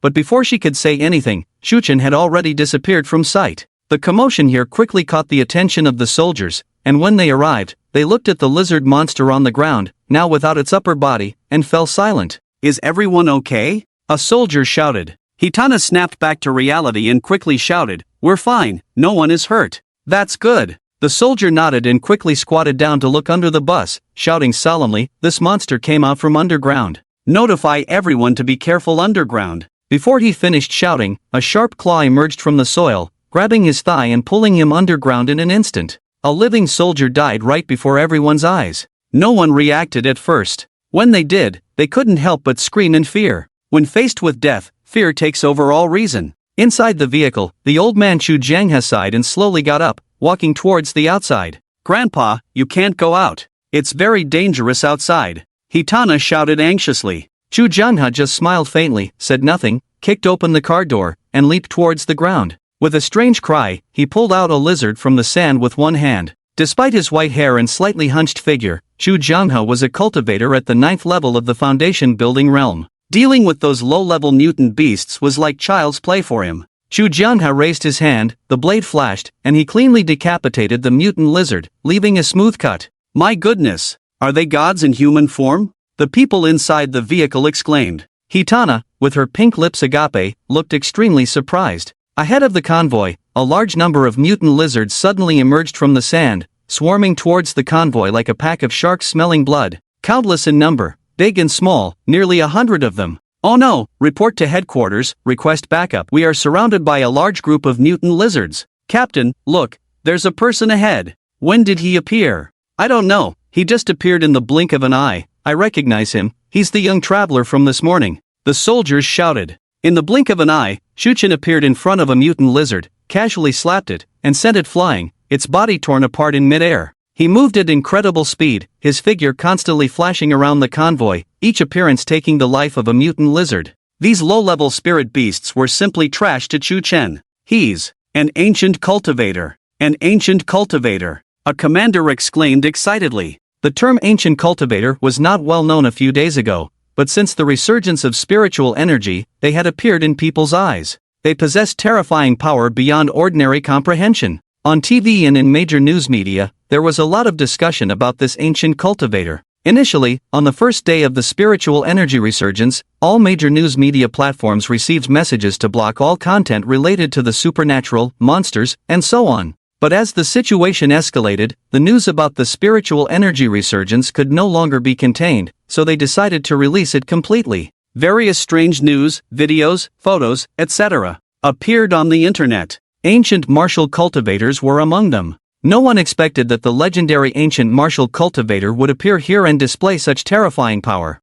"Is this the ancient martial cultivator? He's simply too strong. Oh my god. No wonder he could survive in the desert." The soldier who first met Chu Chen murmured in shock. Chu Chen's strength couldn't be described as strong, only the word abnormal could do it justice. Those mutant lizards that weren't even afraid of bullets were like ants in his eyes, easily crushed with a flick of his finger. He didn't even need to lift a finger. Just a light hum was enough to kill all the hundreds of mutated lizards around with the terrifying power of a celestial being. But then, who would know he was just showing off? Only by punching one by one, slapping one by one, kicking one by one, causing blood and flesh to splatter, could he create the strongest and most direct visual impact, enough to generate sufficient emotional value for those soldiers and refugees. Ding! Ding! Ding! The constant sound of the system prompts echoed in his mind. In just a few minutes, Chuchen harvested nearly 3,000 points of satisfaction value again, which could be considered quite a gain. It had to be said, this satisfaction value was given too generously. If he could keep up this act, he would be ecstatic. During this period, Chuchen roughly figured out the system's reward mechanism. The reason for giving so much satisfaction value was entirely because the emotional value provided by those soldiers and refugees was too high. They were in a life-threatening situation, where a slight mistake could lead to death. Under the shadow of death, everyone's nerves were extremely tense, resulting in greater emotional value. This was incomparable to showing off with money. Before everyone could react, those terrifying mutated lizards had already died, each body torn apart, flesh and blood blurred. Chu Chen, right. I am so grateful to you. On behalf of the refugees, my brothers, and the country, I salute you and express my utmost respect. If it weren't for you this time, we would probably all have perished here. A young officer ran over quickly, raising his right hand excitedly, his eyes full of fiery respect for the strong. The other soldiers also realized, running up one after another, saluting Chu Chen with a very standard military salute. This was the legendary ancient martial artist. If he hadn't suddenly appeared, with the current firepower, facing so many mutated lizards, they probably wouldn't have lasted an hour. Chu Chen looked at these young soldiers, most of them in their 20s, similar to his own age, each so passionate, with determined and sincere eyes. Soldiers deserved respect. Facing them, Chu Chen also immediately became serious, slowly raising his right hand in response with a military salute. For some reason, at that moment, Chu Chen felt like a soldier himself, as if a sincere flame was burning in his heart. Perhaps only those who had been soldiers could understand and truly experience this emotion. The crisis passed. The convoy of buses remained in place, not in a hurry to leave. The bodies of those mutated lizards were valuable research materials. Their scales could be made into armor, claws into weapons, and even their flesh, when consumed by normal people, could enhance their abilities. Spirit beast meat. This stuff was a great supplement. It was almost noon, and the young officer immediately ordered the cooks to start a fire and prepare food. This was his privilege, usually against the rules. But if the brothers risked their lives to escort refugees, what was wrong with eating a couple of mutated beasts? Several large iron pots were set up, and pieces of mutated lizard meat were thrown into the pots. Grilled, stir-fried, blanched, stewed. Half an hour later, the bodies of several mutated lizards had been cooked into delicacies. Especially the grilled lizard meat sprinkled with cumin, it was so fragrant. At that moment, the young officer walked over carrying a bag of things, smiling and saying, "Brother Shao, these are the crystal cores of those mutated beasts, please accept them." Crystal cores? Chu Chen took the bag, picked up a cleaned monster crystal core from it, and carefully examined it. The demon beast crystal core, only the size of a melon seed, is flawless like a gemstone, emitting a faint spiritual aura. This thing seems to be similar to a spirit stone, but its purity is far inferior to a spirit stone, and it contains a trace of demonic energy, making it impossible to directly absorb and refine it, otherwise it will have certain side effects, such as demonic possession. Seeing Chu Chen seeming to encounter this thing for the first time, the young officer hurriedly asked, "Brother Shao, don't you know what this thing is?" Chu Chen nodded. "Indeed, it's the first time I've seen it." The young officer scratched his head and said with a smile, "I heard from above that this is called a demon beast crystal core, a stone bred inside demon beasts. The stronger the demon beast, the larger the crystal core it breeds. Moreover, these crystal cores contain spiritual power, making them excellent resources for ancient martial arts cultivation. Actually, we don't understand it either, it's all recent information released from above. I heard that these things are selling like crazy now, worth tens of thousands for a single piece, and in high demand. Of course, we are soldiers, so every time we kill a demon beast, the crystals we obtain must be handed over." Chu Chen smiled slightly and tossed a small bag of demon beast crystal cores to the young officer, saying, "Then hand it over. This thing is of no use to me." "Ha!" The young officer was clearly stunned, subconsciously swallowed, and quickly said, "This time is different, those mutant beasts were all killed by you. It has nothing to do with us, so we can't take it. This is discipline." Chu Chen waved his hand with a smile, "Just take it, if you don't want it, you can help me dispose of it. In life, you have to be flexible, never be too rigid, otherwise it may not be good for your future path." The young officer seemed to understand something, feeling extremely grateful in his heart. Once these many demon beast crystal cores were handed over to the country, it would be a tremendous opportunity for him. However, he couldn't understand why Chu Chen would give him such precious demon beast crystal cores. "Brother Shao, the barbecue is ready, taste it and see how it is." Hitana, wearing a floral red dress, ran over with a large skewer of barbecue in her hand, smiling. It tastes good, although it looks ugly, it's delicately chewy and has a unique fragrance. Your barbecue skills are simply superb." Chu Chen took a big bite of lizard meat and immediately praised it highly. Despite being born with a silver spoon, although he ran away from home for 3 years later, Chu Chen's taste buds were very picky, rarely impressed by food. At this moment, Chu Jianghe, who had been silent for a long time, spoke up.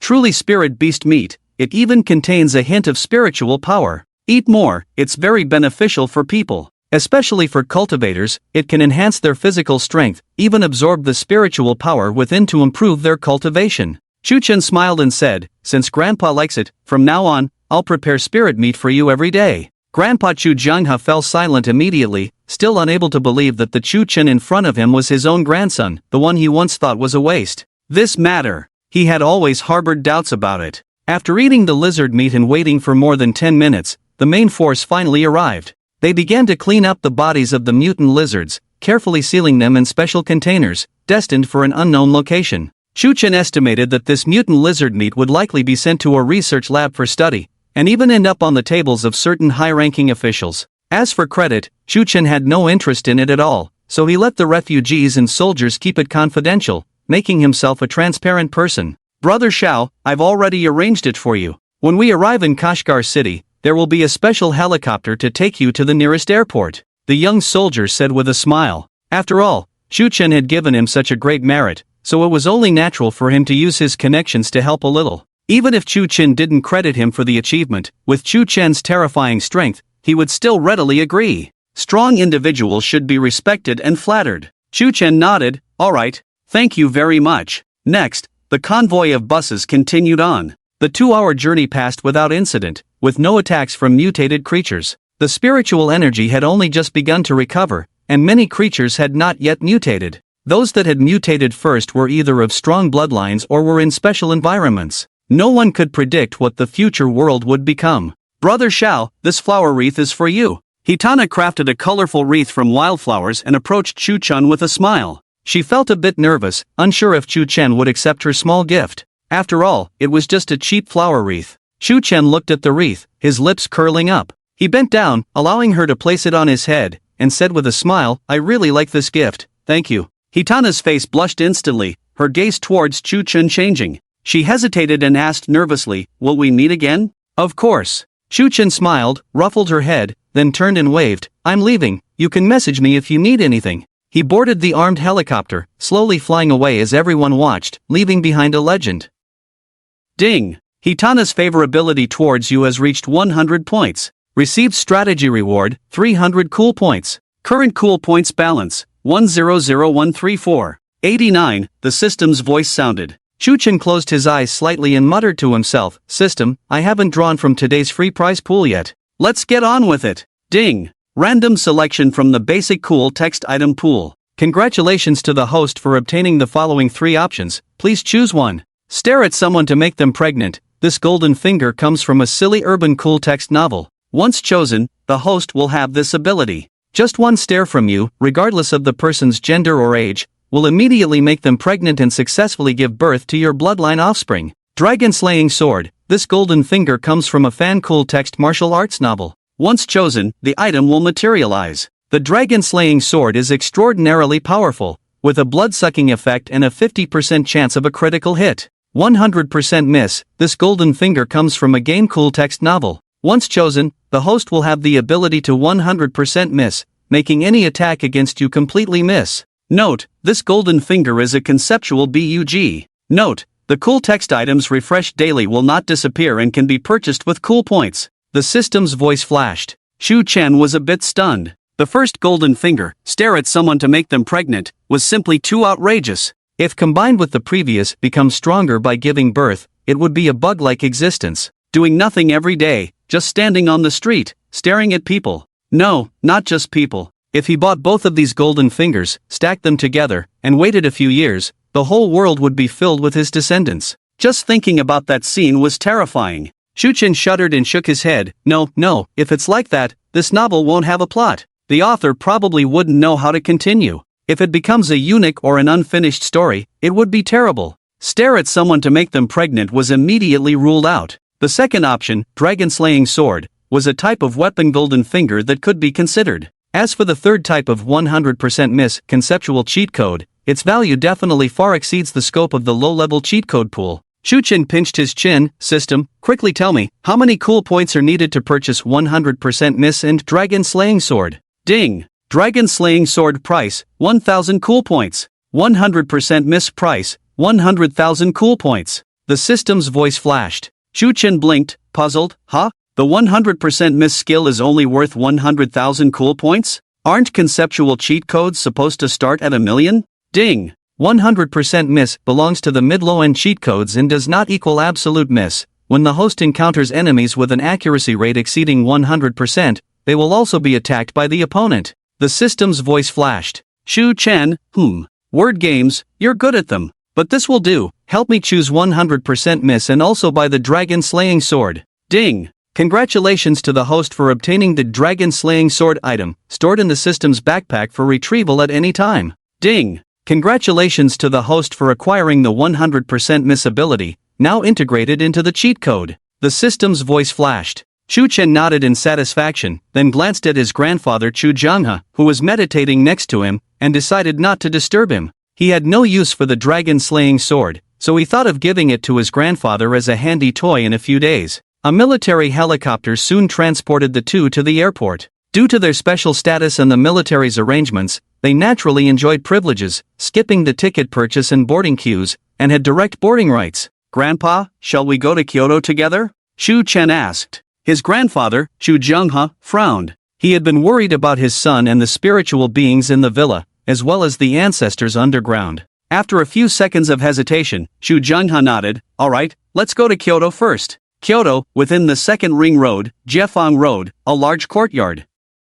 Shu Chen stood in front of the vermilion lacquered door, looking at the plaque above and the wisteria vines spreading from the courtyard walls. Memories flashed through his mind. This was where he had the most childhood memories, and it used to be his home. Since his mother died in childbirth, Shu Chen became withdrawn, always thinking of his mother whenever he was at home. Later, he grew distant from his father and chose to move to Jianghai City to live with his grandfather. In the past, he was unwilling to return to this home, feeling suffocated every time he came back, unable to forget the moments spent with his mother. The pain of longing made him feel like he was drowning in the depths of the sea. After many years, he finally returned. This home. Seeing Chu Chen's melancholic reminiscence, his grandfather Chu Jianghe felt a hint of emotion. He had been secretly observing Chu Chen, trying to confirm if he was indeed his grandson. Now, he was starting to believe that this person was indeed his grandson Chu Chen. But how could his grandson become so powerful, capable of resurrecting the dead and possessing unpredictable strength that even he couldn't fathom?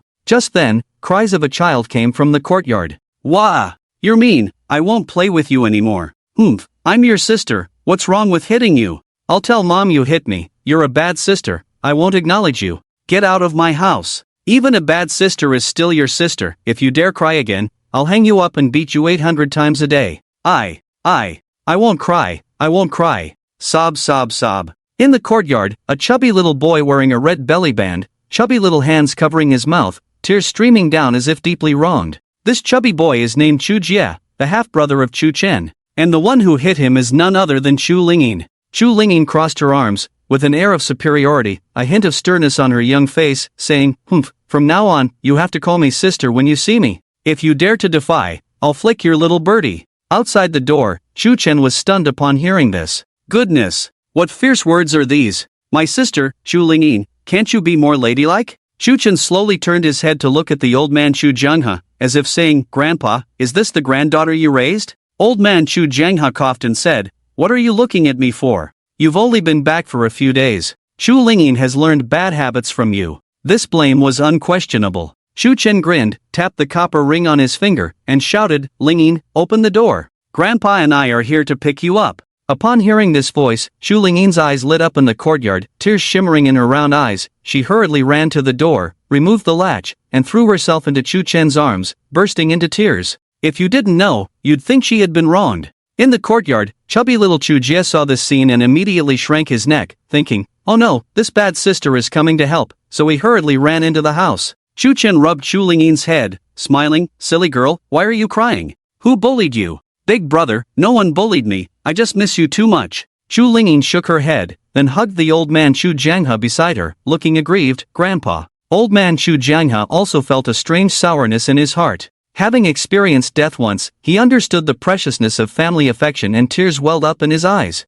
Walking into the courtyard, looking at the antique furniture and the grapevine laden with grapes, Chu Chen felt a myriad of emotions. He vaguely remembered that over a decade ago, when he was still a child, he planted this grapevine with his mother. Now, in the blink of an eye, the grapevine had grown and was full of clusters of fruit, some already turning ripe, emitting a delightful fragrance. Shu Chen walked over and stood under the grapevine, filled with memories. He reached out to pick a grape to taste. He remembered the grapes in the first year were sour. His mother said the older the grapevine, the sweeter the fruit it bore. The sourness in the first year was normal. They would become sweeter and bigger in the future. Don't touch my grapes. Chubby little Chu Jia rushed over with a plastic hoopstick, looking both scared and fierce, shouting, "Who are you to dare to steal my grapes?" His grapes? Shu Chen couldn't help but laugh and asked, "Do you know who I am?" Chubby little Chu Jia raised the plastic hoopstick high and shouted, "I don't care who you are, no one can touch my grapes. Otherwise, I'll.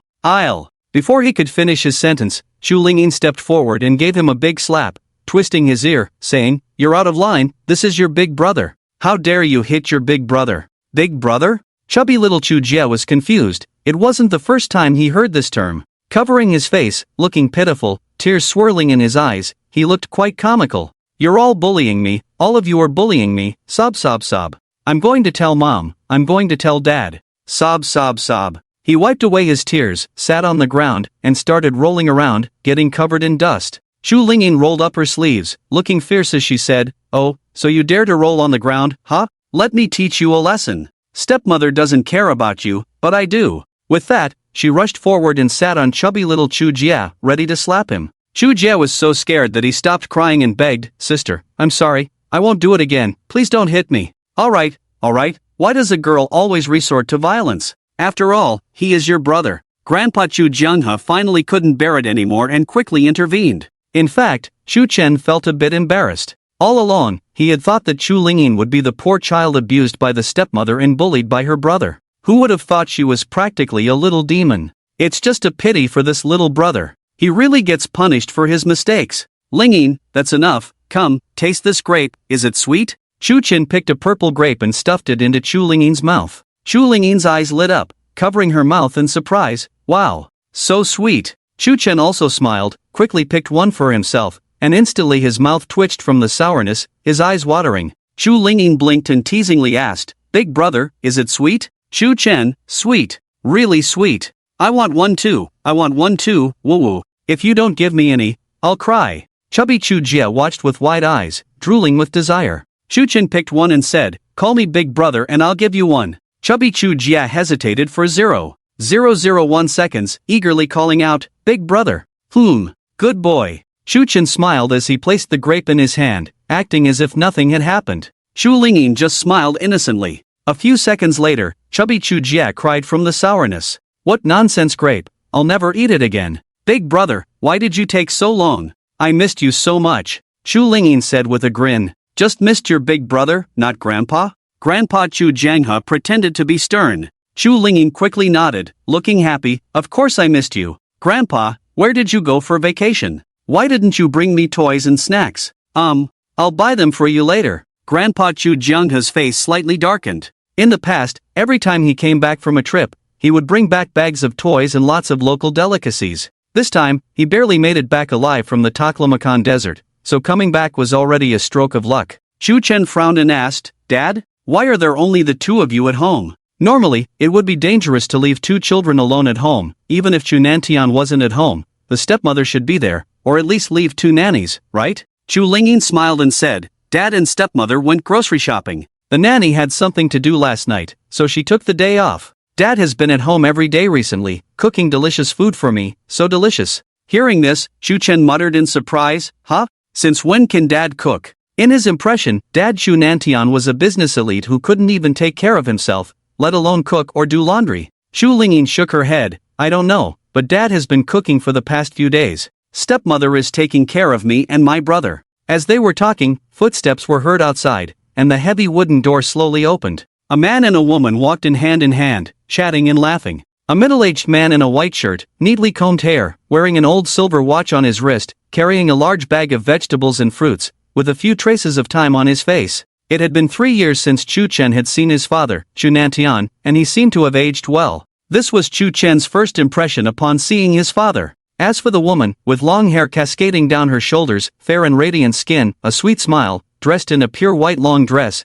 she appeared exceptionally pure and ethereal, exuding an otherworldly aura. Seeing her, Chu Chen felt as if struck by lightning. "Auntie!" Shu Chen exclaimed in shock, his eyes widening. This woman was none other than his mother's younger sister, his aunt who had been studying abroad. The yard suddenly fell silent. The atmosphere was not just a bit awkward, it was incredibly awkward. Shu Chen hadn't been home in 3 years, having blocked his father's social circle, so he had no idea that his stepmother was actually his aunt, who was only 8 or 9 years older than him.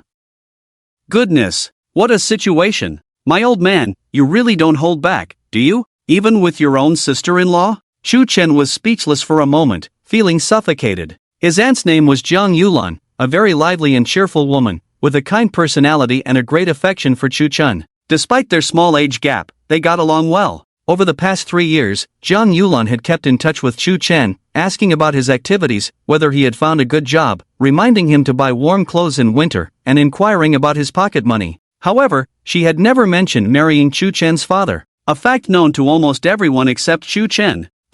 Dad, you guys talk, I'll go cook. Jiang Yulan blushed and hurriedly ran off with the ingredients, dropping a few tomatoes on the way, too embarrassed to pick them up. Honestly, she felt quite embarrassed herself. As for Chu Nantian, the father, he pretended to be calm. With a forced smile, he first called out to Chu Jianghe, Dad, then turned to his eldest son, Chu Chen, and said sternly, What are you looking at? I married your aunt, any objections? Chu Chen. Ha ha, ha ha. Objections? What objections could I have? As a son, can I force you to divorce? Chu Chen's mind was now focused on one thing. What if, in the future, he managed to obtain some kind of secret technique from the system's reward pool that could resurrect the dead without needing their bodies, and he brought his mother back to life? That would be quite a spectacle. Chu Chen turned to his grandfather, Chu Jianghe, and asked, So, Grandpa, you knew all along and didn't tell me? Grandpa Chu Jianghe coughed, chuckled, and said, If your dad didn't tell you, why would I? You left home on your own, didn't keep in touch with your family, who's to blame?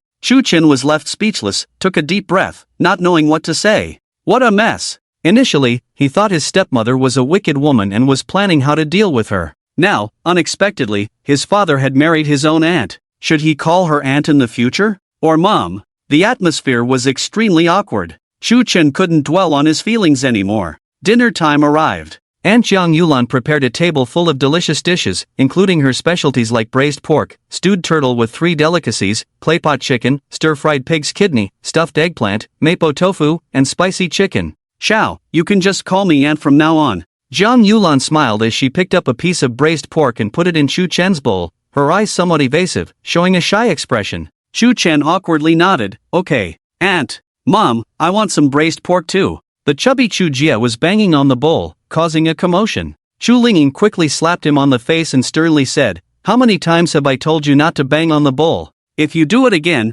I'll knock your head crooked. Mom! Look at her quickly, she always bullies me wah. The chubby Chu Jia cried with his face covered. Jiang Yulan just smiled, clapped her hands, and said, Well done splendidly. Lingyin, teach him a lesson properly. Your dad and I are not home every day, this kid has been spoiled by the nanny. Chu Lingyin nodded, smiling mischievously, and asked, Stepmother, I'll help you discipline your son, so you won't make me study tonight, right? Jiang Yulan immediately frowned, No. You're already 8 years old this year, and you don't even know 1,000 characters. I didn't have the chance to take care of you when you were in Jianghai City. Now that you're back, I have to make sure you study well. No, I don't want to study, Chu Lingyin complained. Seeing this scene, Chu Chen felt a strange feeling in his heart, suddenly feeling that this stepmother seems not so unacceptable after all. Moreover, she is his own aunt, making their relationship even closer. Speaking of which, this aunt does bear some resemblance to his own mother,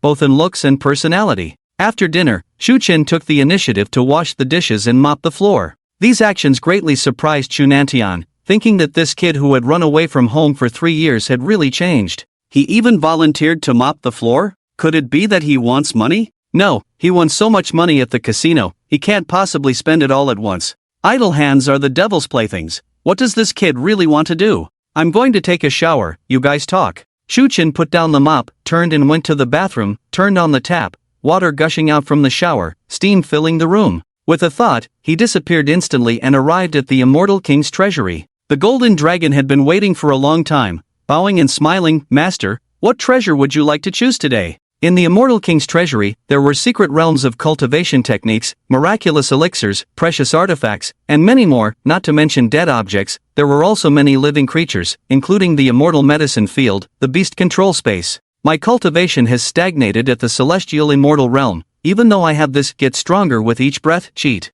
But the spiritual energy on earth is too poor. Even though each breath is equivalent to 10 years of ordinary cultivation, if I want to break through to the next realm, it may take several years. If I take pills, I can instantly increase my cultivation. But there's no need to keep taking pills on Earth now. Even if I'm just at the nascent soul realm, I can still walk sideways. So, there's no rush to increase my cultivation. As for cultivation techniques, there's no need for now. Two powerful techniques would easily destroy Earth. I don't have any handy weapons, but on Earth, who would let me use weapons? The weapons in the treasury are all at least immortal grade, extremely powerful, and might even destroy Earth. Damn! What's the point of playing then? Shu Chen muttered, scratching his chin, caught in a dilemma, and after much thought, he decided to stock up on elixirs first, as he could only choose one item from the treasury each day. Seeing his troubled expression, the golden dragon smiled and said, "Master, are you struggling with what kind of treasure to choose?" Shu Chen nodded, "Exactly. I'm too strong now, I have no idea what to choose.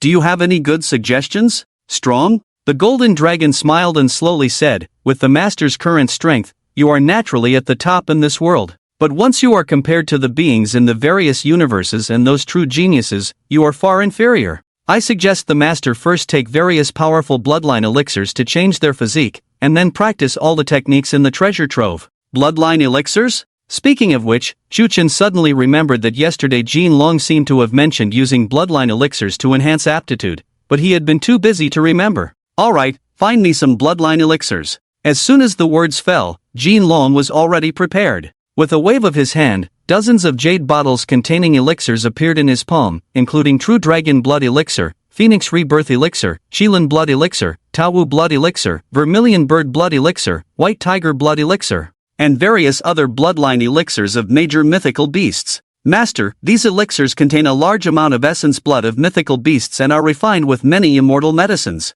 They can easily change your bloodline aptitude, ensuring it is not too inferior. To be honest, with your current top-grade Thunder Spirit root, it's really not impressive enough. These are just some of the bloodline elixirs, there are many more in the treasure trove. Additionally, I have found a heritage scroll for you, named the Heaven Incinerating Technique of 10,000 Beasts, which originates from a peak immortal king. Once cultivated, it can refine various beast blood for your use, greatly enhancing your combat power. The downside is that during the initial stages of cultivation, you may exhibit some signs of beastification, but as long as you cultivate to the later stages, you can still transform back into a normal human form, Jin Long continued. Shu Chen, rubbing his chin, suddenly interrupted, "So, if I take these bloodline elixirs, will my aptitude become invincible?" Jin Long pondered for a moment, then honestly shook his head, saying, "In the myriad realms, there are countless terrifying physiques, including the Chaos Body, the Supreme Body, the Unsurpassed Tyrant Body, the Yin-Yang Divine Body, the Void Treasure Body. Many extraordinary physiques. They are much stronger than the acquired physique from taking bloodline elixirs. If you were to encounter them, I'm afraid you wouldn't stand a chance. However, facing ordinary geniuses, you would still have more than enough strength. Furthermore, as long as you cultivate the Heaven Incinerating Technique of 10,000 beasts and gather 10,000 types of extraordinary beast blood to transform into the Divine Beast Body, you can also possess one of the top physiques. It will not be inferior to those Chaos Bodies, Supreme Bodies." Shu Chen waved his hand, "Forget it. The Divine Beast Body sounds unreliable. Even if there are 10,000 types of bloodline elixirs in the Immortal King's treasure trove, I would need at least 10,000 geniuses to gather them. By that time, I estimate I would already be invincible in the myriad realms." Hearing this, Jin Long couldn't help but chuckle. He knew very well that his master possessed a system, and the speed of his strength improvement was far beyond those extraordinary beings in the myriad realms. "The Phoenix Rebirth Elixir is not bad, I can use it to enhance my sister's aptitude." Shu Chen decided to give his sister an elixir to improve her physique first, and in the future, he would teach her the secrets of cultivation whenever he had time, ensuring she would also become a great powerhouse. After all, she was his sister. If he didn't pamper her, who would he pamper? As for my own physique, there's no need to rush. What if one day the system refreshes me with an extraordinary physique? Wouldn't that be stronger than taking medicine? With that in mind, Shu Chen immediately chose the Phoenix Rebirth Elixir and then left the Immortal King's treasure trove. After taking a bath, the family sat in the courtyard, enjoying the cool breeze and eating watermelon, chatting casually. Stepmother Jiang Yulan was very concerned, asking Chu Chen various questions, such as whether he had found a partner, how he was getting along with the girl from the Li family, whether he had really won tens of billions at the casino, and so on. The stepmother was quite talkative. Chu Chen had a good impression of his stepmother and did not treat her as an outsider, so he answered her questions normally. Chu Lingyin, on the other hand, wore a serious expression, pretending to study with a Chinese textbook in her hands, but in reality, she was eavesdropping on gossip. As for Dad, Chu Nantian rarely spoke, but he was not idle either, solemnly accompanying Grandpa Chu Jianghe in a game of chess. Chubby Chu Jia held a watermelon in his hands, his eyes fixed on the remaining watermelon on the table, eating so fast as if afraid someone would snatch it from him. The summer evening was peaceful and harmonious. In the blink of an eye, the sky darkened, mosquitoes started buzzing in the yard, and Chubby Chu Jia burst into tears. The family packed up and went back inside, turned on the air conditioning, and continued chatting. Time passed slowly. After so many years, it finally feels like a home. Chu Chen sighed in his heart. Since Mom passed away, the family had never had such a leisurely chat like today, each busy with their own affairs. As for daily chores, they were taken care of by the housekeeper and the steward. With the sudden revival of spiritual energy, the world was undergoing significant changes, and the country was secretly deploying various related policies. Night fell gradually. At 12 o'clock, Grandpa Chu Jianghe got up from bed, quietly walked to Chu Chen's room, and before he could speak, the door opened automatically. "Grandpa." Chu Chen greeted with a smile, already anticipating that Grandpa couldn't wait to come over. Chu Jianghe nodded and entered the room, closing and locking the door behind him, whispering, "Let's begin." In the next moment, Chu Chen had a thought and used the cheat code "clone a body every day." In a flash of light, a person identical to him appeared out of thin air in the room. Ding! You have shocked Grandpa Chu Jianghe and gained 1,000 cool points. Current cool points balance, 107101. 98, the system's voice sounded. Chu Chen couldn't help but laugh and cry, never expecting to gain so many cool points like this. Looking over, Grandpa Chu Jianghe was already in tears, trembling as he walked up to the clone, touching its face with his palm, tears welling up in his weathered eyes. "So, you are really my grandson?" he asked with a trembling voice. Chu Chen and the clone said in unison, "Grandpa, my situation is hard to explain briefly, but please believe me, I am your grandson, Chu Chen, without a doubt." Grandpa Chu Jianghe, with tears and snot, finally relaxed his tense nerves, holding the clone and tearfully saying, "My good grandson, you scared me to death. Chu Chen, you are hugging the clone I created using a secret technique. My real body is right here." Chu Jianghe nodded, then suddenly asked, "How did you resurrect me? What happened to you in these 3 years?" Chu Chen touched his nose and decided to come clean. "I practiced a resurrection technique that can revive those with Chu family bloodline. Reviving you, Grandpa, was a natural choice. As for what happened in these 3 years, don't you already know?" Chu Jianghe was already greatly shocked internally, never having heard of such a resurrection technique. It was too unbelievable and astonishing. He waved his hand, "All right, I won't inquire about your matters. As long as I know you are my true grandson, my hanging heart can finally rest. Rest early and don't tire yourself out." Hearing this, Chu Chen suddenly said, "Grandpa, would you like to go see the ancestors of our Chu family being resurrected?" Grandpa Chu Jianghe, who had just taken a step forward, immediately stopped and exclaimed, "What did you say? You want to resurrect our old Chu family ancestors?" "Yes." Chu Chen nodded. "Currently, I can only resurrect one ancestor per day. Moreover, this clone cannot live for long. If not used soon, it will naturally die." Chu Jianghe's eyes lit up. "Great, let's go back to Jianghai City now. I'll arrange a special plane." Chu Chen smiled, "No need for that trouble." As soon as he finished speaking, a mysterious force enveloped Grandpa Chu Jianghe. This was the power of a celestial being. Chu Chen chose not to continue writing the cosmic warship primarily because he was worried that Grandpa would mistake him for an alien. The second reason was that the author's heart was shattered by negative comments. Celestial beings don't fly? They still need to take a spaceship? Negative reviews, negative reviews. Whoosh! A few seconds later, the grandfather and grandson shattered the void and returned to the Imperial Lake Bay Villa in Jianhai City. Teleportation over 1,000 miles? Grandpa Chu Jianghe was once again astonished, completely dumbfounded, never expecting his grandson to possess such legendary magical skills.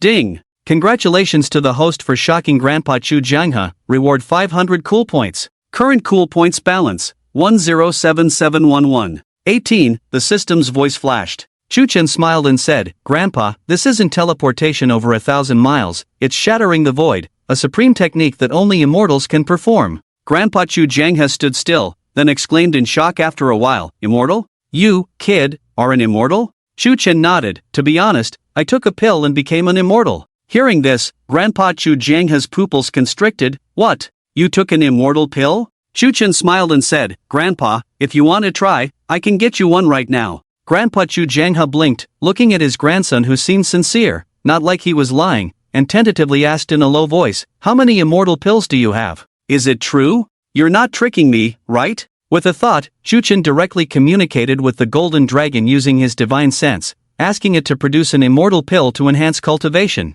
In the next instant, a round, golden pill appeared before them, exuding a majestic immortal aura that instantly burst forth, causing a stir in Zhanghai City, making it hard to breathe under the pressure of the pill's power. Mutant creatures raised their heads, looking towards the Imperial Lake Bay Villa, emitting terrifying roars, their eyes filled with endless greed and desire.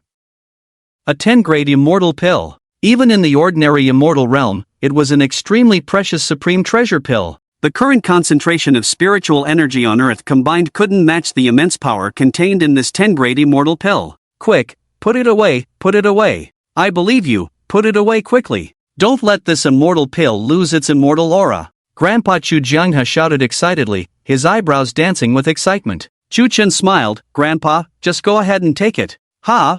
Really, for me to take?" Grandpa Chu Jianghe swallowed, then shook his head in the end. "You keep it for yourself, grandson. I'm already old. It would be a waste for me to take this immortal pill." "Grandpa, don't be polite with your grandson. I have plenty of these pills." Chu Chen smiled and placed the pill in his grandfather's hand. "Plenty more?" Grandpa Chu Jianghe was dumbfounded. Ding! You received 1,000 cool points for shocking Grandpa Chu Jianghe. Current cool points balance, 108920. 72, the system's voice flashed. "Just go ahead and eat it with peace of mind. In the future, not only you, but my dad, aunt, Lingyin, little brother, ancestors, and relatives will all have it. It's just that they don't understand cultivation matters at the moment, so I'm not in a hurry to give them the pills," Chu Chen said with a smile. Grandpa Chu Jianghe was still in a state of shock, feeling his head buzzing, as if he were dreaming. How did the whole world change after one death? Could it be that I have crossed over? Is it a parallel dimension?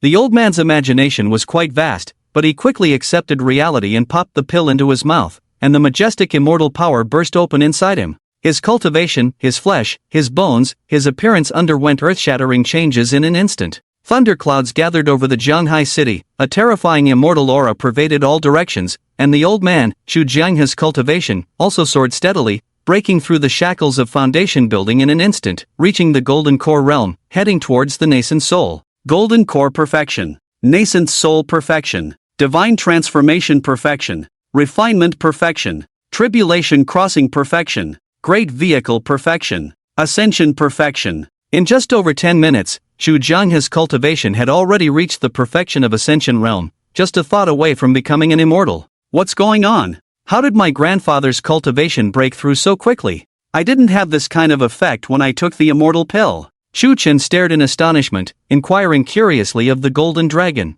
The golden dragon hurriedly replied via voice transmission, "Master, the pill you gave your grandfather is a Dao fruit pill specifically designed to enhance cultivation. It contains many insights of the strong in Dao. The 10 Revolution Vajra pill you took yourself leans towards enhancing physique, giving you the body of an immortal and longevity of 10,000 years in an instant. These two pills are completely different. Moreover, your grandfather himself is a cultivator with a certain foundation. However, he is still some distance away from ascending to immortality. To break through and ascend to become an immortal, he needs to meditate and comprehend on his own. It's impossible to achieve it in a short time with just one pill." Hearing this explanation, Chu Chen somewhat understood and stopped asking further questions. Just then, a terrifying heavenly Dao pressure emerged from the sky, endless tribulations condensed without dispersing, as if a terrifying creature was roaring in the clouds. Chu Jianghe's cultivation had touched the threshold of immortality, but there was still a long way to go before truly becoming an immortal. The insights contained in the immortal pill were not something that could be comprehended overnight. It required him to spend time to understand and consolidate his cultivation. However, what he had to face first was the impending tribulation. "Grandson, I'm about to face the tribulation, quickly hide. Don't let the tribulation harm you." Old man Chu Jianghe felt a sense of foreboding and worry. He never expected the pill to be so terrifying and heaven-defying. Chu Chen, shin in hand, looked up at the undispersed tribulation in the sky and calmly said, "Grandfather, don't worry. If this tribulation dares to harm you in the slightest, I'll show it what real courage is." As soon as his words fell, the tribulation in the sky suddenly quieted down. Boom! The first tribulation thunderbolt struck down, with a grand momentum, carrying a world-destroying power that made one's heart tremble. Such a terrifying tribulation. It is rumored that tribulations are extremely terrifying, with 9 out of 10 people unable to pass, being struck down by the heavenly Tao tribulation. I wonder if my old bones can withstand it. Old man Chu Jianghe was quite frightened and quickly circulated his spiritual power to resist the tribulation.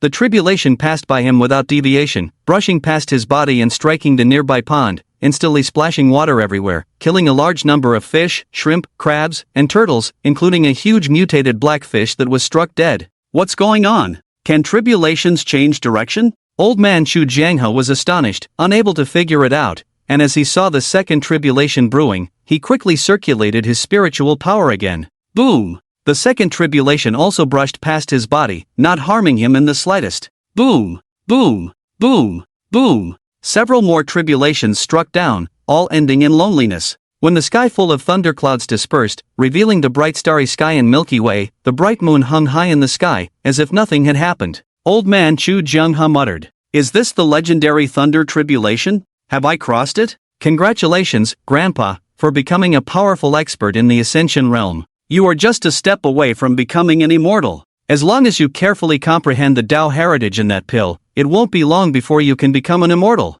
Chu Chen smiled and congratulated. Old man Chu Jianghe slowly came back to his senses, looking at Chu Chen as if he was looking at a monster. How terrifying of an existence is this grandson? Even the heavenly thunder tribulation was scared to strike down by his words. Ding! Congratulations on shocking Grandpa Chu Jianghe and gaining 1000 bliss points. Current bliss points balance, 109891. 21, the system's voice flashed. The backyard cabin remained the same, covered in dust. The divine tree sapling still stood tall, emitting a divine light, like a beacon in the night. When the millennium-old female zombie saw Chu Chen return, she hurriedly knelt down to welcome him, sweetly smiling, "Welcome back, master. Please rise, no need for formalities." Chu Chen waved his hand, quickly approaching the divine tree sapling and pouring all the liquid accumulated in the small green bottle onto it. Visible to the naked eye, the divine tree sapling began to grow. The original 2 leaves quickly sprouted a third one, emitting a stronger thunderous aura, carrying a destructive power.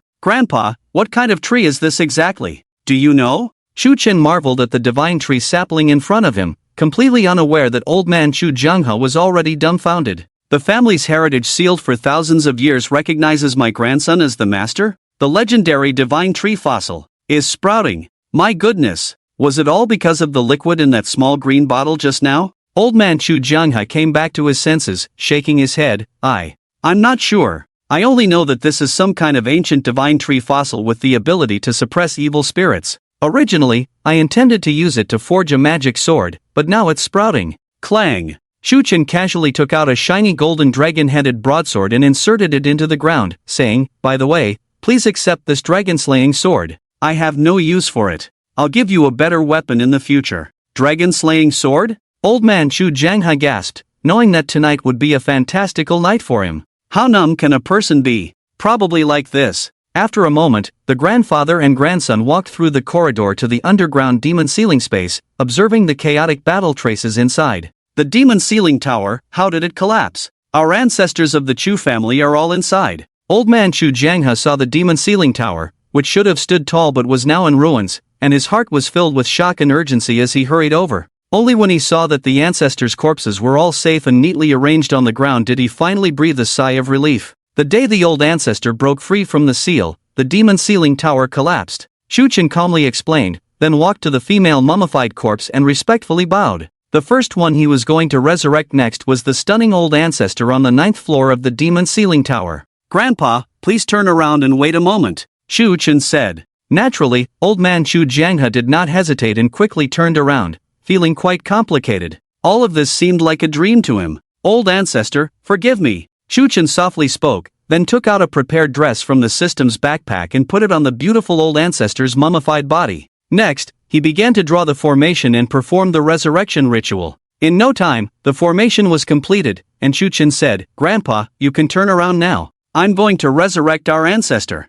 proving that I was not lying. All right, you may begin. The old man Chu Jianghe said, his voice trembling. Yuan percent at Yuan. Percent hashtag and at. Obscure incantations flowed from Chu Chen's mouth. The clone also plunged the dagger into his own heart. Blood sprayed. Visible to the naked eye, the flesh of the stunning mummy began to regain color, the skin gradually filled out, quickly becoming vivid, with the chest rising and falling continuously. The ritual of resurrection sacrifice is best performed within 3 days. Once more than 3 days pass, the body may completely decay, the soul of the deceased may dissipate, or re-enter the cycle of reincarnation. However, the situation of these Chu family ancestors is quite special. They are cultivators, and within this underground space, there is a sealing effect, with the demon sealing tower preventing the bodies from decaying. Most importantly, these Chu family ancestors before them willingly sealed their souls to suppress the first-generation ancestor Chu Changsheng who fell into the demonic path, choosing eternal life without reincarnation,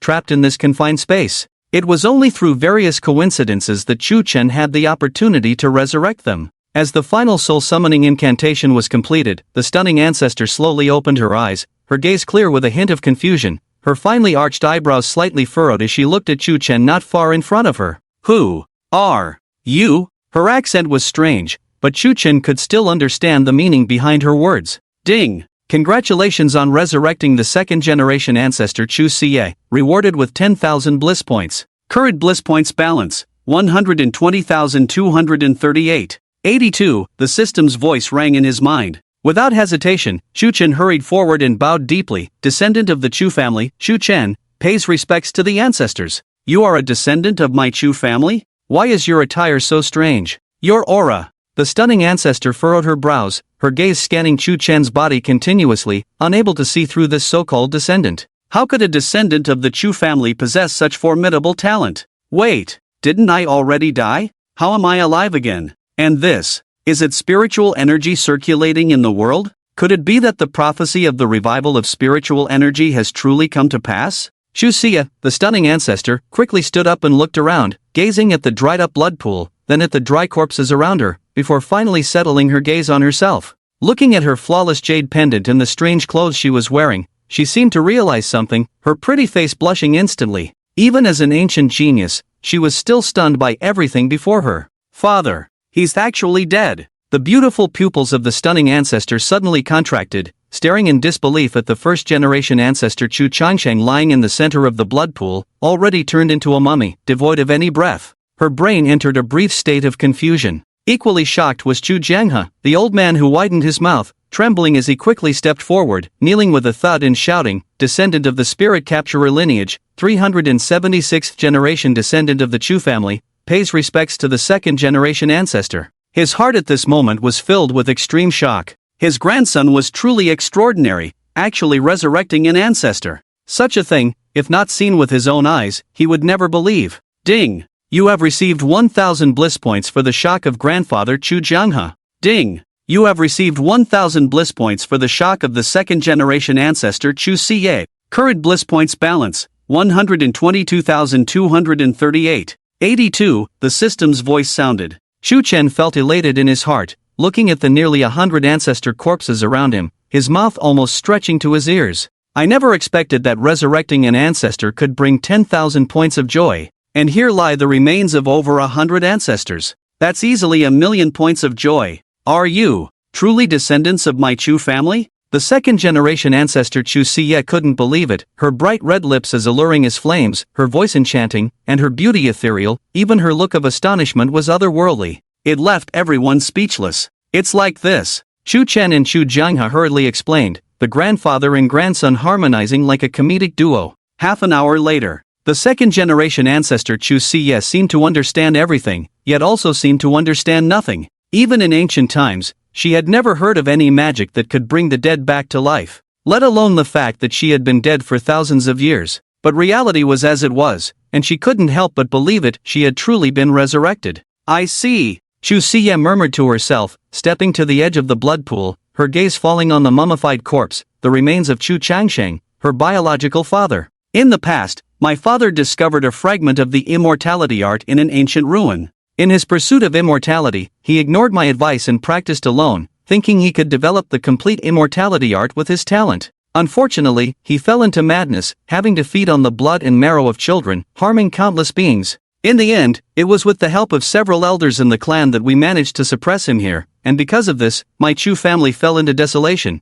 with only 1 in 10 surviving. Alas! I never thought he would eventually die. Chu Siye spoke softly, a tear forming at the corner of her eye, her expression filled with sorrow. Shu Chen said, "Wait, wasn't he willingly sealed here?" Chu Siye paused, then nodded, "Yes, indeed, my father did willingly seal himself. Although we defeated him at the time, we couldn't seal him. This immortality art is truly mysterious and terrifying. It could repeatedly regenerate his body." After many twists and turns, several elders also fell. I thought I would die at my father's hands as well. But in the end, a trace of his divine consciousness recovered, suppressing that inner demon. That's how I was able to seal him successfully. After resurrecting the second-generation ancestor Chu Siye, Shu Chen tasted the sweetness and secretly decided to resurrect an ancestor every day in the future. Calculating it, he felt quite busy. Besides extracting free rewards from the Finger of Gold pool every day, choosing a treasure in the Immortal King's treasury, he now had the task of resurrecting ancestors.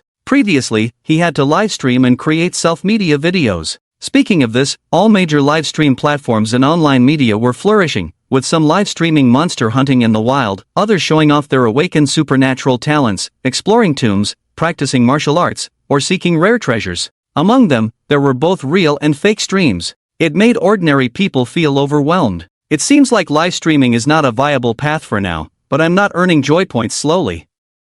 If I live stream the resurrection of ancestors, it should shock many people, right? No, that's too ostentatious, Chu Chen muttered, rubbing his chin. Suddenly, he remembered something. The treasures collected by the ancestors of the Chu family over the generations, as well as the spiritual essences sealed in stones, if he could gather them all, wouldn't he earn a large sum of joy points? With this in mind, Shu Chen quickly approached with a smile and said, "Ancestor, there's something I'd like to consult you about." Chu Siye turned around slowly, smiling as she said, "No need to be so polite. Although you are a descendant of my Chu family, your strength far surpasses mine. You can just call me Siye directly." In the cultivation world, there was an unwritten rule that whoever had profound cultivation was considered a senior, even within the family. "Elder, you're joking. How could I dare to address you so informally?" Shu Chen scratched his head with a smile, suddenly noticing that the beautiful elder's expression seemed a bit off. Oh no! Could it be that she disliked being called elder and felt old? Then I'll just call you Sister Siye directly.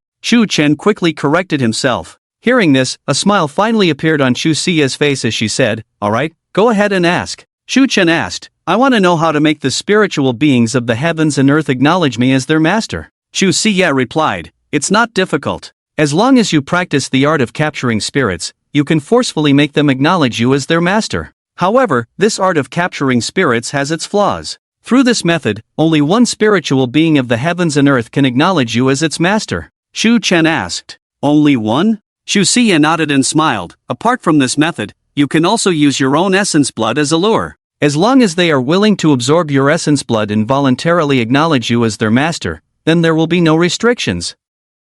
However, these spiritual beings of the heavens and earth are extraordinary creatures nurtured by nature, beyond the 5 elements and the cycle of reincarnation. It is very difficult to make them willingly acknowledge you as their master." Shu Chen asked, "Just a drop of blood is enough?" Chu Siye nodded, "Yes, as long as you drop your blood, if they are willing to absorb it, then it will be considered a successful acknowledgement, and they will be attached to you from then on." After receiving the answer, Shu Chen could no longer contain his excitement. He quickly walked to a large stone placed in the center of the underground formation, where a seal contained a crimson 3-headed monster wolf. The monster wolf had 3 heads and 6 tails, exuding a dark red aura all over, looking quite formidable. Sensing someone approaching, the 3-headed monster wolf suddenly opened its 6 eyes, its fur bristling, baring its teeth, and its 6 long tails swaying non-stop. Just as Chu Chen was about to prick his finger to squeeze out a drop of blood, Chu Siye immediately spoke up. "Wait, do you know what is sealed inside this stone?" Chu Chen responded,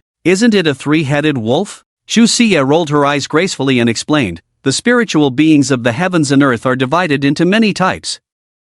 Some are born with the pure aura of the heavens, while others carry the malevolent aura of the earth. Depending on the years, their strengths vary greatly. The one sealed in front of you is a 1,000-year-old demonic spiritual being born from the malevolent aura of the earth. If it acknowledges you as its master, although it can greatly enhance your luck, you may also be affected by the malevolent aura in the future. Shu Chen rubbed his chin, frowning, and asked, affected by the malevolent aura? What will happen? Shu Siye said, once a cultivator is affected by the malevolent aura, they may develop inner demons and eventually tread the path of demonic cultivation. Is there such a thing? Curious, Shu Chen asked, what if I subdue all the spiritual beings of the heavens and earth with both the pure aura of the heavens and the malevolent aura of the earth? Will they balance each other out? Balance each other out? Shu Siye heard this modern term for the first time but understood its meaning. She smiled and shook her head. That's impossible. Throughout history, I have never heard of anyone who could make two different types of spiritual beings of the heavens and earth acknowledge them as their master at the same time.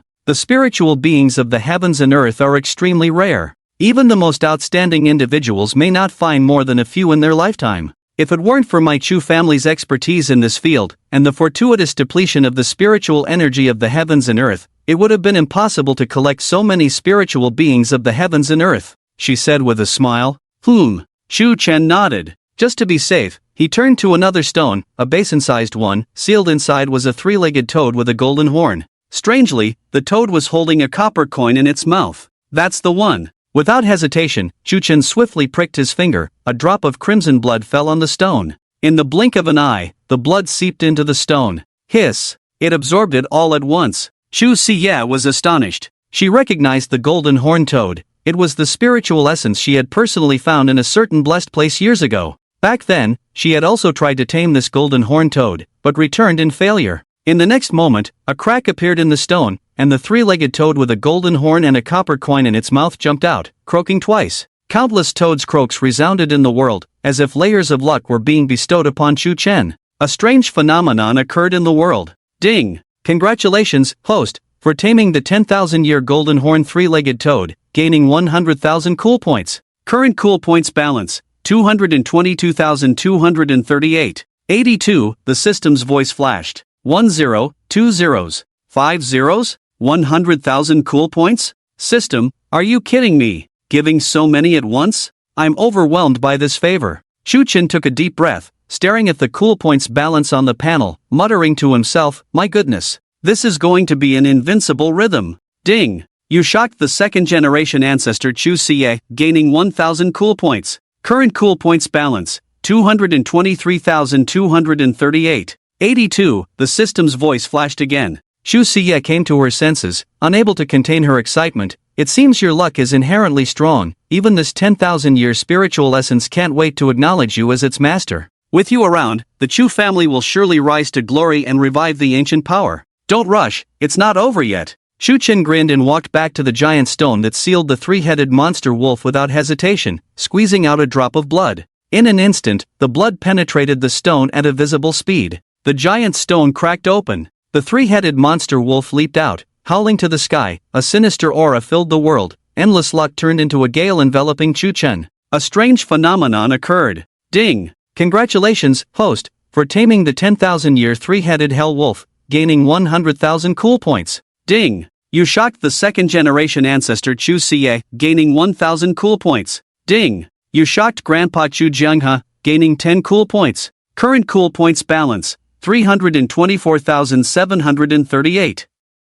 82, the system's voice flashed. Shu Chen was ecstatic, thinking to himself, the old man must be numb by now. But it's understandable, he has contributed so many cool points along the way that he's probably unfazed by anything now. And he was right. Grandpa Chu Jianghe was now very calm. Nothing could surprise him anymore. You really did it. Shu Siye was full of shock. Shu Chen looked at her, his eyes gleaming, and said calmly, don't get too excited, this is just the beginning. Just the beginning?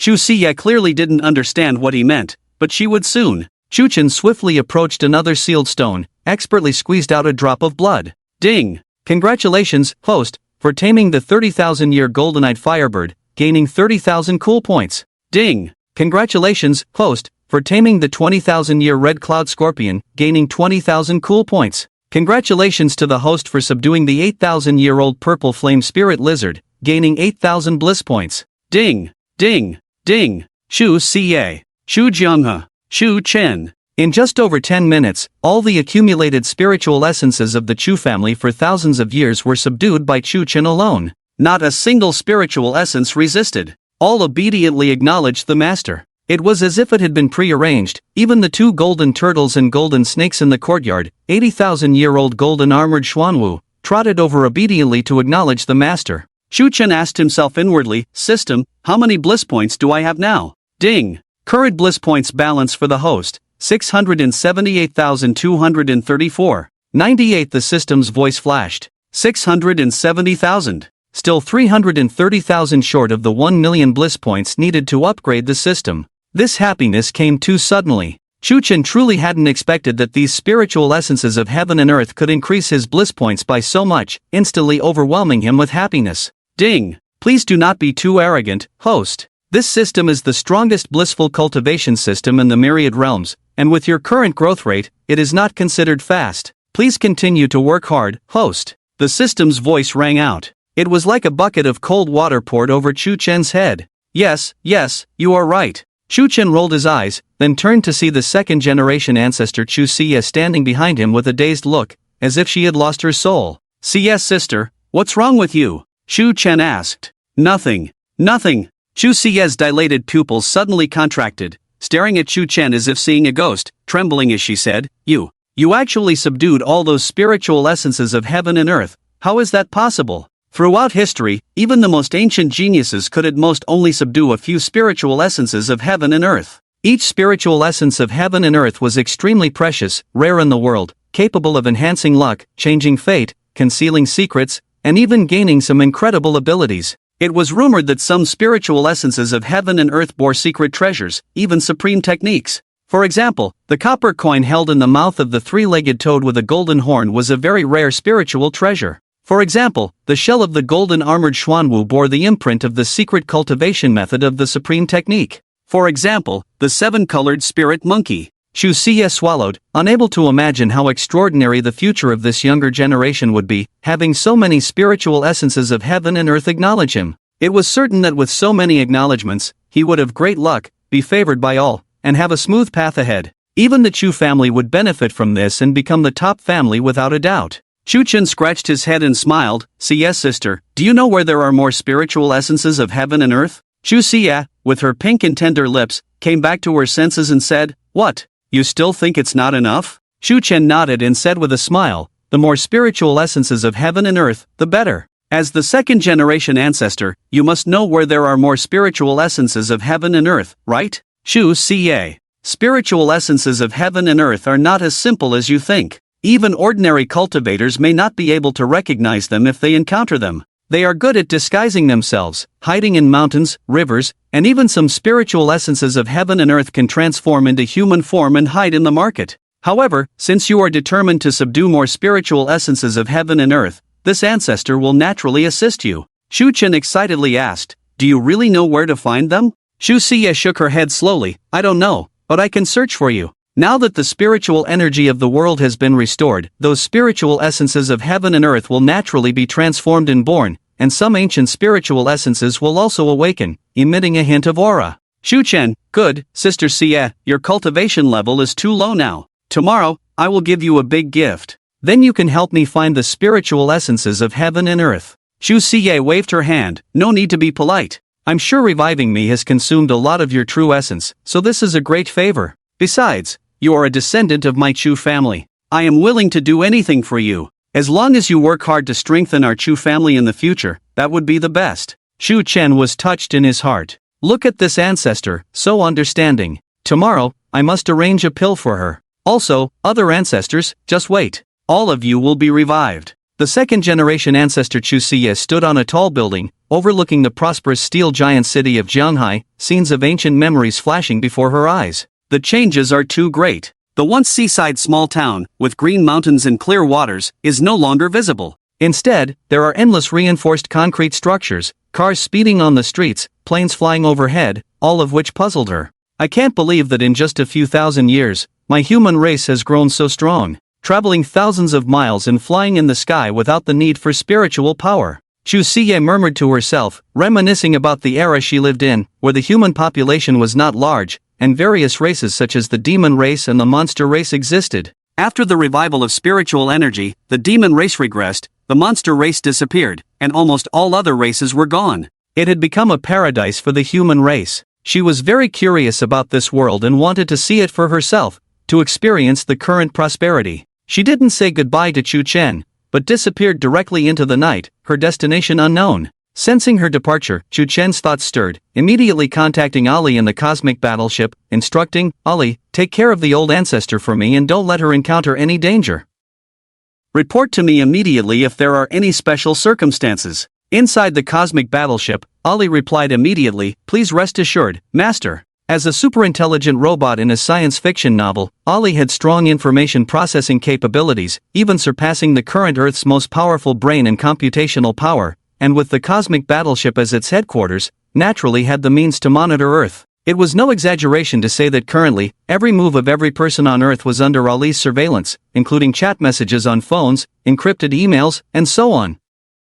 Through various chats, videos, and other interactions of Earth's human beings, Ali gradually became more human-like. Besides that, Ali was not idle. Since taking over the cosmic battleship, it began detecting the concentration of spiritual energy on Earth, identifying areas with high spiritual energy, special situations, emergence of treasures, mineral deposits, and so on. Master, I have marked some areas with particularly dense spiritual energy suspected of treasures emerging. I have also found many mutated creatures. I will send you the specific information and locations. Ali transmitted. In the next instant, a series of video information was sent to Chu Chen's phone via the network. Is there such a cool operation? Chu Chen was delighted and quickly opened the videos to check, indeed finding a lot of information about heavenly and earthly treasures, including many mutated spiritual beasts and various mineral veins. Surprisingly, in a mountain range in Jianghai City, a spiritual mineral vein was detected. Spiritual mineral veins were indispensable cultivation resources,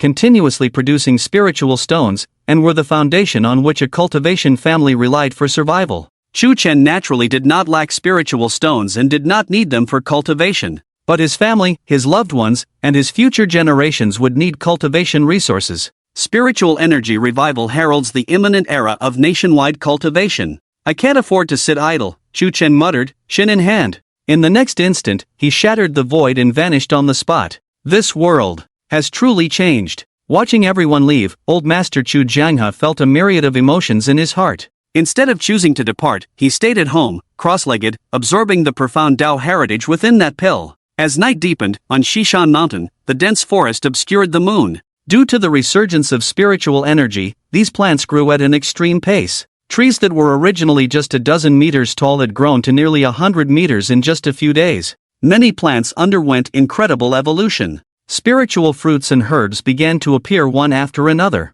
Emerging from a spatial crack, Chu Chen took a step and immediately spotted a mutated spiritual herb, identified by the system as the 7-leaf purple spirit flower seedling, a primary-grade spiritual herb. It's a good thing, but it feels wasteful to harvest it now. Chu Chen gazed at the tiny seedling, feeling reluctant. Oh right, the free prize pool hasn't refreshed today. System, please open today's free prize pool. Thank you, Chu Chen said with a smile. Ding. You're welcome. Ding. Random selection from the primary grade cool item pool. Congratulations, host, you have obtained the following 3 options. Please choose one. 1. Top grade fire spirit root. This golden finger comes from a popular cultivation novel. Once chosen, you will possess the top grade fire spirit root. Note, you can stack any spirit roots in physique as the host. 2. Top grade wood spirit root. This golden finger comes from a popular cultivation novel. Once chosen, you will possess the top grade wood spirit root. Note, you can stack any spirit roots in physique as the host. 3. Top grade water spirit root. This golden finger comes from a popular cultivation novel. Once chosen, you will possess the top grade water spirit root. Note, you can stack any spirit roots in physique as the host. Note, cool items refreshed daily will not disappear and can be purchased with cool points. The system's prompt continued. You can stack any spirit roots in physique? That's not bad. I choose the top grade fire spirit root, and please purchase the remaining 2 spirit roots for me as well. Chu Chen said with a smile. Ding. Consuming 2,000 cool points. Congratulations on obtaining top grade fire spirit root, top grade wood spirit root, top grade water spirit root. The system's voice flashed. In an instant, Chu Chen felt his body undergoing changes. 3 different attribute spirit roots suddenly emerged in his dantian, rooting themselves in his flesh and extending like tree roots to his limbs and meridians. This sensation was quite marvelous. Even his cultivation speed increased significantly, accumulating several times more cultivation with each breath.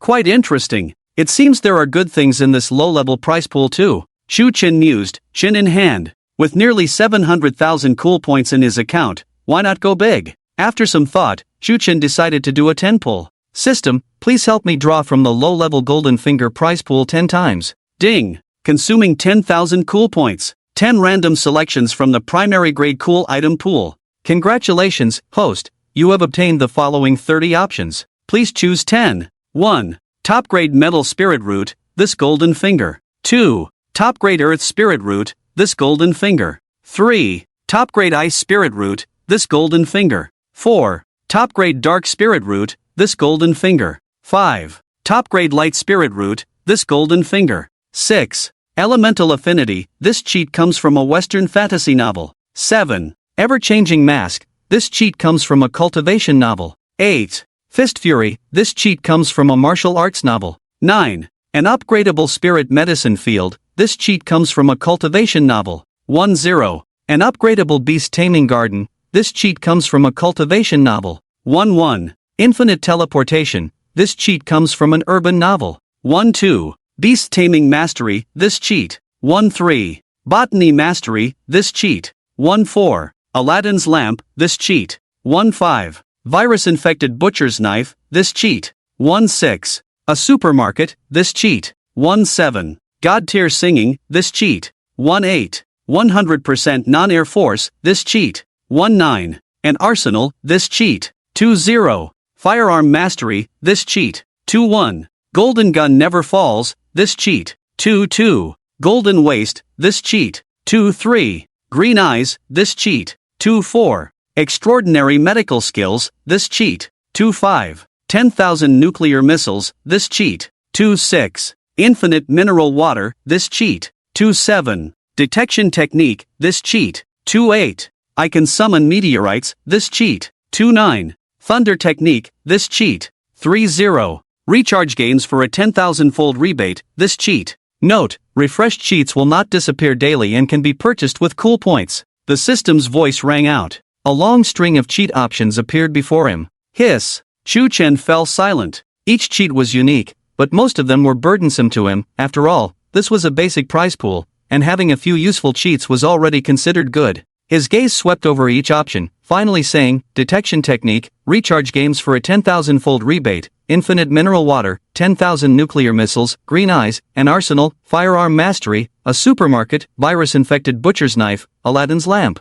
I don't want these, but I want the rest. Ding! Consuming 10,000 cool points. Congratulations on obtaining top grade gold spirit root, top grade earth spirit root, top grade ice spirit root, top grade dark spirit root. The author seems to have discovered something incredible. The word count is soaring. It's unbelievable. However, dear readers, please rest assured that the cheat options are not included in the daily word count updates. They are additional bonuses. Am I good? Shu Chen looked at the 7-leaf purple spirit flower seedling at his feet. With a thought, he then placed it into the upgradable spirit medicine field. Ding! Congratulations to the host for collecting the 7-leaf purple spirit flower seedling, rewarded with 100 cool points. The system's voice sounded. Only 100 cool points for a basic spirit medicine plant? Isn't that a bit too little? Shu Chen muttered to himself. Having seen the world, he no longer felt any excitement about these trivial matters. But as the saying goes, even ants are meat. Opening the system interface, he found the cheat code and upgradable spirit medicine field and entered to check it out. In an instant, Shu Chen disappeared from where he stood and found himself in the spirit medicine field. It was indeed a spirit medicine field, neatly divided into 100 soil squares, with streams of spiritual spring liquid flowing into them. The seedling of the 7-leaf purple spirit flower was planted in the first square, standing tall and ready to bloom, showing vigorous growth. Check the properties of the upgradable spirit medicine field, Shu Chen said. Upgradable spirit medicine field, currently capable of planting 100 types of spirit medicine, with a 100% increase in growth speed. Upgradable using excitement points, current level LV 0, upgrade requires 100 excitement points. After reading the description, Shu Chen immediately said without hesitation, upgrade. Ding! Congratulations, host, the spirit medicine field has been upgraded to LV 1, with plant growth speed increased by 200% and space expanded to 500. Next upgrade requires 1000 excitement points. The system's voice rang out. Continue upgrading, Shuchen said without blinking an eye. Ding! Congratulations, host, the spirit medicine field has been upgraded to LV2, with plant growth speed increased by 300%. Next upgrade requires 2000 excitement points. The system's voice sounded. System, to prevent readers from misunderstanding the author's word count, just give me a price. How many excitement points are needed to upgrade to the maximum level? Shuchen said, scratching his ear. Ding! Consuming 100,000 excitement points will upgrade the upgradable spirit medicine field to the maximum level. Maximum level spirit medicine field can plant unlimited plants, can crossbreed and cultivate mature plants, and plant growth speed increased by 1,000,000%. The system's voice flashed. Awesome! Although 100,000 excitement points are a lot, this is definitely worth it. System, I'm going for it. Shuchen shouted excitedly. A growth speed increase of 1,000,000% meant a 10,000-fold increase in growth speed. In simple terms, 1 year would be equivalent to 10,000 years. With this maximum level spirit medicine field, my Chu family, my human race, would have an endless supply of top-grade spirit medicine. Success is in the present, benefits for 1,000 autumns. Going for it. Ding! Consuming 100,000 excitement points. Current excitement points balance, 558634. 21. Upgradable spirit medicine field upgrading. Congratulations, host, upgrade successful, upgradable spirit medicine field, current level LV. 10. Maximum level. The system's voice flashed. Immediately, visibly, the seedling of the 7-leaf purple spirit flower began to grow rapidly, blooming and bearing fruit in the blink of an eye, self-pollinating, and eventually withering. Ha! Why did it wither? Chu Chen raised an eyebrow. Ding! The 7-leaf purple spirit flower seedling is a low-grade spirit medicine, with a maximum age of only a few hundred years, unable to advance to 1,000-year level spirit medicine. The system's voice flashed. Next, 10 seedlings of the 7-leaf purple spirit flower appeared in front of Chu Chen, growing, maturing, pollinating, and eventually withering. In the blink of an eye, the original seedling of the 7-leaf purple spirit flower had long disappeared, but it had bred thousands of offspring, and the rate of reproduction increased exponentially. Wow! Even Shuchen couldn't help but be amazed at this scene. Luckily the spirit medicine field had unlimited space, otherwise, it would have been impossible to plant them all. Upon closer inspection, he noticed that some of the 7-leaf purple spirit flower plants had undergone mutations, with changes in color and leaves that were completely different. Mutant evolution is a situation that inevitably occurs during the breeding process. Most of the time, this is not a bad thing. The medicinal properties tend to improve. Of course, there are also cases of regression, but they are within a reasonable range. Next, Chu Chen returned to Yu Mountain and began searching in the forest. With various blessings of luck and his own insight, he collected all the spirit herbs in the entire mountain in just half an hour. He didn't take too much, just one portion of each different type. In total, he collected 37 types of spirit herbs. The system rewarded him with 3,700 cool points. The spiritual energy has just begun to recover. Many plants have not evolved into spirit herbs yet, and these spirit herbs are all too low level. Chu Chen muttered to himself. Next, he found many mutant animals, including spiritual beasts. Learning from past experiences, this time, Chu Chen upgraded the upgradable beast garden to the maximum level without hesitation. Ding! Cost, 100,000 cool points. Current cool points balance, 462634. 21. Upgrading upgradable beast garden. Congratulations, the host has successfully upgraded. Upgradable beast garden is now at level 10, maximum level. Max level beast garden can raise unlimited animals, can crossbreed mature animals, animal growth speed increased by 1,000,000%. When animals have no breeding value, they will be slaughtered as needed to obtain useful materials, meat, blood, fur, bones, scales, feathers. The system's voice flashed. Awesome! After reading the introduction, Chu Chen couldn't help but exclaim in amazement. He then started capturing those mutant animals, still only taking one male and one female to maintain ecological balance. There were many types: insects, birds, amphibians, reptiles, canines, felines. However, the resources in Yu Mountain were still too scarce. After half a day, Chu Chen was only satisfied with finding 12 pairs of mutant animals, discarding the rest. It's too much trouble to catch them all by myself. Chu Chen muttered to himself, feeling it was a waste of time.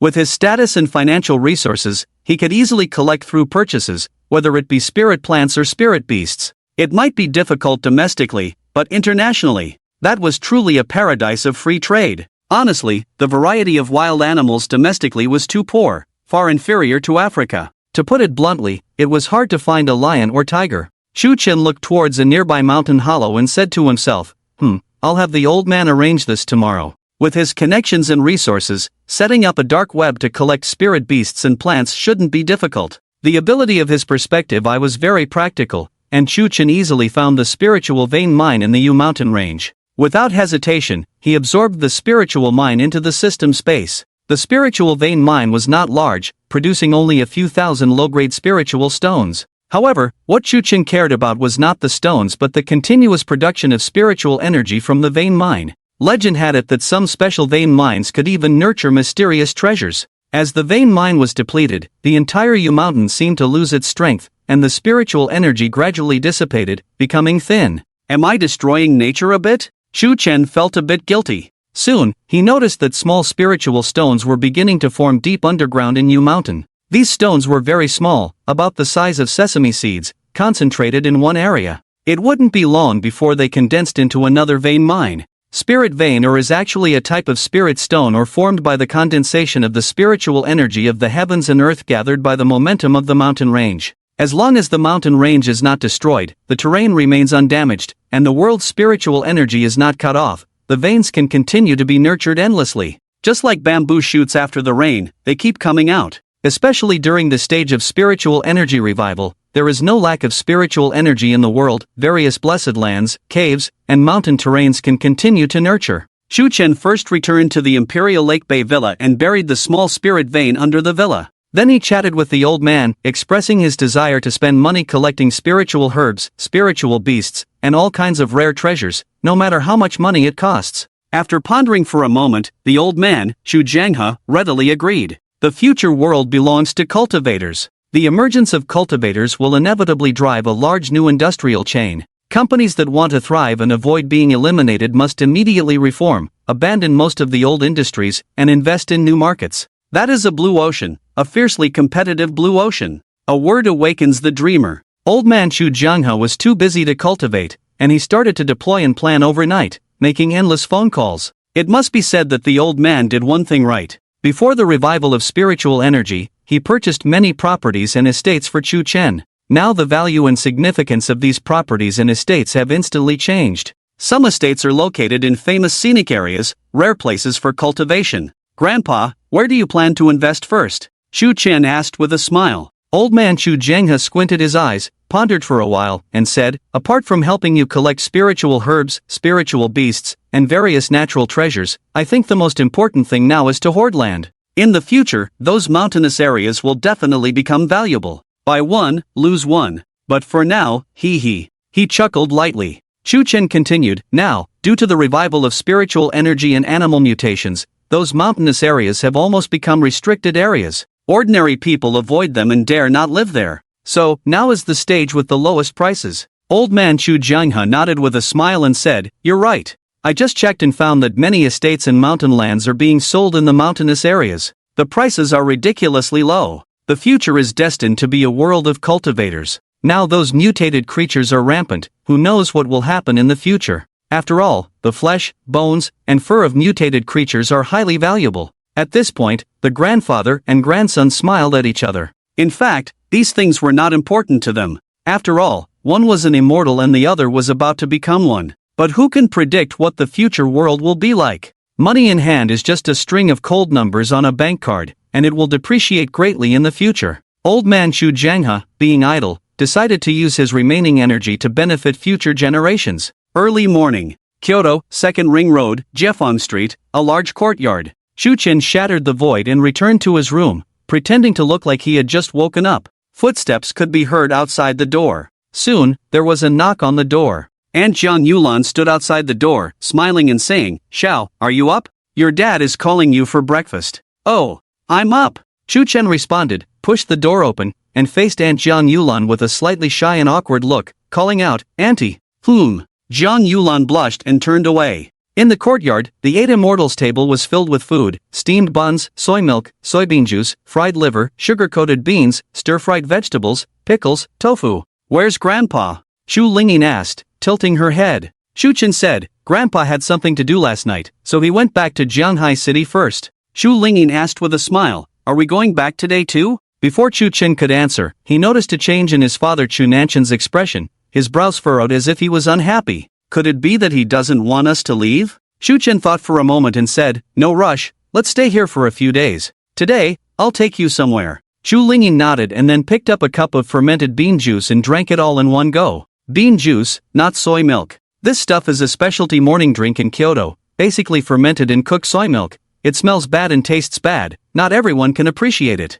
Chu Nantian ate his breakfast seriously, wiped his mouth, and said, your mom and I have to handle some matters at the group today. Since you're here, take your sister and brother out to play. When I find a suitable nanny, you can go about your business. With that said, without waiting for Chu Chen's response, he stood up and left. Aunt Zhang Yulan was peeling eggs and asked with a smile, Xiao, where do you want to go today? She placed a peeled egg in front of Chu Chen and then peeled one for Chu Lingyin. Bobeo Mountain, Chu Chen replied casually. Bobeo Mountain. A cemetery. Zhang Yulan's fair hands trembled slightly, nodded silently, and said softly, It's time to take Lingyin to see it. Chu Chen smiled and said, Aunt, you and Dad go ahead with your matters. I'll take care of the two kids. Don't worry. Zhang Yulan's eyes turned red, her nose tingled, she turned slightly and said, tell me honestly, do you blame me? Blame? If it were the old Chu Chen, he would definitely be puzzled and make the whole house restless. After all, she was his aunt. How did she become a stepmother? But now, as someone who has been reborn and died once, Chu Chen sees everything clearly, doesn't care, and even feels fortunate.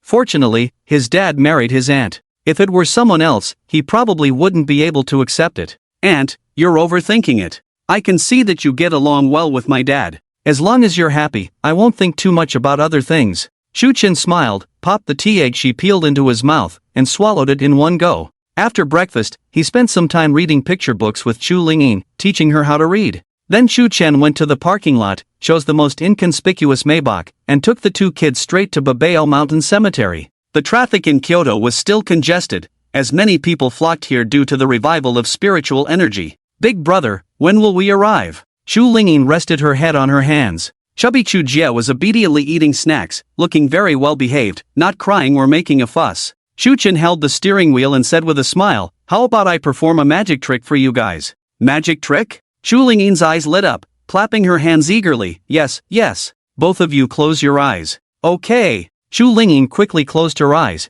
but she peeked through a small gap. Chubby Chu Jie obediently closed his eyes. In the next moment, the entire Maybach disappeared into thin air. Holy cow! On the highway, in the adjacent Wuling Hongguan, a man smoking was so shocked that his eyes almost popped out. He rubbed his eyes, looked ahead, and the black Maybach had vanished, leaving only an empty space. The man stared wide-eyed and exclaimed, Holy cow! Holy cow! Holy cow! At the same time, above the parking lot of the Babaishan Cemetery, a spatial crack suddenly split open in the air, and a black Maybach zoomed out from it, smoothly parking in a spot. Ding! You have been shocked by ####, rewarded with 48 cool points. Ding! You have been shocked by ####, rewarded with 50 cool points. Ding! Ding! A series of system prompts sounded in the mind, harvesting nearly 1,000 cool points. Obviously, many people had witnessed the scene just now, where a car disappeared out of thin air, causing great emotional shock to ordinary people. Alright, you can open your eyes now, Chu Chen said with a smile. The two children opened their eyes, astonished to find themselves in the parking lot. Teleportation. Chu Lingyin exclaimed, wow, big brother, you're amazing. This magic is so cool, I want to learn it too. Chubby Chu Jie also flattered, big brother is amazing. Want to learn? Let's talk about it later. Chu Chen ruffled their heads. These two children were still young, and if they were given too much terrifying power, it might have a devastating impact on the world. Unexpectedly, there was not a single car in the cemetery parking lot, which was eerie with no one even coming to sweep the graves. Young man, are you here to sweep the graves? In front of the guard booth stood an old man with white beard, thin figure, dressed in a security uniform, with a neatly worn hat and a mouthful of yellow teeth when he spoke. Name, Li Xiajie. Age, 98. Identity, head of the Gravekeeper Sect. Cultivation, 6th level Qi Refinement. Occupation, Gravekeeper. Specialties, rap, ghost control, mahjong, clubbing, women, grave digging. The old man's information appeared in Chu Chen's eyes. Chu Chen nodded, yes, we are here to sweep the graves. Is the cemetery closed during the day as well? The old man shook his head and chuckled, oh, young man. Recently, Babaishan has been haunted, it's been widely spread. don't you know? How dare you come to sweep the graves? Haunted? Chu Chen smiled wryly. Indeed, Babaishan was a rare feng shui treasure trove, burying many historical figures and nobles, where ordinary people could hardly be buried. Lighting a cigarette, the old man said meaningfully, yes. A couple of days ago, I advise you to go back. This place is not where living people should be now. Chu Lingyin tilted her head curiously and asked, aren't you a living person? Why are you here? The old man chuckled, haha, I am indeed a living person. But, I am not an ordinary person. I am the 78th generation head of the Gravekeeper sect, specifically responsible for guarding this place, preventing evil spirits from escaping, disturbing the capital. This guy rambled on. Chu Chen was speechless, thinking this old man was quite straightforward, directly stating his identity, perhaps a bit naive. So you're so awesome. Chu Lingyin praised with a smile. The old man was very satisfied and then said, but since you're here, it shows your filial piety. As the head, I can't just let you leave disappointed. In consideration of your filial piety, I will make an exception and escort you inside to sweep the graves and pay respects. However, this trip won't be free. Chu Lingyin exclaimed, oh, so you want money? The old man scratched his head awkwardly, then said seriously, you little girl, you don't know how dangerous the ghosts inside are. They feed on the souls of the living, especially fond of young girls like you. Chu Lingyin smiled mischievously, I'm not afraid, I have my big brother. The old man laughed heartily, not taking it seriously. He was just a chi refining cultivator, naturally unable to see how terrifying Chu Chen's cultivation was. He thought Chu Chen was just a clueless youngster with no cultivation at all. Scan code or cash? Chu Chen asked with a smile. The old man hurriedly took out a chest badge with a payment code tucked inside from his chest, looked around, confirmed no one was watching, and quickly handed it to Chu Chen. Just a token, I'm not really here to make money, mainly just seeking some good luck. Chu Chen didn't waste any words and directly transferred 1 million. Ding dong, WeChat received 100,000. Upon hearing this sound, the old man initially thought it was $100, feeling a bit displeased, but when he heard the word thousand following it, a big smile spread across his face, and he became ecstatic. Seeing his reaction of someone unfamiliar with money, Chu Chen was quite surprised. Wasn't this old man an immortal cultivator, getting so excited over a mere 1 million? Chu Chen didn't know that there were many types of cultivators. Some would use their magical abilities to make money, some had no interest in money at all, and some wanted to make money but didn't know how. Clearly, this old man named Li Xiaojia belonged to the third category. 1 million. This is too much. Li Xiaojia felt like he was floating as he walked, having encountered wealthy tycoons before who would tip in increments of 10,000.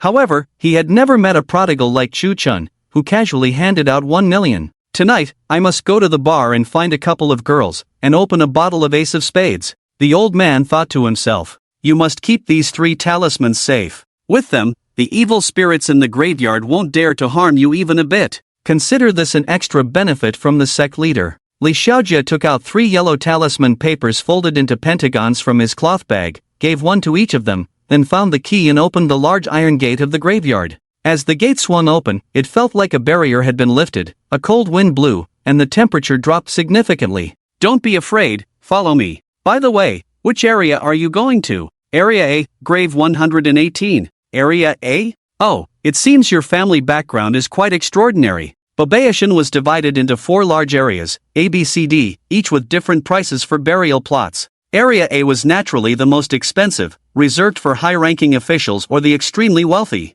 Even if you were wealthy, you might not be able to buy a burial plot in Area A. Li Xiaojia calculated in his mind that to be buried in Area A, the family must have assets worth over 100 million. No wonder he had been so generous earlier. Under his guidance, they proceeded smoothly. Grave 118. Chu Chen scanned with his divine sense but found no trace of his mother's soul, which made his heart sink. After death, a soul either lingers in the world or is taken to the underworld by the ghost officials, awaiting reincarnation. Oh no! 8 years. Could my mother have already reincarnated? Chu Chen's mood hit rock bottom. If his mother had truly reincarnated, how could he bring her back to life? Placing a handful of white roses in front of the tombstone, his mother's favorite flower, Chu Chen knelt with a thud, kowtowing 3 times in succession. Tears filled his eyes, but he couldn't utter a word. 3 years had passed since he last visited. Not because he forgot, nor because he didn't miss her. Chu Chen simply missed his mother too much, unwilling to accept the reality of her passing.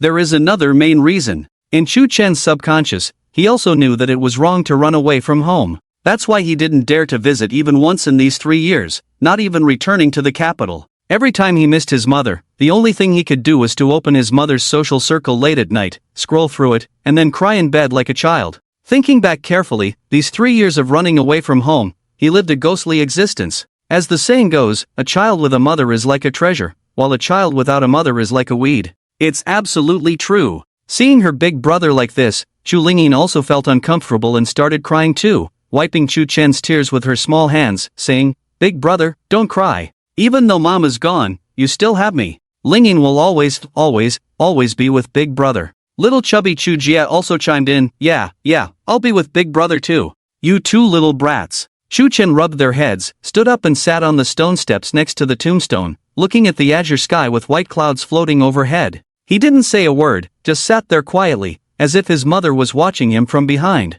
Unfortunately, Chu Chen knew in his heart that his mother was not there at all. With his celestial cultivation, a sweep of his divine sense could not escape his scrutiny over everything in Babaishan, scaring away any ghosts and spirits. Beside him, the old man Li Xiaojia looked somewhat strange, twirling his beard lost in thought. Quite strange indeed. What's going on today? How come not even a single troublemaking ghost has shown up? Isn't this ruining business? Just then, a woman in a white dress suddenly appeared. She was about 17 or 18, extremely beautiful and charming, a stunning beauty. She floated over to Chu Chen excitedly and asked, "Chu Chen, is that you?" "Tang Kaier." Chu Chen snapped out of it and looked at her, instantly recognizing the identity of this female ghost. Her name was Tang Kaier, Chu Chen's classmate and deskmate from kindergarten, elementary school, middle school, and high school, childhood friends. Unfortunately, in their senior year of high school, she suddenly jumped off a building. As for why she jumped, Chu Chen still didn't know to this day, only remembering being heartbroken for a long time back then, shedding tears in secret and burning paper money discreetly. Unexpectedly, she was also buried in the Babaishan cemetery. "Young man, step aside, this woman is a ghost." The old man Li Xiaojia took out a square black seal, reciting a spell, pretending to strike. But as a ghost, Tang Kaier just made a face, unafraid, hands on her hips, retorting, "Old man Li, he's my friend, don't mess with him." "You evil ghost, what nonsense are you talking about? Who's acting with you?" Li Xiaojia raised the seal, winking and asked, "Are you protecting him because he was your lover when you were alive?" Hearing this, Tang Kaier stomped her foot. "What nonsense? He was my classmate from kindergarten, elementary school, middle school, and high school. Just don't cheat him out of his money." Li Xiaojia awkwardly scratched his head and put away the seal. Chu Chen was speechless watching this scene, realizing that all the ghostly commotion in Babaishan was orchestrated by this old man Li. "Chu Chen, are you here to see Aunt Jian?" Tang Kaier still smiled as she did years ago. Every time she smiled, 2 shallow dimples would appear at the corners of her mouth, captivating attention. Chu Chen nodded. "Yes, by the way, do you know where my mom went?" Aunt Jiang died in a difficult childbirth. Technically she should have become a vengeful ghost. But she didn't turn into one. She completed her merits last month and has been taken by the ghost messengers to be reincarnated in the underworld. Tang Kaier stood on her tiptoes, her eyes showing a very envious expression. Did I really go to be reincarnated? Chu Chen felt a bit melancholic. He had thought that coming to Babao Mountain this time would allow him to see his mother's soul, but he didn't expect that there was indeed reincarnation in being born again in this world. If that was the case, he wouldn't be able to bring his mother back to life. Ding! Detected the host's strong obsession with the mother, triggering a special encounter mission. Mission: go to the underworld, find the mother's soul, bring it back to the mortal world, and revive her. Mission reward: 100,000 cool points. Mission time: 7 days. Ding! To help you revive your mother, this system will open a special privilege finger prize pool for you. Privilege finger prize pool, intermediate resurrection type finger, price, 100,000 cool points. Host, would you like to buy it immediately? The system's voice flashed. Unknowingly, I've actually written up to 100 chapters. Brother Tong, it has to be you. Chu Chen's heart warmed, and he immediately responded silently, 100,000. Bought. Ding. Spend 100,000 cool points. Current cool points balance, 359,624. 31. Intermediate resurrection type cool text item pool randomly selected. Congratulations, host, you have obtained the following 3 options, please choose one. I can infinitely resurrect the undead. This finger comes from a cool novel of the cultivation genre. Once chosen, host, you will have this ability to resurrect any undead without the need for a physical body. I can infinitely resurrect. This finger comes from a hot-blooded and brainless cool novel of the fantasy genre. Once chosen, host, you will have this ability, and after each death, you will resurrect in a random world. Get stronger every time you die. This finger comes from a brainless and hilarious cool novel of self-torture.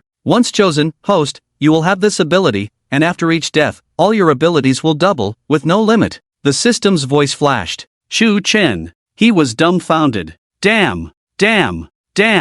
How the heck am I supposed to choose? System, are you doing this on purpose? No matter how I choose, each option is incredible. To brush out such a finger with 100,000 cool points, what kind of luck am I having? Ding. Host, please start choosing. The system replied lightly. Shu Chen said helplessly, what else can I choose? I will definitely choose number 1. Although the other 2 options are incredibly powerful, they can't revive others. They can only be used on oneself. Ding. Congratulations, host, for choosing I can infinitely resurrect the undead. This ability has been added to your skill bar, and you can use it at will. Note, the resurrected undead cannot inherit their past strength. Oh, how much do these 3 fingers cost? Shu Chen asked curiously. Ding.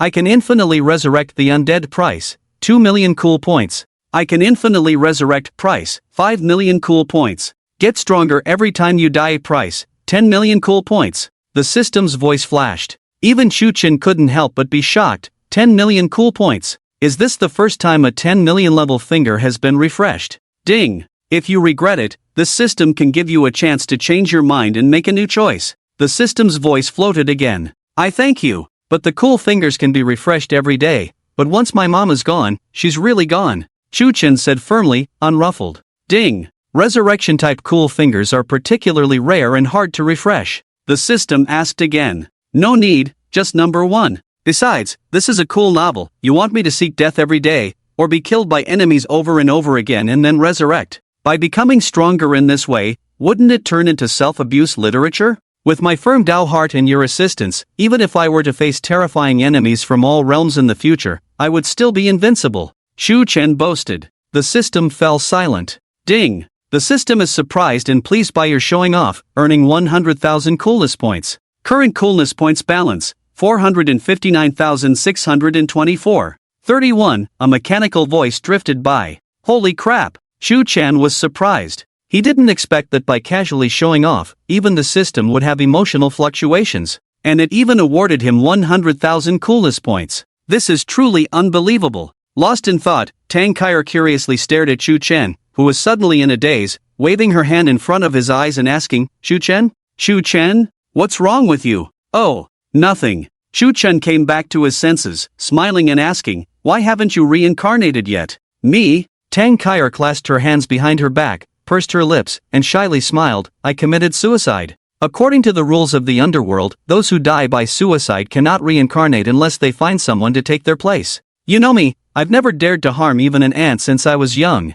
How could I harm others? Shu Chen was speechless. You dare to commit suicide but not harm others? Stop it, will you? If I had known earlier that those who commit suicide don't enter the cycle of reincarnation, I wouldn't have done it. Tang Kair lowered her head, then turned nonchalantly and said, but it's okay, things are different now. It used to be very difficult for us ghosts to cultivate. But now, I heard from other old ghosts that spiritual energy is reviving. As long as we ghosts cultivate the ghost path well, we might also become immortals in the future. Cultivating the ghost path to become an immortal? Who came up with this nonsense? Becoming an immortal is not as simple as imagined. Even if a ghost cultivates the ghost path to the extreme, they are destined not to become immortals. Ghosts are ghosts, immortals are immortals, and ghost immortals are just flattery from ignorant people in the mortal world towards benevolent ghosts. Of course, there is another explanation, that ghost immortals are conferred by the heavenly court, and there is a fundamental difference from true immortals. Ultimately, they are still ghosts. Naturally, Shu Chen did not say these words. He did not want to discourage Tang Kair's enthusiasm. I haven't seen you in so many years, you've changed a lot. I remember, you used to be a 200-pound fat guy. But you look handsome after losing weight, like a big star. You must have many girls chasing after you now, right? Tang Kair asked with a smile. Shu Chen touched his nose, nodded, and said, of course. I'm rich and handsome. Which girl wouldn't go crazy for me? Tang Kair burst into laughter. Honestly, if I hadn't seen you cleaning Aunt Zhang's grave just now, I wouldn't have recognized you as the crybaby and gluttonous fat guy from back then. Let's not talk about the dark past. Shu Chen awkwardly touched his nose. He was indeed very fat and greedy during his school days, not popular among the girls in the class, and had very few friends. Only Tang Kyer, who had been playing with him since childhood, would willingly be with him. On weekends, the two would go shopping, watch movies, drink milk tea, eat various snacks, go to the arcade to play games. Tang Kyer even took Chu Chen to do manicures and asked him if the clothes she bought were nice. Unfortunately, later on, Tang Kyer started dating a guy from another school. They gradually drifted apart. Then, she suddenly jumped off a building. At that time, Chu Chen's mother also passed away, and with a good friend suddenly jumping off a building, he chose to leave the city. By the way, what's your situation now? Why do I feel a very dangerous aura whenever I get close to you? It's as if a single glance from you could kill me. Tang Kyer asked, full of doubt in her eyes. Originally, there were many ghosts inside the Babaishan cemetery, but ever since Chu Chen appeared, those ghosts had all hidden in fear. If Tang Kyer hadn't been close to Chu Chen when she was alive, she wouldn't have dared to approach him now. Chu Chen smiled faintly. If I told you I was an immortal, would you be shocked? An immortal? Tang Kyer covered her mouth, her face full of astonishment, then burst into laughter, waving her hand. Impossible, how could you be an immortal? Besides, there's no immortal like you. Curious, Chu Chen asked, so, have you seen immortals before? Tang Kyer immediately nodded, looking regretful as she said, yes, I remember telling you, right? Once I dreamt of a beautiful female immortal who even taught me a set of cultivation techniques. She said I had great potential and was a rare talent in cultivation, but at the age of 18, I would face a life-threatening calamity. If I could overcome it, she would personally take me to the immortal realm for cultivation. Now thinking back, what she said was absolutely right. Initially, Tang Kyer thought it was just a dream, so she didn't take it seriously. However, at the age of 18, she truly encountered the calamity. It wasn't until she turned into a lonely ghost after death that she realized it wasn't just a dream but a real encounter with an immortal. Unfortunately, it was too late to say anything now. She couldn't overcome the calamity and was destined to have no connection with immortality. Now that you mention it, I do remember. Chu Chen recalled, the memory flashing through his mind. He had some impression of this incident, but at the time, he didn't take it seriously, treating it as a joke. Could it be that there are truly immortals in this world? What kind of place is the immortal realm? Ding! Detected a special bond between the top-notch female ghost cultivator and the host. Issuing a special encounter mission, conquer the ghost cultivator Tang Kyer. Reward, 10,000 cool points. The system's voice rang out. Chu Chen. Wang Defa. System, did you make a mistake? She's a female ghost, how am I supposed to conquer her?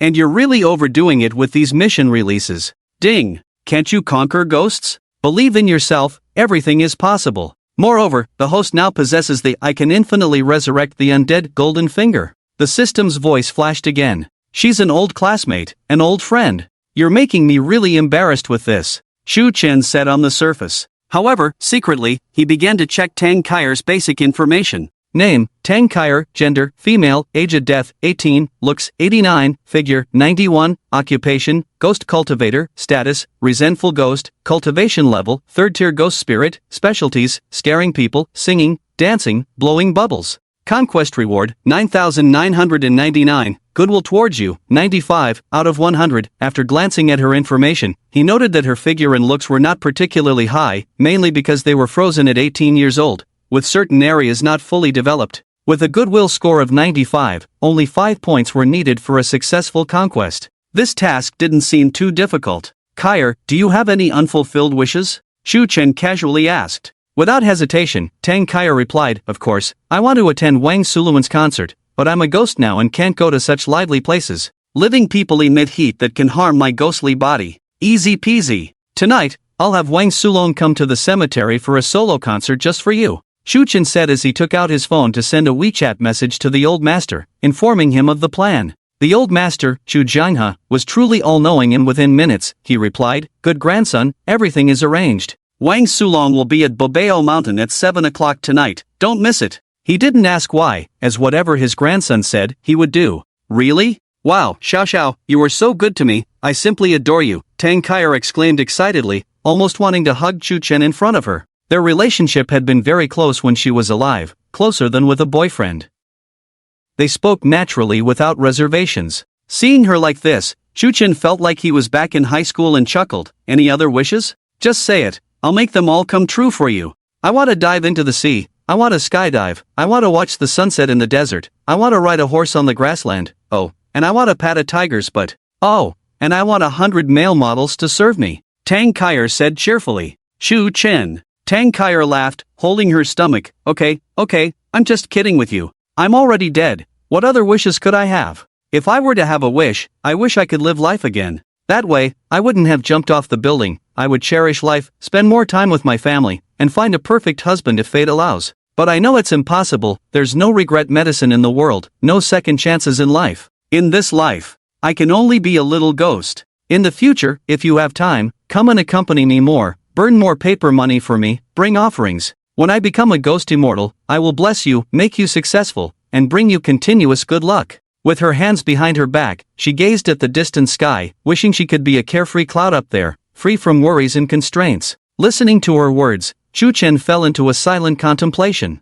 After a while, he suddenly smiled and said, "Who says there's no second chance in life? Today, this immortal will show you something." In the next moment, a terrifying mysterious force enveloped Tang Kaier's ghostly body, and her semi-transparent form began to solidify. The golden finger "I can infinitely resurrect the dead" was activated by Chu Chen. In a moment, Tang Kaier felt her heart pounding in her chest, basking in the sunlight, feeling the long-lost warmth, even catching the scent of camphor trees in the summer air. What's going on here?" Tang Kaier exclaimed, her eyes wide with surprise, pupils dilated. Ding! You have shocked Tang Kaier, gaining 3,000 cool points. Ding! You have shocked Li Xiaojia, gaining 1,000 cool points. Ding! You have surprised Chu Lingyin, gaining 500 cool points. Ding! You have piqued Chu Jie's curiosity, gaining 5 cool points. What else could it be? You've been resurrected by me, Chu Chen said nonchalantly. You? Who exactly are you, kid? The old man Li Xiaojia quickly realized his mistake and hastily corrected himself, respectfully asking, "Senior, are you really an immortal?"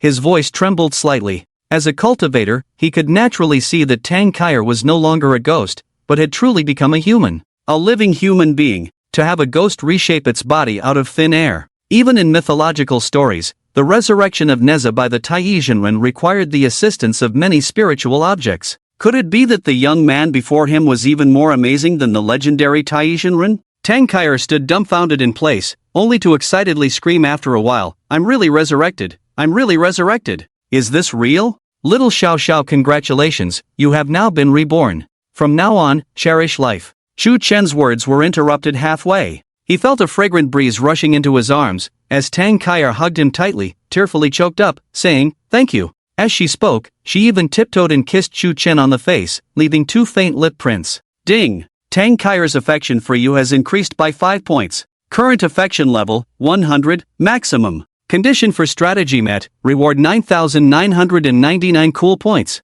Ding! Congratulations to the host for completing the encounter mission. Strategy to win over the female ghost cultivator Tang Kaier. Cool points reward, 10,000. Already credited to your balance. Current cool points balance, 479675. 89, the system's voice flashed. Sorry, I got too excited. Tang Kaier blushed, lowered her head, looking shy. Even after her rebirth, she still maintained the face she had at 18, appearing extremely pure with a hint of delicate beauty. With her foundation, in another 2 years, she would undoubtedly be a stunning beauty, not inferior to Lu Ruyan and Pei Yimo in the slightest. By the way, why did you jump off the building back then? Chu Chen changed the subject and asked. When this matter was brought up, Tang Kaier's expression also changed, sighing, "Why else? Of course, it was because of that scumbag. That heartless man. I gave him money to spend, bought him clothes, shoes, and even game props. He actually cheated on me and got my best friend Lu Lily pregnant. He's simply despicable." Chu Chen was speechless.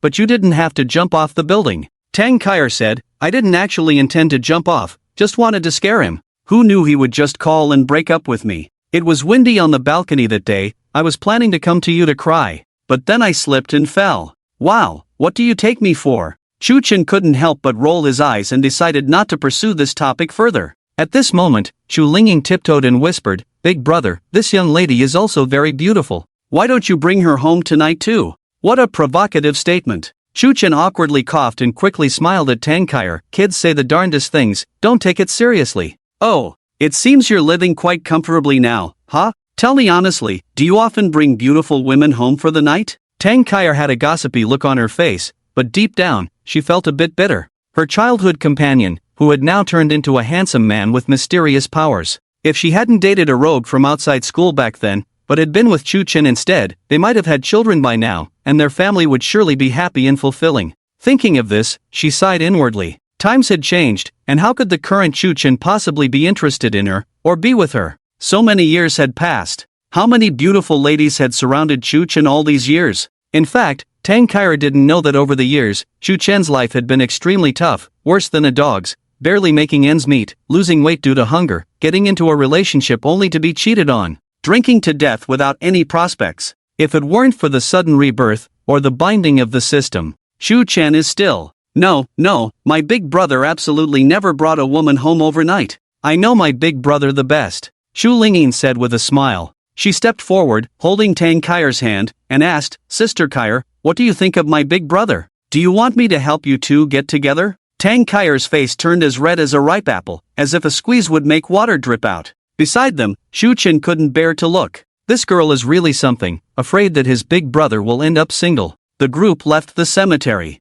First, they accompanied Tang Kair back home, only to find it deserted, as if it had been abandoned for a long time. Inquiring with the neighbors, they learned that Tang Kair's family had moved abroad years ago after a failed investment, and hadn't returned for years. How about staying at my place for now? Chu-chan scratched his nose and smiled. Stay at your place? How will you explain to your family? Won't your girlfriend be mad? Tang Kair asked with a smile. Shu Lingyin raised her hand high. My dad is looking for a nanny recently. How about you become the nanny? You can play with me and my brother every day. My brother is amazing. He can do everything. He can even fly. Chu-chan, or I'll transfer $1 billion to you. You can buy a villa yourself? $1 billion? Tang Kair was surprised. Are you kidding me? $1 billion. Chu-chan, not enough? Then how about 10 billion? Consider it as being a mistress. Tang Kair rolled her eyes. I'd rather stay at your place. By the way, can you teach me cultivation? I want to become an immortal too. Chu-chan rubbed his chin. Do you remember the female immortal who gave you guidance in your dreams back then? She taught you the cultivation method. Why don't you give it a try? Late at night, the stars were shining brightly. Immortal realm. Tianxian Peak. Among the misty mountains, the purple bamboo forest, with ethereal immortality, a white-haired female immortal slowly opened her eyes. She sat on a colorful lotus platform, murmuring to herself, could this be the opportunity from the mortal realm where someone is cultivating my forgetful love technique? Strange, isn't that girl already dead? The white-haired female immortal calculated with a frown. With her cultivation level, she couldn't grasp any clues? Xiaohei, guard the mountain gate well, I will go to the mortal realm. She stood up slowly. Beside her, a black jade Qilin suddenly opened its eyes and said, Master, you just secretly went to the mortal realm a few years ago. Why not let me go this time? The white-haired female immortal glanced at it and smiled. Times have changed, the mortal realm's spiritual energy has revived,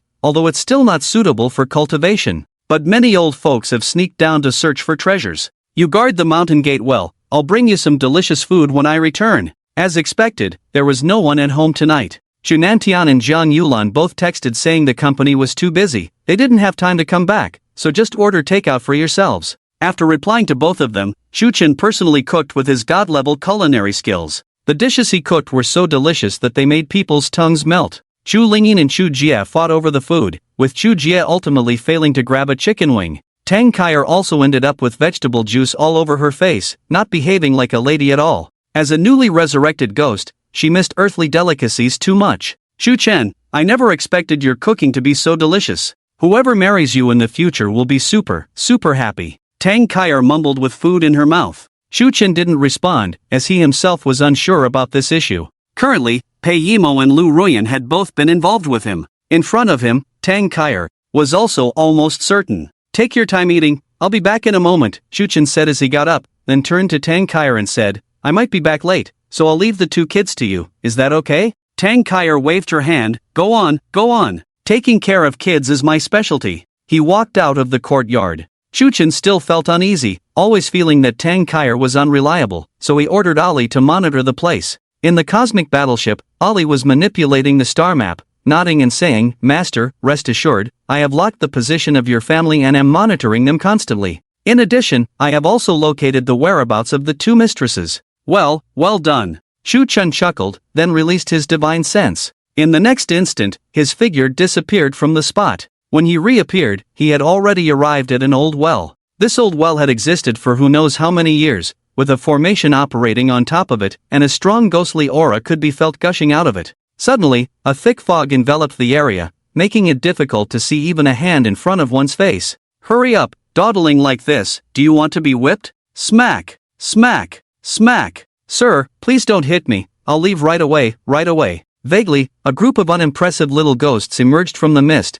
leading a few mortal souls as if walking their pets, heading towards the old well. The hands and feet of those mortal souls were bound by chains, making it difficult for them to walk, and whip marks were visible on their spiritual bodies. Oh my, living people, how could they mistakenly enter this place? One little ghost spotted Chu Chen. Chu Chen looked down at him and asked, does this well lead to the underworld? Damn, you can see me? The little ghost was surprised, then rolled his eyes and smirked. Do you want to go to the underworld? Chu Chen nodded. Yes, lead the way. The little ghost grinned wickedly. He. Living people can't go to the underworld. If you want to go, it's not impossible. As long as you die, I can take you to the underworld. Die? Ha ha. Chu Chen couldn't help but laugh, and the power of the immortal within him erupted in an instant, spreading a terrifying pressure that all living beings within 100 miles could feel. Hundreds of cultivators looked in that direction, some squinting their eyes with a playful look. Such a strange aura, daring to openly release one's own aura? TSK, is he a late-stage heavenly immortal? Interesting. The old man in a straw raincoat, holding a fishing rod, was sitting in front of a deep pool, pinching his beard and clicking his tongue. Looking closely, beneath this deep pool, there was actually a small dragon-like creature swimming slowly. Oh my, I've been waiting for you for 3 days, aren't you going to take the bait? The old man in the straw raincoat looked a bit impatient. On the other side, feeling the terrifying aura emanating from Chu Chen, the little ghosts were all pale, forgetting about escorting the souls and fleeing in all directions.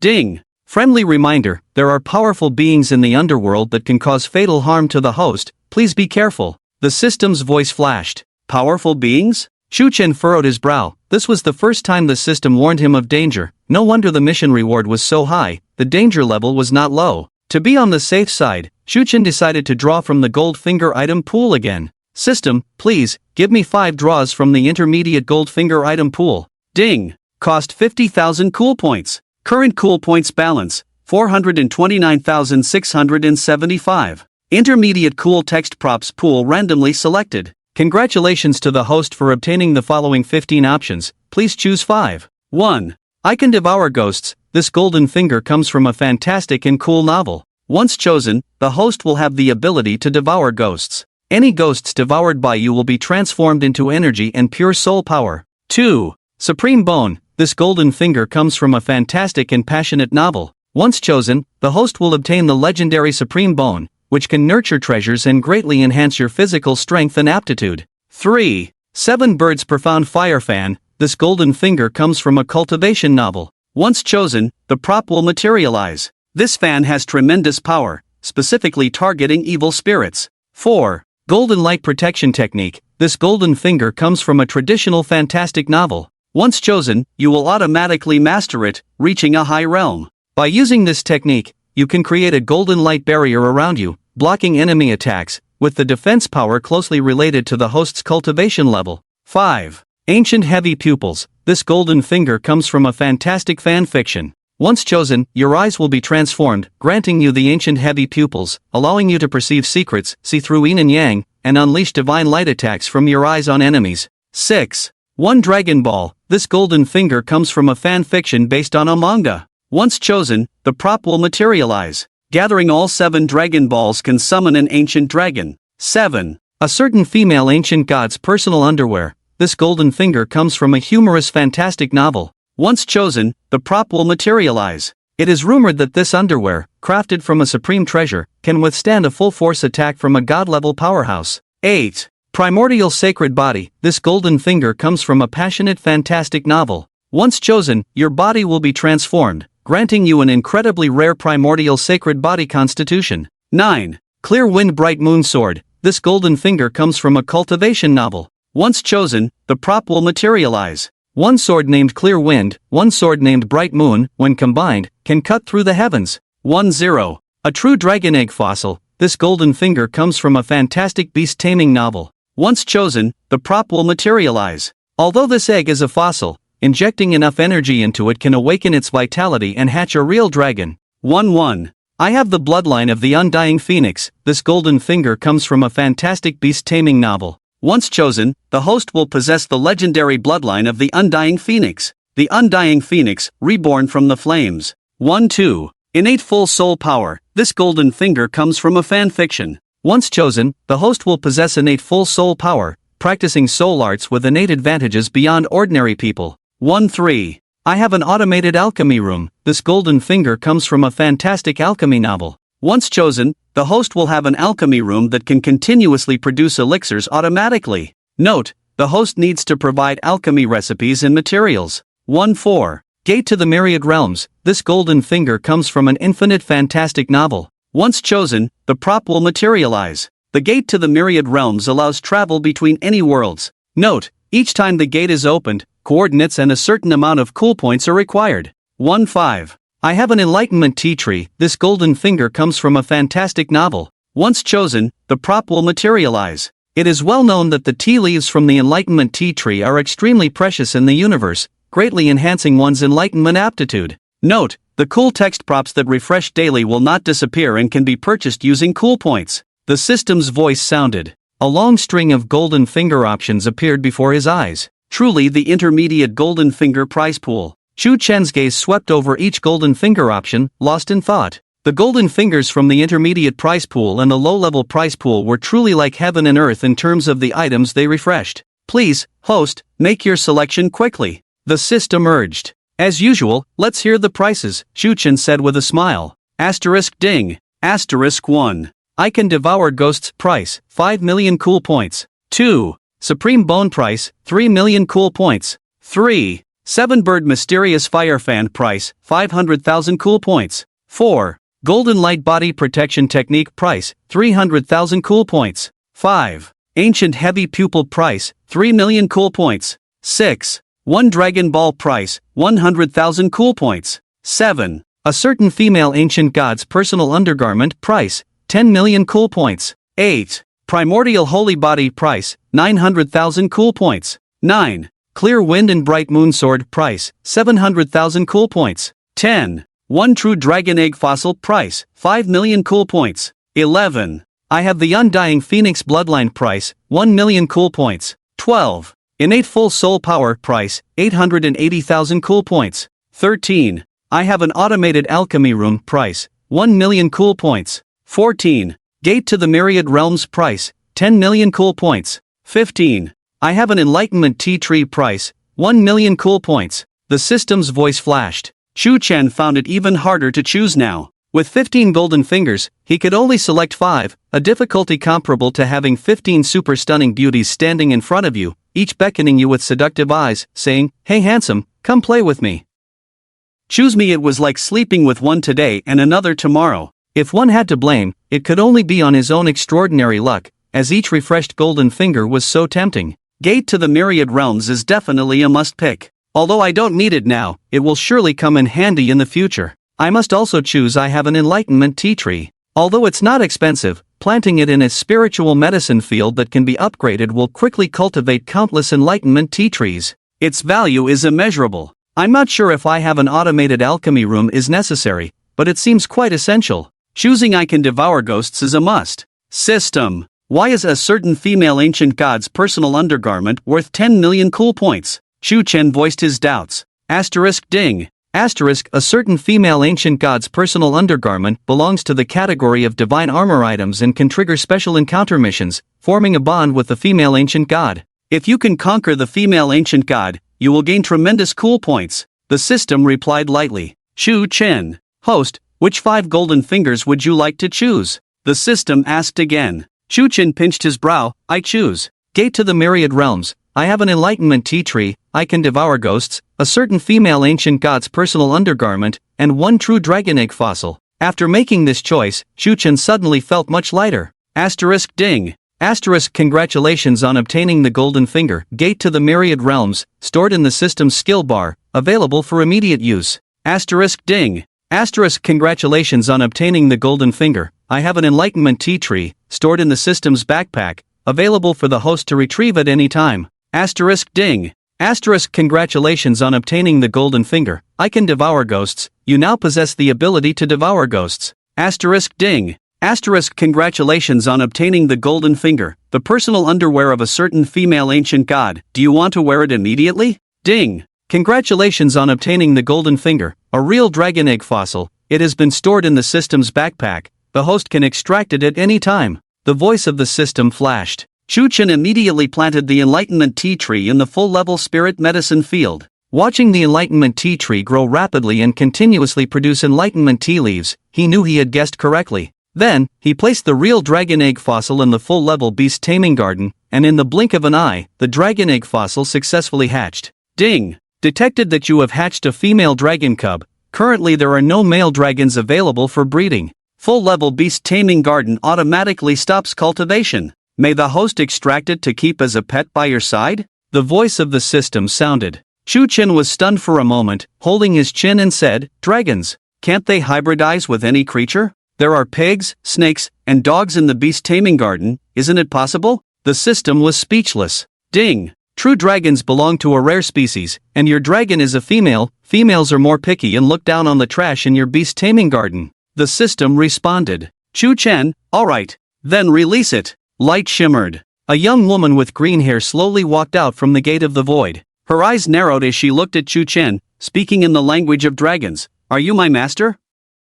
This woman was 8 feet tall, with green hair and red eyes, a melon seed face, slender eyebrows, bright red lips, 3 small dragon scales on her forehead, and a silver necklace hanging around her neck. She had an otherworldly temperament, a kind of exotic and suffocating wild beauty. Hiss, is this really a cub? System, do you have any misunderstanding about cubs? Chu Chen couldn't help but complain in his heart. Ding! The full-level beast taming garden has cultivated the dragon cub into a mature individual, fully developed. In addition, true dragons have a long lifespan, and at her current age in the dragon clan, she can only be considered a little child. The beasts raised by the beast taming garden obey the host's commands. Please take good care of them, master. The voice of the system flashed. Chu Chen, you are the system, what you say goes. The right to explain is yours. Seeing Chu Chen's lack of response, the green-haired woman slightly frowned, and spoke again. Master, are you not satisfied with me? Satisfied. Satisfied. Chu Chen was speechless. The green-haired woman quickly bowed, her voice crisp and pleasant, with a royal aura, saying, Please bestow a name, master. Bestow a name? Chu Chen was taken aback. If he hadn't released this true dragon from the beast taming garden, perhaps he would have just treated her as a domesticated animal, used to produce various dragon meat, blood, liver, bones, scales. But now that she was released, it was impossible to send her back to the beast taming garden to be treated as a common livestock. After a moment of contemplation, Chu Chen said, You are a true dragon species, with green hair, so let's call you Qingji. How about that? Qingji? Thank you for bestowing the name, master. Qingji, the green-haired woman, murmured softly, obviously very pleased with the name. At this moment, the golden dragon ring on Chu Chen's hand shimmered, and the golden dragon revealed its true form. Looking at the green-haired woman in front of him, a hint of excitement on his face. Hey, what are you so excited about? You're not smitten, are you? Chu Chen transmitted his voice. The golden dragon rolled its eyes and transmitted back. She is a daughter of my dragon clan, with pure and noble bloodline. My dragon lineage is cut off, and I have been looking for a suitable heir. Please allow me to pass on the inheritance to her, master. Chu Chen was surprised. Are you sure it's just passing on the inheritance? Golden dragon. Master, I am now a spirit in a vessel. Even if I want to do something to her, I have the intention but not the ability. Please, master, have 10,000 hearts. Chu Chen, don't overthink it. I'm just asking casually. Approved. Approved. Golden dragon, thank you, master. In an instant, the golden dragon pointed into the void, and a golden light had already entered Qingji's forehead. Qingji stood still for a long time, and after reacting, she excitedly bowed to the golden dragon. Thank you, senior of the dragon clan, for bestowing the inheritance. The golden dragon smiled. Yes, if you have any doubts about cultivation in the future, you can always come to me for guidance. Follow the master well. This will be a great opportunity for you. Qingji will definitely follow the master well. Qingji looked excitedly at Chu Chen. Her eyes seemed to be filled with silk threads. Ding! Host, would you like to immediately wear a certain female ancient god's personal undergarment? The system's voice sounded. Chu Chen, do I have to wear it now? Ding! This item has strong defensive capabilities. Once worn, you, host, will fear no danger in the underworld. The system's voice flashed. Shu Chen thought for a moment, opened the system interface, and found a certain female ancient god's personal undergarment in the storage space. Wow! It's a pink bra. I won't wear it now. I'll deal with danger when it comes. If it weren't for triggering the mission and forming a bond with the female ancient god, I would never choose this golden finger. Shu Chen spoke the truth. After all, this item costs 10 million cool points, seemingly able to trigger encounters like the female ancient god mission. The cool points reward for the mission is probably in the tens of millions as well. Ding! This system respects your choice.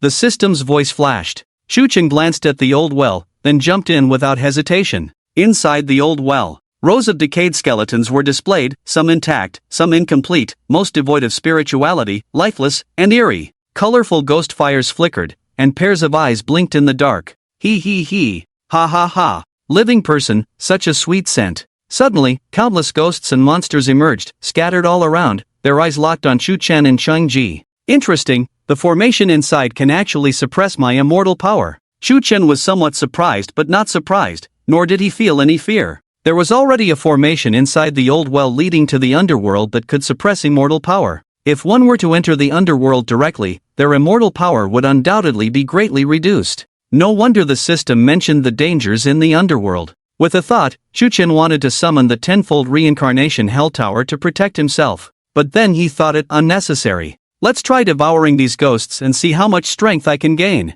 Shu Chen muttered to himself. Immediately, the ability to devour ghosts was unleashed by him. He subconsciously sucked, and 7 or 8 small ghosts in front of him uncontrollably flew backward, gradually shrinking and entering Shu Chen's mouth. In an instant, a pure soul power circulated within Shu Chen's body, nourishing every cell and enhancing the soul power. Although those small ghosts had low intelligence, seeing this scene scared them off in all directions. In the blink of an eye, those small ghosts had all hidden away. To be honest, Shu Chen didn't pay attention to them at all, as their strength was too low level. Even if he devoured them, it wouldn't increase his strength much. Thinking of this, Shu Chen no longer used the ability to devour ghosts, and his figure disappeared in place. The next moment, he had already arrived in front of a towering bronze gate. The bronze giant gate exuded a terrifying ghostly aura, shimmering with runic spells all over. A tremendously huge ghost head hung on the door lintel, glaring with fierce eyes at Shu Chen. This was the legendary ghost gate. Immortal? A word spat out from the mouth of that ghost head, forming sound waves that made people's eardrums ache.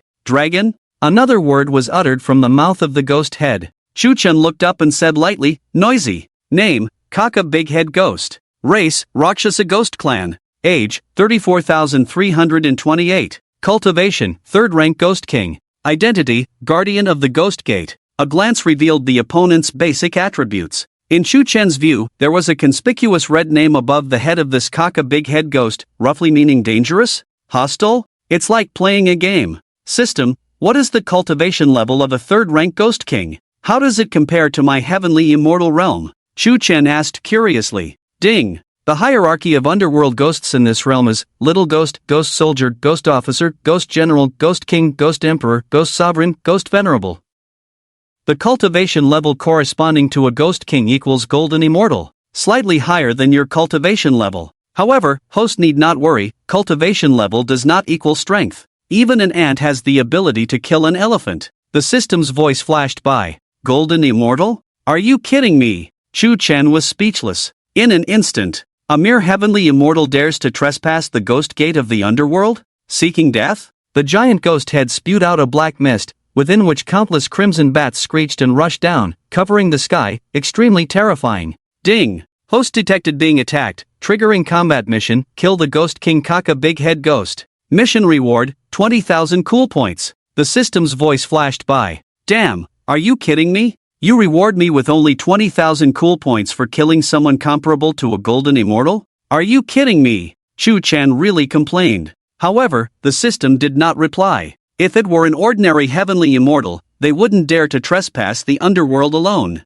Even if they were to enter the underworld, they wouldn't be foolish enough to brazenly charge past the ghost gate. There are many paths to the underworld, but Shu Chen didn't know any of this. He was eager to save his mother and didn't care about anything else. With a wave of his hand, he summoned 10 reincarnation hell towers and shouted, "Look down on me? The Ghost King is impressive, right?" The 10 reincarnation hell towers, divine-grade battle equipment, could attack and defend. Although Shu Chen couldn't fully activate them at the moment to unleash their full power, they were still effective for defense. The hell towers hung above Chu Chen's head, releasing waves of energy beams that instantly dispersed the black mist, making the crimson bats turn into blood mist and disappear. This scene truly stunned the giant ghost head, who stared at the 10 reincarnation hell towers with endless horror in his eyes, exclaiming, "What treasure is this, even more potent than the ghostly aura of our ghost gate? Are you kidding me?" The 10 reincarnation hell towers contain 99 layers of hell, created by a high-ranking ancient deity in the universe.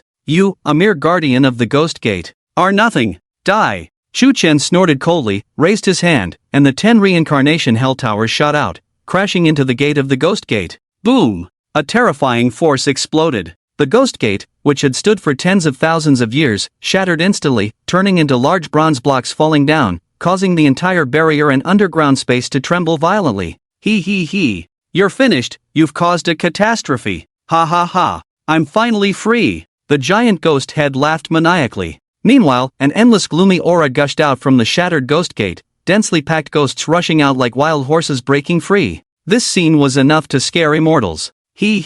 How could Chu Chen not know the consequences of shattering the ghost gate? He raised his hand and suppressed the 10 samsara hell towers in the sky, while simultaneously inhaling deeply. The golden finger was activated. I can devour ghosts. The endless gloomy aura surged backward, as if alive, flowing towards Chu Chen's mouth. Countless ghosts escaped from hell and were bound by a mysterious force, sucked into Chu Chen's mouth. In just a few seconds, Chu Chen felt his power continuously increasing, his soul becoming more solid, his cultivation skyrocketing madly, and his vitality rising. I can devour ghosts. This golden finger not only enhanced soul power but also boosted all aspects of Chu Chen's strength, including cultivation and vitality. With 10 samsara hell towers suppressing the area, not a single ghost could escape to the mortal realm. They all became Chu Chen's food. Oh my, what kind of monster is this? It's too terrifying. Brothers, don't charge. A terrified ghost shouted. However, more and more ghosts behind them pushed and shoved, thinking they could escape from hell. Little did they know, they were jumping from the frying pan into the fire. At the top, the huge monster head saw this scene, its face turning pale with fear, its heart trembling uncontrollably. This human clearly only had the cultivation of a mere celestial immortal, yet possessed such a terrifying treasure. Moreover, he could devour our ghost clan to enhance his own strength. If this person is not eliminated, our ghost clan will likely suffer in the future. That's what he thought. In an instant, he turned into a stream of light and fled into the underworld. Trying to escape? Chu Chen sneered, controlling the 10 samsara hell towers to shoot out a fiery chain that pierced through the void, instantly binding the huge monster head. The monster head screamed in terror, "Let me go, do you know who I am? I am the Ghost King who guards the boundary between yin and yang. If you dare to harm me, the underworld will not spare you." Chu Chen sneered, "I didn't want to act, but you attacked me first. An eye for an eye, I always hold grudges. Since you started it, I will finish it." As he spoke, a terrifying suction burst from Chu Chen's mouth. No matter how the monster head struggled, even as a Ghost King level powerhouse, he could not escape the binding of the 10 samsara hell towers, only watching helplessly as his body was slowly devoured by Chu Chen. Just then, stop! A thunderous shout came from the entrance of the underworld, a powerful aura rushing out rapidly. The monster head howled, "Lord Luo Lai, save me! Save!" Ding! Congratulations to the host for completing the battle mission, killing the Ghost King Kaka Big Head Ghost. Mission reward, 20,000 cool points, already credited. The system's voice flashed. At the same time, Chu Chen felt his strength skyrocketing madly, soul power, physical strength, vitality, and cultivation. In an instant, his cultivation soared. Celestial Immortal Grand Completion. Early Golden Immortal. Mid Golden Immortal. Awesome! Chu Chen laughed heartily, his cultivation at the Golden Immortal realm spreading out, creating a strong pressure in the area. The Ghost Gate was broken, the Ghost King was killed. Countless ghosts were devoured.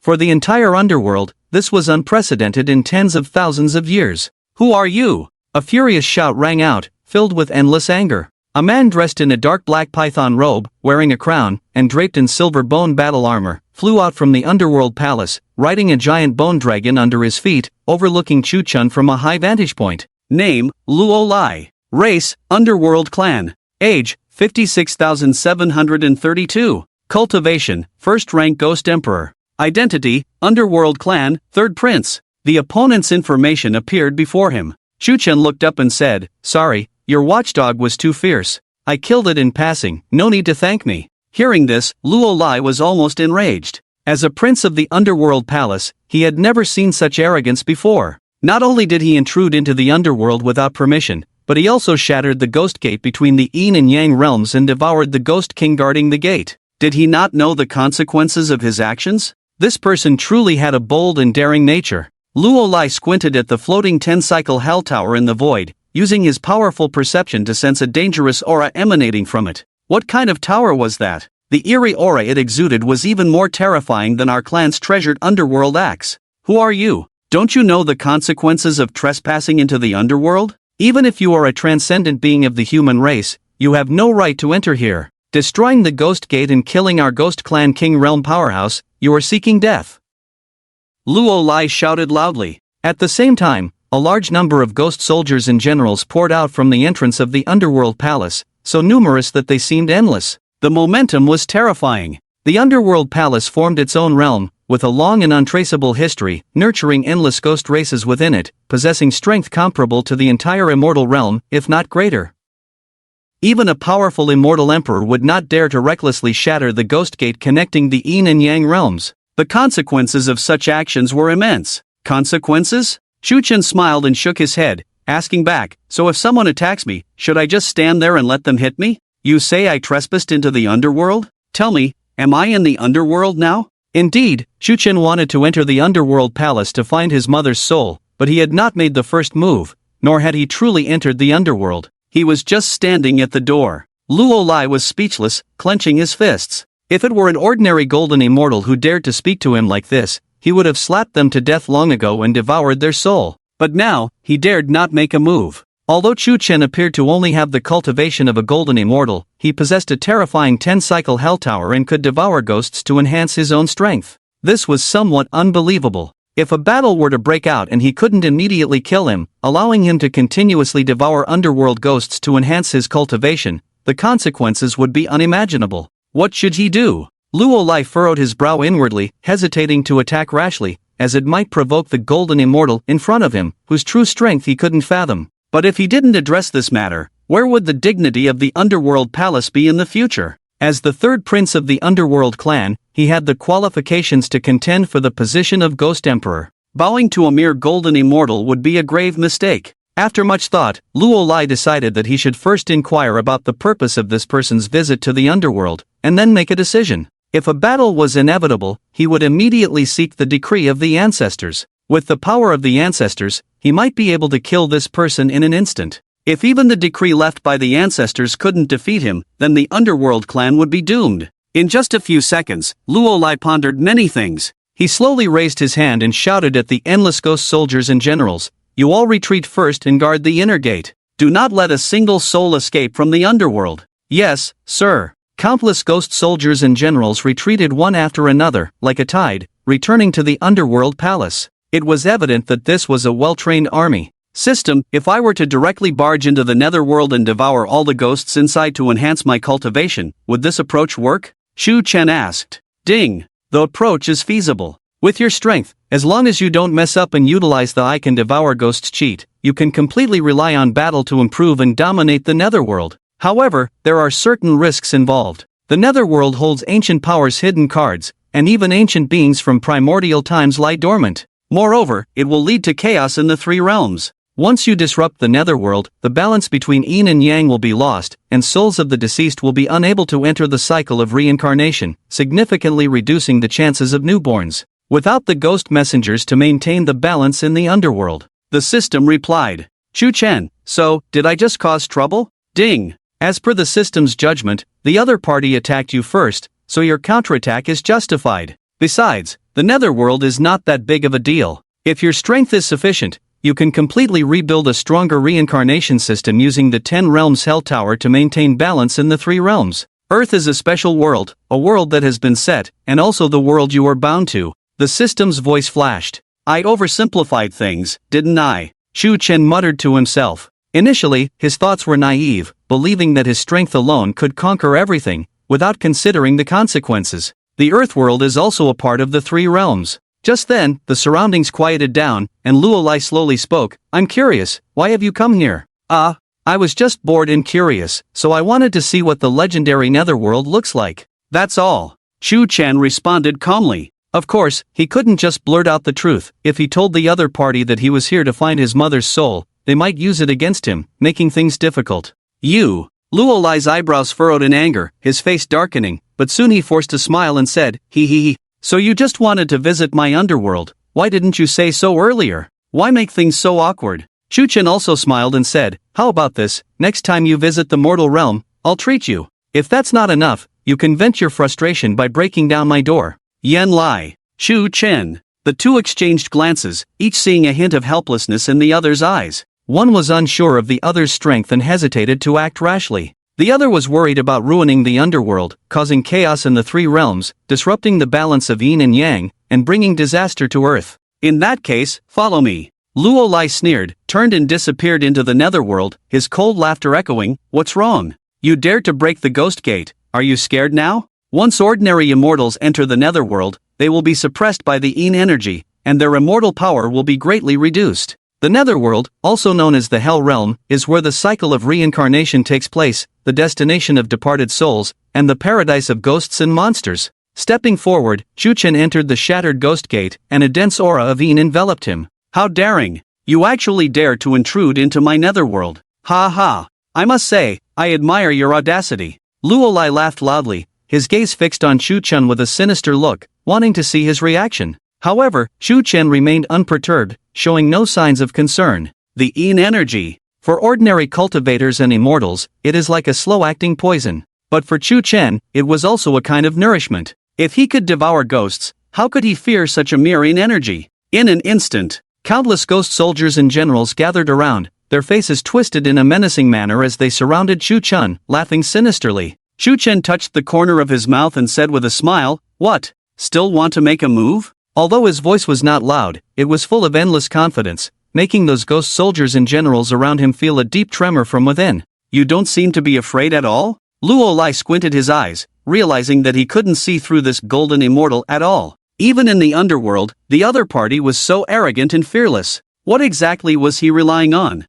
Afraid? Why should I be afraid? You invited me in as a guest, so here I am. If you want to fight, I can accompany you to the end. But the price, I'm afraid you can't bear it. Chu Chen shook his head with a smile. Before his words could even settle, he felt dozens of powerful auras rushing towards this place. The strong beings of the underworld had been alarmed. Such arrogance from the human race. A cold voice slowly sounded. Then, a pair of ghost claws tore through the void, enveloped in black mist, shrouding an indistinct humanoid figure. She looked down at Chu Chen and said, "A mere human, although possessing the cultivation of a golden immortal, how dare you come to my underworld and act recklessly?" As she spoke, those ghost claws reached towards the 10 Samsara Hell Tower. "Ready for war?" Chu Chen sneered coldly, while secretly preparing to use the personal underwear of a certain female ancient god for defense at any moment. Boom! The 10 Samsara Hell Tower suddenly shook. A strong energy fluctuation swept through in an instant, pressing down all the creatures in the underworld.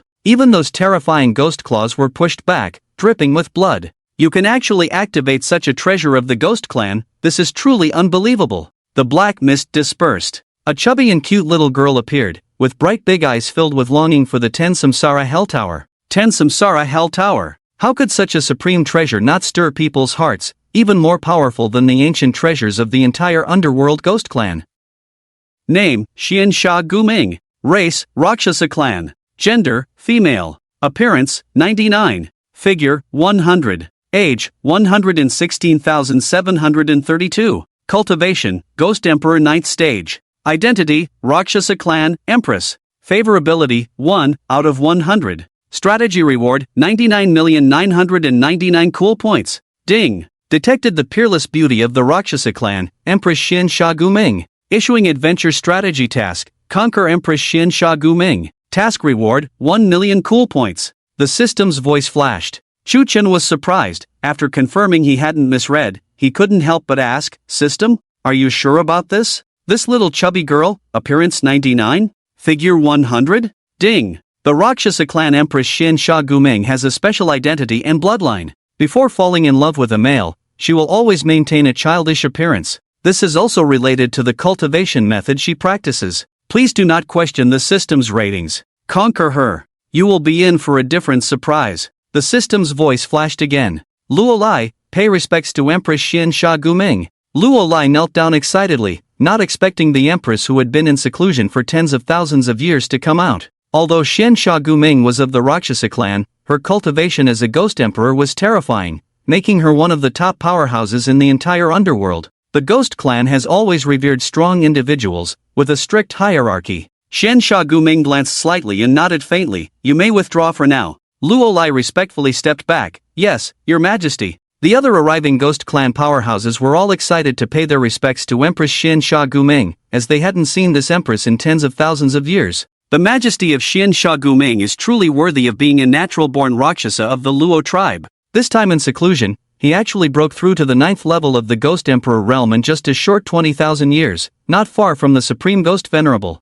Indeed, if Majesty Xian Sha Guming can break through to the Ghost Venerable realm, then our ghost tribe can go to war with the Immortal realm, and even the unification of the 3 realms is within reach. What kind of treasure is that bone tower? The aura it emits is even stronger than our ghost tribe's supreme treasure, the profound dark banner. Could it be the legendary primordial treasure? A strong member of the ghost tribe exclaimed excitedly. At this moment, Comrade Xiao Chu felt a bit flustered. Why did so many strong members of the ghost tribe suddenly appear on the opposite side? What about the plan to use war to sustain war and dominate the netherworld? If they don't fight fair and all come at me, won't I be ganged up on? Although he felt a bit nervous, there was no trace of fear on Chu Chen's face. He straightened his posture and smiled. "Is this how your ghost tribe treats guests?" As soon as he finished speaking, the surroundings fell silent instantly. A sinister old member of the ghost tribe sneered. He. "You, human kid, are truly audacious. Since the ancient chaos battle, the boundaries between the 3 realms of heaven, earth, and man have been established.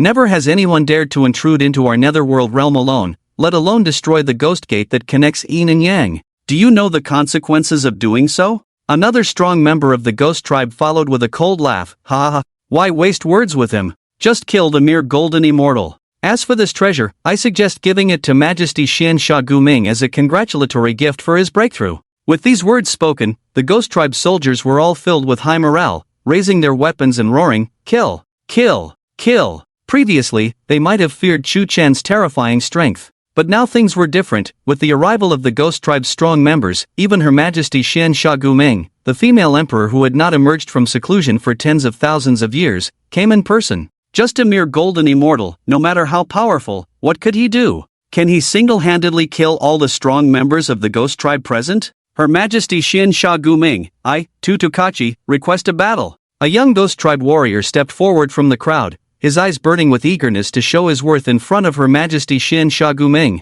Her Majesty Xian Sha Guming, I, Karawani, also request a battle. Her Majesty Xian Sha Guming, let me go. Her Majesty Xian Sha Guming, let me handle this. I can deal with this human trash with just one hand. Among the ghost tribe, many powerful warriors stepped forward, their blood boiling with eagerness to win the favor of Her Majesty Xian Sha Guming. It should be noted that this empress had never given birth to offspring. According to the ghost tribe's tradition, after this emergence from seclusion, she must find a male ghost tribe member to carry out the important task of reproduction, to breed new descendants for the ghost tribe and continue the lineage of power.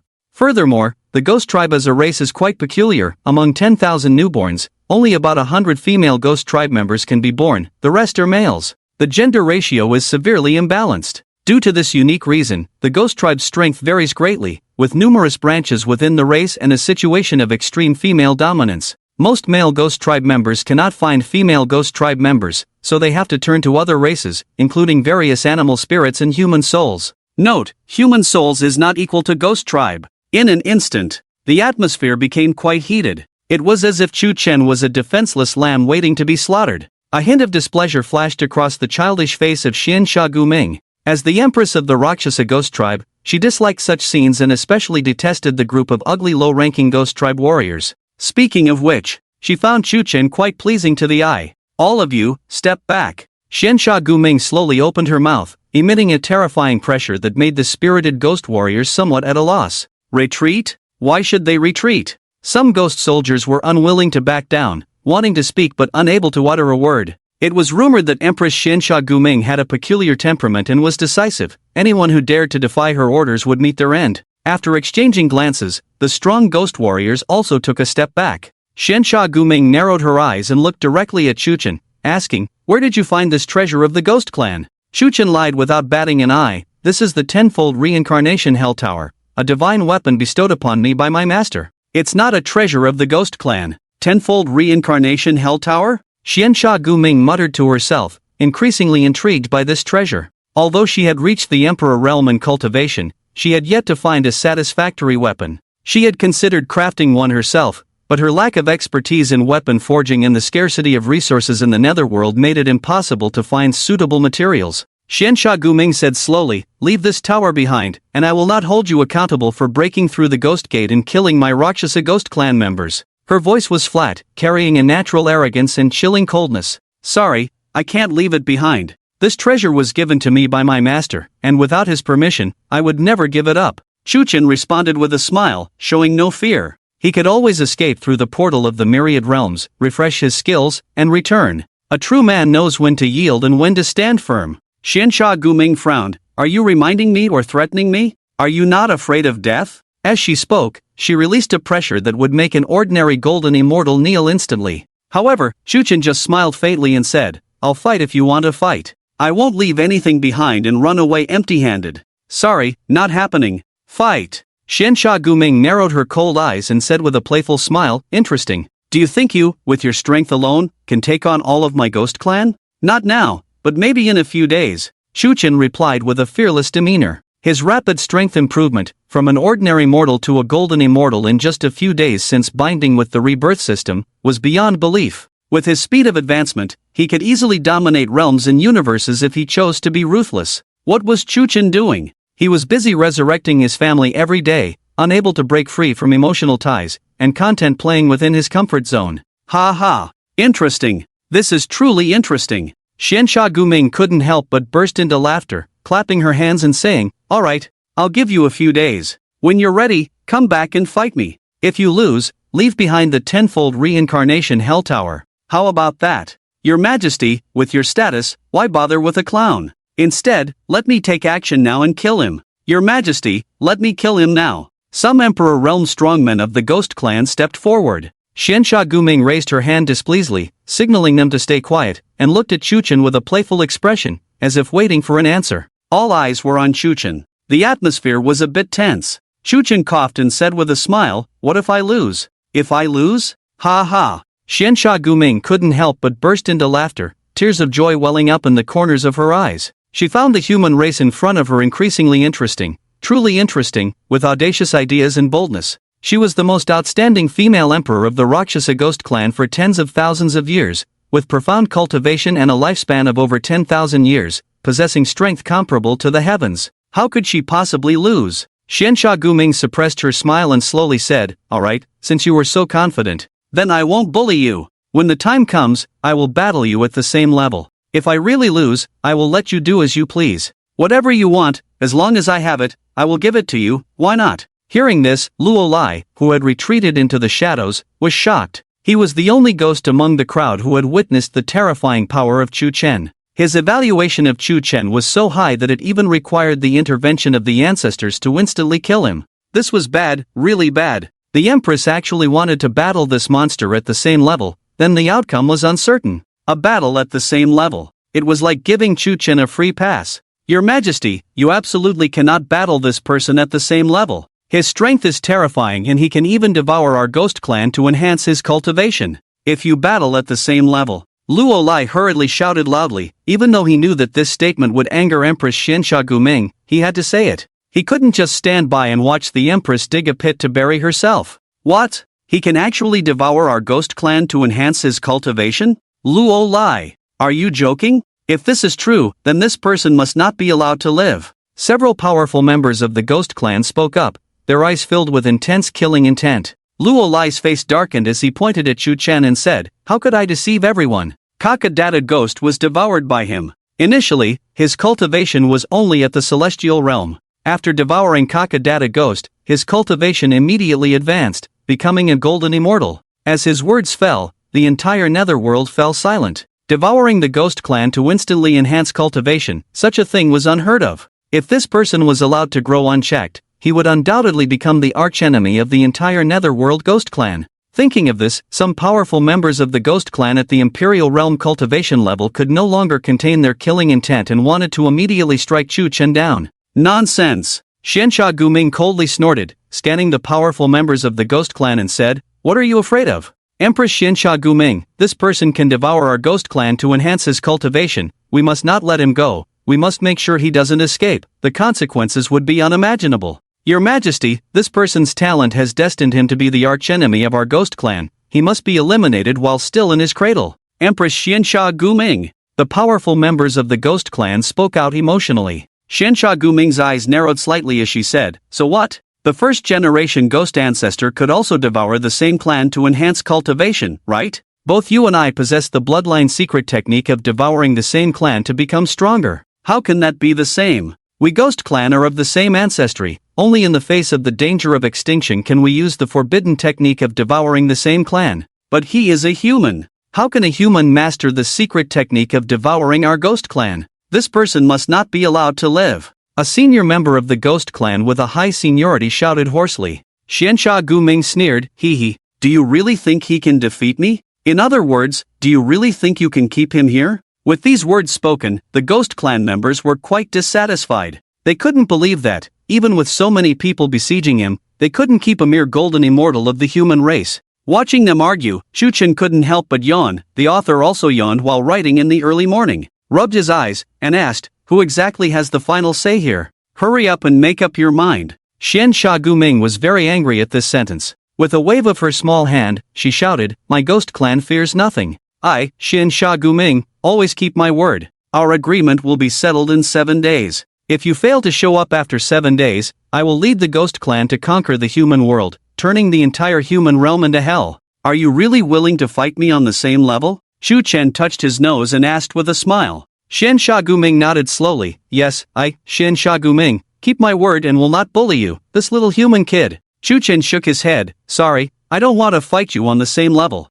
Xianxia Guming frowned. "What do you mean? Are you really seeking death? Seeking death? Ha ha ha." Chu Chen laughed heartily, waved his hand, and said, "It's nothing. I just don't want to bully a woman. 7 days later, please bring out all your strength to fight me. If I lose, I will give you the 10 rounds of reincarnation Hell Tower. And, I am willing to leave my own life." His words were resolute. The ghost clan strongmen, who were originally full of killing intent, fell silent. This outcome seemed somewhat acceptable. After all, Empress Xianxia Guming was a very powerful existence. If she went all out, she would surely be able to easily kill this arrogant human fool. However, some of the ghost clan strongmen furrowed their brows and said, "Empress Xianxia Guming, Your Majesty, you must not believe this person's words. Humans are the most cunning and evil. He just wants to deceive us, let him go." "That's right, humans are the most deceitful, we must not trust him." They started arguing again. It was as if they were sure that if they acted now, they could keep Chu Chen.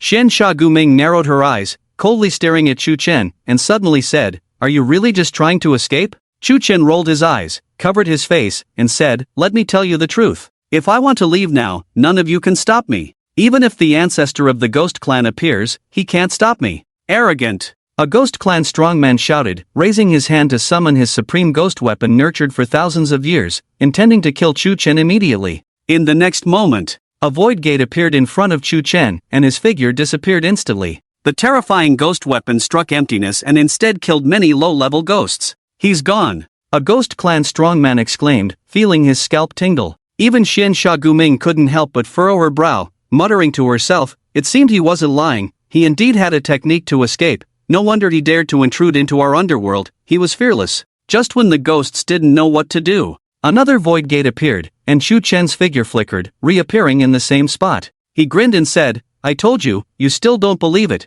you have to try." Seeing this scene, the surrounding ghost clan strongmen's faces were extremely solemn, and they no longer made a move, choosing silence. Silence. A silence. Xianxia Guming sighed and slowly said, "All right, I hope you will keep your promise when the time comes." Chu Chen looked at her, "If I win, can I really take everything with me?" Xianxia Guming nodded slowly, her tone solemn, "If you can really defeat me, whatever I can give, you can take it." Chu Chen rubbed his chin, "What if I want you?" As soon as he said that, the entire underworld fell into an instant silence. A few seconds later, "How dare you, you human actually dare to have designs on Empress Xianxia Guming, seeking death? Arrogant, I will kill you. Don't stop me, I will fight him to the death. Empress, your majesty belongs to our ghost clan, it's impossible to be with your humankind. Countless ghost clan members roared in anger. He. Shensha Guming couldn't help but chuckle lightly, her faint red eyes shimmering with a strange light, her red lips slightly parted as she said, "Alright,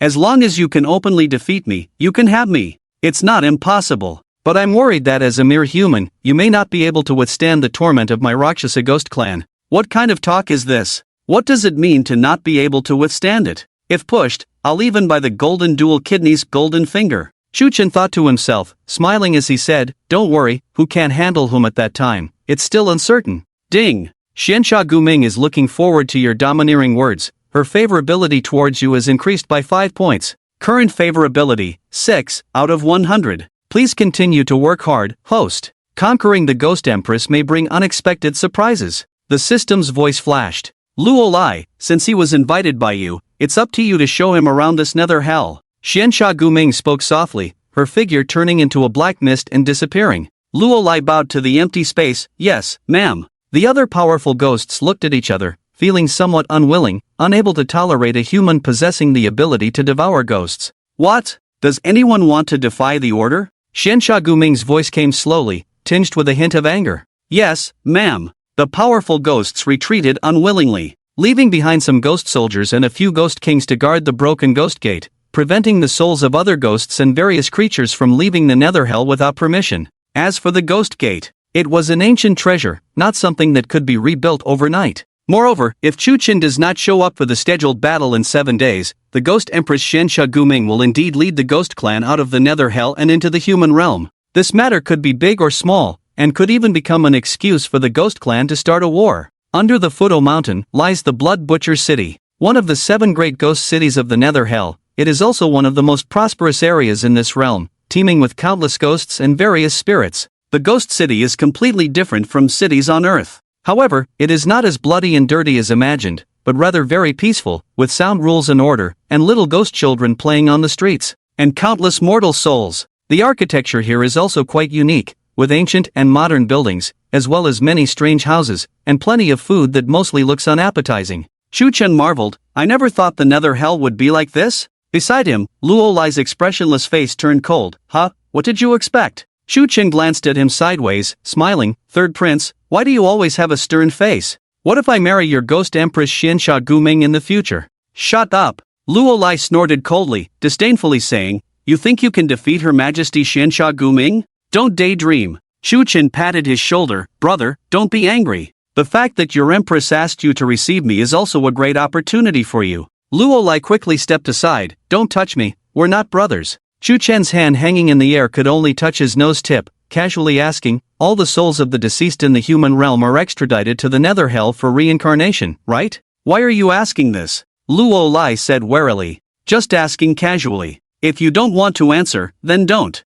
Chuchen rolled his eyes and secretly spread out his divine sense, trying to find the soul of his mother, Zhang Yueying. "Are you looking for someone?" Luo Lai squinted his eyes and suddenly smiled. He had been observing Chuchen all the way, wanting to see why Chuchen dared to break into the nether hell. Now, he finally guessed it. Chuchen frowned and shrugged. "I might as well tell you, I did come in to find someone." Luo Lai breathed a sigh of relief. If it was just to find someone, he didn't need to be so nervous. What he was worried about was if Chuchen had other motives. "Tell me the birth details of the person you're looking for, and I'll help you find them," he said. Chuchen glanced sideways. "Huh? Are you really that kind? You probably can't wait to kill me right away in your heart. I do indeed wish for your death, because you not only destroyed the Ghost Gate, but also devoured the Ghost King Kaka and those innocent Ghost Clan members. Your sins deserve a trip to the 18th level of hell," Luo Lai said coldly. Chuchen, somewhat curious, pinched his chin. "Then why are you helping me?" Luo Lai's face darkened.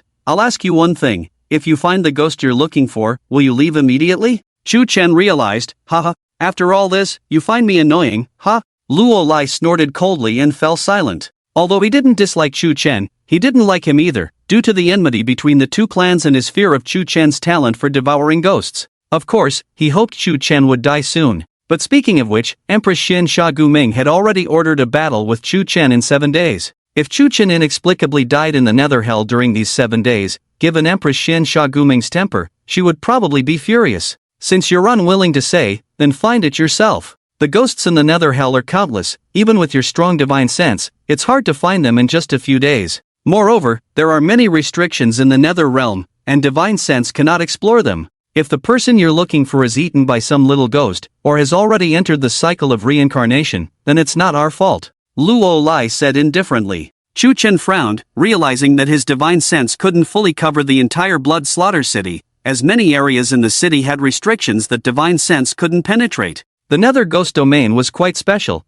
Divine sense was actually suppressed here. In the end, Chu Chen could only reveal the birth details and birthplace of his mother, Jiang Yueying, with a hint of vigilance in his eyes. Luo Lai took note of everything and couldn't help but coldly smile. It seems that this person is very important to you. If she wasn't important, would I have ventured into the nether hell? Chu Chen retorted indifferently. Humph, you humans are indeed cunning and suspicious, a race with extreme paranoia. Luo Lai said, summoning a bone boat with a wave of his hand. Come aboard, the person you're looking for is not in this city. Chu Chen quickly jumped onto the bone boat and asked, how do you know she's not here? The bone boat was a flying ghost tool, and as Luo Lai controlled its flight, he said coldly, when mortals die in the mortal realm, their souls are sent to the nether. For better management, the deceased in each area are divided among different ghost cities awaiting reincarnation. The person you're looking for was born in the capital city of Huagua, and after her death, she should have been sent to Fengdu City. Chu Chen, can't we just teleport? Can't we break through the void directly?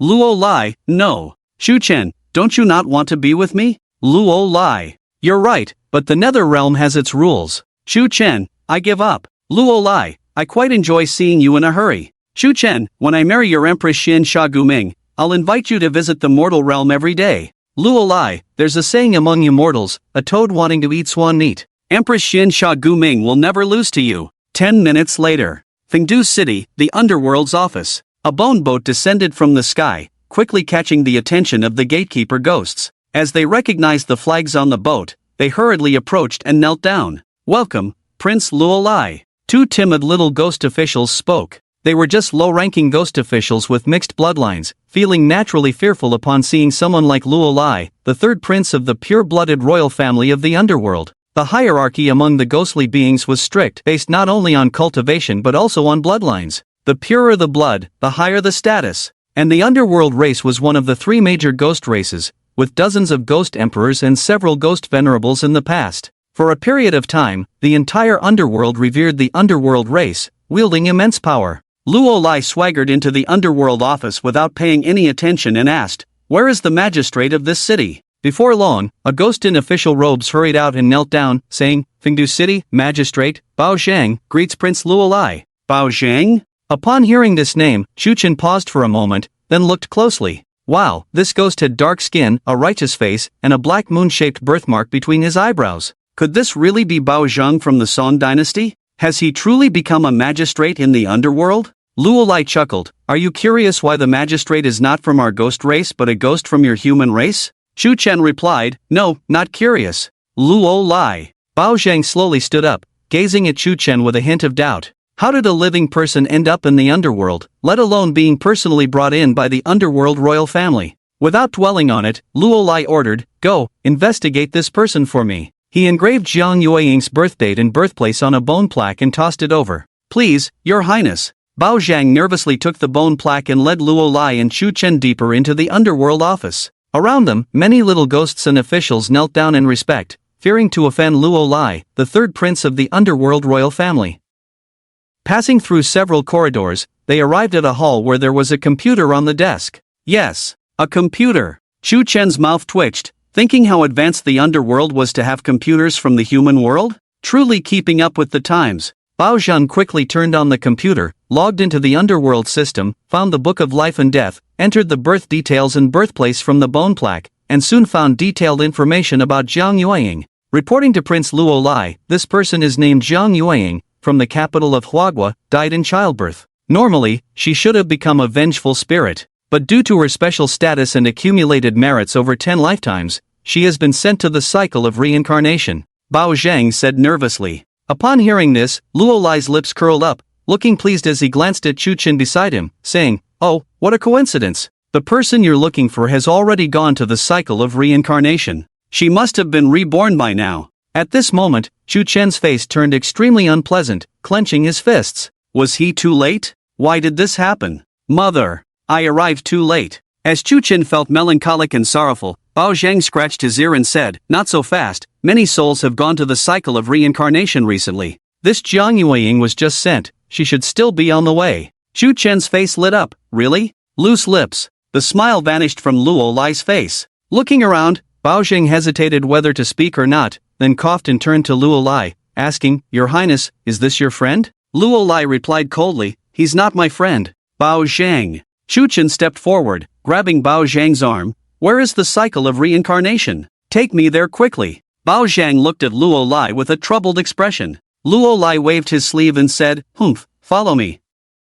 So, they hurriedly arrived and hurriedly left. Bao Zhang looked at the empty hall, sat down heavily, wiped the cold sweat from his forehead, and muttered to himself, scared me to death, I don't know if Prince Luo Lai will come looking for me later. In another 50 years, I can retire and get a chance to be reborn in the immortal realm. I must not make any mistakes at this critical moment. On the other side, the bone boat flew like a shooting star across the sky. Chu Chun urged, hurry up, haven't you eaten? Luo Lai replied, indeed, I haven't eaten. How about you drive? Chu Chen retorted, if I knew the way, why would I need you? Luo Lai chuckled, well, then shut up. Chu Chen pleaded, please go faster, as long as you can catch up, I will reward you generously. Luo Lai teased, alright, how about you repay me with your life? Chu Chen warned, I'm talking nicely to you, don't make me use force. Luo Lai explained, this is already the fastest speed. If you rashly enter the cycle path and disrupt it, I'll consider you a brave man. Chu Chen challenged, do you think I dare not?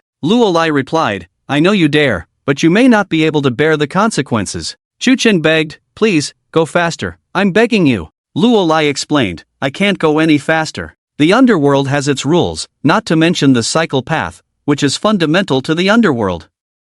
Chu Chen clenched his fists, just wait and see. Meanwhile, on the road to the underworld, a middle-aged female ghost in a white dress, guided by the ghost escort, slowly walked towards the platform. Her life flashed before her eyes, parents, elders, children, husband, hometown, and those she missed dearly. She was born in the capital, into a wealthy family with loving parents and caring elders. She was playful and cheerful since childhood, with good academic performance, and a happy family life. As she grew older, she met a man she admired by chance. They fell in love, vowed to be together forever. Through years of courtship, with arguments, happiness, sadness, and joy. Eventually, they got married, blessed by both families and friends. A year later, she gave birth to a chubby boy. In the hospital, looking at her adorable son, she asked tearfully, honey, what should we name our son? The man thought for a moment and excitedly suggested, let's call him Chu Chen. He will grow up to be a hero, following in my footsteps. She rolled her eyes, why not Chu Xiong? You work tirelessly every day,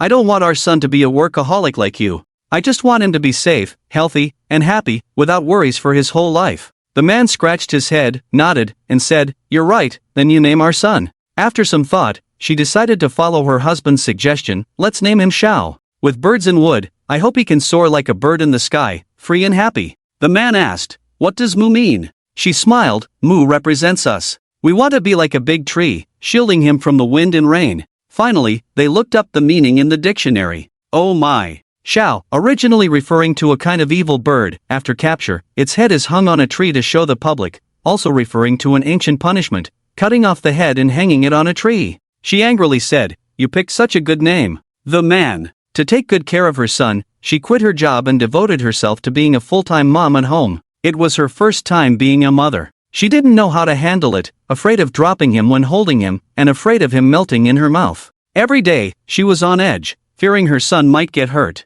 However, watching her chubby and innocent son, she felt it was all worth it, despite being busy all day long and rarely asking the nanny for help. As her son grew up little by little, he became more sensible and less mischievous like he was in his childhood. Her son was very well behaved, very sensible. He wasn't spoiled and had good manners, never thinking he was superior to others. Her parenting was successful, she instilled the right values in her son. She accompanied him through childhood, middle school, and into high school. That year, she became pregnant again. In the hospital room, she smiled and asked her son, son, would you like mom to give you a little sister? Her son happily replied, yes. Seeing how responsible her son was, she asked, will you take good care of her? Her son replied confidently, of course, she's my little sister, she's precious to me. She was wheeled into the delivery room. With a painful and trembling voice, her hands slowly dropped. Flashbacks of memories flickered before her eyes. Finally, everything turned dark. That was her life. Alright, It's time for you to go to Manhwa Bridge.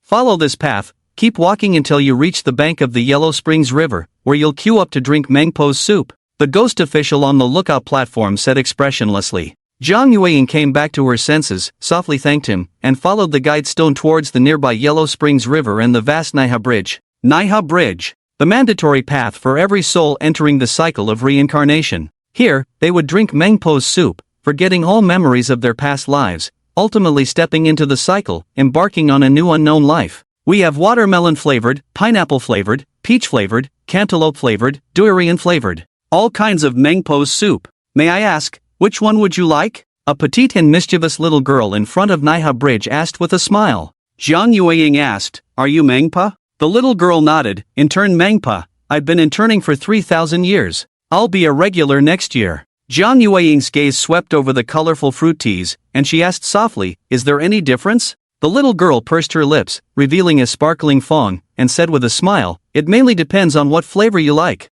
Of course, their effects are the same. Once you take a sip, you'll forget all memories of your past life. Those worries, attachments, and grudges will all disappear." Zhang Yueying stood in front of the stall, murmuring to herself, "Shower likes peach. Could you please give me a peach-flavored one?" "Sure. Please wait a moment." The little girl swiftly picked up a cup of peach-flavored Mangpo's soup and handed it to Zhang Yueying, saying, "Drink up, my Mangpo's soup is the most delicious. Other interns wouldn't be able to make it like this, thank you." Zhang Yueying nodded, took the cup of peach-flavored Mangpo's soup, took a sip, and the aroma of water peach instantly spread in her mouth, sweet, fragrant, with even coconut and jelly inside. The little girl asked eagerly, "Is it good?" As she spoke, she stamped Zhang Yueying's reincarnation card with a seal that read "Drank Forgetfulness Soup" in 5 red characters. "Delicious." Zhang Yueying nodded again, then furrowed her brows and asked, "Why haven't my memories disappeared?" "Ah." The little girl blinked, suddenly feeling uneasy. She quickly snatched the cup of peach-flavored Mangpa soup and took a sip, her face changing immediately. Zhang Yueying asked lightly, "Your complexion seems off, are you feeling unwell?" The little girl, as if in a daze, let her arms hang in front of her and swallowed hard. "Don't say anything, forget everything. Just pretend you've forgotten everything and hurry to reincarnate. Don't tell anyone that your memory hasn't disappeared. Otherwise, I'm done for." Zhang Yueying was stunned for 2 seconds. "You couldn't be." The little girl quickly covered her mouth, nodding in fright, whispering, "Yes, I forgot to add the forgetfulness grass. It's over, 10,000 people have already drunk it today and reincarnated. And now, only you told me you haven't forgotten your memory. I'm in big trouble if the authorities find out. I'll never be able to make it right. You must leave quickly, before anyone notices. Take your memories and go through the cycle of rebirth." As she spoke, she looked around anxiously. Luckily, her stall was quite secluded. "All right. Thank you, what's your name?" Zhang Yueying hesitated for 2 seconds, a rare smile appearing on her face. The little girl whispered, "You must act like you've lost your memory. By the way, I'm called a Gujuo. When you die in your next life, you must come and drink my soup. This is our little secret. Don't tell anyone. Okay, see you in the next life." Zhang Yueying brushed past her, subtly nodding, and headed towards the Manhwa Bridge. Watching her cross the Manhwa Bridge, the little girl patted her chest, quickly took out a bone plaque and hung it on her stall, with the words, "Today's Mangpa soup, sold out. Those who want to reincarnate, go to the next stall." Moments later, a bone boat descended slowly and stopped by the side of the Manhwa Bridge. Luo Lai said coldly, "Alright, this is the Manhwa Bridge, find it yourself. If you can't find it, it means the person you're looking for has already drunk Mangpa soup and reincarnated." Chu Chen immediately leaped off the bone boat, shouting to the ghost crowd, "Mom! Mom! Mom!" His voice was loud. Countless female ghost souls turned to look, then turned away. Chu Chen had a bad feeling. His divine sense was unexpectedly suppressed here, and there was a strong force suppressing divine sense by the side of the Yellow Springs River. After searching around, he indeed did not find his mother Zhang Yueying. Luo Lai said cheerfully, "It seems the person you're looking for has already reincarnated." Chu Chen's face darkened, clenched his fists, turned and stepped towards the Manhwa Bridge. He didn't believe his mother had already reincarnated. If that were the case, the system should have prompted him of mission failure. Since the system didn't prompt, it means the mission is not over yet. Luo Lai smirked, "Don't bother, any soul that drinks Mangpa soup will lose all memories of their past life. Even if you find that person, she won't remember you." Chu Chen, agitated, lowered his voice and said, "Don't provoke me, you can't handle the consequences." Luo Lai squinted, amused, "I have a distant cousin here, she's an intern Mangpa, maybe you can ask her." By the side of the Yellow Springs River, a Gujuo pushed her small cart, walking and pondering how she could forget to add the forgetfulness grass. How could such a basic mistake happen to her? Ah! Those 10,000 ghost souls taking their memories to reincarnate. I hope it won't cause any trouble. What if the authorities find out? My performance of thousands of years will be at stake. Just then, a Gujuo felt like she bumped into something. She looked up and saw a handsome face in front of her. I'm sorry, we're sold out today. You can try buying Mangpo's soup from someone else, she said. Shu Chen glanced at the various fruit teas on the stall. At the same time, an information panel appeared before him. Name, a Gujuo, bloodline race, hybrid of Rakshasa and underworld tribes, mutant species, gender, female, appearance, 93, figure, 97, age, 26,732, cultivation, first tier ghost king, identity, intern Mengpa, favorability, 10, out of 100. Strategy reward, 99,999 cool points. Beside them, Luolai moved the bone fan covering his face and smiled, saying, Cousin, long time no see huh? Prince Luolai. A Gujuo exclaimed in surprise, then as if remembering something, she whispered, Cousin, why are you here? Didn't Auntie punish you to guard the ghost gate? Luolai raised an eyebrow, awkwardly changing the subject. What's going on? You haven't sold out yet, have you? I remember you were about to become a regular. Don't care about performance anymore? A Gujuo's expression stiffened. Stop it, I'm not in a good mood today, don't provoke me. Luolai. He really wanted to say that he was also in a bad mood today. Originally, Luolai was punished to guard the ghost gate, but he had a drink and went to a brothel. Then the ghost gate was smashed by Chu Chen. Although Luolai was the first to arrive at the scene, the incident had already occurred, and he couldn't escape blame. He would definitely have to take the blame for this. He might face some punishment when he returned. If it weren't for Empress Xian Sha Guming stepping in and taking over the matter, Luolai was already being punished now. Forget it, just close the stall.